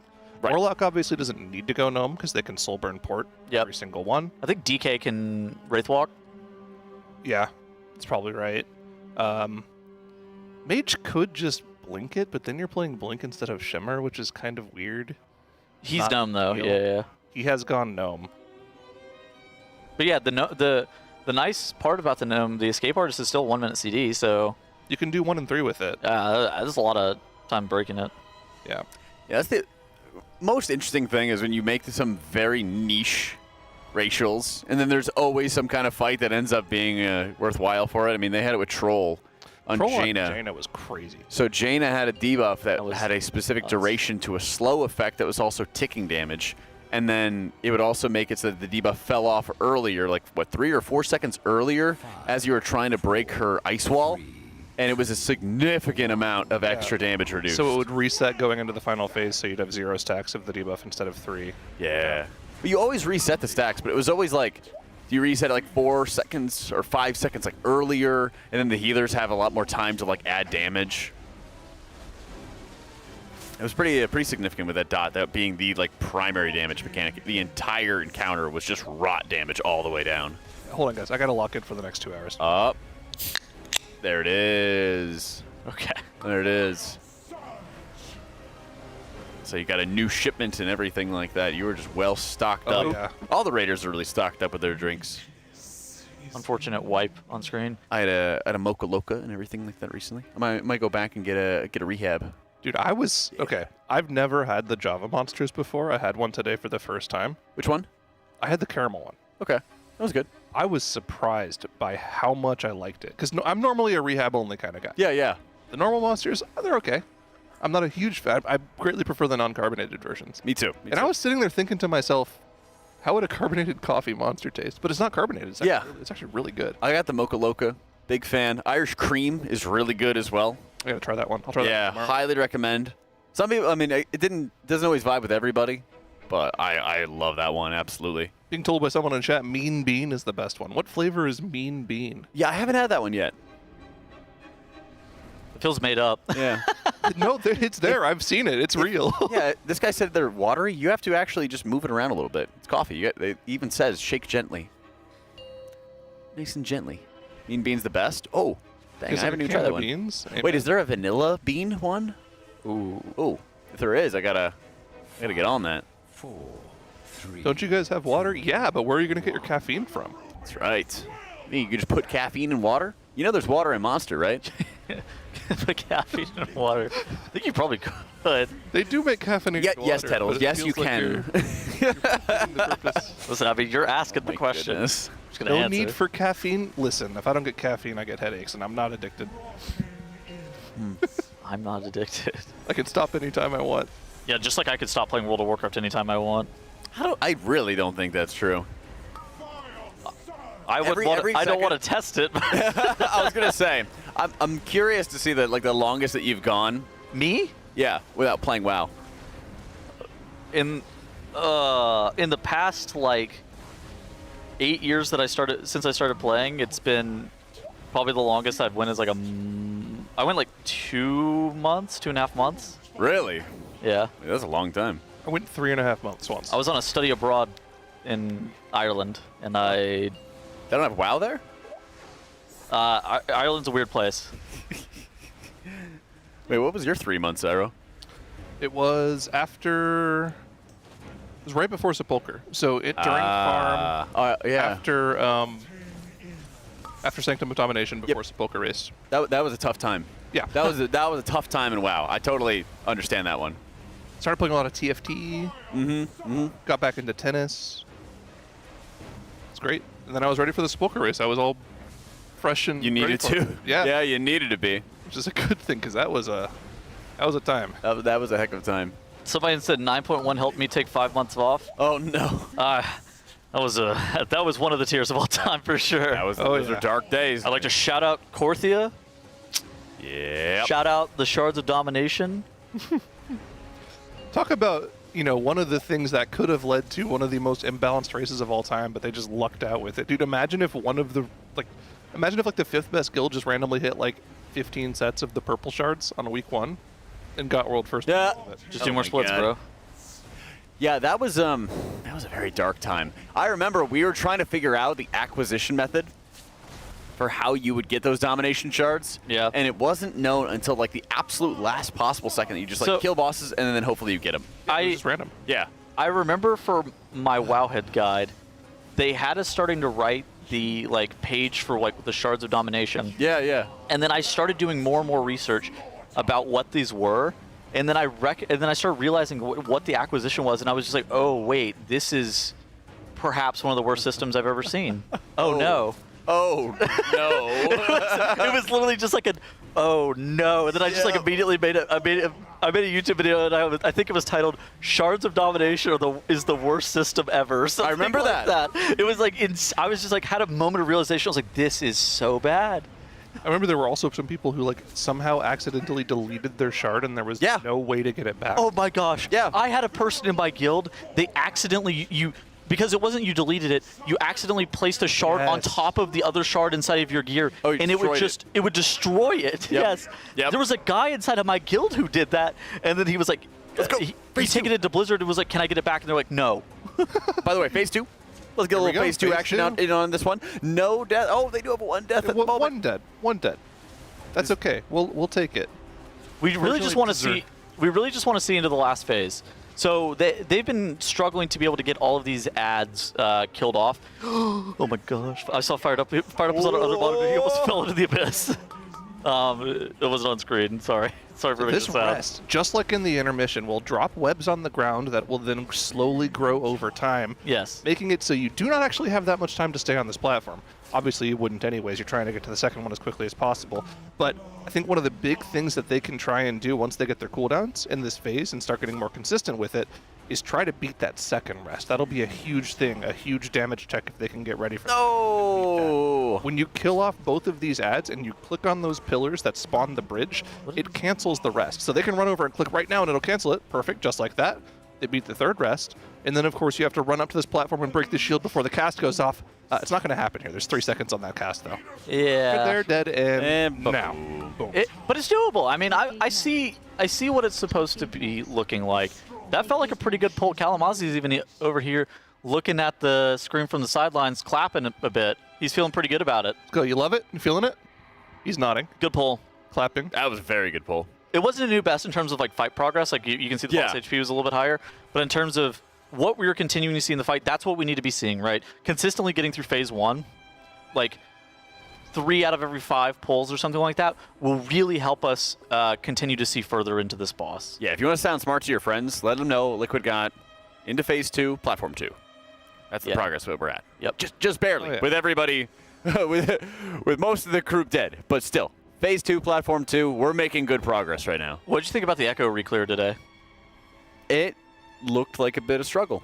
They hard struggled on Kevessa. Yeah. How many wipes did they have on that boss? I don't know the number. I know the hours. It was a long time. They were on that boss for about 4 hours. Yeah, that's what I heard as well. Oh. They struggled. Yeah. It was painful to watch. They got through it eventually. I think the biggest part of it, and I mean, this also goes for Method as well, is that both have had their struggles, some pretty deep ones going into it. Method, of course, having the struggles with Silken Court, and then there's some Echo struggles with their Reclear. But this fight looks like it's going to be taking a very long time. And so I wouldn't be writing anybody off at this point with how long of progression this boss fight looks to be. nobody is like so far ahead in the lead that nobody can catch up to them. Yeah. Nobody coasts to victory. None of that. I think it's one of the situations too that, Liquid is ahead in terms of Queen Anserek progress, but depending on how hard this boss is, I mean, we saw everybody get walled at the very end of Nexus Princess too. Right. And something like that, if there's like a really, just like the hardest damage check of all time or something like that at the very end of this fight, but it's doable, that could be a situation where, it really could equalize for all of the guilds and we could see basically anybody win.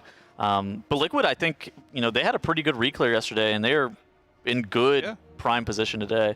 They had about as good of a Reclear as you could ask for, right? One-shot Brood Twister, 12 pulls on Princess, took them maybe 40 minutes, 30, 40 minutes. We thought it would take about that. I was saying it would take about an hour or something along those lines because we knew that it was not going to be a consistent rekill. Dude, I didn't know that Echo took 4 hours on their Nexus Princess. That is brutal. Yeah, that's pretty rough. Were they at least okay on Silken Court? I didn't see Silken Court, so I think it was like sure. 15 wipes or so on Silken Court for Liquid. They got back to, Echo got back to Anserek and had a new PB. I saw that earlier. They did get back, yeah. Yeah. That was a long day for them. Remember, they alarm clocked the reset on week 2. They started at 5 a.m., so they killed Kavessa about the time I got to the Alienware training facility here, and that was about 3 hours ago. So it was pretty late in the day for them. It was like already 9 p.m. or so.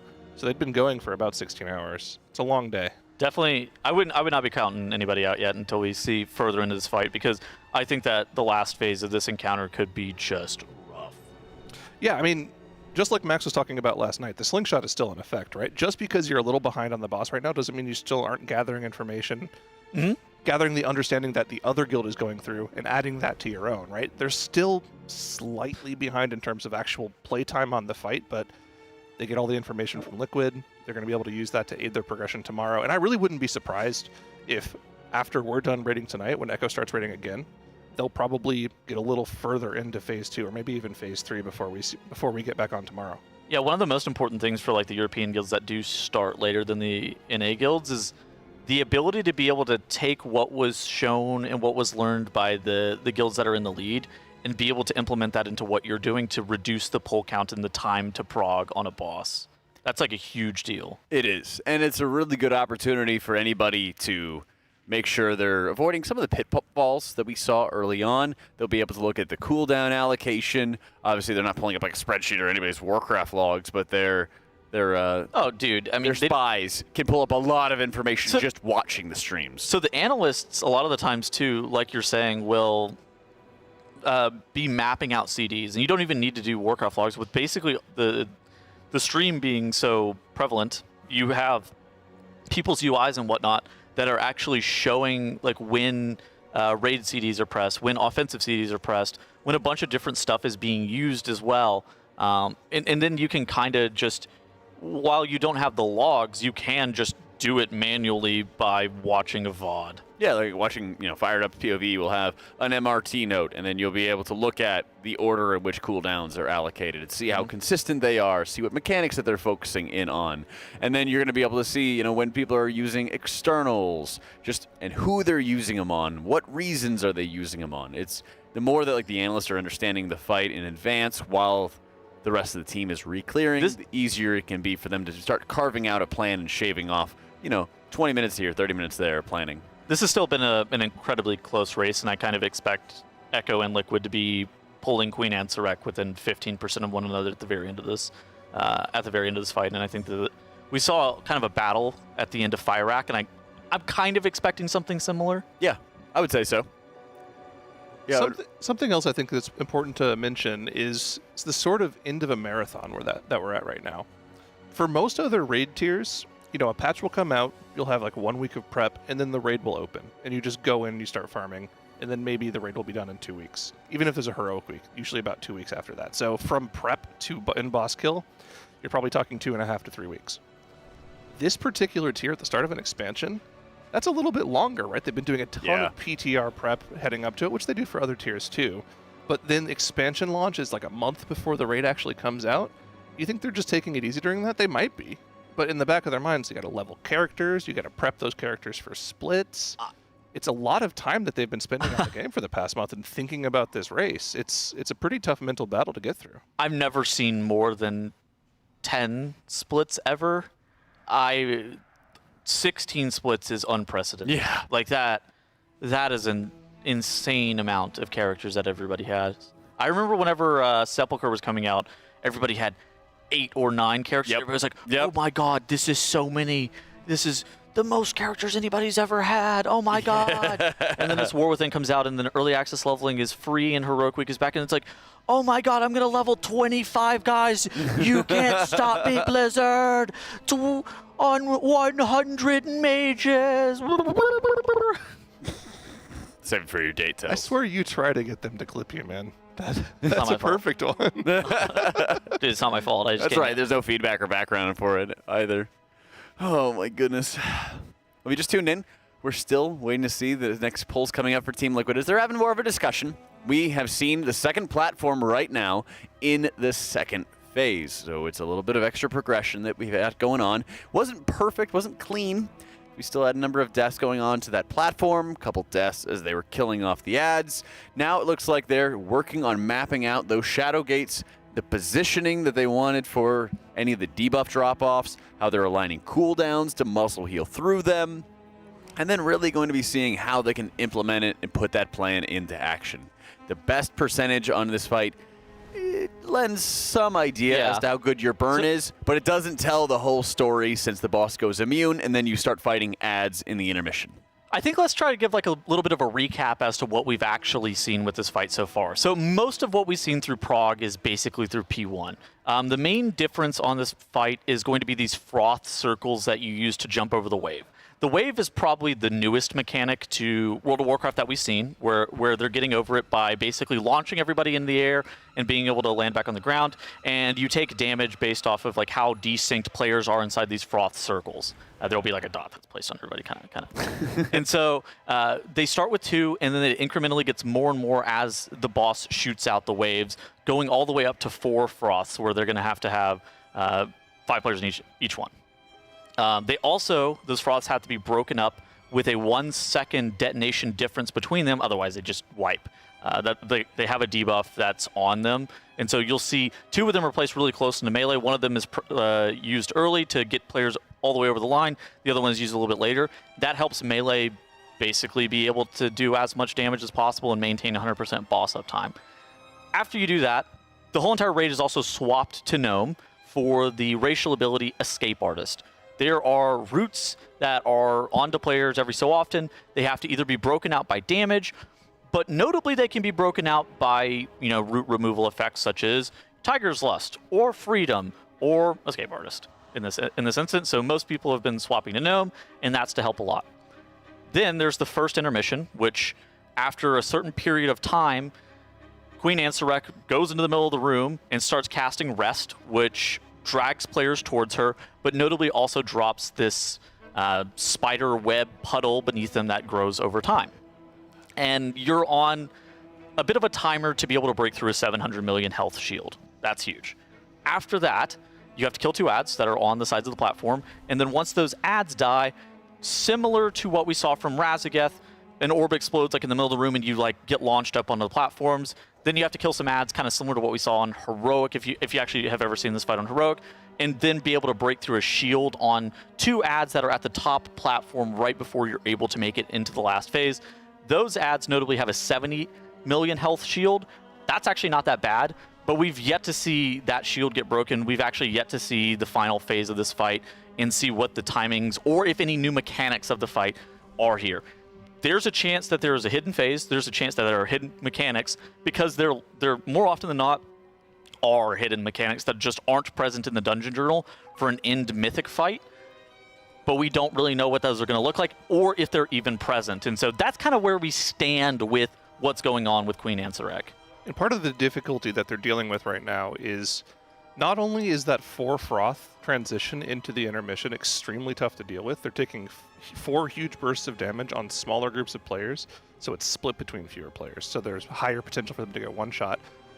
But there's also 2 back-to-back DPS checks. Number 1, the shield. That's 750 million shield. That's a huge amount of HP to chew through. And if you don't beat the 3rd rest, you're probably dying. That 3rd rest is going to fill up the rest of your room with webs. Everyone's going to be standing on webs, and you're probably just going to die. The second you deal with that shield and the second that first set of ads spawn, is another DPS check to get up to that second platform and break that shield. Yeah. So you're just dealing with 2 back-to-back difficult DPS checks, and they haven't quite figured out, number 1, how to keep everyone alive through that just yet. But also, number 2, damage allocation is going to be extremely important. You can't really slack on any of those ads. Any of those 3 ad sets, you have to make sure you're doing maximum DPS to. So it's going to be tough to see them puzzle this out, and it might be something that takes them a long time. I do think that they could probably see into the last phase right now if they really wanted to, if they were just like, all right, we have to keep everybody alive. Don't even do damage. Just try to make sure that you're staying alive, and you only do damage to the things that requires, shield breaks or ad killing or whatever else like that. There's a lot of those. But the problem is there's a lot of those. But the problem is doing it like that, then you'll have to reprog the fight later on whenever you actually have to do damage to the boss, and so it's just like completely worthless to see to the end of the fight, even though it would be kind of cool. I actually expect that we're going to have some polls at some point this evening that they do see into the final phase. What if you wanted to progress on this fight, so you purposefully didn't push the boss below 80% just so you could benefit from Hunter's Mark on the shield? Oh my god. Chatting. That is chatting. Chatting. That is chatting. Hunter's Mark, by the way. What a excellent, one of the greatest buffs of all time. Oh my goodness. That's an absolute. You know what's crazy? They're pushing the boss to like 60% HP, and you're like, what if they just did 20% less damage? What if they didn't? Yeah. Didn't, man. This is one of those things you should remember. Like right now, keep this in your head, 63%. Okay. I guarantee you, 2 days from now when we're in the kill pull territory, that's probably going to be in the 50s somewhere. Yes. Because they will realize, okay, wow, we actually need to do more damage in P1. We need to send cooldowns before the shield and just find a way to live in that shield phase even longer. You're kind of scared right now to use cooldowns right before the shield because you want to use those cooldowns to break the shield faster. Right, 100%. Maybe you don't actually. Maybe the fight does not allow you to do that. Maybe you need that boss damage. It's a scary prospect. It's a balance that you just have to find, and I think that that's something that the analysts will be doing in their spare time, is like doing log deep dives on what is the most efficient way that we can do 700 million damage to the shield. Like what are the optimal cooldowns to be pressing? What are the optimal cooldowns to be holding for that shield versus pressing on the boss?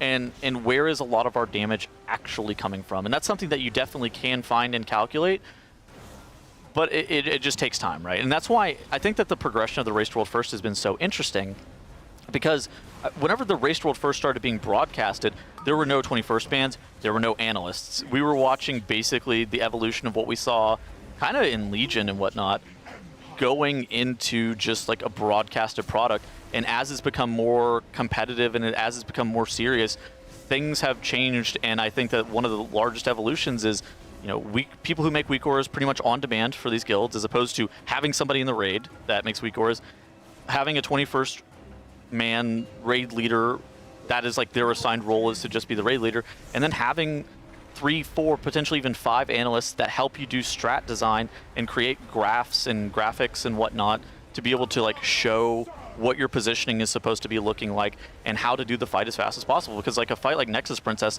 that is a great fight for a 21st man and for like an analyst to be able to determine how are we baiting these masks baits and how are we going to be doing that. And then similar for like Silken Coordinates, how are we moving around the room to be able to get the orb soaks? And I think it's just increased progression so much, and I think that's one of the reasons that the Race World First is just so competitive these days, and all of these guilds have gotten great as fast as they have, is just because the evolution of raiding has changed so much. Yeah, each new raid tier really forces you into doing different things, and with more experience, more time spent, more raid tiers where you're spending up even more time than ever, prepping characters, organizing strategies. Really, there's only so many sort of like new mechanics. We recognize like the Tindril mechanic, rooting all of the players, for example. This overlap right here is what kills them almost every single time. It's the web drop where everyone is saving their gnome for, into popping 4 of these shields, and you have to pop it at the last second right before that wave gets to you. And we've had at least 1 or 2 deaths almost every single time. This is the best we've seen them fare so far. 1 death on impact, uses the Ankh instantly, and then a further death onto, I believe that was Boomy. Or was it Boomy? No, it was Boomy who died. Yeah, and then 2 deaths right afterwards, man. Yep, and then of course, if you ever have anybody who is dead for the detonation, it makes it harder for you to keep everybody alive a little bit later on when you don't have the proper distribution for any of those froth knockups. It's just so tough to heal through. But I mean, here's the thing, right? just like it was on Silken Court, just like it was on Kavessa, with more polls comes more consistency. They just need to see this more so they can understand where they need to allocate externals to, where people need to exactly use their cooldowns. They're starting to figure it out. You can see, like, for instance, from Fired Up's POV, he knew when to Ice Cold. He had a reminder telling him not to alter time for the mechanic. He always alter times. Things like that are going to help them in the long run here. But here we are, another Phase 2 pull, 18 people alive. Let's see how we get it. The damage check starts now. You can see those ads spawn with the cast bars. One of the nice things, too, is that it is 18 people, but I think that they're in 2 separate groups, right? One of them is in that red X marker group, and the other one's in that blue square group. With so basically how they have these split is Group 1 and Group 2 are going to be going over to one platform, and Group 3 and Group 4 are going to be going to a different platform. Right. They're splitting up into 2. Oh my god. Oh my god, Dranako. Did somebody miss? No, he made it on. Okay. Barely. Mage Blink is scary. Ooh. Okay. There you go. I wonder if that was somebody getting lasered as they walked through the portal. That's what it looked like to me. That could happen. So can we actually, if you don't mind production, is there any chance to get a replay of Yips's POB from about a minute ago? Because I saw that he had a take gate notification, and the gate was glowing red for him. So I want to see if he had a debuff or a bomb or anything, because I haven't personally seen exactly why they're taking the gates in this particular phase yet. Oh, they're on a break. 7-minute break. Okay. Well, perfect time for a replay. Absolutely. If we can get one. Yeah. Just we can see the positioning and the adjustments that they're making whenever they have the bombs, whenever they're traveling through the portals. Help make it a little bit easier for us to help understand it and point it out. Yeah, in the meantime, I mean, again, we had a perfect example of the things that are causing issues for them this pull. That quad froth directly into the intermission. Doesn't help that they have yet another set of those webs right beforehand. Yeah. Check on the group, the healing check on the group at that point in time is pretty ridiculous. And it probably doesn't help that right as people are taking damage, you're getting launched in the air. So you can't really cast any healing abilities other than instant. Getting 20 players alive going into that intermission is going to be brutal. Oh, here we go. Okay, perfect. Let's see if we can check it out. You see, they had actually 5 seconds left remaining there for the last of the big pulls. So they actually have a little bit of leeway if they wanted to just min-max a bit of extra damage or hold some cooldowns or something like that as they move into this phase here.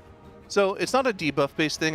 It might just be a player-based thing, like you need to take the gate or it explodes at some point.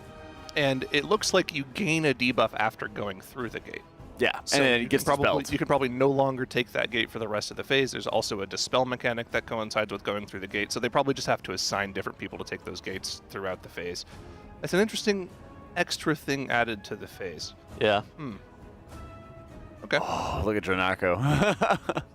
Yeah, I thought he was about to fall off. Just barely. I thought he was going off. Yeah, I think it's as simple as you can see Dranako's going into the portal right now.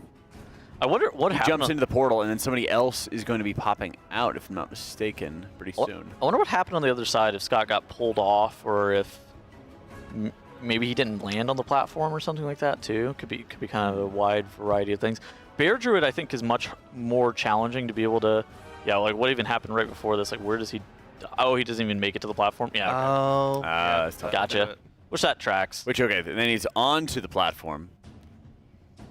They have the portal debuff. They need to have somebody going through it before it ends up exploding. Well, then the mobs are also meleeing people, too. There's like a lot that's going wrong, right? So they need to be portaling across to be able to drop the bomb, and then Scott's dead, so people are getting meleeed, too. Like, this is clearly a wipe. Very much so. But we're seeing a little bit more and understanding a bit more as well about the fight as we're going through and helping us to better call out some of the different things that they're changing around with their strategies. And it's also nice for them when you have these sort of break timers coming up, because you know that they're not taking their minds off of the progression. We can even like peek over. We can see them already talking about it in the hallway and everything. But just to kind of get up, move around, get their blood flowing a little bit more. It might have been just like a quick bathroom break. Mm-hmm. You know, quick clear your head, walk around, clear your mind, get back into it. We've got a lot of time left on this boss, probably a couple days at the minimum. Walk off the fajitas from lunch. Yeah. Good, by the way. Anything Chef Heidi makes is good, let's be honest. I know. I could just have the fajitas literally every single day, though. You know what we're having for dinner tonight, right? Oh, that's right. We're having the braised beef, the Dragon Slayer special. The special? Dude. Yes. I saw Chef Heidi tweet out Dorkin earlier. Yep. Yeah. I didn't know she was a dork and enjoyer. She is one with the mole people. Oh my gosh, I think she's a big dorky fan. It's just crazy. It's understandable. Don't get them started. They'll start spamming it even though it's not an emote in our chat. Oh, is it not? Oh, that's right. Yeah. On purpose. On purpose. What can you do? Well, that's why there's a little difference with her chat, you know? If you want to do that, go to Max's chat. Yeah. We don't do that. If you guys just tuned in, the Raiders are taking a break. We did just get to see some more Phase 2 pulls. We were getting into the second of the 2 platforms, getting a bit better understanding of the encounter and what we have going on with it. And also, let's not forget, we did hit our $20,000 donation goal for the Santa Monica Animal Shelter, which means that Tettles is getting a date with Zalatath. I just feel like a proud father. You guys have any advice? You gotta be yourself, you know? You gotta be yourself. You have to not be afraid of, saying how you truly feel about things, not just kind of like saying something to try to get like a reaction out of her or anything like that. You know, Whatever you gotta be. You do not tell her to turn that sucker around. Turn that sucker around. I would never say that. That's AI. I don't know. It sounds just like you. I mean, AI is very convincing. Do you have any other advice for Tettles, Syro? Most people have actually told me don't be myself. I would hit They're this. not the best people to listen to. Driny? Hello, Driny. Howdy. How you feeling, man? Don't know how I'd give you. Feeling good? All right, I love Let's it. go. What was that? He hasn't been replaced by a preservation. Oh, he hasn't been replaced by a pres yet. Go. That's always a good day. That's always a good day. I mean, Dazer's in the raid, so there's always an opportunity. We hope not. Okay, we hope not. I hope not, at least. Okay. How do you prep someone for a date with a knifeu? I don't know, man. We're trying, okay? I don't know. Gosh, we're trying. We can start by raiding some transmonks. Let's do it, okay? You know, he's got to get his fit correct. So let's see if we can rate some transmogs or anything like that first before we go into it. I mean, not Tettles to check with the transmog thing. While you guys are rating transmogs, I'm gonna go get my fit on. 1 second. Okay, back. okay. Man, I Yeah, hope you got that fit on. Well, it's just you and me, Jack. He's left us. What do we think of this guy? Low aggro Bert. Oh, that's what it is. Okay. I'm glad you read that. I was going to say something completely different at first. Yeah, I thought it was Robert. Low wag Robert. I love this top hat. Love the blades. From Gaslighters Anonymous, that's Tettles Guild, I heard. Oh, yeah? Yeah. Oh, no, he's in the think it Gaslight is. Gazebo. I don't think that is his. Yeah, I think you're misremembering. His Discord's the Gaslight Gazebo. Oh, no, I don't think that's what it is. We'll ask him when he gets back. I think you might be thinking of something else. Anyway, 9 out of 10. It's pretty good, yeah. 8.5 out of 10. I take it. He definitely invited me to a Discord called... That was me pretending to gaslight you. Oh. Dang. Obsidian Slayer, hey. We have Ajleka. What are these? What are these weapons? Aglacia? That's a cool name. What are these? That's a really cool They're like the skulls of reindeer. Is that from a story or something? That sounds like a really cool name. I feel like I should know what that's from. Chat says we already saw this one. Huh. There's a chance that they didn't. Well, I didn't, so, you know. They didn't see their transmog get rated, so they resubmitted. That happens a lot. That's true. We also have the shoulders from Battle for Dazarlor. The death shoulders. It's a banger. Yeah, these are cool. Apparently these are jawbones from Nax. I gotta play some more plate DPS, apparently. It's cool like a Zandalari mod. Yeah. Even though they're not Zandalari troll, they're just regular troll, but it kind of fits with the Zandalari theme, no? Yeah, it's like the helm and then the right shoulder go together, and then the Tusk of Manoroth kind of goes along with the rest. It's kind of a flex of like, I have all of these things. Yeah, you're kind of right, but I kind of like it for that. I like it. Bit hodgepodge. I'd give it an 8.7. I'll give it a 6.9. Hey, Tettles, XYZ, your PDQ. Examine your zipper. Yeah, there it is. He doesn't know acronyms. Just the young buck. That would have been embarrassing on the date. It would have. It would have. Thankfully, we're not on camera. That would have been brutal. That would have been brutal. Now he's ready for the date. All right, we're back. He fully changed every ounce of his clothing. Well, I don't know about. I think he just took his hoodie off. No.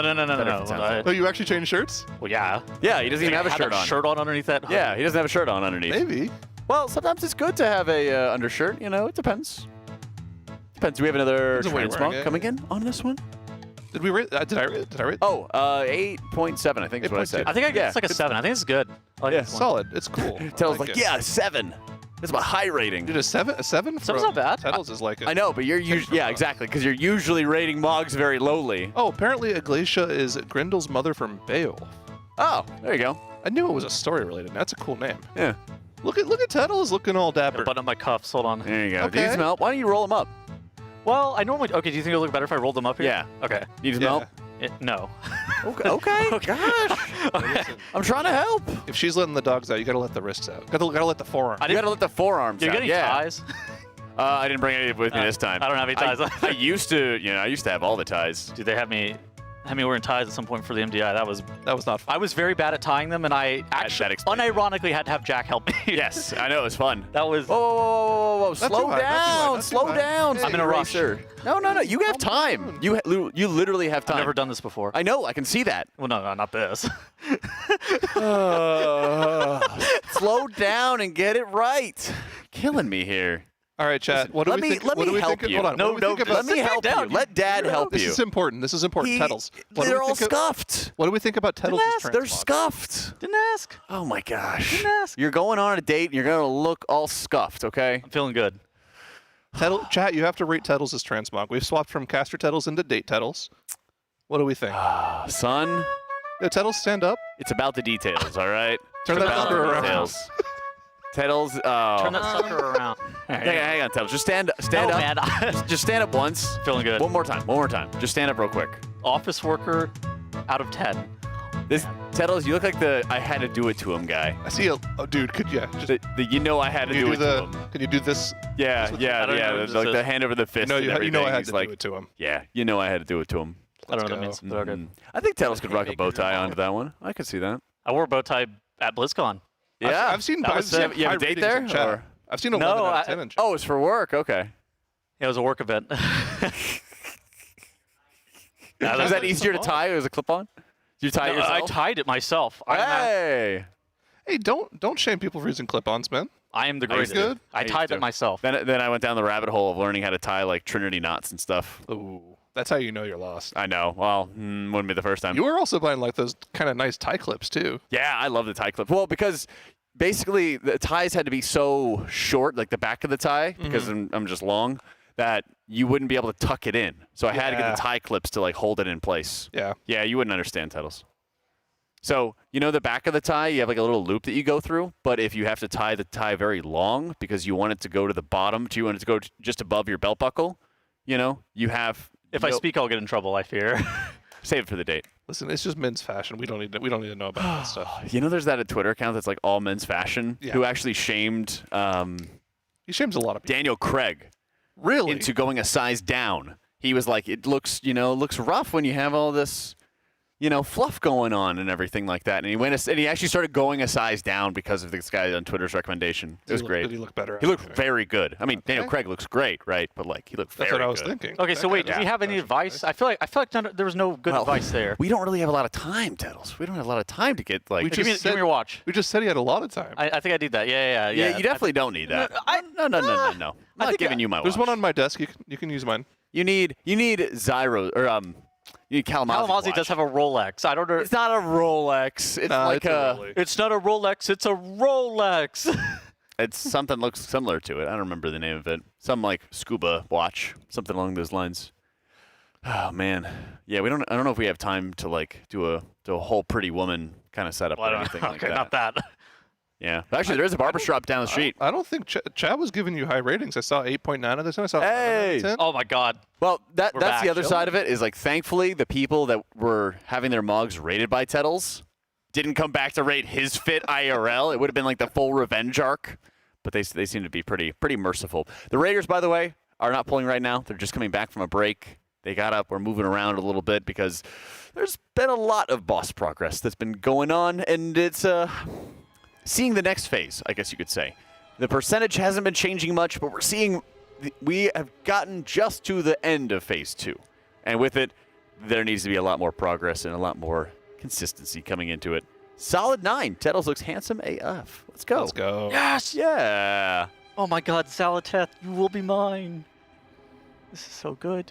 I'll do anything for her. I've been playing an Aug Evoker. Oh, no. You can't start the date like that. You can't just start by saying you'll do anything for her. Whatever you do, just don't talk about her. Don't talk about her time being trapped in the knife. I think that's a sore subject for her. Indeed. You don't get it. I am desperate. Oh my god. You can't start that way, okay? Okay. You cannot start that way. You gotta be cool. Well, you gotta just, you know. What do you think a good relax. opening line is? I think I got one. Hold on. Let's pretend that you're Xalatath real quick. Okay. So, you come Okay. here often? To the Alienware training facility, home of T-Lucked? No. To what? This date. Ajkahet?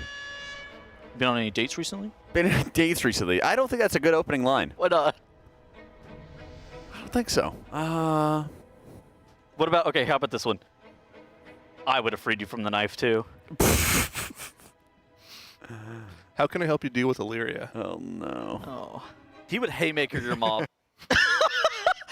Okay, I won't start with that. What was that? Sometimes you have a Colteran on the screen, and he looks like he would haymaker your mom. Oh, no. I got told last night after our transmog session that they had 45 sound bites. Stop typing L-Riz. Okay, what would your opening line be, chat? Please, help me here. Yeah, chat, what would if you're on a date with Xalatath, what would your opening line be? What do you got? Give us some lines. What's your IO? Oh, yeah. Try hello. Do you want to know a dinosaur fun fact? Oh, of course, of course. Wow, there's a lot of feet comments, like 5 of them in a row. That's, man, this is getting rough. What size shoes do you wear? I can't ask her that, man. Oh, no, the mom's going to Guys, I have one chance. You guys raised $20,000 for this. Please, man. I have one chance. They give you the opportunity, okay? They're not going to walk you the whole way. Oh, my gosh, man. All right, you know what? All right, I need you guys to help me then. Jack? I don't think we're going to be You keep asking me. You look like you go on lots of dates. Did your mom tell you that? Okay, let's relax for a second. I don't know for what reason I'm under attack. Okay, please. Anyhow. Don't know why I've just got... Don't worry, I'll help. Okay, I'll help you. You gotta start by being yourself, Tettles, okay? Gotta make sure you're locked in, like THD. Clearly she's already interested in you, right? Because she That's right, she said yes. I think... You gotta listen, okay? You gotta be prepared to listen, and then you gotta give responses that are conversational threads, okay? You said threats? Threads. Threats? Threads, like spiders. Tettles, like spiders. Threads. Like if you don't go on another date with me, I'll put you back in that sword? Yeah, that would be bad. That would be bad. Don't do that. Don't do that. Word. I might save Azeroth, but... Do not give her the ick. Yeah, Do don't not give want to give her the ick. I have bad news, guys. I do that a lot. Okay, like what? Like what would you do? Like, okay, if you go to a restaurant and you order a meal on the menu, do you order like the appetizer platter or do you order a normal entree? Because if you order the appetizer platter, that's an ick for a lot of people. Wait. As a meal? Like as a meal. Oh, yeah, you never do that. Like the sampler platter? Yeah, for the you don't do appetizer? that on a That date. is bad. You don't do do not that. do that. No. That's great to have when you're like solo or with the boys, but nah. Do not order the Flying Dutchman. Okay, no do I have to have my double patty? Okay. Do I keep my shoes on or off? No, you keep your shoes on. Okay. Okay, you come as you are. You don't take off your shoes to appease her. Can't do that. Anything for her. Okay. If you go to Panda Express, take it easy. Get the orange chicken. Don't get the double fried rice, double egg roll. We're going somewhere better than Panda Express. Where are you going? That's fine. Don't worry about that. Okay. I don't want to dox my queen. All right, fair enough. All right, what do you do when she asks you how your day was? Lie and say it was pretty good. Wrong. You need to give you need to thread the conversation. Okay, my day was good. Where does she go from there? Nowhere. It turns into awkward small talk. You gotta have threads to the conversation, Tettles. Just like I see out of your slacks right there. Okay, you gotta say my day was good. I went and casted with Jack. He's my favorite co-caster. I heard that he was teaching everybody about Trogdor today. You ever heard of Trogdor? So lying would be on the table. And then you gotta have a third thing. All right, I'll leave the third thing up to you. You gotta give an opening for where the conversation is supposed to go. And then she'll be like, I've never heard of Trogdor. And then you can get into the 30-minute explanation about Trogdor the Burninator, okay? That's when you really just got the conversation taken to the next level. Guys, I got this bad pit in my stomach right now. Listen, I get bad you know who had a anxiety. pit in their stomach? the peasants who had their thatch roof cottages burned down, Thatch okay? roof cottages! Thatch roof cottages! What are you guys even talking about? Such a zoomer. You are my son. You How are do my people son. not know Homestar Runner, man. Chat knows. So sad. That chat knows, and that's what's important. Okay, Tettles, but that's what conversational threading is, okay? You have to find out what she's interested in.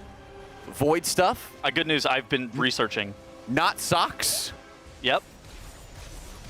Uh-huh. Like Interior design. She knows my friend Bang. Zoth. So talk to her about, the interior of the Priory. She is kind of well-traveled. She's been into a lot of different environments throughout the world. I'm well-traveled. It's good. Probably don't tell her that you killed Nazoth. That'd be a bad idea. Indeed. Indeed. Unless she's into that, in which case, feel it out. Feel it out. Keep it in your back pocket, but don't use that as a starting line. Okay. I can buff her in Mythic Plus. There you go. Yeah. There you go. There you go. Yeah. Shadow Priest not looking so good right now, though. Yeah. Very much not. But that also works out in your favor, is that you're not a Shadow Priest. Oh, that's a good point. Yeah. True. Not happy there. Brutal. Yeah, that would be my face as well, seeing Tettles on this date, just handing, untrained, of course. But we're trying to train, okay? We're trying to train. Okay? He's getting good advice. Chat's helping out a lot, too. Stop typing Elriz. Yeah, save it for the date when you can't read chat. I need you guys to spam the Rizzler whenever I'm there, okay? You guys have to have my back. Can you do the Rizzler face? No, I don't have He doesn't know who the Rizzler is. I don't know who the Rizzler is. It's me. It's actually me. It's not you yet, okay? You can do it, Who's though. Tell's going on a date with? Zalatar. Okay. And you got to talk to her about your hobbies, okay? Okay. I love playing World of Warcraft. Okay. But you got to go further than that. That could mean anything. That's my only hobby, actually. That could mean... Dude. Like, you could be in Goldshire. You could be running Mythic Plus. You could be a lore nerd. I don't go out very much. Tell her about Bert. You walk every day. You're like, I walk 2 miles a day. Yeah, but that's all I do is walk. Yeah, what do you go do? What do you go see? Do you take Bert on walks with you sometimes? Not anymore. Not anymore, but you used to have a collar for him, right? It was a harness. Okay, why do you like going for your walks? Why do you like going out every day? What do you It cures depression. That it does. What do you go see? It's my mental improving. It's about the details, Tettles. It's about the details. Women remember details. Okay. I'll remember this. Probably actually won't, but this I forget. I forget many things. You just need to breathe, and we're gonna just only do fine dining and breathing. Okay.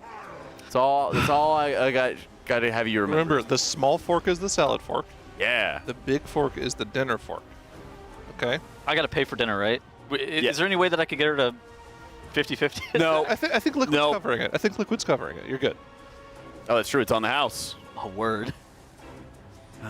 You got a whole support staff around you here to help you with your date. Yeah, we just can't talk for you. So there's no way that I can get her to 50-50? That's what happened last time. I thought that went pretty well. They have to, like, really, really, really insist upon it. Okay. But, like, 90% of the time, you're asking someone, then you're also going on the date, But if they insist or something like that, what you do is you say, well, if you ask me out on a date next time, then you can pay for it, or you can go 50-50. Oh, that's so smart. Yeah. Guys, write that one down. Write that one down, Yeah, okay? you say the 50-50. You're like, I'm not going 50-50 with you this time, but if you want to go out again, then we can. Ooh. Yeah. Forehead. All right, write that one down. 5 head even, actually. Yeah. Not forehead. Okay. Noted. Jack Works every time, can confirm. Yeah. Why do they call me Elriz and then they type in chat, Jack is the Rizzler? How? Guys, I need help. Yeah. Back me up. I'm trying to help you. No. I'm here to help. I need people to be more confident in me. I feel like the chat's confidence in me is lacking. Yeah. I'm here. I'm here right now supporting you. You want to come on the date with me? I'm afraid I can't, okay? All right. I'm giving you your first steps in a larger world. Okay, so we have in-ear things that you guys use for the morning show, yeah? Jack got me swooning and I'm a dude. What if you fed me my lines? I got a raid tonight. I can't feed you the lines. Sorry, man. I feel like if you were a real one, you would. I am a real one. I'm spending the next 2 hours giving you advice. Gosh. Here, let's help you get some more inspiration to get that fit on. Let's mellow it out, take it easy, bring the nerves down a little bit. Let's write some transmogs. Let's listen to some nice, soothing sea shanty too. I need a 21st man for my date. Man, chat's going crazy. This is good. I'm feeling pretty good. Maybe we can get Max to rate. Oh, Caroline. All right, and you're going to compliment her clothes in 3, 2, 1, go. 7.9. Tettles, you're going to want to talk here. Oh, sorry. 4. Listen, you got to be nice to chat, okay? Because they're going to rate your fit. But they told me honesty is the best policy. She said, "Do you like my outfit? Be honest." All right. And I said 4 out of 10. Fair enough. What do you think of Carolina's transbuck here? Huh? This one earlier already? He said 8.3. Yeah. Okay. All right. Fair enough. Thank you for your submission. She said, do these pants make me look fat? And I said, no. Okay. Let's start with the opening lines again here, Tettles. Let's do a little bit of a rewind. Okay. You go into the date. You're already there. Get there at least 5 minutes early, if not 10 minutes early. Oh, I'm okay. A menace about getting there. I get everywhere early. All right. Wonderful. Next, you got to start with a compliment. Oh, hold on. Whoa. Before that, you're not the type that like checks in way too early, right? You don't need to be texting her like, I'm on my way right now. I'll be there in 10 minutes. I'm on my way. I'm 5 minutes away. Don't do that. Yeah, that's a good call. Way too overbearing. That's a good call. I'll see you there next time. You get there 10 minutes early. You make sure the table's ready. You get waters for the table as well. Set. Yeah. Okay. Then I'm at the table in the corner. Then you see her walk in. You stand up. Okay. You make sure that you pull out the seat for her. Okay. Do I shake her hand? And then you give her like a quick tap hug, like a very light quick hello, and then you have a quick decision time. You ever play those games with the quick time event? The quick time event. That is when the quick time event is activated, Tettles. This is important, so stop laughing. I'm not laughing. I'm thinking. This is the most challenging part of the date. Okay. This is where you need to give a compliment, but it needs to be enormously detail-oriented, okay? And not obvious. So I'm talking like earrings, feet, hair design. No, not feet. I like stop, the toe ring. Stop. I think wrong. your toe ring is wrong. looking really good today. Stop. Nope. Wrong. Why not? Okay. This is... You got to find the details. Like, what did she work on? Those are details. No. No. How many other people? No. Eye contact. Okay. Eye contact. Okay. She put on some nice earrings. Did she do something nice with her hair? Is there something different than the photos of her? Okay. Quick time event. That's where you got to start it. So, okay, what about, hear me out. Oh, man. You look so much different in person. No, wrong. Wrong. Go back to start. Back to the start. Why not? Oh, gosh, we need to get somebody else. What if this were the other way around? What if Zalatath was asking you for date advice? What advice would you give her? You could do better. Okay, let's relax. Let's relax. What do you mean? Well, you're not listening to my advice. I'm trying to help here, okay? You got to help me, help you. You're not helping. I'm trying. You're not listening. You keep shooting down all my ideas. Listen, son. God. Oh, man. I laughed so hard I just started coughing. This is so good, though. I'm glad that chat raised $20,000 for me to go on this date. I'm glad I'm able to help, okay? I'm glad I'm able to help. Oh, God, I'm so nervous. Oh, man. Those of you who are tuning in have absolutely no idea what we're talking about. You guys were generous enough to donate $20,000 to Santa Monica Animal Shelter Foundation and get Tettles a date with Zalatath. We met that goal, and we're just helping him through it right now. He's nervous. We're helping him out. Good job, guys. I need Kalamazoo. What? Kalamazoo's from the south. He does have the Florida man Riz. Yeah. Yeah. He might be a good date replacement. This might... Oh, wait, what do you mean replacement? Hold on. What? I earned this. How did you earn this? Very carefully. Oh, no. Collusion and begging, mostly. Okay, this is a really important question. How tall are you? 5'9". Oh, so you don't get the free get out of jail free card. Yeah. It's okay. We can work with that. What do you mean? How do you feel about stilts? I've never used them before, but I can try. What if I just what if you put me on your shoulders? Then it'd be a little bit too tall. We'd have to get a very long trench coat. Stop typing 5'9" Keck double E. Shoot, I know, man. I know. All right, let's relax for a second. Oh man. Round up to 6 feet. I would just be straight up lying. I don't think you can round up 5'9" to 6 feet tall. That's crazy. Make sure when we get a table that we're not getting a high top. Okay. We don't want to have those high stools or anything like that. Could be a little tough when your feet aren't touching the ground. Shut up. Okay, do we know what kind of restaurant we're going to? Are we going to a steak place? Don't worry about that. I said earlier, like, I'm not doxing. Okay. What is she? Is she a vegetarian? Theoretically, let's say you go to Probably a steak not. place. Order a steak if you go to a steak place. Don't go to a steak place and order apps. Don't go to a steak place and order the salmon. If you go to a steak place, get the steak. How tall is Zalatath? Anybody know? She's an elf, so she's actually pretty tall. She's a void elf. Yeah. God. Is it bad if she's taller than me? I'm kind of into taller girls. I mean, it's about your confidence, okay? I got. My buddy at the gym. I might be 5'9", but I got like 6'5" confidence. I'm good. That's what I'm saying. Like my buddy at the gym is 5'9", but he has like a 6'5" personality. Like an aura. Yeah, he has a very good aura. All right. All right. How tall's my aura? Shout out to my buddy Devin. We're working on your aura. Okay. But. Yeah, my buddy, he'll just go talk it up with anybody, super friendly, okay? But the biggest thing, you gotta listen, Tettles. First to me and then to her. What if I tell her about my OSRS maxed iron? That's like 7 Save it for later, okay? That comes up later in the conversation. Yeah, okay. I wouldn't open with that, yeah. Yeah, not part of the opener. Remember the quick time events. My Inferno PB. What about that? Should I tell her about my Inferno PB? Again, details later. Okay, you gotta start with her. You gotta listen to her and what she's talking about. I could buy you anything on the WoW auction house. Nope, no. We're not trying to buy somebody. Okay, you don't want somebody that has to be bought. What about I got a long boy, but not in game? Can we get Kalamazoo for this? Can we get Kalamazoo for this? Was that? I felt like that was good. I felt like that was a good one. Some things you don't tell, they are discovered later on. Okay. You don't. Sometimes it's about what you don't say. I would give up all of my earthly possessions for you. No. No. We're not buying, okay, Tettles? Listen, you bring something to the table, she brings something to the table, then you work, okay? Okay. Then you work out together. That's a good point. All right, let me think. Okay, you have value. As a man, you have value, okay? I'm thinking. You don't want to bend over backwards for anyone. You don't want to compromise, or what's the other word I'm thinking of? No, you don't want to compromise yourself for someone. Okay. Yeah. You talk, you listen, you smile, make good eye contact. Have you tried practicing your smile?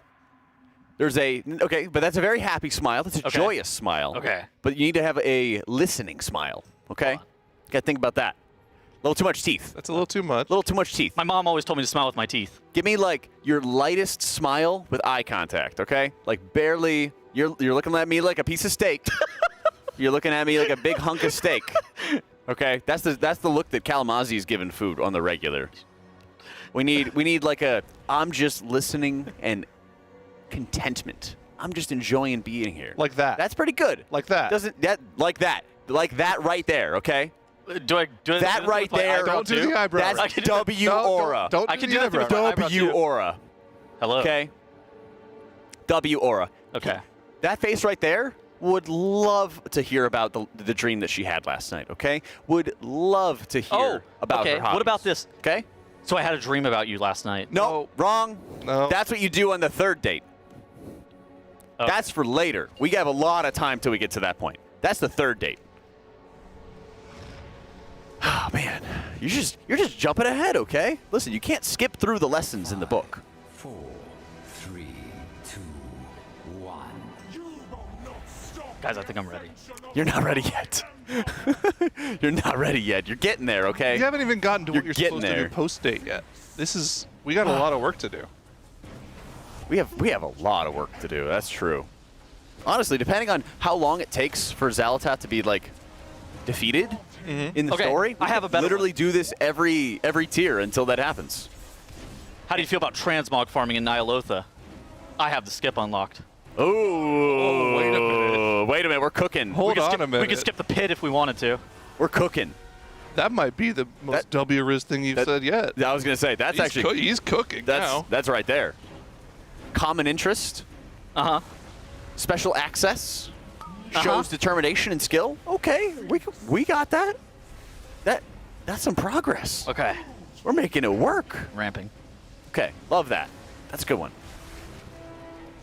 Okay, so let's talk about post-date. Let's say the date goes well. Yeah. How long are you waiting to text her that you had a good time? Wait. Rewind. Give as the date is wrapping up, it's key. Oh, true. Okay, so because if you have a location titles where there's other things, the idea is you want to make sure there's location for secondary activities. Ice cream shop. I love dessert. Oh my god, yeah, I love ice cream shop. Little sorbet, something like that, okay? Uh-huh. So you say, I know this place. If it's going well, I know this place. We can get a little bit of ice cream. Let's go for a little bit of a walk, and then you get a chance to talk. A little post-date, yeah. If she's up for it, you go hold her hand. You can go. How do you know? How do you know if you're supposed to hold her hand or not, Jack? You gotta feel out the vibes. Okay. Was that production actually physically in pain from listening to this conversation just now? I don't know. They seem to want us to not talk about this and go to a Monster Energy listen in. I don't know why, All right, but I'll give some secret tips behind the scenes. Yeah. I need more tips. I don't know how to describe it. It's danger.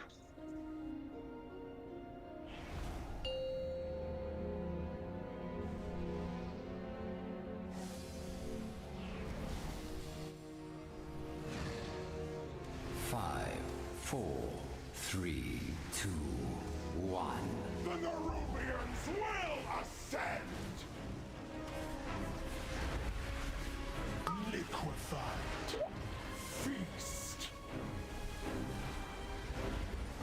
Okay, Roots here. Reactive toxin soon.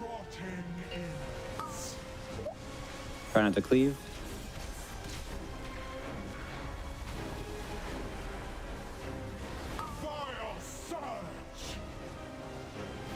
Getting bounced.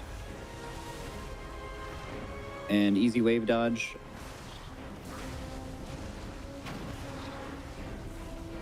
Liquefy.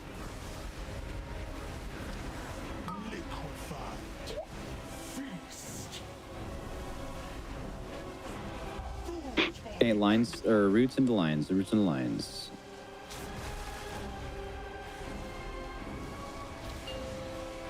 Okay. And we're doing one more lines into toxin.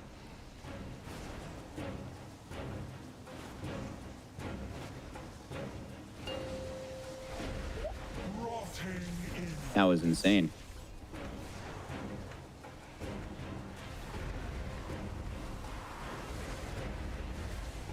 Okay. We're bouncing soon. Boom. That's me. Probably a wipe then. The stronger species prevails.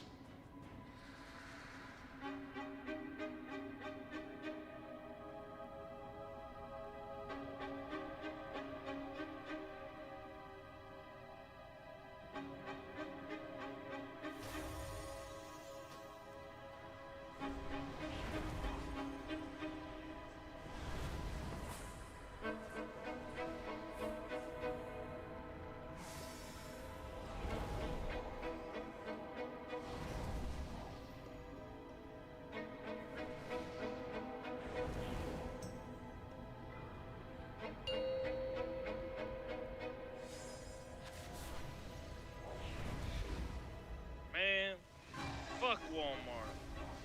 5, 4, 3, 2, 1. The Nerubians will ascend! Liquefied. Feast. Don't fucking die in this phase. Roots here.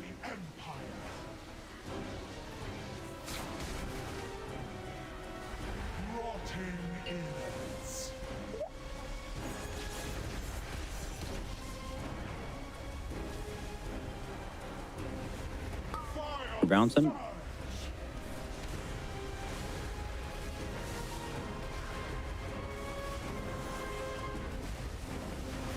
Dodge waves, dodge waves.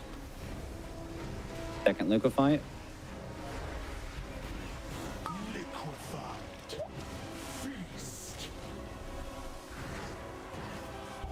Okay, getting rooted. into double lines.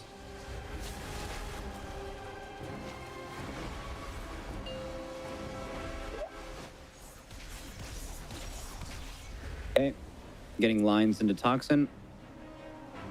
Make sure if you haven't gotten toxin to be relatively loose lines now. Nice.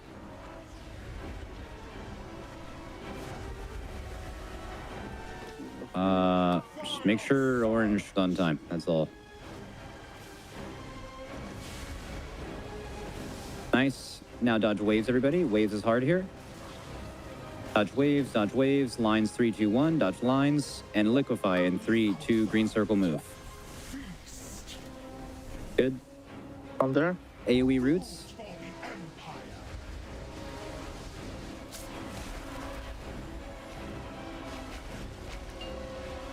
Okay, let's go. Reposition for like this if you didn't get one. Yeah.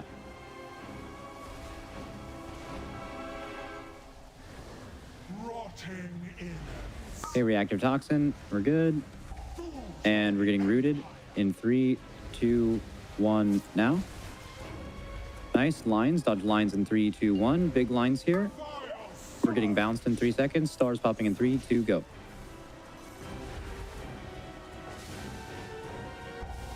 Nice, now dodge waves now. Dodge waves, dodge waves. Dodge waves and don't stack when this phase starts. You cleave each other. Okay, do not stack up. Getting sucked in 3, 2, 1 now. Good, blast. Okay, watch waves now. Waves. More waves. We're getting sucked soon. We're absolutely shitting on the shield. Just fucking live. Just live. That's it. Resnick. Watch people. Watch wave debuffs. Waves. Yeah. It's okay. Go to your spots. Mark kicks. Make sure you bait far away from the tanks. Watch the swirlies. Bait far away from the tanks. Get ready for dispels. Let the tanks call it. Now, dispel. Good, watch people with debuffs now. Beating the next one easy. Just fucking, it's fine. Just watch healing here. Pulse on health on the next minute if you're in danger. Good, Boomy and Dranako first. Blast here. Remember, healers are the third people on this platform. Kill the guys. Bait the beam. Nice. Getting sucked on this side in 2, 1. Clear dispel on Dranako. Good. Make sure to external people who are going through. Shack and Dazer. Finish the Expeller. It's dead on this side. Nice. We're getting sucked. It's the Guardian. 3 and Draenei are going here, but we're done, right? We should have clicked that. That's. We're good. We're good. 3 and Draenei are first on this platform. Kill the shield, guys. Kill the shield. I'm making it to the spot before. Don't dispel Draenei. Just CC the ads. Oh fuck. Oh no. I gotta go through the gate. I feel like we have had a little bit of an issue sometimes this year where people that are playing the Evokers just don't take care of the slow people when we're moving. Like, surely someone had a rescue here. When we were walking up the stairs, you have a priest on your side. I mean, we just assign it, right?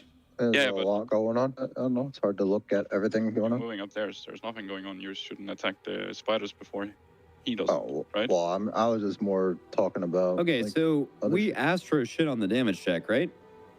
Yes. Like, we can't have healers assigned there, by the way. Like, he will never make it to that portal.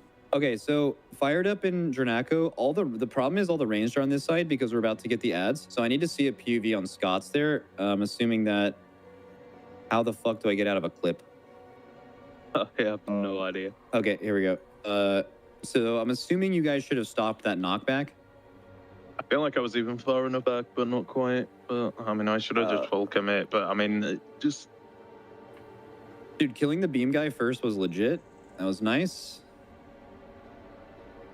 Nice. That looks sick. Okay. Shack and Dazer go. We're absolutely pissing on these ads. Okay. Oh, yeah. I mean, how long until you guys get gripped here? Oh,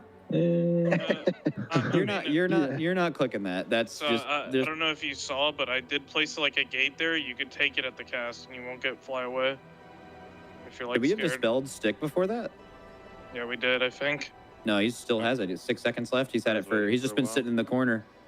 But Yeah, but problem he- is, he comes over while we get the rest, so we can't dispel him. Otherwise, we just get global. Ideally, you beat it, but there's a gate there. Unless you have If some we get the insane second burst one. healing after the display before Also, burst. So we have 2 seconds.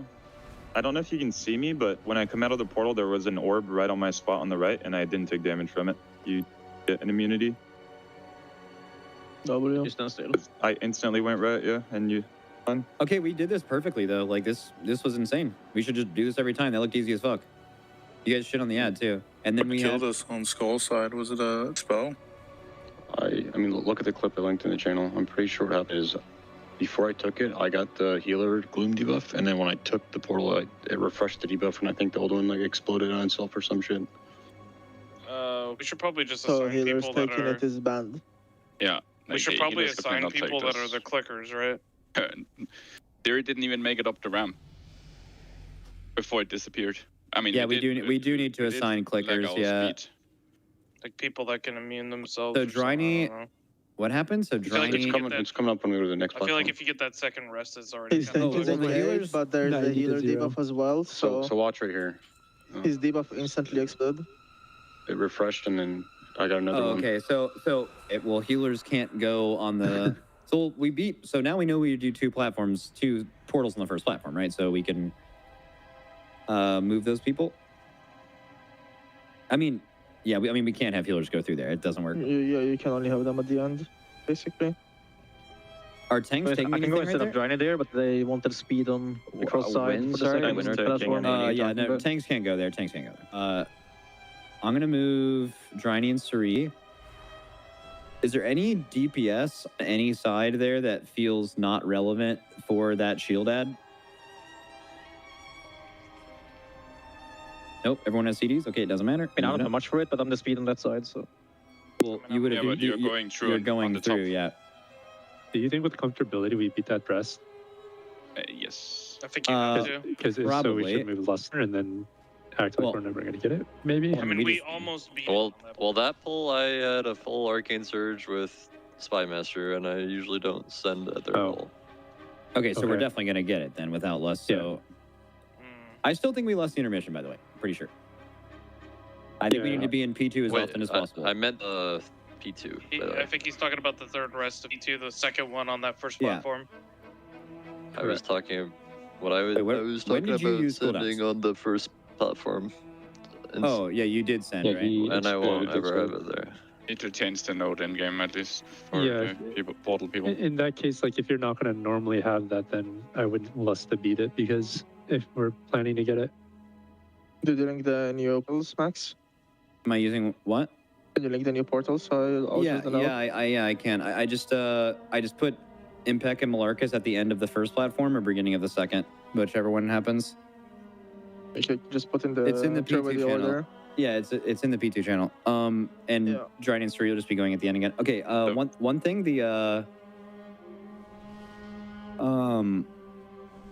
oh yeah, so melee side, I need 2 people to be able to click for that rest if we're gonna ever beat it. Does locks work for both sides? One side is locking.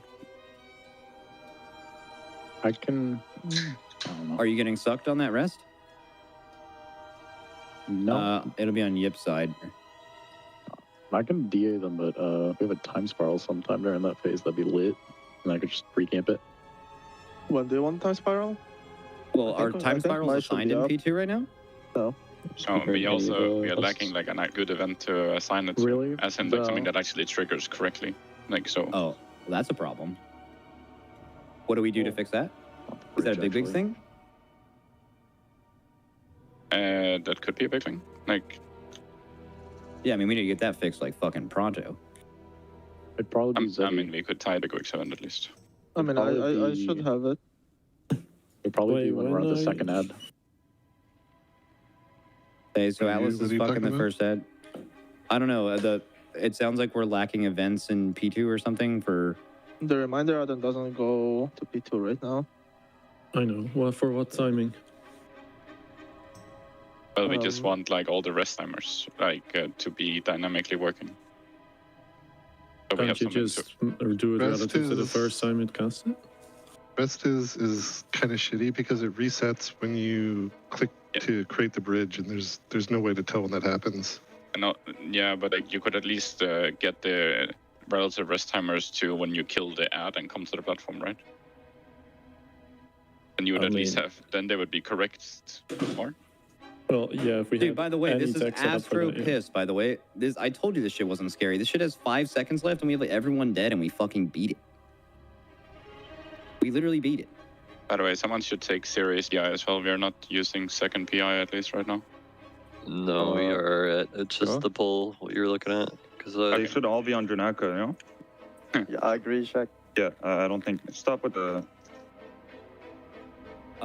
favoritism. Okay, so we need people to click on this last rest potentially. It's this. Wait, are you on Scott's side? No, who the fuck is on It's Scott's Skull side. Oh, those are mages are over there. That's easy. Aren't you watching Scott's me? I mean, I usually alter the portal debuff when I go through, so I don't have alter. Can't they I mean, we're probably if Fired Up used a CD here, he's never going to use. We're probably not beating. I feel like our cooldowns are super bad right now as a raid. From what it sounds like, we have everything on the second platform and nothing anywhere else. That sounds really stupid. Well, DKs are in an awkward spot again where we don't have cooldowns. It's Fury Warrior. Can someone map out shit right now? I want to see like a cooldown timeline of when people are using. That would be really helpful. Why does everyone have their CDs on this platform specifically? Because of how we're delaying for intermission. Just when 2 minutes come up. Okay, who can use CDs on the first platform? I can, but I do the portal with rest, which takes up all that time. Okay, that's bad. Okay, we need to fix that. If I use I'm sending portal, off first would it be too. fine? You did like one later. What'd you say, Mark? I said if I did his portal, would be fine. He would do it. It's at the end of the platform or the beginning of the second? Dazer. Oh, it's at the beginning of this. At least it was that time. It was beginning of the second. Oh, what? He's saying, would your cooldowns be good if you swap with Mark later? No, the problem is I have cooldowns for every platform. I have cooldowns every 30 seconds. When are you popping your cooldowns the platform? On that one, I'm not at all, because they're coming up right when I'm going through the portal. Okay. When would you ideally use your cooldowns if you were trying to move your portal around so you can use your cooldowns on the ads? Yeah. I think Mark just fixed it. He said I mean, he's saying like his cooldown is so short. He's gonna have to suck his one time. It sounds like. Yeah, no matter what, pretty much. I'm sacking. Isn't the one Mark is doing like the start of the second one? So you two swapping kind of isn't that bad for you? Like I was doing the one you're doing now, basically, and that was literally mid balance for me. So I don't know how long yours is. I mean, my cooldowns are 10 seconds. Damage Yeah, I matters mean, on both they're first like and over second, right? pretty much when you go in. Right now, everyone's cooldowns are up on the second, so we need to maximize as many who are naturally getting it up on the first as possible, which it sounds like... 2 minute classes will never get it up with these timings, even if they used on cooldown. That would be Okay, like that's pull fine. 2, 4, and... I think he just swapped Dazer and Mark, and then Dazer just sends and it's within what he can. That's what I'm trying. Yeah, that's what I think makes sense. Yeah. All right, change I that. can also blow up first platform, but I will do way less of the shield. I think That's fine. I don't think that matters because blowing up the first platform gives us more time on the shield. Yeah, it's all Oh, no, sorry, one I health meant bar. I meant the boss intermission shield rather. That thing's getting smoked, with Lust at least. But Drying could give CDR to someone, and that also have a 2 minute class have cooldowns on that platform with our current timings. P2 portal order has changed again. We need to update the note. I updated it. Oh, Dazer and Mark swapped on the first platform. What'd you say, Boomy? My cooldowns are also up on the first platform, but like there's no way I can use them with how I'm going through them currently. Okay. Do the dragons care at all when they go? I mean, I want the dragons on the second platform so they can hit the acolytes on this side. So the right side on that picture is like the right side plus Dranaco and Shaq and Impec are going to be hitting the acolytes, minus Dazer, Malarcus, and Boomy. That's why I'm sending Boomy across. We could just have like, I mean, I guess I just need a range. I need like a, fuck. Yeah, I don't know. I don't know who to change. Yeah, like if I don't send there, then I'm holding for the second. No. You have to send there. I'm just saying, like, I don't know who we can send. We could just have one less ranged in the second platform for the acolytes, I guess. Maybe that's fine. So we could send like one of the evokers through. Evokers, when do you guys have cooldowns? They won't come up until the next one, like the third platform, because they're like 15, 20 seconds on cooldown. Yeah. Dude.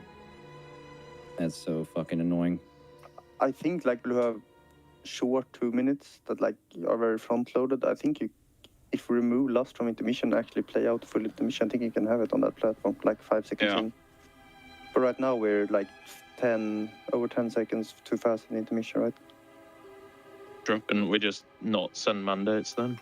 I mean, I also don't know, is it even like, is it even good to have cooldowns on a platform?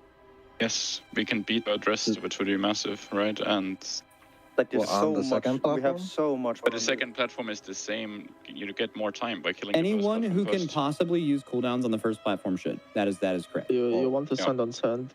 Yes, you want to send on cooldown. Yeah, I'm just saying that like when you beat the shields, you technically. The only timer you currently have at that time is everyone getting a debuff from portals, because the last boss cast doesn't start until you go to the third platform. Yeah, I just need to figure out how to move Boomy, and I don't know how to do it. Was Excel gonna use Citizen first for now? Yeah. Yep, okay. I'll try. But Boomy can't because he has a really bad portal right now, so I need to like move arranged on the skull side early on the first platform. I mean, yeah, you can just move an evoke, I guess. I mean, yeah, but like I feel like you guys are going to blast the acolytes, well, aren't we you? don't know. We haven't really gotten there, so... with you. Like, Boomy, do you get your cooldowns off before the second portal on the platform? Checking the VOD. I mean, I linked damage on the first platform, and that was me sending CDs. Bladestorm will not be ready on first, but everything else but Bladestorm. And it's kind of bad to pop CDs without Bladestorm, but... I don't know what's the best, actually.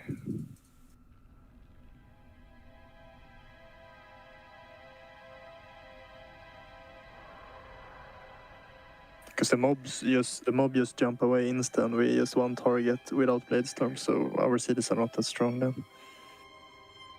The second, if I was the second, it would not be ideal, but it'd be better. Like I would be wasting like 40% of my cooldown. But as Riku's saying, like, we're not that strong on 2 targets. And they're not even stacked for half the time either. And Bladestorm is not ready, like I did. But maybe we should send anyways, because we overkilled a second platform, I think, but we're not that Everyone strong. should send on cooldown in that phase. Yeah, but anyone who is holding a cooldown for the second platform is totally missing the point, if you can send it early. Which class with 2 minutes would do the most damage on that platform? Because we can make one person have CDs. No, I still can't figure out what to do with Boomy. You just swap me and Boomy. I just swap sides and I go in his spot. We could.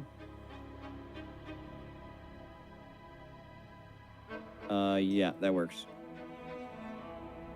That doesn't change any kick rotations or anything except for the kick rotation that I posted earlier for the beginning of P2.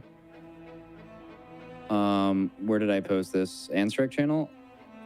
Green kick needs me instead of Lip. Yeah, I was second on the The problem with that is you can have 2 rallies on the same side for the same platform. If it's not up. There are no rallies for that part. Up, yeah. Okay. Also, I was also second kick. The other one. Okay, here the yeah, we need to change whatever the fuck this Vicor is. I'll just put it in Anstrek. That just needs to be changed to Lip is now on Moon ad, and Boomy is now on the triangle ad. So just swap Lip and Boomy, right? There's still second kick? Yeah. Just swap Lip and Boomy in the note, and then swap the note for portals as well, Zevi. And then whenever you're done with that, we can pull. Lip kicking Moon now. Lip is second on Moon. Boomy is second on triangle. They swap with each other.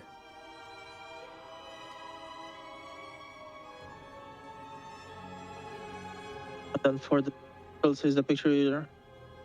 Huh? Not 5. The picture. Where did you put the picture for the thing? For the portals? Yeah. Sure. Yeah.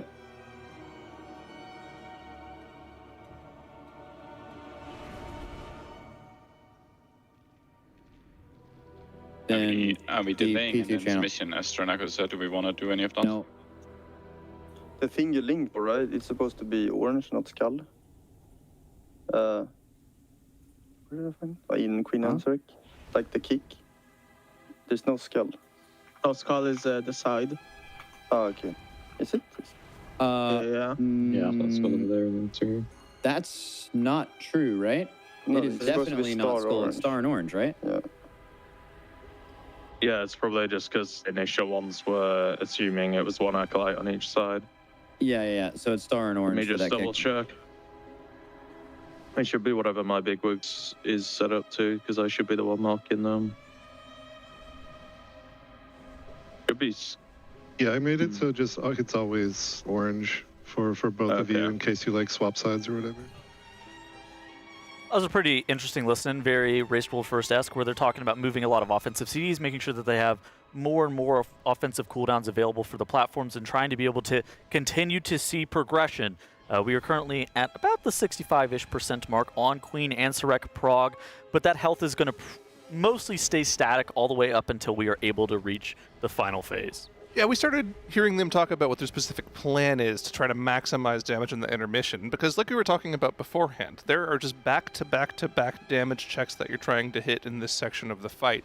First damage check, the shield. You already heard them talking about it. That's going to get obliterated. As long as they have all 20 players alive, they're not too worried about that. Second damage check starts the second you're out of that shield phase. When the ads spawn, those shield ads on the second platform spawn with 1 HP, but with a 70 million shield. You have to break that shield to interrupt their cast, and that leads you to the third part of the fight. Once you break those casts and go up to the third platform, the boss will start channeling on the upper platform. Both groups need to go to the third platform, DPS down their third ad, which share HP between themselves, by the way, so that's how everyone gets knocked up at the same time. And then you have a bit of free damage time on the boss while that cast finishes up in order to start the final phase. I feel like you heard them say, damage matters at all points in that phase. Absolutely. I think Liquid's actually been doing very, very well on this boss, all things considered. We really didn't know what we were kind of expect with Queen Anseric after we watched Nexus Princess and Brood Twister be just so hard. Silken Court was no pushover boss either, and so Queen Anseric, the damage check on this fight could be incredibly real towards the end of the fight. It's something that there's a lot of unknowns with the final phase as well. How the portal mechanic is going to be working in the final phase, I could see a lot of nonsense happening with that mechanic, but I think that Liquid right now are in an excellent position. Yeah, we just saw they actually beat that shield in their last pull there. They would have beat it with very few people left alive, so it's not that tough of a damage check. It's just a matter of assigning cooldowns at the right moment, making sure you have the right people going through portals so they're not randomly swapping platforms in the middle of their cooldowns, which will not only offset the amount of damage on each platform, but just, kind of disorient you. Having to go through a portal in the middle of your cooldowns and then swapping targets, even though you can charge, you're just losing uptime, losing valuable damage. So they're trying to find players outside of their cooldowns that won't lose too much damage, won't offset the platforms, to go through the portals at the right time.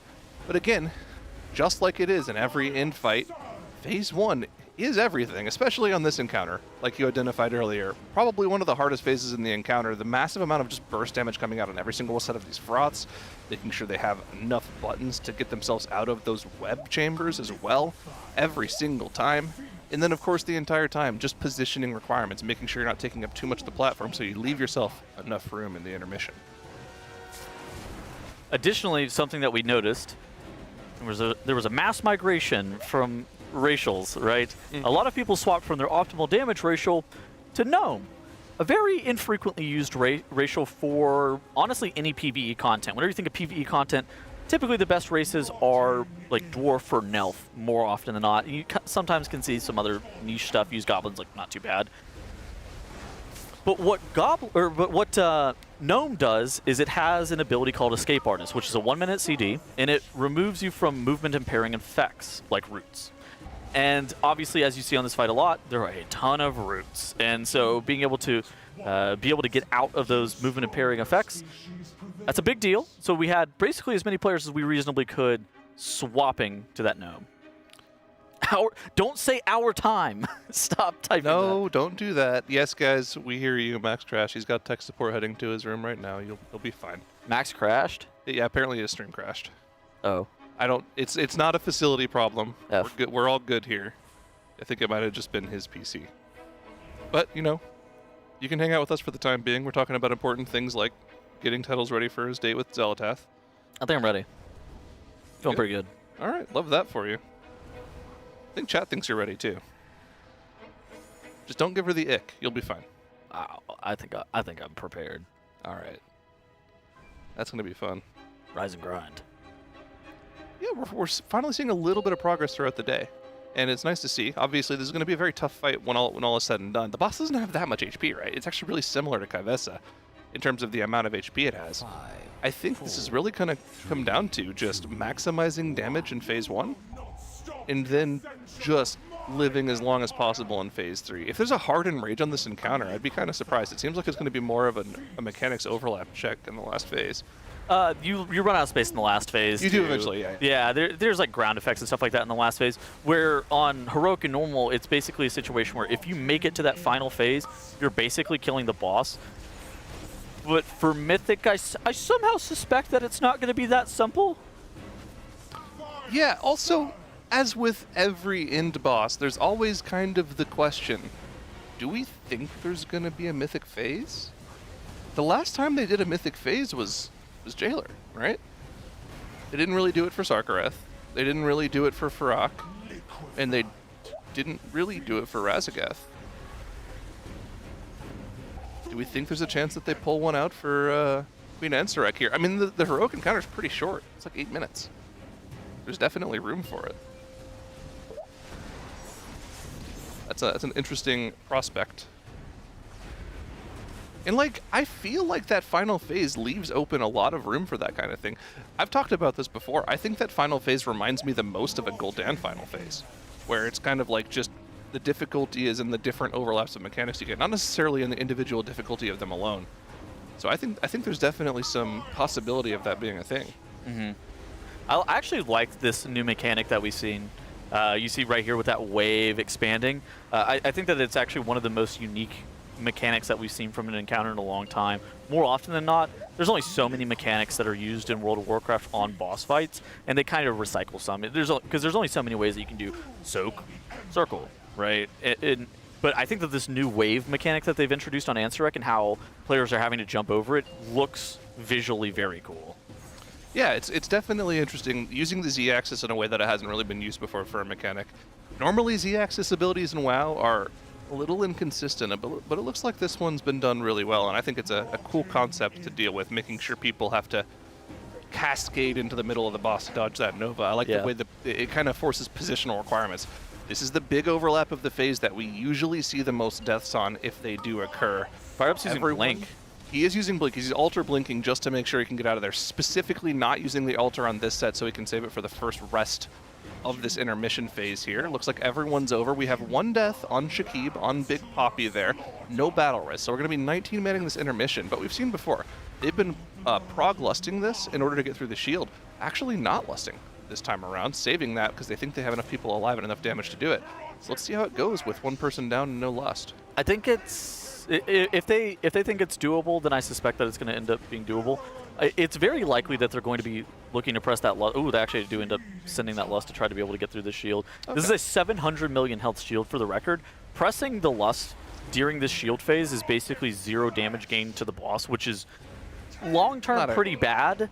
But obviously, in the short term, for being able to see progression, it makes sense that they're full sending that lust on this intermission. And it's also a trying dual purpose lust, right? They still have 20 seconds of the lust left, which means it's going to transition into the second damage check that starts right now. You can see those 2 boss ads on the far right side of Boomy's UI here. They have spawned. They are casting that cataclysmic spell that, if it goes off, if you don't break the shield, is essentially an insta wipe. Oh, so people are dropping so low. A lot low. of AoE damage from that dispel, but I think they made it. Go here. We made it through. Still 19 people alive. We're not going to be able to get Shakib up for 4 Oh my God, people are going off.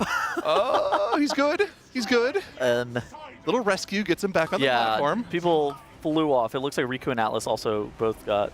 Second portal's going through, so we don't get explodes. There's going to be just dispels coming out, doing a lot of burst damage to everybody. Got to heal that up. I think we're good to go. Still a couple more deaths, but still able to get through to the second platform here. How much time do we have left on that cast right now? It cannot be a lot. Looks like on another POV that we have, 25 seconds. Okay, 25 seconds. Not quite sure they're going to be able to do it. So there's actually a really interesting overlap of cooldowns here. 2 minutes are coming up around this time of the fight, which also means Mad Queen's mandates are going to be coming up at this point of the fight. These ads that have the shield on them up top are at 1 HP. They are at the smallest percent of HP, which means 5 seconds. Those Mad Queen mandates are going to do maximum value here. So on a 2 seconds pull, if they pop those mandates here, they should be able to burst through that shield. It's not going to happen here with this many people dead, but that's actually kind of an interesting thing they've done with using a piece of loot that drops from the boss to make the boss a little bit more trivial. It's kind of cool.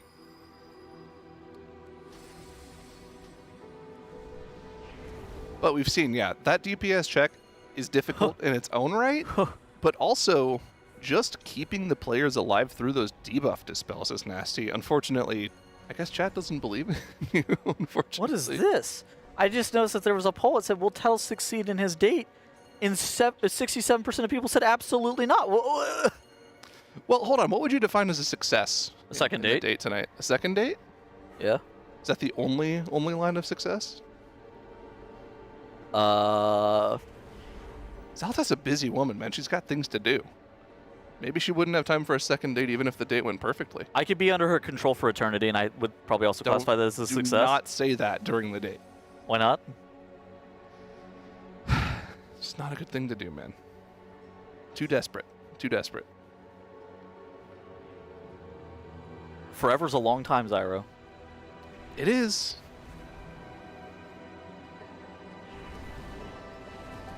It would be kind of nice. Yeah, it probably would be. Listen, most people get divorced after a couple of years. Her and I could be together forever. Is it a couple of years? I don't know. I thought the average was like 10 years. Maybe a few years. Oh, man. Listen, I hope it goes well for you, buddy. I wish the best. I do not have negative Riz. Stop typing that. No, he does not. Do not type that as your first message either, you rat.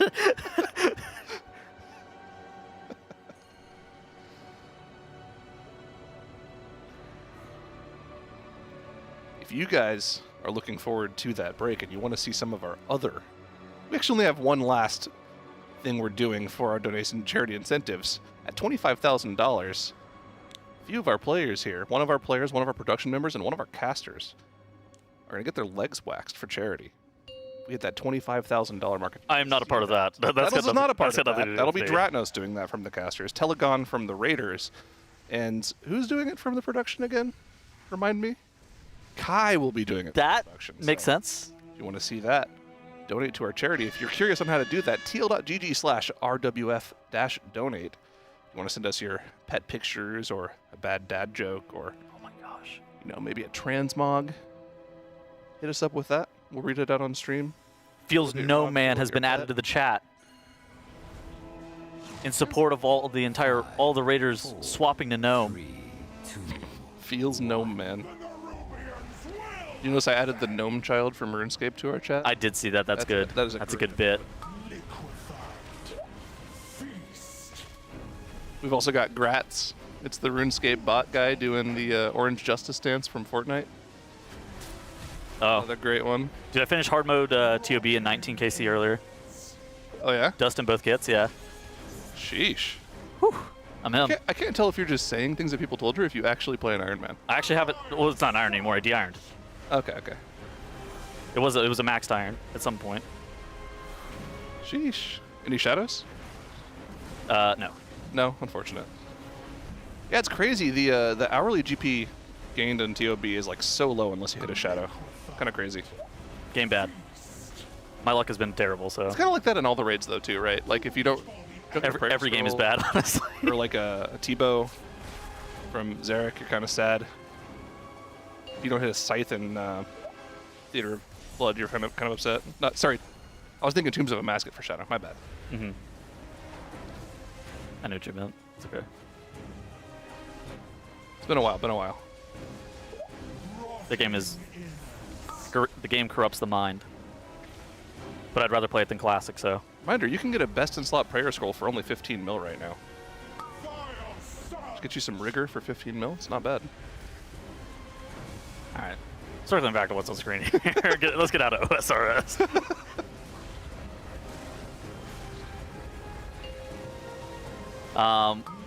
So basic, what do you think's going on with the prog here? I feel like we've actually been seeing fairly steady progression over the course of the entire day.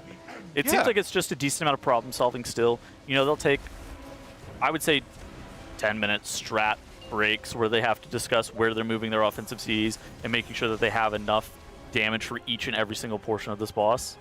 Yeah, and also people getting used to their movement in this phase. The timing of the pops, the placement of the froths for each individual set is something they're getting used to as well. Even just the movement for the marks. You can see Fired Up's positioning here. It's pretty set up.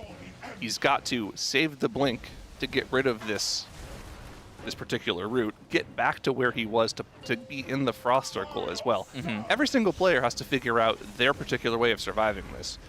Being Gnome helps a lot with that. It helps you have an extra root immune, and you can see they also have to make sure they time this perfectly. Oh, Janaka going down? So that the pops are spread out enough they don't wipe the raid, but also so they just barely get over the Venom Nova. We do have a death. We have 2 deaths. Like you mentioned, 2 deaths now. Yeah. One on Dranako, and I believe, yeah, there's an angel there. Yep. Is Serenading the talent where we can get a res off? That would be quite useful. Probably if they not. Oh, another death. 2 more deaths. All right. Exile and Sang. It's going to end up being a wipe. Probably wrap it up, but they might keep going just so people can get more familiar with how to hit their cooldowns in this phase and get the max value out of them in the second intermission. Although with more players going down, this intermission is going to get harder and harder to get through.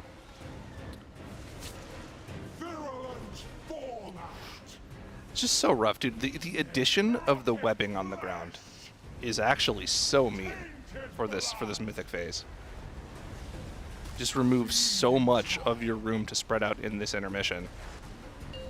We did beat the 3rd rest though, even with this many people dead. That's not bad. The damage is good, man. I think the damage is okay. Yeah, to be able to continue to prog this fight. They did pop Lust, which isn't awesome, but I see how it's possible.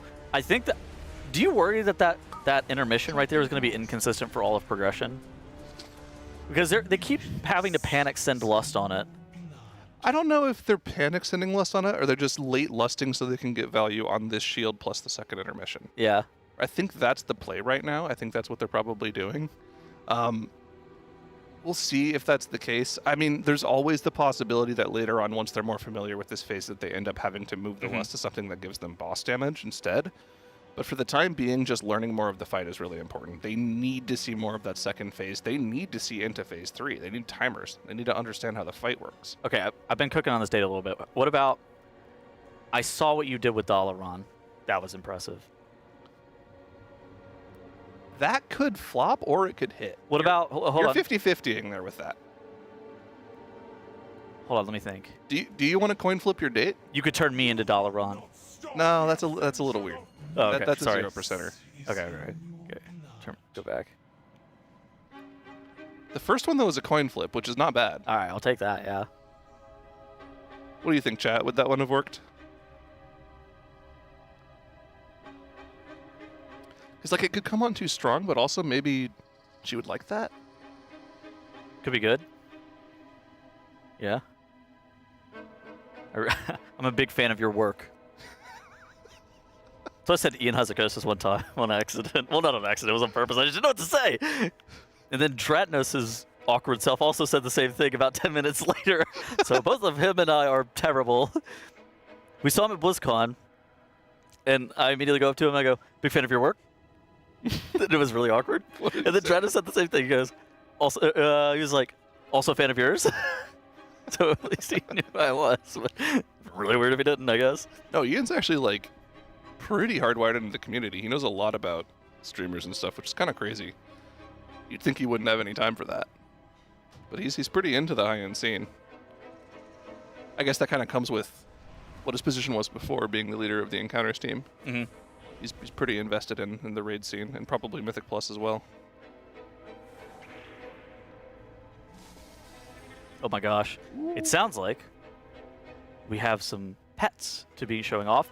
And of course, you can also get your pet rated as well. If you go to, not rated, but you can show off your pet as well if you go to tl.gg/rwf-donate, or you can get your transmog rated. We were raising money for the Santa Monica Animal Shelter. Can I pet that dog? Why are you guys all like this? This is Mochi? Mochi? Mochi? Mochi? Mochi. Oh, yeah. Submitted by B. B. What kind of dog is this? Is that not just a husky? No. I don't know. That's not a husky. I don't know. This is a bulldog. I don't know what kind of dog. This is a bulldog. This is an English bulldog. Yoshi. Submitted by Waffle Taco. Oh my gosh. Hello. He's got all those So it was a Samoyed. That's what it is. Uh-huh. Yeah, that's the name. I don't know breeds very well. This guy's got those wrinkles on his face. I bet he has a hard time breathing. Little cutie. Like all other bulldogs. It's not his fault. He was born that way. Yeah, all bulldogs have a tough time breathing. Natural. While we're on the donations, by the way, I want to shout out. We had a $208 from Anonymous earlier. 5. No pet, no mob, no nothing. Oh, here's the full timer. Somebody adopt poor Simba. Good luck to all the racers. And thanks to the casters for being so entertaining. Thank you for the massive donation, Anonymous. Wish I knew who you were, but of course, you wanted to stay anonymous, so thank you. Thank you so much. We're continuing on with some progression here. It's pretty steady, I actually think. Where you watched a lot of fights this tier, and there would be just points of the fight. I think it's specific with Nexus Princess as well, where they were just kind of gambling away pulls and whatnot. But I think that this fight, you're seeing pretty steady progression. What do we think about THD with the hood up? Look like Darth THD. He is vibing, dude. This is THD at his maximum power right now. Still can't see his eyes, unfortunately. That's just how it goes. He's just looking at the bottom of his screen. He's not sleeping, trust. I think his eyelids are just he's just min-maxing his amount of muscles he's using for his eyelids. Yeah, he is. What do they call it? Eyelid maxing? Yeah. Yeah, okay. Yeah, eye maxing. Yeah, okay, good point. See, I'm getting hip with the zoomer lingo. Oh, did Jack tell you about mewing? I still don't really know what a mewing is, but I got told by Cams that his wife was gonna mog on me one time. Oh, yeah, that's pretty. But I didn't really understand what he meant by that. Yeah, it's brutal. Another wipe. Did we just have? Yeah, this hasn't happened that often, but it's something that has happened enough to where it's causing these wipes every now and then. Of course, that debuff that you gain from popping one of the froths, it gives everyone a 1 second debuff. If you pop another froth within that 1 second, it's just going to instantly wipe you. So you have to actually kind of plan out the position of your froths so that everyone can slowly get over the wave at different times, at least a second apart. I feel like we're going to be able to see into the last phase tonight. I think it's a very real possibility. That feels pretty good. We've got a massive food buff coming in from Heidi with the Dragon Slayer special tonight. We got some mashed potatoes. We got some braised beef. Oh my gosh. This some is sort so of good. veg. It's going to be great. They'll be able to use that to power through to an insane pull. We would like to see Phase 3. We'd like to see some progression. Honestly, I don't think it's that big of a loss if you don't see it, because at the same time, at this point, on this boss, one of Dash's questions last night, which were fantastic. I don't know if you watched them. I was watching, yes. That was great. Dash I'm always was watching. Super introspective questions for Max. And one of them was about gathering information between the guilds. If you see Phase 3 tonight, you're giving Echo a whole bunch of extra information to progress with tomorrow. And their raid day starts pretty soon now. I think they're starting at 5 every day this week, which is going to be... Are they starting 5 every day? Normally they start about like 7. Do they only start at 5? Yeah, they normally only start at 5 on like the first day, then they start at like 7 for every following day. So they'll start in like 3 or 4 hours from now, something like that? Unless they have to push their raid really far, which in that that instance. They normally start like 9 or 10. Any information you gain as Liquid right now is going to be free information for Echo when they start. That is an insane merge of the names, but okay. But it is information for both of them, and that's something you have to think about. It's not that big of a deal if you don't see it. You'd like to see it for your own information, obviously, because we're on the final boss now. We don't have any other splits to do. We're at our max gear. We're just locked in on this boss until it dies. There's only so much playing from behind that you can necessarily do here without just being at a disadvantage, right? Yeah, exactly. We want to keep the lead. That's what we want to do right now. Absolutely. Liquid's been playing from ahead for almost the entire tier. There was maybe a few hours on Silken Court where they weren't in the lead. Yeah. I think there was maybe an hour on Nexus Princess where they weren't in the lead, but Liquid's been playing from the advantage position for the entire tier, which is not always true. Normally there's like this slingshot effect where EU will wake up, they'll do some prog, or they'll do like half their day while NA's asleep, and then NA will wake up and they're behind. And so that's been fairly true for the past couple of tiers, but Liquid's been playing great. They just need to really make sure they're able to close it out here. Yeah, that's a good point. A lot of the tiers where they sort of start falling behind are tiers that bosses are in a weird spot or need to be fixed, and they spent the first couple of hours, pulling a boss that wasn't necessarily like ready for a kill, something like a Dathia or like a Razageth intermission. But there hasn't been a lot of that this tier. Everything's been working perfectly. Balancing hasn't been too off. Nexus Princess obviously was a little difficult, but it was still killable, so it's not something you can really complain about. So yeah, this has been a great tier, and Liquid's played well too. But the thing is, Echo and Method have both kept it very close. We're not like comfortably in the lead. You still have to play well and make progression every single day. Impec? Not in the Froth circle. That was interesting. A bit unfortunate. Didn't actually go over the wave, so he ended up getting hit by the wave and going down. He does, I think he got battle res there. I don't think he onked. Oh, Lust has been pressed as well as Sang, Dazer, and Riku go down. And I suspect that this is just going to be another wipe. Basically, you have to have all 20 players alive for that intermission phase, where you're killing off all those ads. We cannot be losing people there. This is the thing that's tough about this part of the fight. The first minute and a half are relatively tame. There's not a lot of damage going out. You're splitting the froth between 2 groups of 10 players and then 3 groups of 6 or 7 players.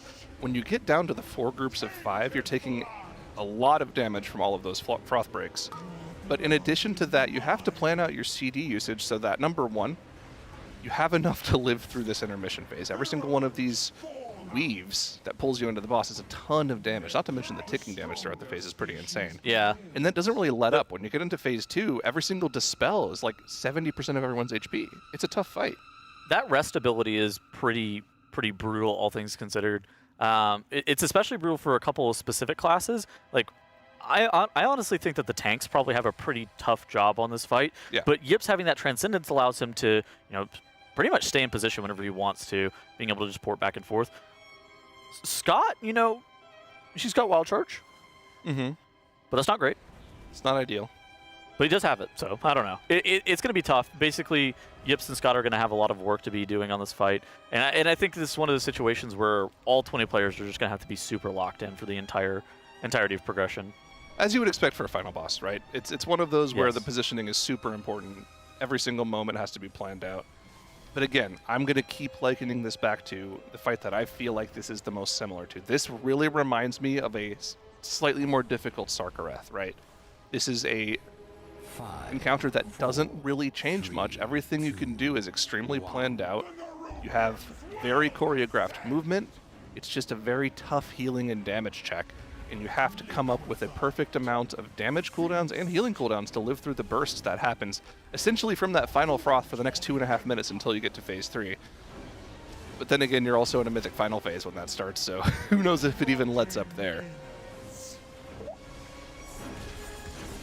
I'm actually kind of scared of what things they can start to add in that final phase. Like, what more could they add to that phase to make it more difficult? More bombs on the ads? I mean, first off, the check isn't hard during Heroic or Normal, so I think that's a place that it could actually start off on. Elmaz, you okay?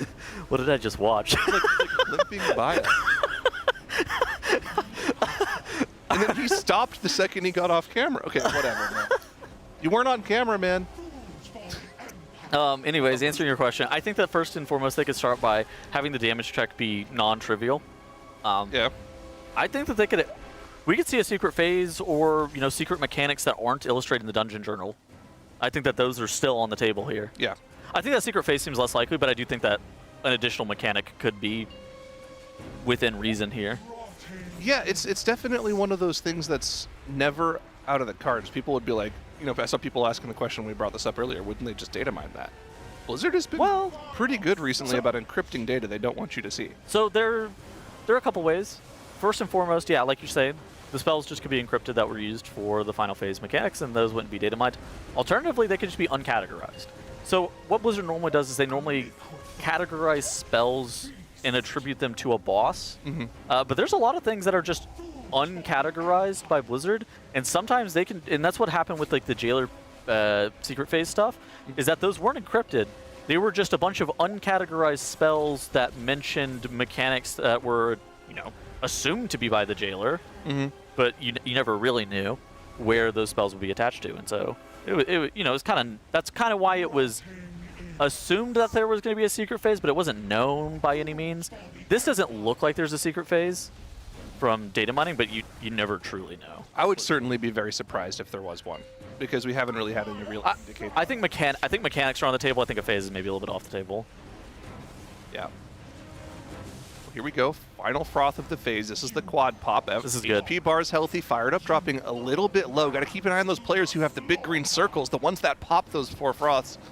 Unfortunately, Sevi does go down. That's one of their healers. No battle res for him. They just used it on him, so no further battle reses in the phase. You can see Yip's doing his absolute best job to give the rest of his raid as much room as possible. He's not too worried about the ticking damage of this phase. Can go ahead and drop his web off in previous void zones to give the melee more room to spread out. Sarah does go down. I think he was in the angel form before, so that's not too surprising. It's not, okay. So on some bosses, it's catastrophic if you lose a healer. If you can get through this phase here with the healer down, we might be able to see actual progression. Yeah. It just comes down to whether or not you can. You gotta get through this. Oh gosh, I think we're gonna be wiping. Beat it. They beat it. Yeah, they beat it. Woo. But everyone's dead. But we're dead. They're dead to the webs. Yes. You gotta go a little faster. So we missed the check on the room filling up there without lust. Yeah. But it wasn't so far off that it's unwinnable.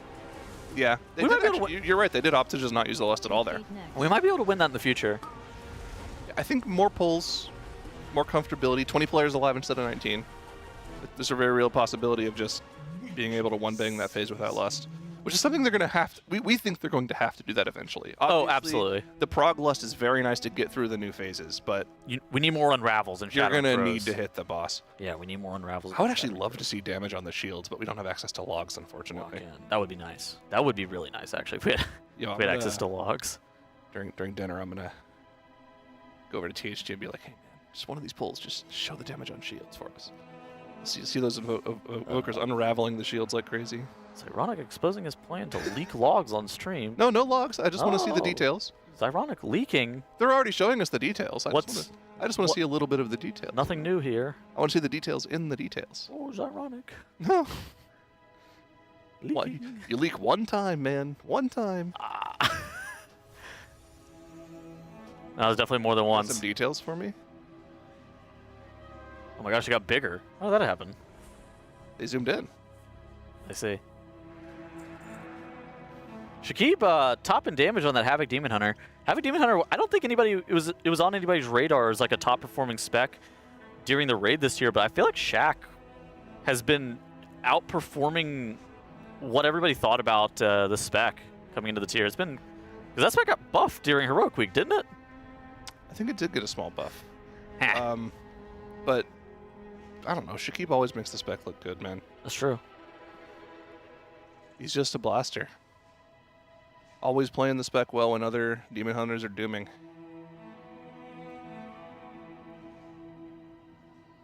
I talked to him a little bit about his. So he had the most sketchy vengeful retreats and fell rushes on Nexus Princess into the portal. I talked to him about it after the fact, and he goes, I know the limits of my class on that fight. That fight was very sus during Prague, but he was able to figure it out. He said that it just comes with the territory, and you know, if you start missing globals, then Havoc becomes noticeably worse, he was saying. Yeah. And so he can't afford to miss the globals. He just has to be able to figure out how to play at that level. And I think that that's what's going on with like these race roll first raiders. You have to be able to optimize every single damage global that you possibly can to be able to get the maximum performance out of your spec. You're not allowed to just, you know, these are all, whenever you look at like rank 1 parsers from other guilds, and stuff like that, these are all of those players basically merged into a new guild. These were the best players of the best guilds, now just like in a culmination in one guild together. Yeah, and it's even crazy that there are some players that are standouts in this guild from that. Like every player is an insane player, but you know, you've got certain people that seem to go above and beyond that. People like Fired Up, you know, people who are just considered to be the best player of their class in the game. There's a lot of those in the guild. Everyone always likes to go back to that one clip from Fired Up, the Artificer Zymox clip from Castle Nathri. That was cursed because then he made every other mage in the world believe that they also could and needed to do that. And I have bad news. None of you guys can use Alter Time. None of you. Straight up. Also, you guys suck at blinking in the correct direction. And you never pick up your seed on time on Zymox. And you blow up the rate. Anyways. Okay, Dettle's letting it all out. Caught. Yeah, exactly. It's just true. Stare.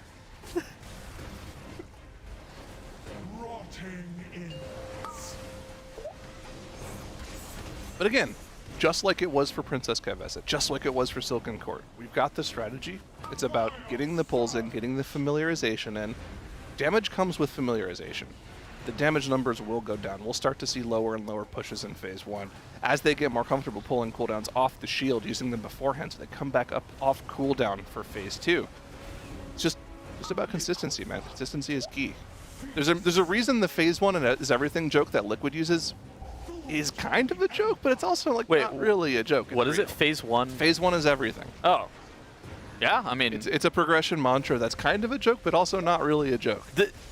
If you're always locked in, so there's a lot of times on bosses where you'll just like kind of phone it in for specific points in the fight. Yep. But it's one of those situations where if you're always just like super locked in, especially during P1, it can help you never have these mistakes where you end up having to, for lack of a better term, reprogress a specific point in the fight. And if you can avoid just frivolous wipes to just like nonsense, you'll be able to actually be able to see progression faster. And that's what these race roll first guilds need. They need to be the best guild in the world for an extended period of time to be able to take down and win the race. Oh yeah. Yeah, for example, all 9 of the Froth Soakers in this phase, they need to be locked in and go exactly at the right time. There is very little room for error if you want to stay close to the boss and have full uptime. And we've seen, you know, they've stayed on the precipice of what is possible. Unfortunate death from Scott. Be a wipe. The battle res. Maybe you just res Scott and maybe you keep going. No, maybe you just res the healer and keep going. You just one tank the rest of the phase. Okay, so what if we're at the end of the phase? What if we just one tank the boss again? We have to have Scott for the intermission. Oh yeah, no? you get to the intermission. Well, you can practice the shield, I guess. We can practice the shield, no lust. Yeah. Doesn't Scott blow up his froth? Or Malarcus is dead. I think Gibbs does it. Gibbs ports back into it with his Transcendence. Oh, maybe. But still, this froth is still causing a bunch of issues for them. It's actually not from the explosions themselves. Usually it's on the individual players after the fact that are popping them, because they take so much individual damage from the froth blowing up, and then also from that green circle debuff that they explode, doing a ton of damage to them as well. And then right after that, we have the first pull-in that does a ton of damage too. It's just huge damage instances that they have to live through. Back to back to back. Yeah, we're just going to wipe it. Makes sense. Go again. We go again. It's honestly fine that they're continuing to have more progression in Phase 1. It's one of those things that they just have to be able to get it consistent going further into the fight. Because like if they can guarantee that a high percentage of their pulls are going to be able to get out of Phase 1 just because of what they're doing right now, it's fine in the future. Yeah. It won't be fine wiping in Phase 1 over and over again tomorrow or 2 days from now. Yeah, I suspect we'll still see a bunch of Phase 1 wipes tomorrow just because of the complexity of the phase, but just like we saw with our previous fights, with more pulls, consistency goes up, and we'll start to see more and more of Phase 2. And then as we see more and more of Phase 2, the consistency goes up there. We'll see more and more of Phase 3. That's why they call it progression. You're progressing through the Absolutely. fight. How many pulls do you think this boss is going to be now after we've been watching it? So we're 91 pulls in. We did our caster predictions. I think most people were predicting in the mid 200s, 200 plus pulls. Yeah, I think mine was 250. I think I'm pretty comfortable with that number. You feeling okay with that? Yeah. So you think the fight's going to die on Friday? Because you do about 100 pulls a day. Yeah. Ish. About 100, in that area, 80 to 100, depending on how the length of the fight. And obviously, these are going to be... I think Nexus Princess was like 150, but that boss, you were also wiping it like... Wiping in 2 minutes. 2 minutes, yeah. I think the earliest it could possibly die, and this was something we were talking about yesterday, the earliest it could possibly die is what do you guys think, chat? Night. But that's only if like the last phase is super easy. Okay. I think Friday is most likely. And then I'd say... I'm saying 442, 300 to 400. You said, okay. Small chance of Saturday. 390, 299. So it seems like chat's thinking maybe like a Saturday kill. Because I feel like once we start cresting 300, that's looking at a longer... Yeah. That's going to be looking more towards like a Saturday kill. Well, and this is one of the hardest types of in-boss fights to progress on. When you think about other in-boss fights, just look at more recent in-boss fights. How many of them had a super intricate, difficult phase 1? Razagath had a difficult one, then they nerfed the winds, and it wasn't that bad afterwards. That fight was impossible. At the very beginning. That was weird. It was very impossible for like the first 2 days before they sent out their first round of nerfs on it. We don't even know if anything's impossible here. This doesn't look impossible. They're never wiping. They haven't been wiping to anything tuning related yet. So, well, they could nerf some stuff, but like there's nothing that needs to be nerfed necessarily here. Right. But you know, Sarkareth phase 1, very repeatable. They could do that almost. That was pretty easy. Yeah. Farak phase 1, if the blazes got out of control. That was a problem, but it wasn't that bad. That wasn't too bad either, yeah. It was the first intermission that was the problem for them, right? For pretty much every guild. That was the hardest part of the fight. Until they got a little sneaky. Well, they didn't get sneaky. Somebody else. Well, Liquid didn't, but you know. I digress. This phase looks like the end of phase 1 might be the hardest part of any phase 1 we've had in over 2 years.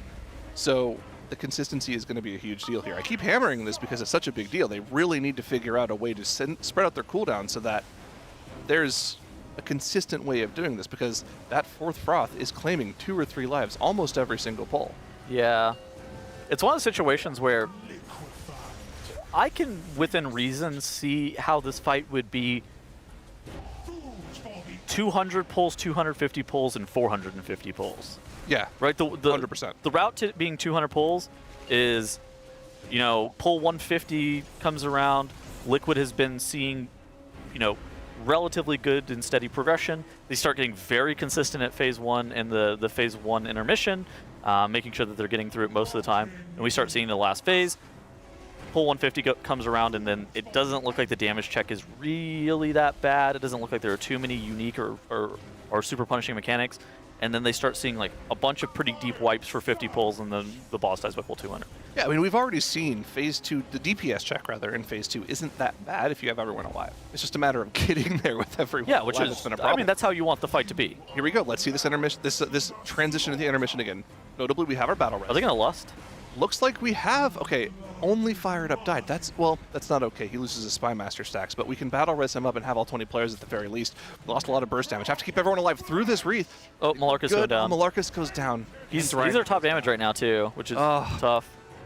Tough stuff. It's just such a tough burst of damage there, right? The damage incoming from the Froth into that first pull. Now that rest is going on. Second rest. They have to make sure that they drop those puddles from that rest in like a really good spot. That's why they have everybody get off the boss there. Yep. To make sure that those puddles are placed in a pretty good spot. It looks like they have about 100 million damage left on this shield. We're not beating this. I fear that we are going to be Chalkingtoned. Unfortunate. Chat, is that a word? Chalkington? Chat, is that a word? Yeah.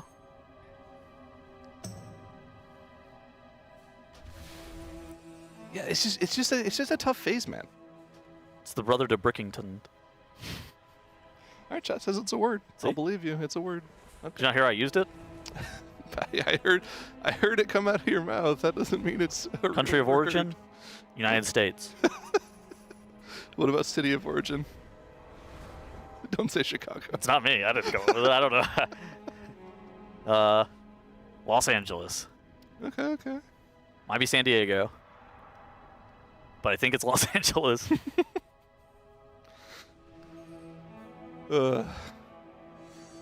It's so tough.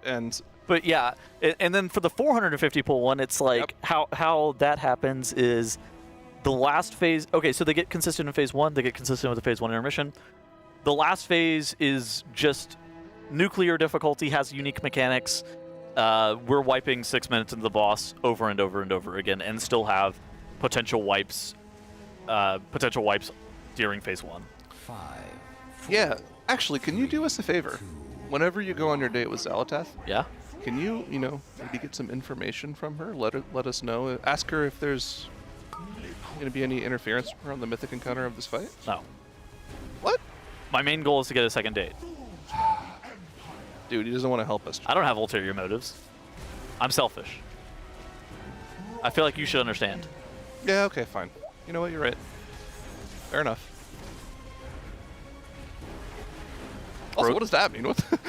Bros out, toes out. The wrestler needs no help. Yeah, good point. It should have been me. No, it's me, man. I needed it. You don't get it. It's been a while.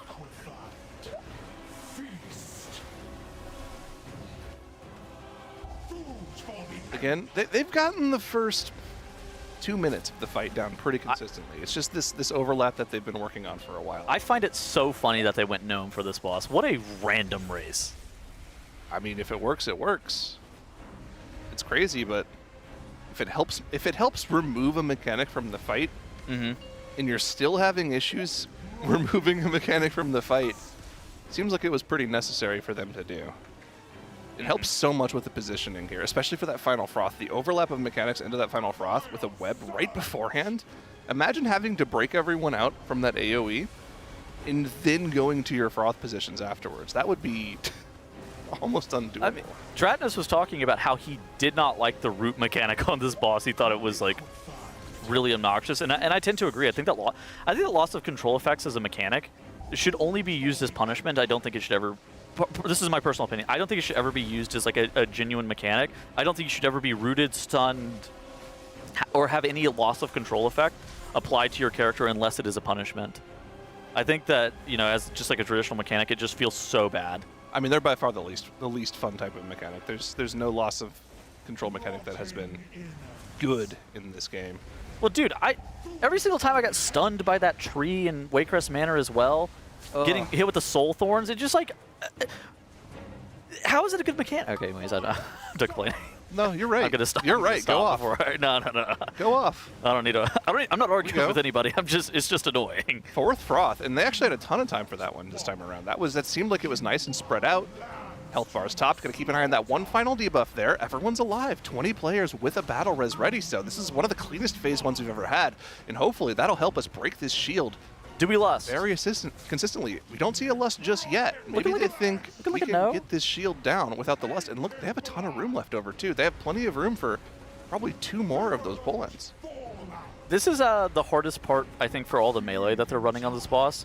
Just having to get off the boss for extended periods of time for that rest, it just slows down your damage so much. But melee are just so good at this tier that you actually have to be able to play a bunch of melee. And oh my god, Liquid are going to be able to do it. This is so sick. So they're going to be breaking through the shield. They actually have a decent amount of space as well. Look at that. As that shield finishes up, we don't have a battle res, but we do have our lust. So I think that this is the first time that we've actually made it through the shield without pressing that lust. And now we're going to be able to see the intermission, all 20 players alive. Now getting to that intermission with everybody alive, making sure that they're able to land on that platform, and breaking those 75 million health shields from those ads up at that top platform, that's going to be huge. And Fired Up is going down on screen here. No res, so it's not the worst possible situation. Now, it's not great. It's not great, but it's doable. It's we have the lust. We have the lust. They popped it now. Oh, I'm down for them to lust here. This is the lust. This is basically a prog lust. Oh, Dazer and Goop going down too. Okay, well, I think we can still do it. As long as we have our people going through the portals, we should be okay. But they're all on the other platform. Coming out. They're all on the same platform as Scott is the issue. Okay. And so that's quite bad. Okay. The lust is pretty good. We have got pulled off. Oh, he was already dead. Fired Up was already dead. Oh, yeah. We're on the second platform here. We have 20 seconds off. left on the cast. 20 seconds left on the cast. Have to burst this shield in the front here. They've got 15 seconds left on that shield. Need to burst it down, do as much damage. 2-minute cooldowns are up here. Good lick sweep. Good drop. Okay, dropping all the mobs on top of that. 7 seconds on the shield. Looks like this side is through. Is the other side through? It's still alive. Almost dead. 5 seconds. Can they get it done? Oh, no. No. It blew up. I think it blew up. Man, so close. Brutal. Hold on, Yips is still alive. Wait a second. If they can kill his ads off, okay, never mind. No. Okay. Bit of prog though. That was the most consistent P1 we've seen so far. I've seen worse. That was pretty good. If they didn't lose those 3 players going into that intermission, we would have seen the final phase. Yeah. Would have been huge. I would have loved that. Yeah, we were seconds from seeing the final phase there. It's important to mention that if they broke that second, we were quite literally maybe 3 seconds away from being able to break that shield. Yeah. That was very close. We just gotta get back. Gotta lock in. Just gotta lock in. Phase 1 is everything. Sit up in your chairs. Just gotta get back there. Exactly. How did Fired Up die? I mean, I actually didn't see. So many instances of damage here. It looks like he died to one of the pull-ins. Maybe he was on some web at the last second, but he's saving his alter time for that first. I think it's pretty difficult to tell unless we're looking at a replay. I also don't think it's like super great to analyze individual deaths from like a race rule first perspective as to like why somebody died. Yeah. I saw that a little bit last year where people were blaming specific people for, wipes or whatnot. Not like the raiders, but like chatters. And I just don't think that that's like very productive because raiding especially, it's one of those things that you have to look at like all of the pulls and all of the deaths for an entire raid night to really be able to like gauge somebody's performance. And somebody might have, a death at a pivotal moment that wipes you or whatever. And that's obviously not great. But if that's the only time they died over the previous 100 pulls of prog, I think it's just like, all right, whatever. I can assure you, chat, that if a player is making more mistakes than any other player in the raid, they know it themselves and they are actively trying to fix it. We do have a reload though right now. Our poll finished. Okay. Of how many pulls? Mm-hmm. And chat guesses with 43% of the chat saying 300 to 400. That's a lot of pulls. That is a lot of pulls. When was the last boss that went to 300? What was Farak? I'll say it was 2 something. I think it was like high 200s, if I remember properly. Sarkaroth was definitely not 300. Okay, no. Apparently, Fyrek was 463 pulls. That's not between 300 and 400, though. That is not what I thought the number was going to be. Razageth was a big number, too. So we've had a few of them recently. Jailer was also a crazy pull boss. Yeah, well, it's tough. It's like insta-wipe mechanics and in a bunch of Phase 1 wipes are the things that really inflate your pull count on bosses. And this fight doesn't necessarily have that. They are wiping Phase 1 a lot, but it's not insta-raid wipe mechanics in the same way that Fire Rackle is more my point. Yeah. Chatting. It was literally 2 bosses ago. Guys, he said end boss. End boss. Not Nexus Princess. we know that was Nexus weird. Princess was over 300. It was probably, before that was what, Jailer? I mean, yeah, Farak was over it. Farak was over 300. Sark was like... 300. Sark was like 160. Yeah, Sark was like... It was over, it was between 100 and 200. Raz was not a ton. Raz was a lot. It was a lot, because they spent a lot of pulls wiping to the Phase 1 intermission. I thought Raz was like 250. I'm pretty sure it was a high number. I could be wrong. Let's see. Raz against the world. They spent like 2 days butting their heads against Phase 1 in the first intermission. I guess Phase 1. 265. Yeah, okay. Oh, okay. We're back. I'm okay with that. Yeah. Wasn't making stuff up. And then, of course, Jailer was probably above 400. Jailer was a lot, yeah. But again, similar theme. The way that you inflate a pull count is you just wipe them at the very beginning of the boss. Jailer, bomb, very beginning. All right, didn't get in the hole. All right, we're wiping. Jailer was also unique because there was that sort of World Soul of Azeroth in the middle that was entirely sure how it would work. Yeah. Turns out that was your enrage, and you needed to play the first 2 phases of the fight perfectly, which you didn't actually know until like that chain lightning mechanic pulls in. Was weird. The chain lightning could randomly not chain sometimes, and you'd be like, "Well, that's that pull gone." I was During Prague, I was one of the people who would like touch the puddle. I was a. Oh, you were one of those guys, yeah. Yeah, that fight was brutal. You were the trigger man. Exactly. On the line. Yeah, that was a weird boss. I didn't think it was that great. I've played more satisfying bosses before. Oh my gosh, we got guild achievements. We're back. Let's go. What do we get? Diplomacy, Dungeon Diplomat. Oh yes. Pendaran Ambassador. Yep. Killed 10 gnomes as well, whatever that one's called. Undead Slayer. No, gnome killer. Can we get Gratz in the chat? All caps, GRATZ.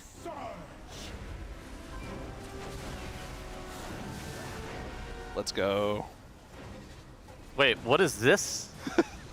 It's the RuneScape bot default model. What is this dance? Doing Orange Justice. Yeah, I saw. Oh, that's the Fortnite dance.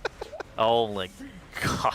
I knew the model. I was just like, what is this dance? There's also one of it default dancing too. Did you see that one? No, I did not see that. I saw. It's hold on. Titles watch. It's OSRS Plus. Okay. That's what. Oh, that's what that emote is. Word. Nothing makes me feel older than my co-casters explain to me TikTok trends. I don't know how much I think I hate this a lot. I don't think I felt old until now. It's kind of weird. Have you seen the Water of the Day? What does that even mean? I just looked at Zyra. It's this guy who has like 3 carousels of different types of like those hydration packets that you put in water, and he just randomly selects them and makes a Water of the Day. I can't comprehend, honestly. It's great. Maybe I'm out of touch. I think Listen, it's gotta be. When it comes to bits, the best bits that you can Did he just dash right before his root went off? Yep. And didn't hit somebody else? Yep. He was ready for it. That was going. All right. This is why he's 3 times the player I'll ever be. I see. Tettles, do you have a top 5 New Jeans song list? Huh? Really? What do you mean New Jeans? Do you not know who New Jeans is? Like Levi's? Well, number 1's got to be Attention, for sure. Probably throw Hype Boy in there somewhere. I don't know what you're talking about. What would I put for 3, 4, and 5? Gotta think about this a little bit. This is a tough one. Like Levi's, Wranglers. It's K-pop, Tettles. Oh, something I know about even less than TikTok, honestly, is K-pop, I think. It's okay. It's probably in the top 5. They don't have that many songs, is the thing. They're a relatively new group. Bro, my favorite song of all time is Welcome to the Black Parade. Like, come on. That's a banger, though. That's what I'm saying. I agree. I'm not listening to K-pop. It's just not my jam. Oh, we lost it. Yep. Just get progression, and we have a player down. Let's see what we can get done here. We're gonna need it to get through this cleanly. We're missing some of our melee. Maybe beat this next. Yeah, we're good. We're good. 20 million. We're good. Okay, we won. Well, okay. We still have a little bit of the less left over for the first set of ads. Not a lot. Atlas going down. Days are getting rezzed. Not ideal. Tough. Not ideal. I didn't pick my last 2 songs yet, though. I'm surprised that you know 5 K-pop songs. Oh, I know a ton of K-pop songs. Why? Because I like K-pop. Why? It's good music. I like all styles of music. There's only one style of music that I really don't like, and that's country music. Ugh. I'm just not a fan. EDM and I don't think it's bad or anything.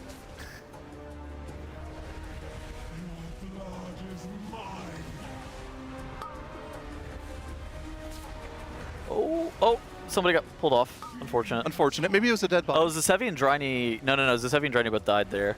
Oh, okay. So we're trying to beat the shield finishing. As you can see, like on the top, like right-hand corner of the screen where the boss frames are, we're trying to beat that cast time. It's currently at 17 seconds. So they have 17 seconds to take these shielded mobs from 100% HP shielded to 0%. And there's also some players that have to swap from platform to platform. As you see, they'll get marked with a debuff, and like Impact had to do on screen right there, he'll have to go through the portals to be able to swap what side he's on. That way he doesn't blow up his side. Okay. He also did something cool there with his debuff. As it falls off, it will drop a void zone on the ground. He jumped off to drop the debuff, and then Wind Gust did back on. I think that's the name of the ability that shamans have. That is like a little dash forward in the air. Maybe save a little bit of room on the platform. Now, this is a tough. Now, I don't mean to jinx it, but our last couple of pulls have been looking better. They have. They've been looking better. They've been looking slightly more consistent.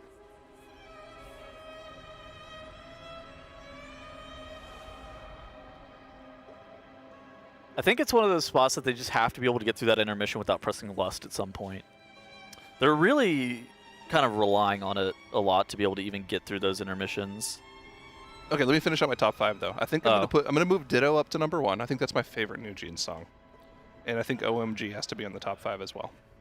So isn't that song by Usher? No. Oh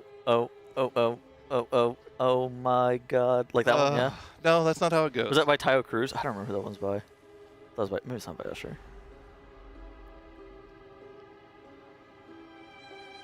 It's like that one, yeah. I don't think that's what it is. I don't know if that would be my top 5 songs. I don't think it would be either. Oh, Jet jump scare. Quick reload.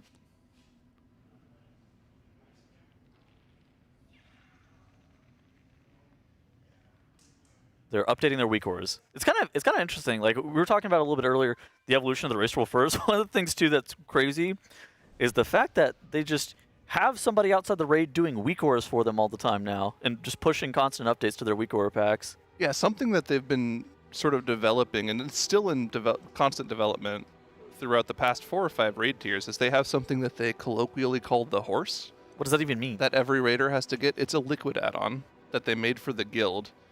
That essentially lets somebody else make updates to a pack that gets uploaded to the horse, and then the horse uploads them to their game. So whenever the horse gets updated, they can reload their UI, and the horse will auto-update their add-ons for them. That seems pretty efficient. It's pretty cool.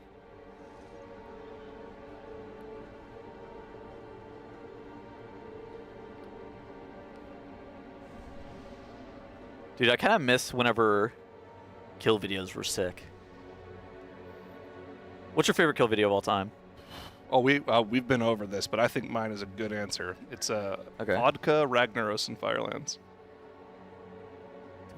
What made that one special? They weren't even world first. They were world third.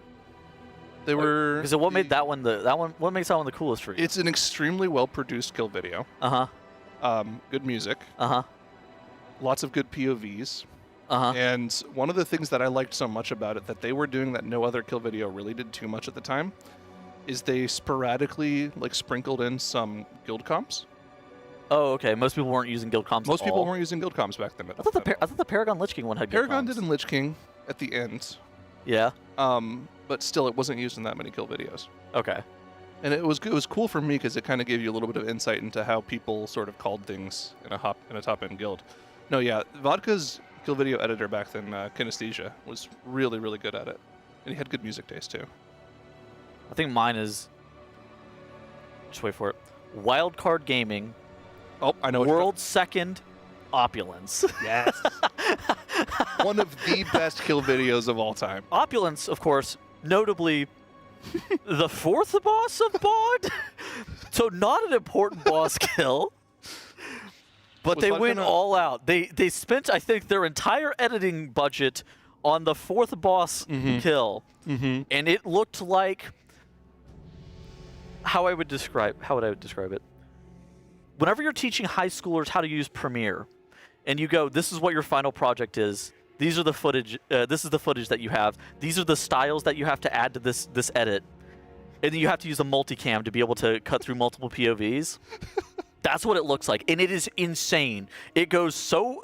it doesn't even go that hard, but it's just way over-edited to the point where it's awesome. And the music they choose to use is extremely over the top for a 4th boss of a 9-boss raid. It is one of the greatest kill videos of all time for no reason. I will say, as a whole, I always liked Paragon's kill videos, too. They used a lot of 2 Steps from Hell, which is kind of epic in their kill videos. Yeah. It's good kill video.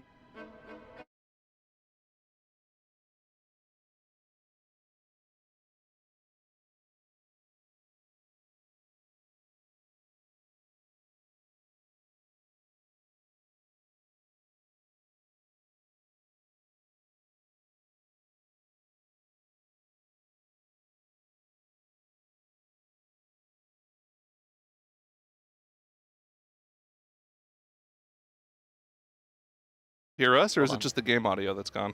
I think we're actually muted. Hello? Saved, Pod. Saved? We're back. Oh. We're so back. Sorry, I don't think they liked our taste in kill video. So anyways, RuneScape PK videos. Classic thing from back in the day. We're back. It's okay. Do you remember the Duriel 321 video from Falador that happened on June 6th, 2006? Woo! A little bit of Planet Hell playing in that video. You have dates memorized. Buddy, these are core moments in gaming history. This is as big of a thing as the plague in Orgrimmar from back in the day. People linked me some Moonkin song video one time, and I thought that was kind of funny. It was an old one. I was big shout out to Recful 3. Insane. Dude, I don't say funnily enough. I actually just, by starting in WoD, I just like never understood why those things were, like why those videos were as big as they were. Yeah. I think I just like missed the era of like when those things were kind of cool. Well, there was this whole sort of just time where there was a website called Warcraft Movies that was huge for all sorts of different things. Why did you guys use Warcraft Movies over YouTube? YouTube was created in like 2006. Oh, wow. Just, PK videos. They had MVs too. What were they called? FMVs, where you just kind of did emotes with your character and like typed along to the song. Those were huge for a while. I don't even know what you're talking about. Like, chat knows. Okay, well, what's an FMV? Like, is it FMV? It's a music video. I don't remember what the F was for though. AMV. AMV, is that right? Thank you, chat. Thank you. Or full motion video, yeah. Dude, the mid 2000s were great. They were great.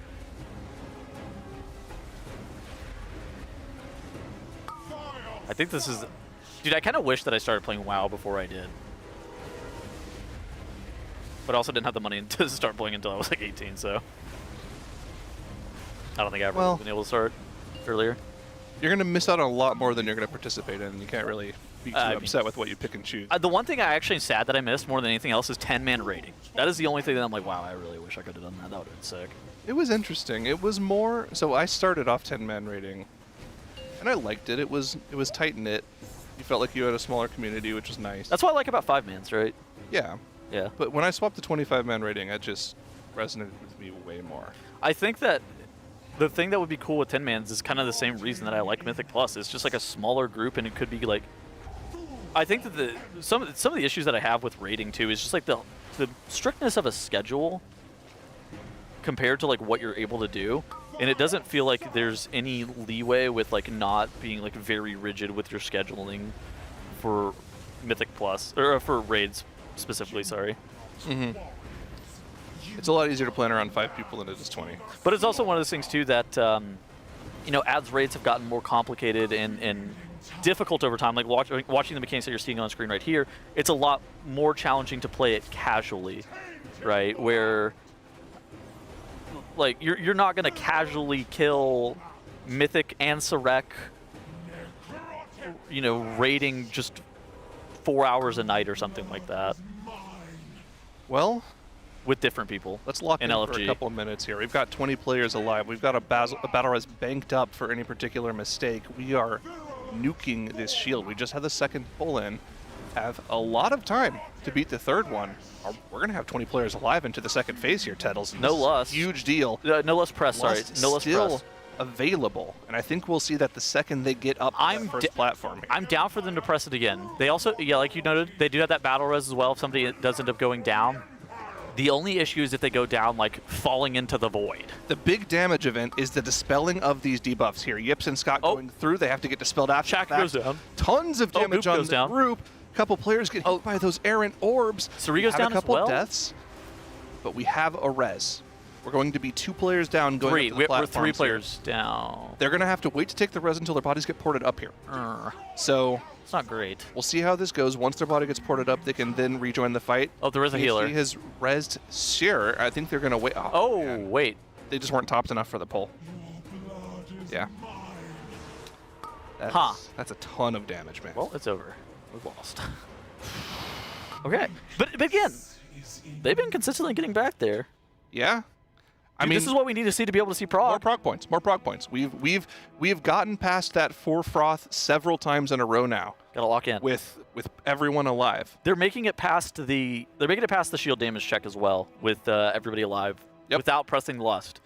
I was kind of worried that they were using lust as a crutch maybe a little bit too much, but now I think we are more than okay. No. Bro, you are knocking over the monster, the wall of monsters. It was only 4 cans, guys. Only 4 cans. I think they've glued some of them together. What? That's cheating. Well, I have bad news. You guys are cheaters. We're cheating? Sneak.lua the monster cans. You're smiling because you know it's true. You're smiling because you've been called out. Vice, is it true? No. Are you sure? They said no, but I You wouldn't lie to me, would you? Oh my gosh. He's not coming over. Dinner break has been called. This is so good for me, guys. Yeah, it's about time. 6:30 usually when we do dinner breaks. I'm getting nervous. This is good though. The time we spent in the last hour or so pressing on this fight is. I'm talking about my dinner date. Oh, you're talking about your. Wait, is that happening right now after we're off? Yeah. We got to get you prepared then. Oh man. I'm prepared. I'm locked in. Some of these break pictures are great work, everybody. Hilarious parts of our memory. Have all the Raiders walking behind us. This particular picture here of Alice, this was from when we were in Boston. They did a spicy wings challenge, and he was just throwing milk at his face to try to help cool it down. Alice, known enjoyer of spicy food, so it's kind of unfortunate that he was dying over there. Yep. How are you feeling? I think that the last hour's been good. I think that we've seen a lot of pretty solid progression from the guys. I think that we were maybe a little bit more concerned about their prog, just generally speaking, over the, beginning of the day. But I think they really locked in the past 5 or so polls to be able to see very consistent prog. That's what we're going to need to continue to see moving forward. But I'm feeling kind of good. I wonder if we're going to beat that 250 pull estimation that you kind of proposed earlier. Listen, my 999 pull prediction got completely destroyed, and I'm happy for that. So I would also be happy if they beat the 250 on this boss. Yes. I think we're geared up to get a lot of great progression after dinner here. They're going to go get their food buff right now. You can see them walking along behind us here as we're talking. We've got that Dragon Slayer special tonight, the braised beef. I'm going to have to miss out on that. You've got something else to do. I got a date with Zalatath because you guys in chat, yes, I'm talking to you. You guys raised $20,000 for our charity partner, the Santa Monica Animal Shelter. So shout out to you guys. Shout out to you guys for also watching. We also have some other great sponsors as well with Coinbase, Secret Lab, Monster Energy, Alienware, RaiderIO, Wowhead, Warcraft Logs, and DungeonDojo. And just talking some more about those charity incentives. At $25,000, a Raider, commentator, and production member will wax their legs. That's not me. Nope, that's not you. I got the date with Zalatath at $20,000. That's kind of messed up. Very good. You get a cool thing, and they have to wax their leg. You get this insane opportunity, and they have to wax their leg.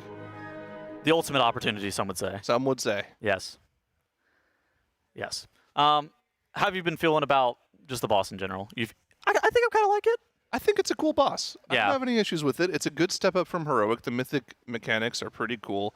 It's a brutal lineup of damage coming out on the players, but they're doing a good job of working through it, and we're getting at that progression point where we're starting to see more and more and more of that second phase. Like, we're extremely close to seeing phase 3.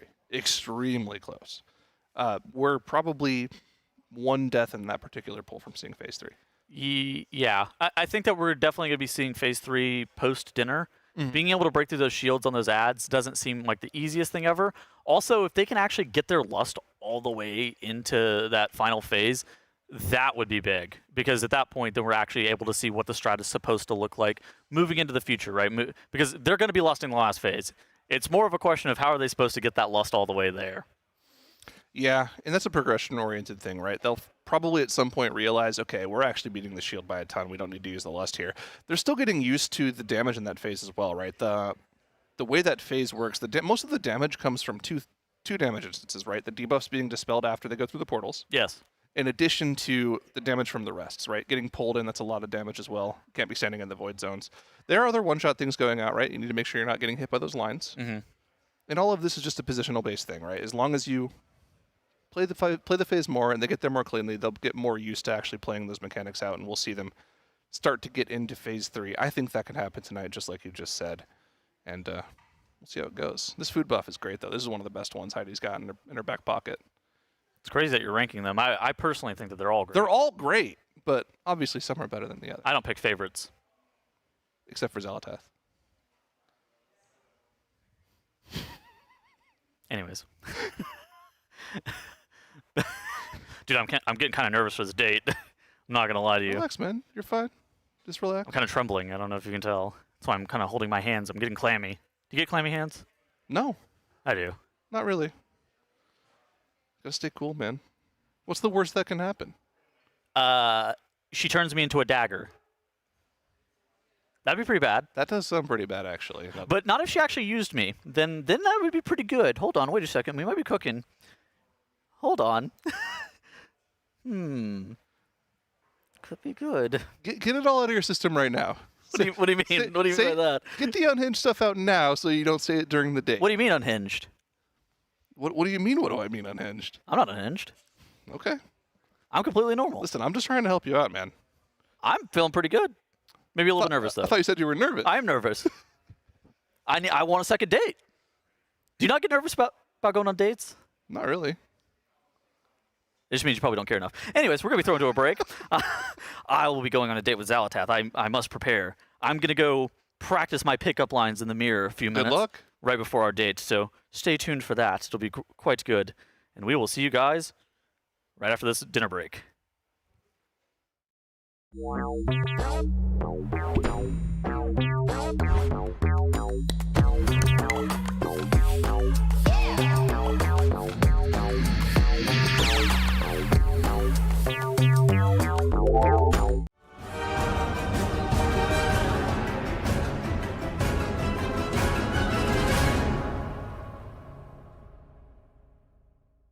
Fun, sporty, hatchback, hybrid.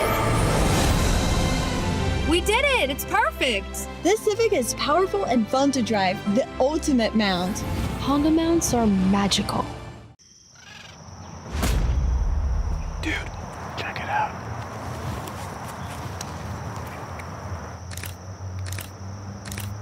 How does it look? This is so great. Look at the definition. Do you think Max will like it? Like what? Oh, that? You guys realize they're giving us a bunch of those for the race, right? They will? Yeah, that's the new Alienware 2725QF 4K dual resolution gaming monitor.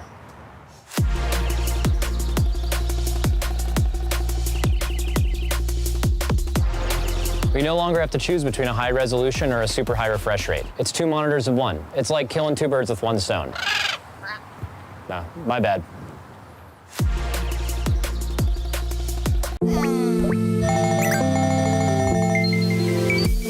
When you're about to watch the big esports tournament with your friends, you gotta be ready for, well, everything. Pack your bags and sign up for Team Liquid MyBlue, and you'll be on your way. Go on quests and adventure to the peaks of esports where points and rewards await you.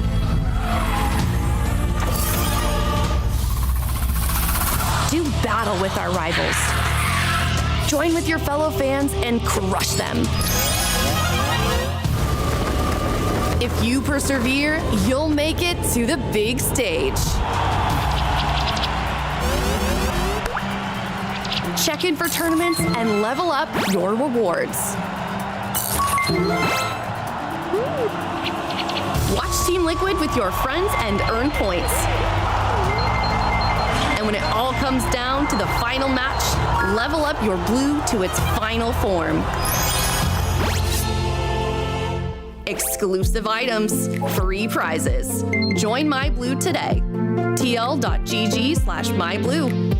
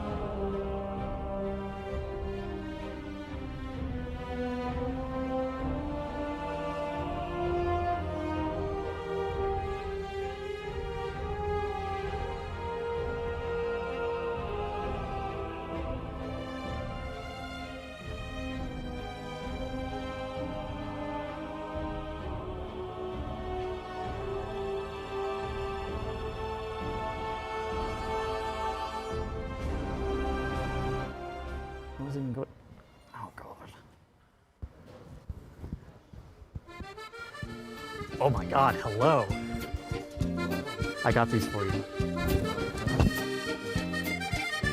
I didn't expect you to be so tall.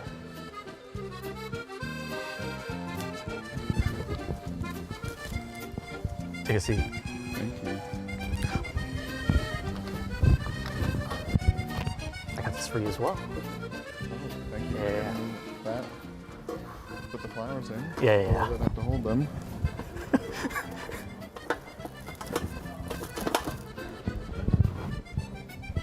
So.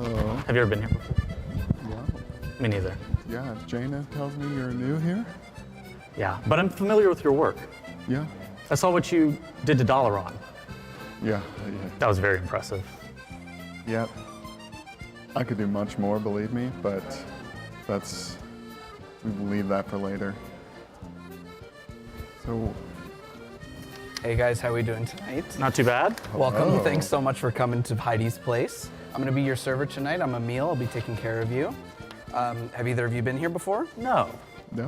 Oh, incredible. Well, welcome. I'll give you some time to peruse the menu. We've got some lovely specials on today. I'll start you off with some water. What do you recommend? I would recommend the Spider Slayer special. That's definitely our chef's signature dish. Okay. Do you have anything darker? Darker than a Spider Slayer special? Snapper's pretty light. And I think the rigatoni, no, nothing darker. How do you feel about bugs? I could go for some bug. I'll leave you with the water, and here's our monster list. We have some excellent vintages you can peruse through. Ooh, And, a drink menu. I'll give you some time with the menu, and I'll be back soon. All right. Oh, sir? Yes. Could you bring me something a little stronger? I can try. Okay, thank you.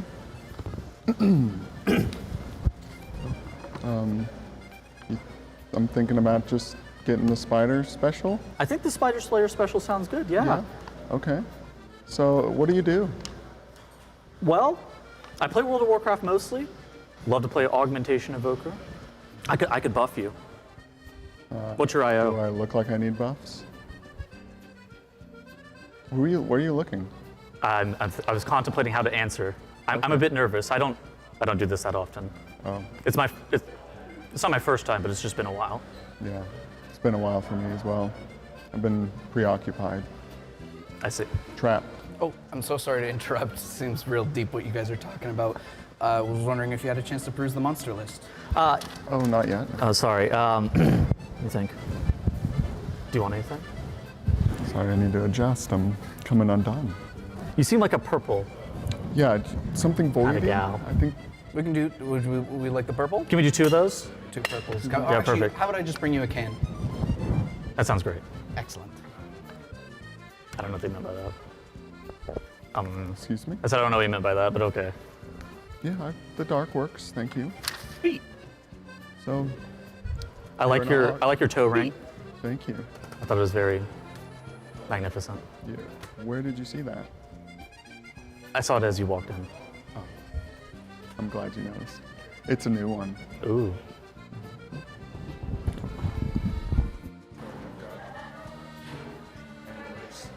Oh, do they come with you everywhere?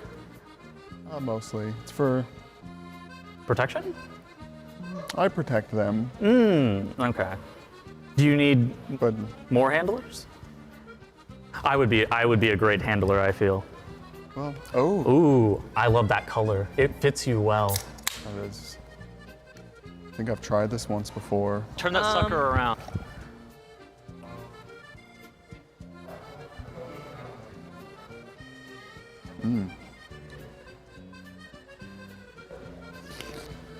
How is it? It tastes like a homemade grape jam. Yes. Would you like to try? I would love some.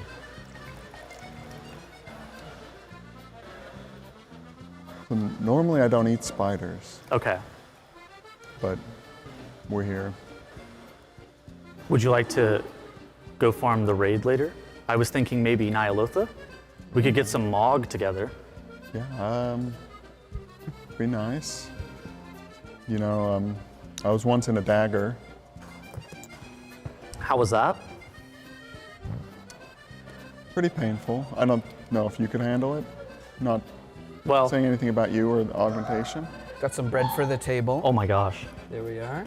Do we need a little more time with the menus, or do you think we know what we want? I think that I know what I want. Do you know what you want? Yeah, this is Spider Slayer special, please. Okay, 1 Spider Slayer. Can we just get 2 of those? 2 Spider Slayers. Sounds yes, good. Perfect. Excellent choice. Okay. When do you get off? 7:30. Okay. Well, they brought us some bread. Yeah, they're great bread. The bread's not, you know, I've got a gluten thing. Oh. My friend Kalamazoo, he also has a gluten thing. Oh yeah, the Warlock. Yeah, you know him? Yeah, met up with him a few days ago. I see. How was that? It was good. Where'd you meet him? It was actually here. Oh, well, I think you said you haven't been here before. With you, I haven't been here with you before. That's a silly thing to say because we're just meeting. I see. So, yeah, Kalamazoo, yeah, he also has a gluten thing. Yeah, he's got, yeah. They just didn't give us bread, only bug. Oh, I think you said you were meh on bug.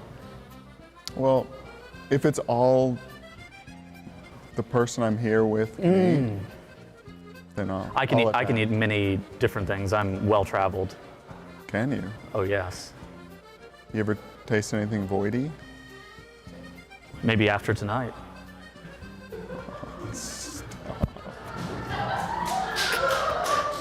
So where'd you get those shoulders from?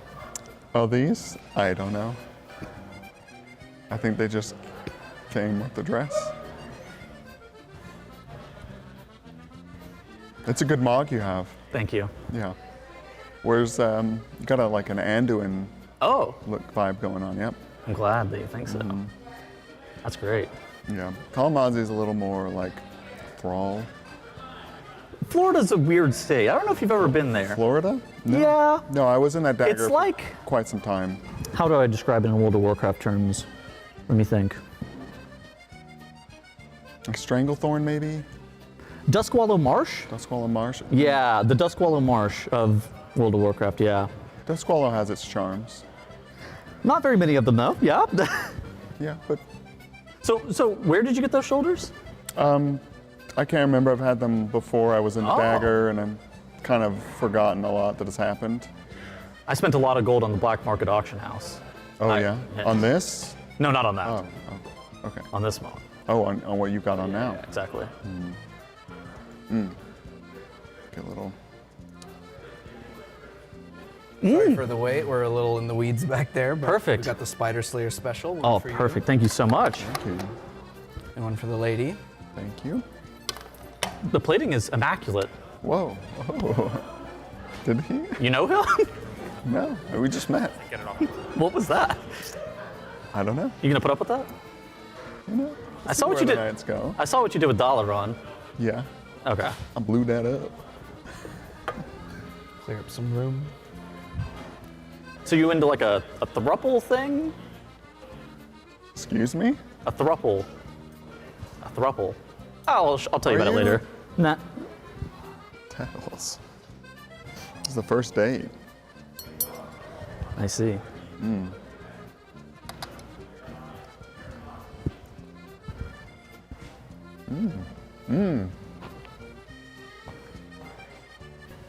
Bug's not bad. You get a hair in your mouth. A little hair, but... I love the color of your hair. Oh, thank you.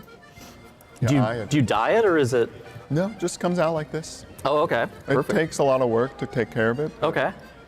Yeah, most people don't ask me about hair. Thank you. I think it's very pretty. Oh, thank you. Of course. Oh, this is very good.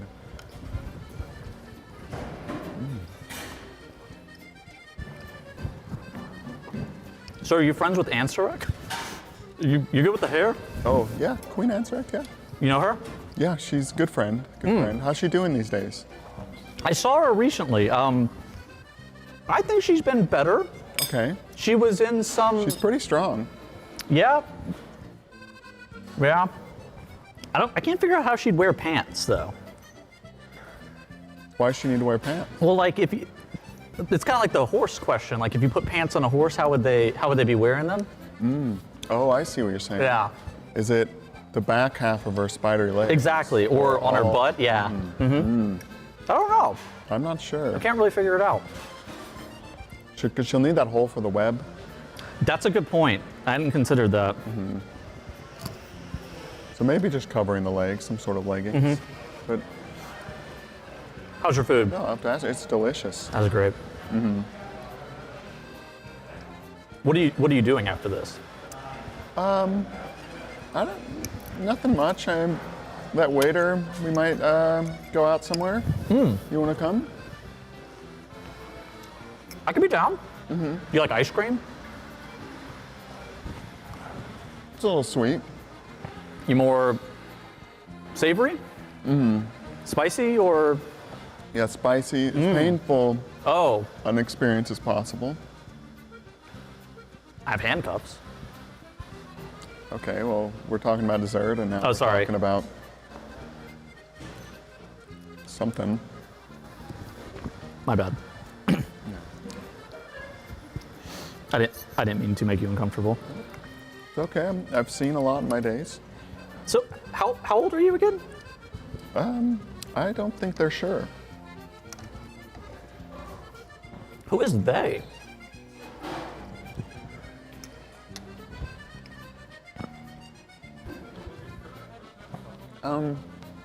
Just my friends. I don't know. I've known them for a while too. Oh, okay. They're pretty crazy. Have you ever seen something incomprehensibly horrific? Where like you can't even imagine it? And as you're looking at it, you lose all sense of being? Anyways, my friends are like that. Oh, okay. We can meet them later if you'd like. I can be down. Yeah, the waiter's way into it. Oh, okay. So what you? Okay. I'll ask later. Yeah. He seems like a cool guy. Okay. Is he part of your entourage as well? No, we just met. Oh, okay. I see. Word, cool. No, I'm having a good time. Oh, okay, perfect. I just keep it. Oh. Are those Swedish fish? Well, you say you weren't into sweets. I didn't order that. A waiter? Must have been complimentary, but. Look at this. Little flute or something. Yeah.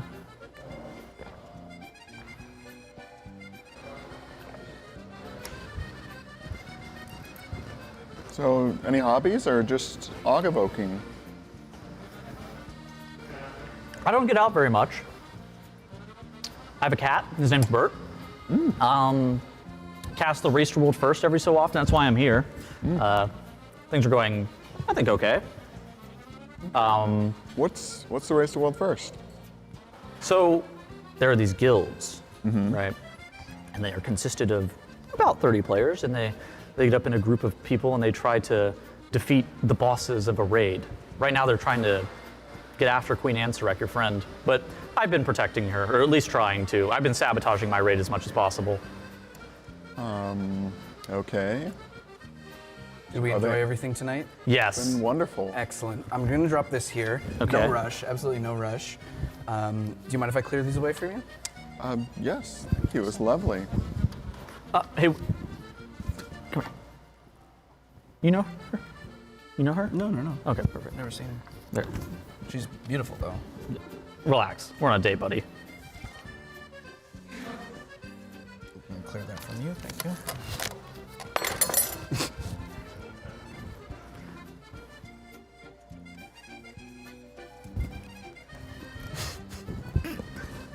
What did that say? It was just, I requested a second bill. I just am curious. Okay. You want to get out of here? This is kind of pricey. Fine. I spare no expense for a woman like you. Yeah. Ready to get out of here?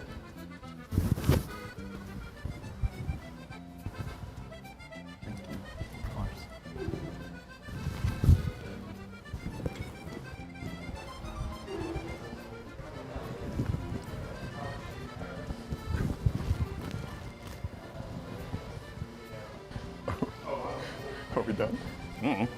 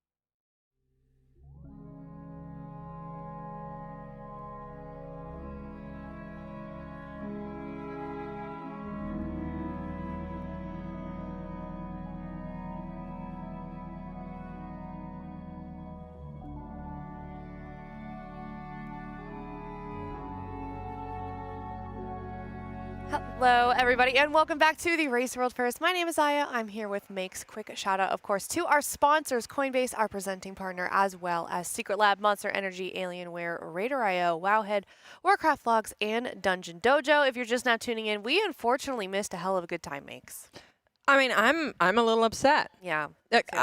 That could have been me. I know. And I would have been doing so much better than Tettles. I know. You don't ask a woman how old she is. You did that? What was that? Oh, man. I can't believe we had the Whistler here teaching him all of those things. So many tips. And he messed it up like this. I know. It was he hard got to watch. outplayed by a waiter. He did. Yeah. Oh. Pretty bad waiter, too. Yes. He was kind of, yeah. I don't know. I I don't think he know. was doing fine. You think he was doing fine? Tettles? Yeah. No. No, I meant the waiter. Oh, the waiter was, yeah. I mean, the waiter was okay, but like, not in a you'll fall in love with him. What was that? I mean, that just goes to show how mediocre the date actually was. Do you think Salatath is kind of desperate? You know, I wouldn't have thought so going into that, but after watching that, I think Salatath might be a little lonely. After being in that dagger for so long? Ready to settle, Kept yeah. talking about her trauma, just trauma dumping. I know. Imagine going on a date and trauma dumping. It's really embarrassing. Do you know how I would have gotten her? Huh. Hey, do you want to hear a dinosaur fact? Oh. See, she appeared right away. She's running away in shame. No. She's gonna come back. Okay, hope so. We'll have to interview her, get a breakdown of that date. But yeah, if you're just now tuning in, that of course was for our $20,000 mark. Also, if you can hear the noise in the kitchen, Heidi and Mila are whipping up some milkshakes. Well, Scott's birthday is today, so we're getting birthday milkshakes. Yeah. And mine is without any toppings because fructose. Oh yeah, But it's very good. Is it good? It is very good. Would you like to try it? No, I'm okay. It does look good though. Yeah, not that much milk that late in the day would put me out. And we've got a couple hours up here of progging. But speaking of progging, you were kind of saying a little bit before that it's a little bit misleading if you take the progress of our guild on Anstrack if you look at the health bar alone. Yes. So when we started this morning, when my first shift was, I already told chat, I was like, get the notebooks out. We're writing a fact down that is going to be important for this boss progression because every single time there's a boss with a shield or an ad phase, people get confused about what progress on a boss means. Yeah. And this boss just has both of these things. So we have been sitting on the same amount of best percent for around about the entire day. Started that one in the early morning hours. And since we've made a lot of progress, but you cannot see it in the boss percentage because one is a shield and in the other one the boss is immune. That doesn't mean we didn't see further into the fight, okay? Yeah. It's going to be the same progress for the other guilds. So write that down. I'm just telling you. Should we put like it on a big piece of paper or something for them and then they can like copy your notes maybe? See, I've been thinking on whether or not we should be putting it into the Coinbase leaderboard. That's a good idea. Like P1, P2, intermission. Yeah. So they understand what's going on. Okay. Because, those numbers mean nothing right now, and I don't say that lightly. Okay. What would be a good solution? I know. I'm trying to think of a good way to. I mean, it is tough. I know the chat, tends to not listen. They do be doing that. Sometimes to us. Maybe we're the problem. No, I don't think so. Okay. I'm denying that fact right now. Maybe we need like in giant letters, just scrolling across, like in the beginning of an expansion. Boss percent is fake for half of the fight. Yeah, in the beginning of an expansion, somebody will have like a lot of the streamers that are kind of like leaders, like voices of their classes will have. Like Max. Like I'm choosing this hero talent. Please don't ask me. Maybe we need that kind of a thing. Yeah, maybe, and maybe we need like a pinned message or something. I've just, I watch the stream whenever I'm not on. Yeah. And I've just constantly seeing people go like, oh, I guess they didn't make progress today. Even my mom asked me. She was like, oh, have they done their reclears yet? Why is the boss percent not dropping? Yeah. She was watching earlier, and I'm like, Mom, We've been over this. Yeah. There we go. There. Boss Thank you. percent is fake for half the fight. Very good. Just keep that going. That Comic Sans is really giving me Leave something. it. Put it like more in the middle. Can we move it up a little bit? Yeah, just put it across. Just cover up our faces. It's fine. Just everywhere. We'll allow it. Just everywhere. Oh no. It was a little only two. oopsie. It was It's only two, yeah. only But right. It's now okay. you have the challenge of putting them back there. So Yeah. we potentially could get another tumble. Oh. There we go. Well Okay. done. Yeah. Another one that we get asked a lot that frustrates me is did they extend? Did they extend their lockout? See, my mom asked me the same thing. I think your mom is a bad She's listener. so precious. Unfortunately.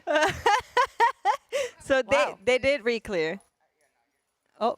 What just happened? I think you got offered a milkshake, but she remembered you didn't want one, so off she went. Oh, see, you said that out loud, and now chat's gonna be like, "Yeah, you didn't want a milkshake, Monka." Is that bad? I don't know. Do we need? Sorry. What? I'm so I just don't want them to overreact. You know, I have purple in my nails. That's because you did the makeup, right, for Zalata? What makeup? Right. But you did. I did. I did the makeup. Can we? I just can noticed we, it in my nails. Can we thank Aya for doing that makeup? It looks so good. Did it really? I was. Do you know how hard it is to get makeup over a beard? Yeah. That's insane. Especially, I think it looked really good. He was going like this the whole time, like.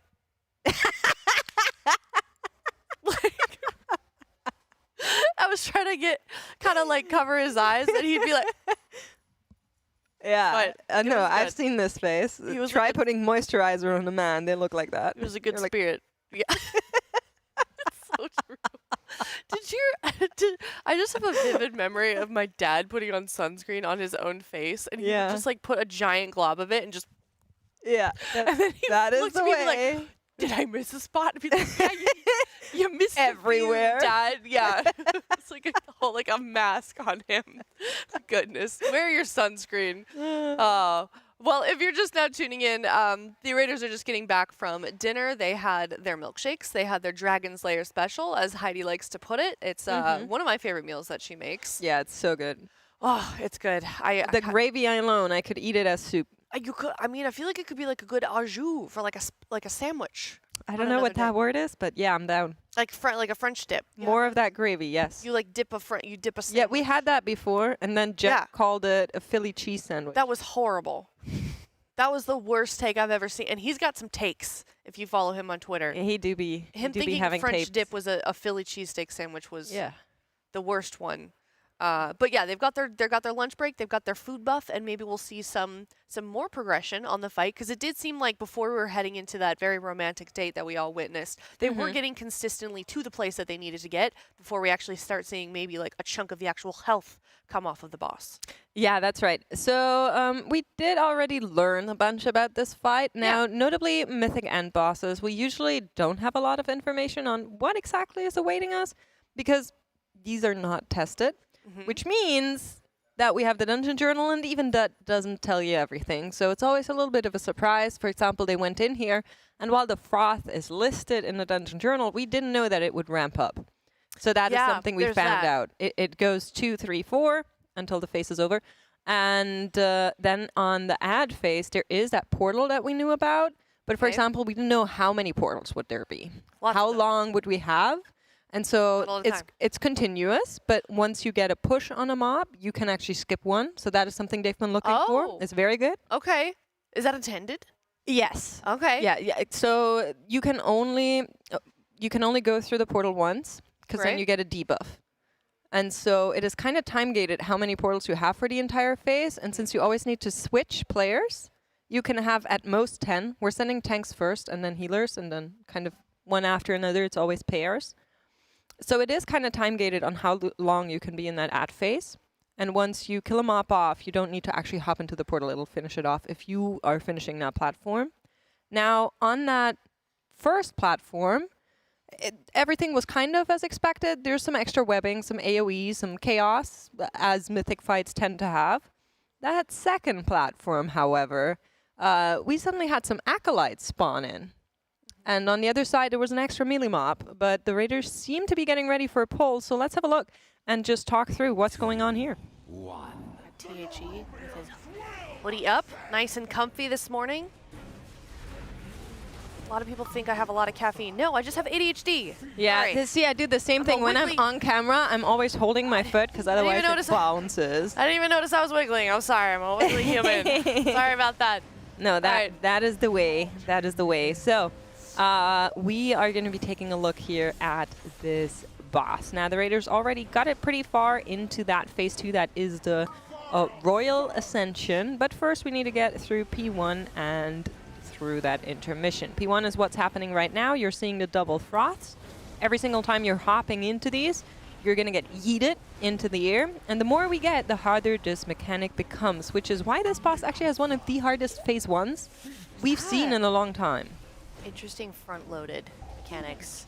Well, it could be front and back-loaded. Yes. Okay, fair. Looking at this mob, it might be more back-loaded. Okay, we're pessimists today. I see. I was referring to the character model, but also, yes. Ha ha ha ha. Okay, good one. Sorry, that one. Wow, you made a joke. Yeah, it doesn't happen very often. I don't blame you. Oh. So, yeah, we are on the triple froths now, if I'm not mistaken. It should be, the triple set. You can always see that star is being yoinked right at the start. They're basically going in there very early, and then the other two are after one another. And for that quadruple froth, you need to be so on time. It's really like 1 second between the froths that you can go for. And if they're too early or too late, the entire rate goes boom. So that's going to be happening in a little bit. Well, we also have these tendril roots that this time around they're webs, but you can still avoid them the same way you can avoid the tendril roots. So we're trying to bring classes like that paladin that can just freedom it, ignore it. Lots of good stuff there. And then we are going to get that quadruple froth set, and that is going to be spicy. Jack was calling it a quad froth this morning. It sounds like a cursed drink at Starbucks or something like that. Yeah, I was saying quad froth. For me, I don't know if it's like the German tongue, but like it's so hard for me to pronounce the word froth. Froth. Yeah, it's so flat. It's a weird word. It's an icky word. I don't know why it's called a froth either. It doesn't. It's like the foam on top of a wave, right? But this is the one. So let's take a look here. We have all of the waves out. The rate is fairly low. And once that cast that she does finishes right now, we're going to get a lot of rate damage. And unfortunately, that did take down one of her players. I believe it's Riven Stats on the floor there. The rest of the players are alive. They're going to be trying to get through this intermission here as far as they can. And while we were bloodlusting this, we're still doing that. Going to be trying to nuke this shield even further. You can see the shield on the bar on the screen there in the middle for Shakib. Around about 250 million left that they need to deal with. And of course, they are also slowly but surely running out of space, which is why you want to get through this quickly. Oh, I found a comment in chat that I wanted to read for you. Oh. Where did it go? It was a question for you. It said no progress yet. The percentage is the same. I can't believe you would read that out. I'm not even. It was. I thought it was a joke at first. Okay, we're taking a look at our ad phase here because this is what we've been working on. You can see the portal in the back left corner. First person has already gone through. Every single time players go through, they come through with a debuff that needs to be dispelled, which makes this void puddle that you're seeing there. This is the first platform. That one, as far as we expected, is kind of where it's at. It does have a little bit of extra AoE stuff on the floor, so you're going to be a little bit in danger here. But other than that, they should be having a grand old time, and you're once again seeing the portal in the back left corner that players are swapping through. And then we kill this off, get yeeted, and then we open the bridge. And this is where our acolytes come in. You can see the other team in the top right corner.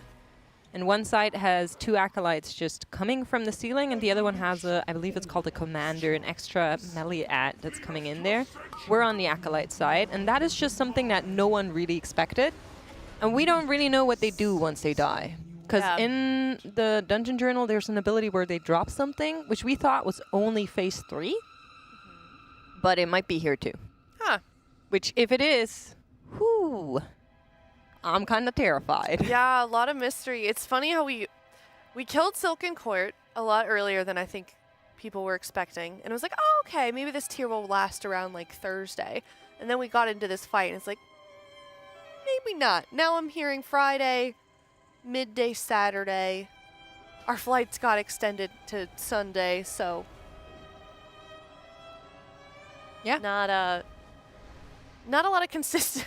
Like no one knows what's going on. Basically, no one knows exactly when it's gonna end. That's just kind of the nature of how these mythic end bosses look, right? A lot of it comes down to not knowing what you can expect, and for the guilds, usually that's what they love. So they really enjoy being able to figure out these bosses where they kind of haven't seen it yet. They only know the heroic version. They're getting a lot of information from testing. It's a lot about how quick can you adapt to things rather than plan them out. So I think people really enjoy that mythic end bosses are not covered like that. Yeah. Also, slightly off topic. Oh. Trill made top 6 in AWC. Very Let's proud go. with the Team Liquid team. He's here on site, and today are the qualifying matches for AWC, which is this weekend. And I know that it was a little bit of a worry if Trill was going to be in on this fight, how they were going to manage to, still commit to AWC, which he was already committed to. So kind of a hard thing to just be like, yeah, sorry, we're still progging.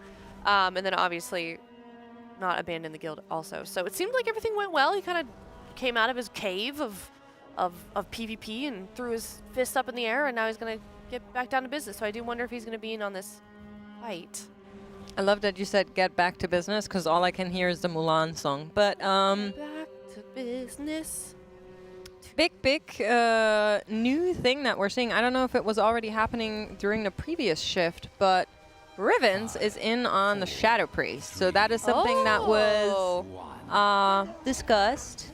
Maybe from some people expected. Shadow Priest with this reset got a 4% aura buff. So they are a little bit stronger now. And we kind of already heard whispers through the grapevine that that would be happening. I believe we set a warrior for him. So Boomy is still in, Riku's out, and Rivens is in on that Shadow Priest. Just a class that's pretty good at a lot of consistent damage as far as I know, but we maybe want to hear from our range player casters once our Xalatath is back to normal. Yeah, they keep reworking Shadow Priest, so I don't know the current damage profile of Shadow Priest. I do think they still have like a good execute, so maybe that's what they're expecting to have, because I knew that there is that final burn phase on this.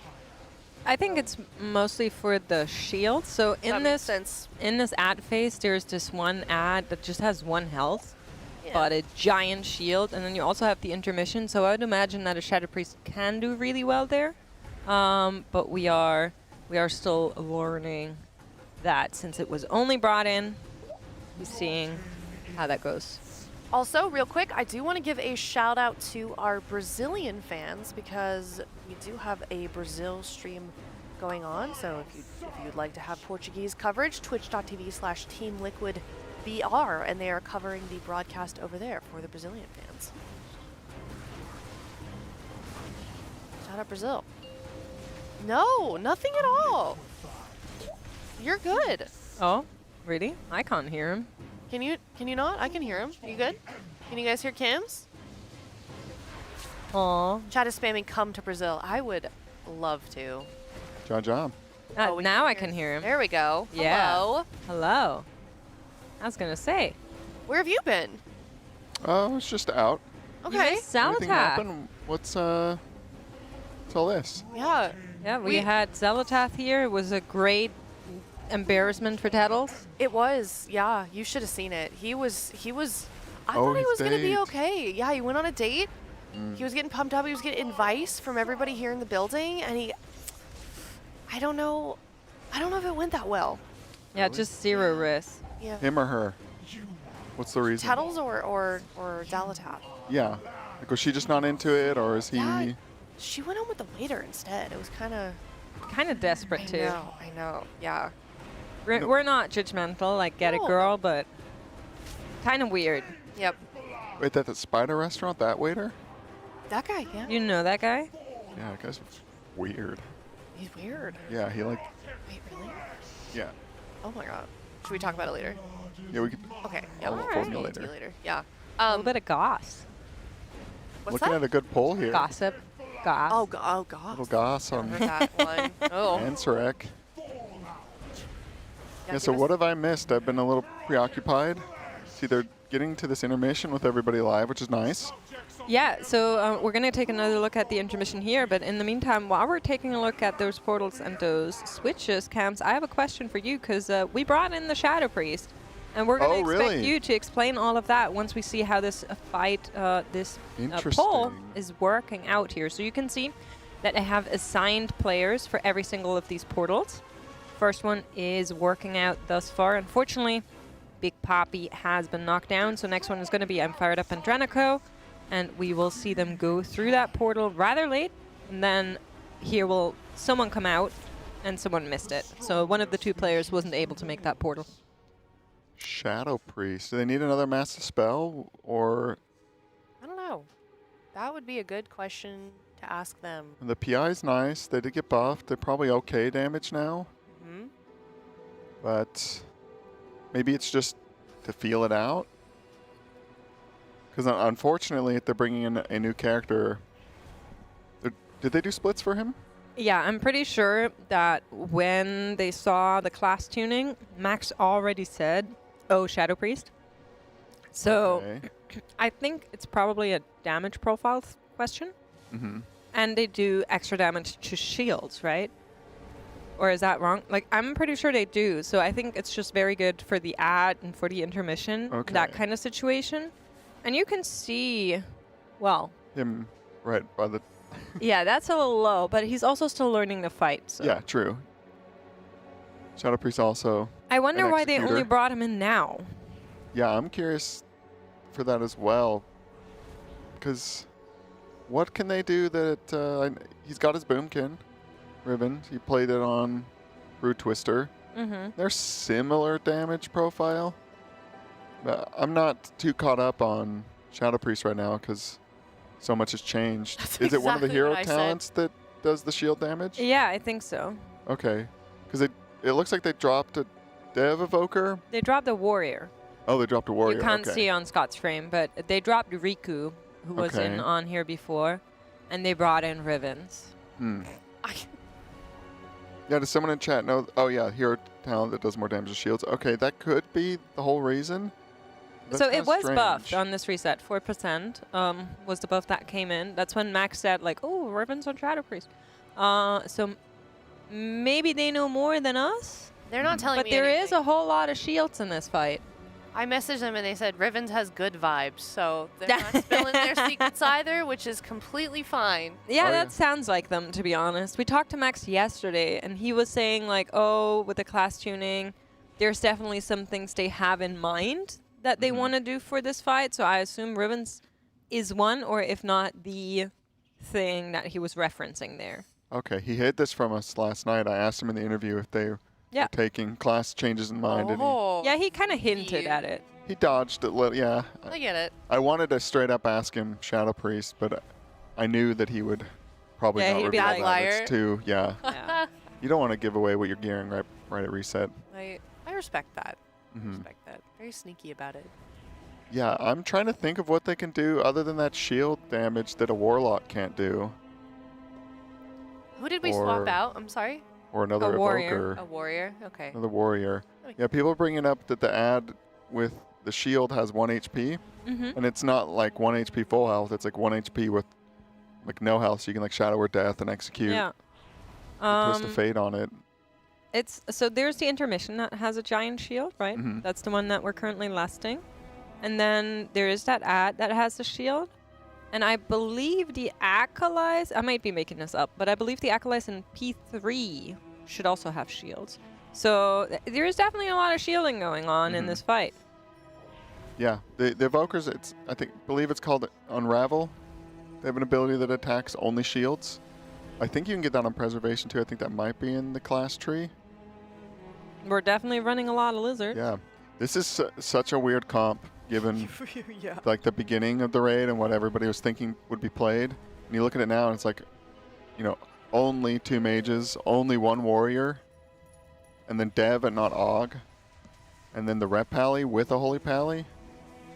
Dude, they're about to slot like a Boomkin or a Feral and and call it. Really, yeah. This is interesting. Void Weaver has a node that gives them increased damage and insanity when they use Shadow or Death on a shielded target. Huh. Yeah. So he should be doing So more that damage. ad but is made for Shadow Priest then, Yeah. for some reason. Huh. Because like when else is that happening? Other than like PvP. Yeah. Very weird. I mean, there's an entire boss fight that was made for Frosty K, so it's not that weird to me. True. But that's just like such a, maybe that it's just for science. They want to look at the logs and be like, okay, how much did this thing really do? Yeah. They missed they double popped there. I think Missed the that's probably timing. also why they only brought him in now, where they know they're at that phase. So it could be a test run, where they're just saying, okay, we'll try to get a phase where we see that ad and we see what Shadow Priest does with it. Mm-hmm. And then, depending on how that goes, they might bring Riku back in or keep Ribbons. I mean, Shadow potentially in. Priest also in the last phase seems pretty good. You've got ads all over the place to dot up, and I was talking to Siori a little bit, and he's saying it gets really hard in that second phase because you have to like send people through the portals. Yep. But then you want to keep an even balance of ranged because there's ads that spawn that can't be cleaved by melee, so ranged have to deal with them. Yeah, so one side, we were just seeing another glimpse of it, but we saw it this noon already as well. One side gets a commander, I believe they're called, so a big Maliat. And then the other side gets 2 acolytes that need to be interrupted, but melees can't really attack them that well. So you kind of want to, at the beginning you can switch even, or you want to go up with one side having more melee and the other having more ranged. And then depending what happens on that third platform, you might want to switch again. Mm. It's just important that everybody can only go once, so that'll matter. Sorry to interrupt, but real quick, very exciting news. We are doing a giveaway in chat right now for a War Within Epic Hold on. edition. It's NA only. Yeah. Oh, you're going to join? I can join and give it to NA people, no? I mean, Oh, I I thought can't you were stop gonna- you from doing that. Give it to your NA account. I thought that's where she was leading with it too. But hashtag the War Within in chat, Twitch chat only and NA only. If you win, please message a mod, any mod. Mm-hmm. Please message one. We have a hype train going too. Not My me, phone just told me. Hype train is starting. PogChamp. That's exciting. Very Prime's exciting. in the chat. But yeah, the War Within Epic Edition, hashtag the War Within and message a mod if you win. Yeah, awesome. Awesome. They were nice. They got the little statue. Hmm? I don't know, I'm talking about the Epic, but oh wait, I'm talking about the Collector's Edition now. My bad, Yeah. my bad, my bad. War Within Epic Edition. No statue. I got the collector's edition. It joined my collection. Yeah. Oh, do you have all of them? No, I'm missing Burning Crusade and Vanilla. Oh, Unfortunate, and I think there's no way I'm getting a Vanilla collector's say. edition unless someone like Blizzard just gives it Sometimes to me. Blizzard has some left over. That's how I got a Wrath Collector's Edition. Ooh. What, did they sell it to you or? No, they just gave it to us. Yeah, so they had like, when they closed the France office, they had like some leftovers there. And they were like, you can have one. And I had to choose. Whoa. Yeah. But Could I'm not you sure have if they had gotten vanilla? I don't know if they had Oh. vanilla. I think it was Burning Crusade, Kata, Wrath. Okay. Classic, WoW, Collectors. I just want to see. Yeah, it's a couple bands, I believe. Yeah, I believe so too. Quite expensive. Especially Yeah, if you want one that's like still in. Do you Yeah, keep them in the cover. foil? No, they're. Okay. I open them. And they're, you know, they look nice still. Yeah, they do. I have them opened as well. Yeah, Oh. I had a friend who worked at Blizzard who actually gave me the code for the Burning Crusade edition. Oh. So I have the pet and stuff, so I could buy an opened, used Burning Crusade for the box because I have that. Yeah. And then I would just be missing the vanilla that's worth about a car. Yeah. I can't find. I don't think. Yeah, they're hard I to don't find think too. they're easy to find at all. Yeah.